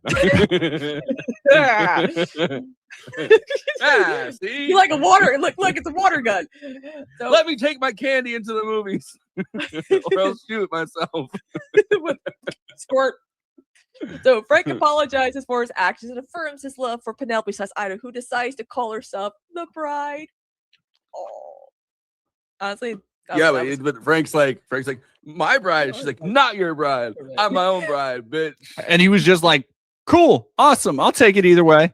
Which I thought was such a sweet scene of him just being such an idiot about her, and also this moment of like, because it's this moment of self-realization for her, where she is constantly struggling between what she was, what she wants to be, and she is an annoying fucking bitch in her brain. Exactly, and so like she's torn in all these directions and finds one she wants to go in, and he is like, without a moment of hesitation, he's like, yes, love this for you. I'm here to, like, total wife guy mode. I love it. Yeah, which is such a the opposite of The Bride of Frankenstein, which he like she hisses at him twice, and he's like, fuck this, I'm blowing all of us up. Frankenstein, the original incel. So as he proposes, Clyde fatally shoots him, but the bride escapes with Frank's body, returning to Euphronius' laboratory, followed by Malloy. Euphronius refuses to reanimate Frank, citing that her attempts to reanimate her husband went wrong, leading her to have to kill him. Clyde breaks into the laboratory and shoots the bride before fleeing. There was something in her performance that reminded me of Eileen for some reason. Like after we talked to her, I was like, she had like a similar voice to her. Yeah. So the police arrive before Malloy orders them to search for Clyde, leaving Euphronius with the bride's and Frank's corpses. Encouraged by Malloy, Mary from the afterlife, Euphronius decides to revive the couple. Outside, the police arrest Clyde. Malloy sees bright lights shine from the laboratory. Inside, the revived corpses hold hands. And everyone's favorite part, during the credits, Lupino is apprehended by Wiles and female riders inspired by the bride. Cue the monster mash. What did you get the female riders thing? I like the end part, but like the female that did seem like an underutilized plot point to me.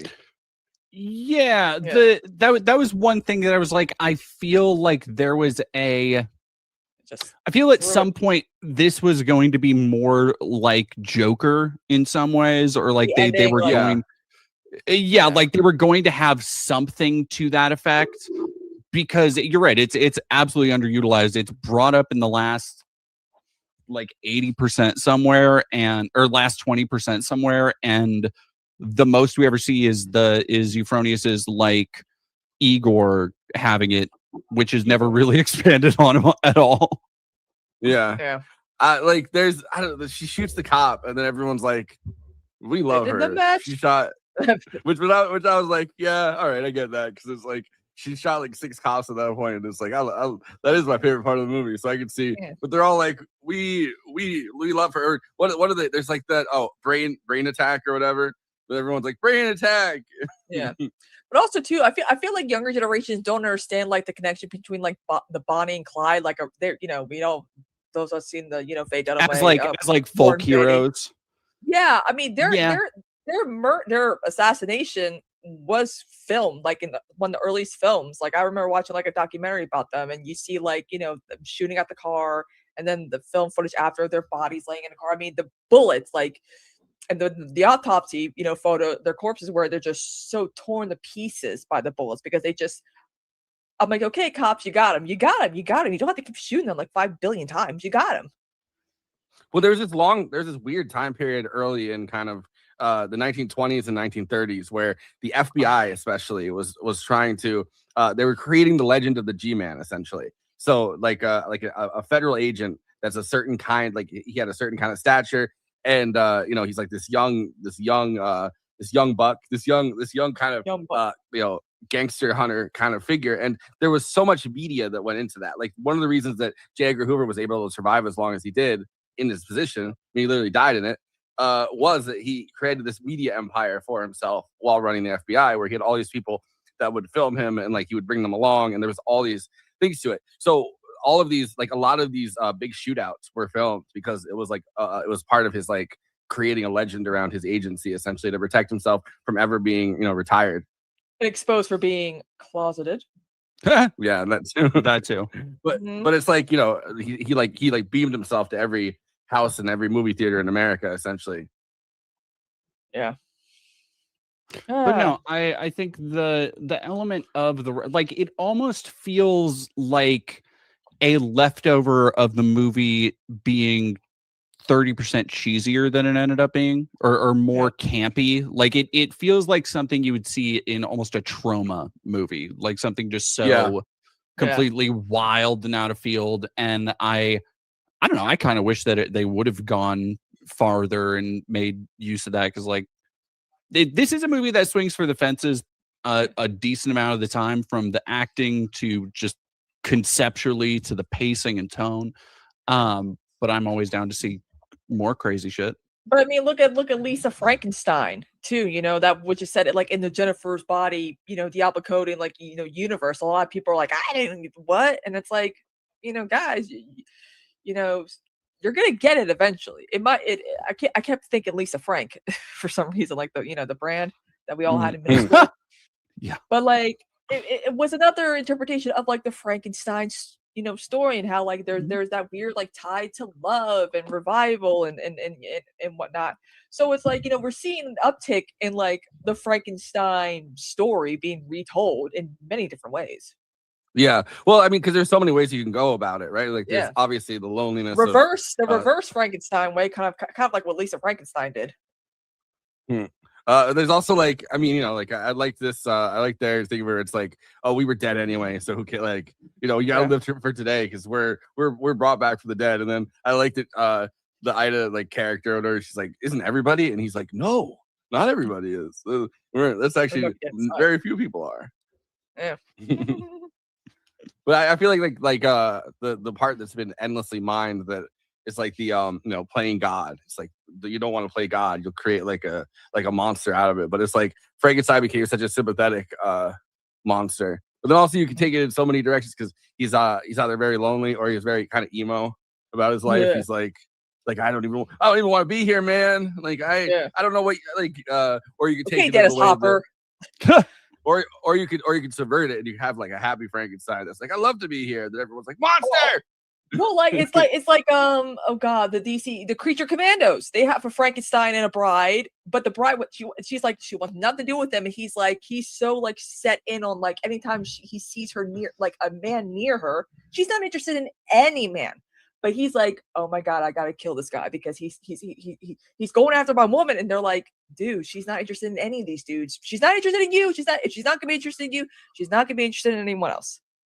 But there's the original like conceit that that Maggie Gyllenhaal had, like was watching Bride of Frankenstein and being like, this movie's called Bride of Frankenstein, but the bride is in it for 30 seconds and you don't even know you don't know anything that's going on in her head, and it's like she's very beautiful, but then she just hisses, and he's like, fuck this, and blows them up. And it's like, what was going through her head? Like, what kind of person was she? Like, is there some kind of whatever? So like that makes a lot of sense to me. Maybe movies were longer back then. We would have gotten another 30 seconds of her in the movie. You never know. You're like, all right, here's a full minute of the Bride of Frankenstein. But the whole thing, she's like, he does the hissing or whatever, and then he's like, nope. I hate cats. Don't like you. Yeah. I mean, it is interesting that Universal is trying to the best to revive the OG like monsters. We're doing another Mummy movie. You know, we had Nicolas Cage as Dracula, like the old school looking types of. That was the original. That was the first MCU, really, right? Like it's. Yeah. Well, and they've been trying to, I don't know. I feel that having these creatures that, they stay in our cultural memory because of the archetypes they represent, and like you were saying, how creatures like Frankenstein are so open to reinterpretation, open to personal interpretation. And I do wish that they would keep at what the method that they're doing now, where they have a new Brendan Fraser mummy in the works, but they also have Lee Cronin's mummy in the works. They have, instead of trying to make like the dark universe thing and trying to tie into all this other stuff where it's like, how many times? Versions.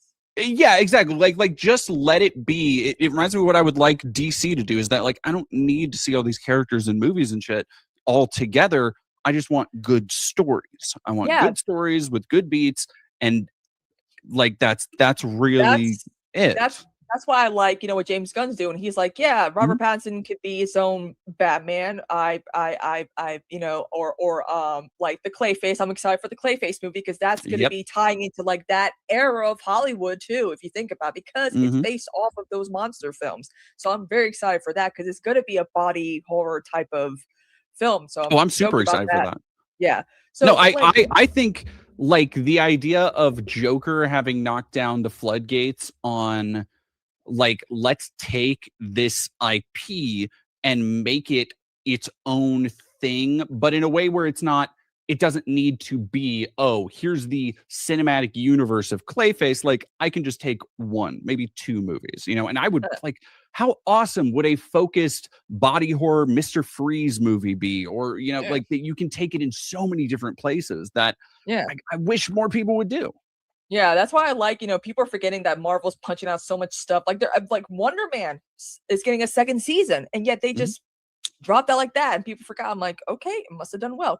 So like, and not everything has to be tied together. It'd be separate little things. And you make a point about like, there's different mummy movies coming out. There's different like, you got your Nosferatus, and so there's different ways to tell these stories in different because people always forget that Nosferatu was based off of Dracula, but copyright and all that.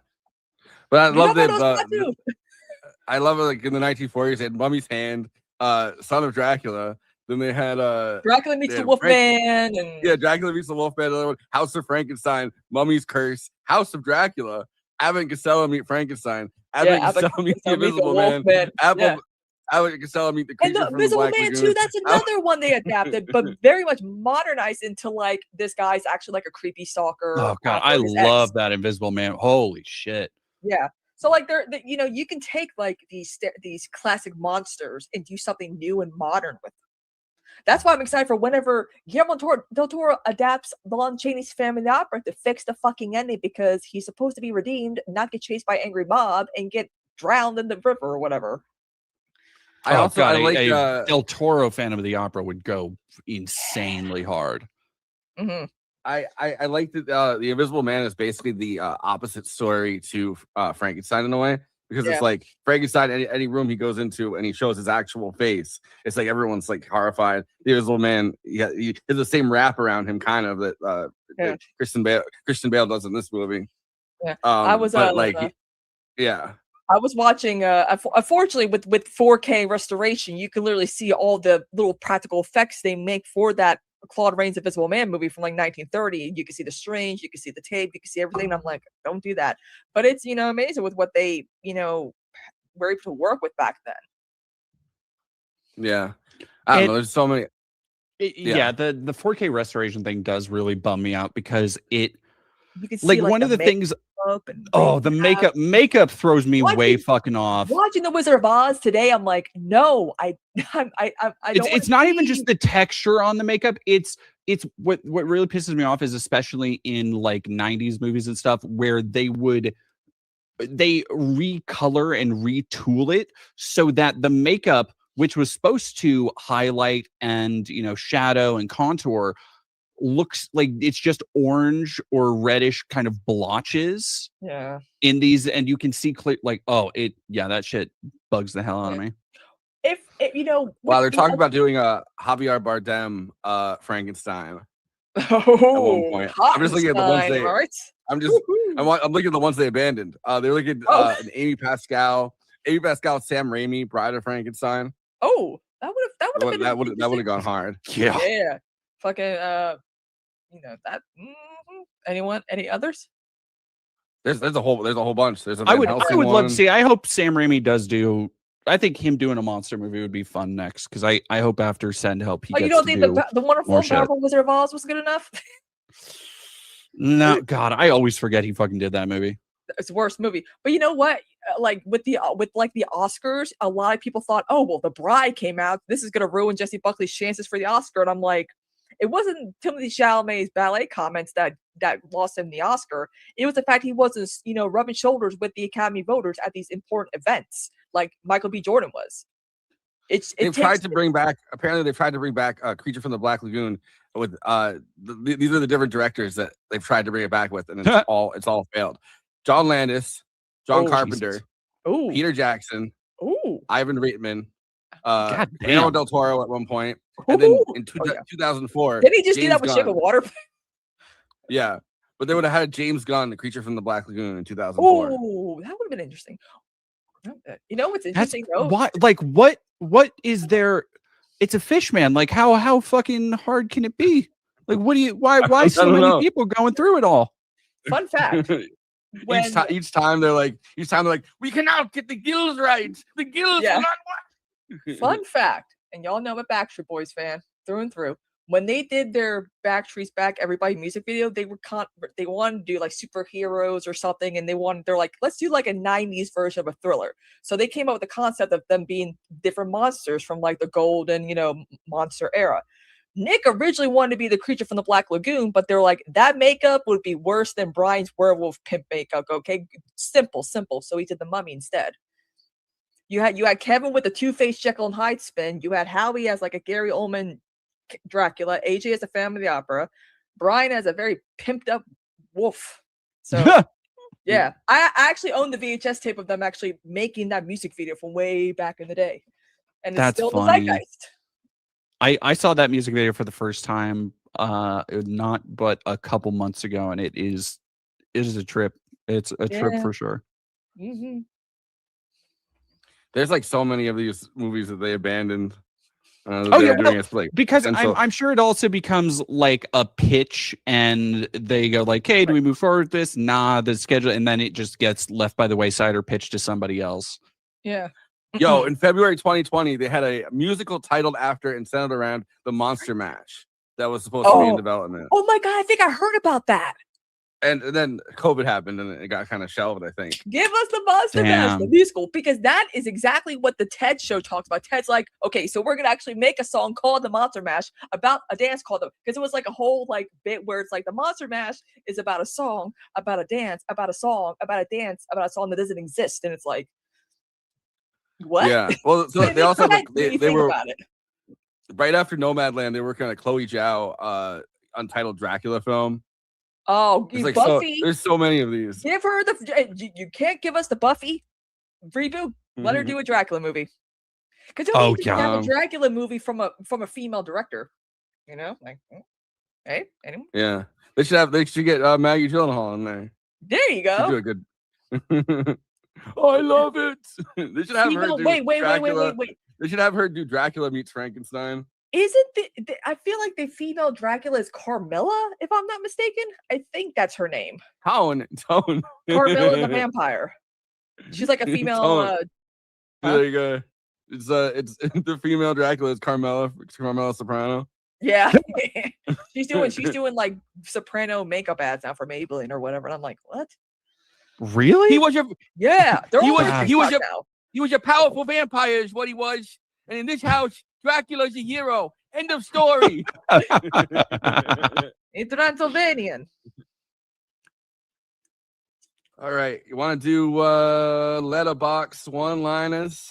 Oh, this one was a doozy. All right, so for those who are new here, Letterboxd is a place where film lovers, film curious, film haters gather with each other to discuss the films that they loved, the films they didn't love, the films that they kept thinking, oh my god, Joker. Like literally, they kept literally thinking, yeah, they just kept going off about like Joker and What about Bride of Jokerstein? Yes. So we always gather these for every episode because we always find them to be very interesting, and they best sum up the films that we discuss. So this is just not for the Siskel's and Eberts of the world. This is a bottom of democracy. Everyone gets to have a say, they chime and opine. So without further ado, here are the Letterboxd one-liners for The Bride. Okay. At one point, Christian Bale as Frank starts having a panic attack because he wants to go to the movies, and I fear I've never related to anything more in my life. Yeah. Although a couple times I've had a panic attack at the movies, and that's the worst. Let's all go to them. Okay, so Frankenstein, filet et deux. I mean, seriously, Jokerstein. I mean, poo things. What things? That's terrible. Yeah, I was like, come on, man, seriously. Extra, extra, read all about it. Dead flapper with eloquent Tourette's incites feminist rebellion. Does she doesn't have Tourette's. She never said the N-word once. Wow. Girl got resurrected immediately since mid-energy. She did. Yeah. And I like she gets resurrected and then her like leg is all fucked up too. And then she sees that the Ronnie Reed character or whatever has like one leg that's like longer than the other. She's like, is that your kink? One leg's longer than the other. It is. Right side saddle. It is his kink. It's definitely his kink. Frank is just another victim of the monster loneliness epidemic. True. True. Real patriots verified this. True. Yeah, I don't know why men did not like this movie anymore, I think it's a very sympathetic portrayal of like Frankenstein as like a lonely man.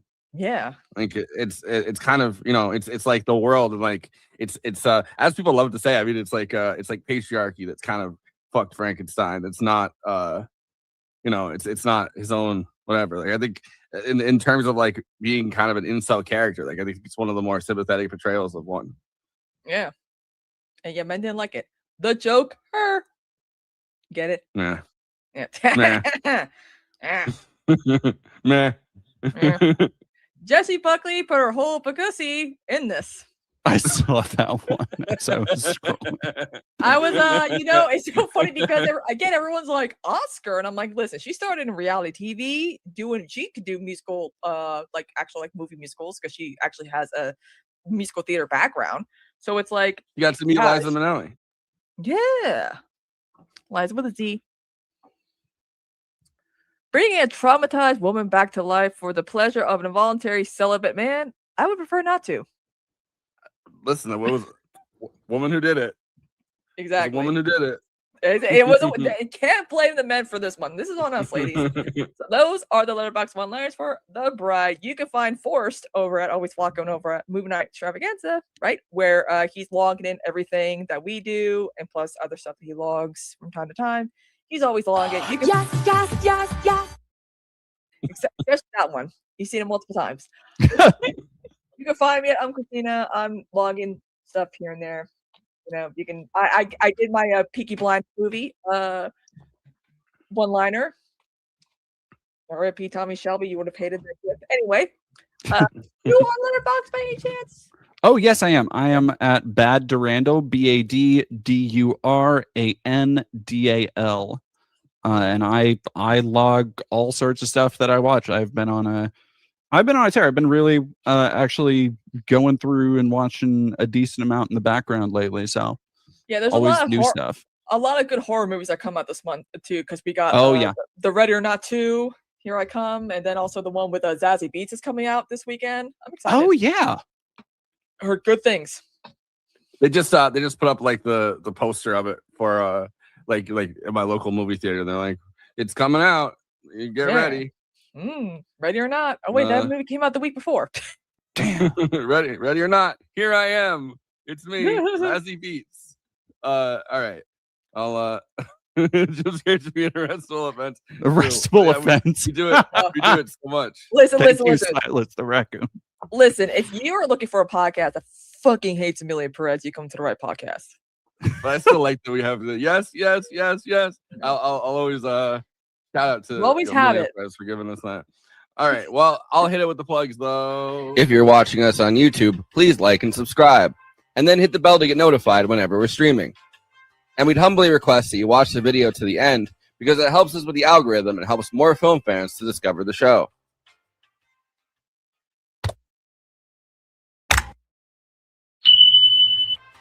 We're also monetized. If you want to get your chat questions definitely read on stream, you can always send us a super chat, which will help us keep the show going. Every cent helps. If you're watching on Twitch, you can gift us a free sub on Amazon Prime with your Prime membership, but getting subs on Twitch is always appreciated, and it helps to follow us on there as well. We also have an audio feed, which is available wherever you download podcasts, if you prefer to listen to podcasts rather than watch the stream. That's updated usually the same day we stream, but watching on YouTube and Twitch is the best way to get the show first, live as it happens. If you want to support us with a monthly donation and get access to all of our after parties forever, which go patron only after we do them, you can become a patron at patreon.com/movie night extra. Link is in the description for that. It really helps us keep the show going since we do have some expenses to make this happen. We also have a Discord community. Link is in the description for that. We sometimes watch movies we cover on there. We get into conversations about everything from film to TV shows to related podcasts. We even have a Discord channel for memes. It's really fun on there. You can find us on all the social media platforms: Facebook, Instagram, Blue Sky, Twitter, and Threads. You connect with us on all of those. Talk to us. We'd love to hear from you. Lastly, we recently made a TikTok at Movie Night Extra where we're putting up short form clips from the episodes. Okay, passing this to Conan so he can tell you about his music in this week's Protonic Reversal. Conan, who's on Protonic this week? Conan ain't here, but well, obviously Conan's not here, but because he's on tour right now. Hell yeah! So on the 27th, he's going to be in Austin. On the 28th, Houston. 29th, New Orleans. 31st, Jacksonville. 1st, Tampa. Tonight. 3rd, Little Stevens Underground Garage Cruise. He's going with on a cruise with Stevie Van Zandt. And then on the 9th, Orlando. On the 10th, Atlanta, Georgia. On the 11th, Nashville, and on the 15th, Los Angeles. He's all over the place, and I'm really jealous of the getting to play on Stevie Van Zandt's cruise. Yeah. Just when I thought I was out, they pulled me back in. Mm-hmm. So yeah. Kristina, what do you got going on? Well, the good news is we won. Who won? The lesbians, the bisexuals, the femmes. We won because season 5 of Bridgerton is my girl Francesca's season, and I'll be talking about it tomorrow after our show, Forrest, because I'm gonna be streaming. Yeah, because I don't have anything to say about Bridgerton because I've never watched it. Yeah. Let's go lesbians. And people are mad, but yeah, we're also gonna be talking about the fact that Trump voted by mail. What? I cannot honestly, that man, I cannot believe that he would do this to us. How dare he? That man is so honest, never lies. He's a true goat. What the hell, dude? You betrayed us. You liar. Anyway. And got throw out his vote. Yeah, exactly. You got throw out his vote. It doesn't count. You can't be doing that shit by mail anymore, dude. You banned it, okay? But I mean, of course, because he probably has to vote in the state of New York via Florida or whatever the hell. Florida. But Yeah, Florida yeah, now. yeah. But we had to do that for my uncle. Which like, he would have never been allowed to. He would have never been allowed to do again if he had actually gotten his convictions. Because as a felon, you're not allowed to vote in Florida. Yeah, Merrick Garland, what the hell? You want to blame leftists for why Trump's in office? Okay. And yeah, we're also rewatching the Animaniacs on my stream. That's been a lot of fun. Oh, fun. Hell yeah. Yeah, because fucking David Zaslav is a genius and it doesn't think keeping the Warner Brothers cartoon IP is smart, unlike Disney, who actually understands the assignment when it comes to their cartoon mascots. All the cartoons from the Warner Brothers, like WB, like peak cartoon Saturday morning cartoon era, or they're on Tubi now, so you can watch them. And we've been watching. We're deep into season 1. We just finished watching the Fingerprints, the fucking one where it's like fingerprints, and she's holding prints, and she's like, I don't think so. And that joke went over my head when I was a kid. Now I'm like, ugh. Oh, she's fingering Prince. That's like, that's damn. funny. Yeah. Those jokes, I mean, again, they went over our heads when we were kids, but even then, I think they also kind of went over our heads, over our parents' heads. Because I was telling my mom that. Well, because there was Animaniacs, and then there was like I feel like a level Brain. up, like Yeah. yeah. Well, then like even a level above that, it was like Ren and Stimpy.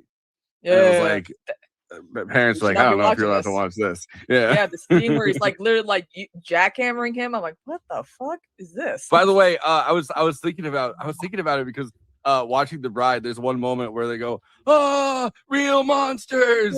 Yeah, classic. Also, I'm thinking of bringing back my Shadow Saturday streams. So yeah, you should. Is that where you People play are Shadow loving the them. Hedgehog?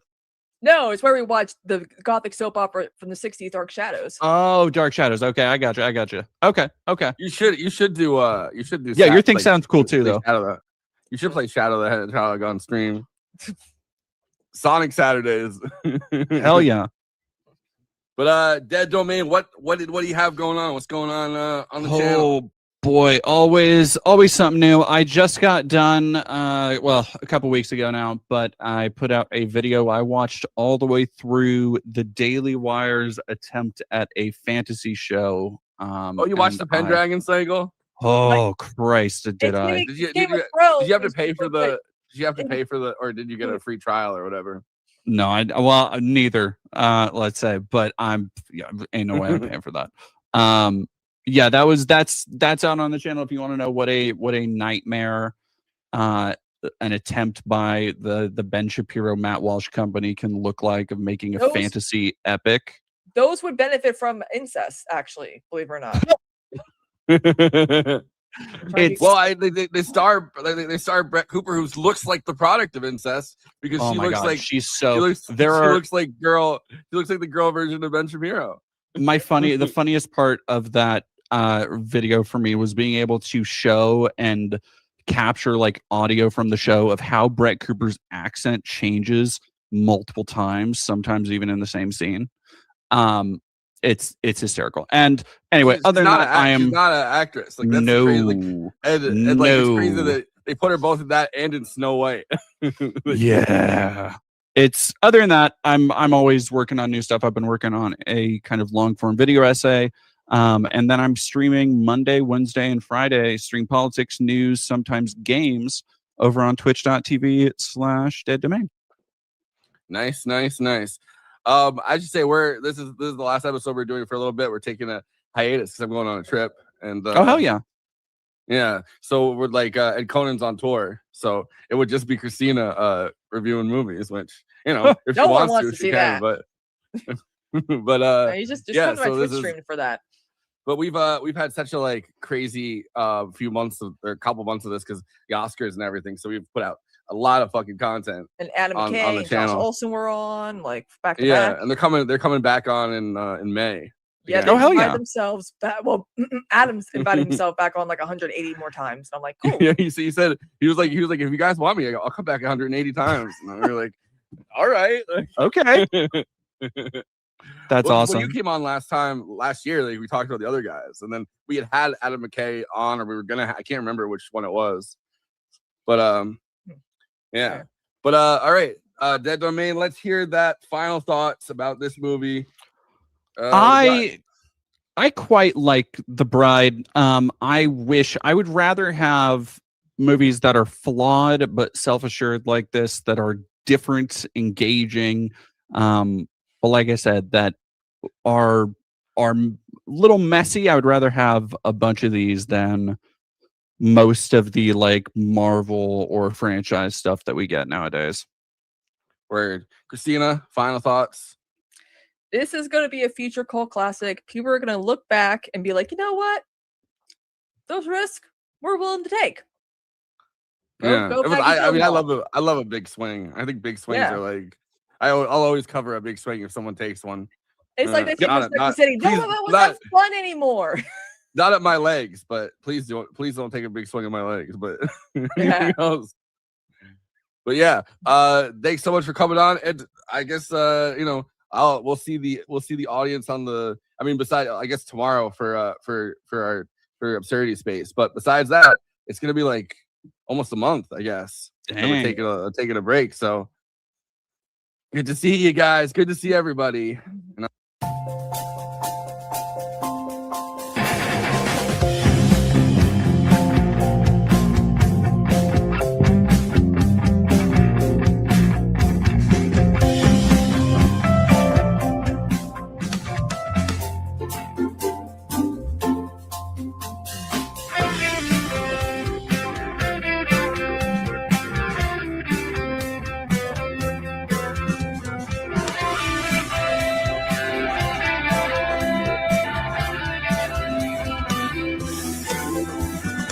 Oh, it's time. Oh, it's time. Oh, it's time. Oh, it's time. Oh,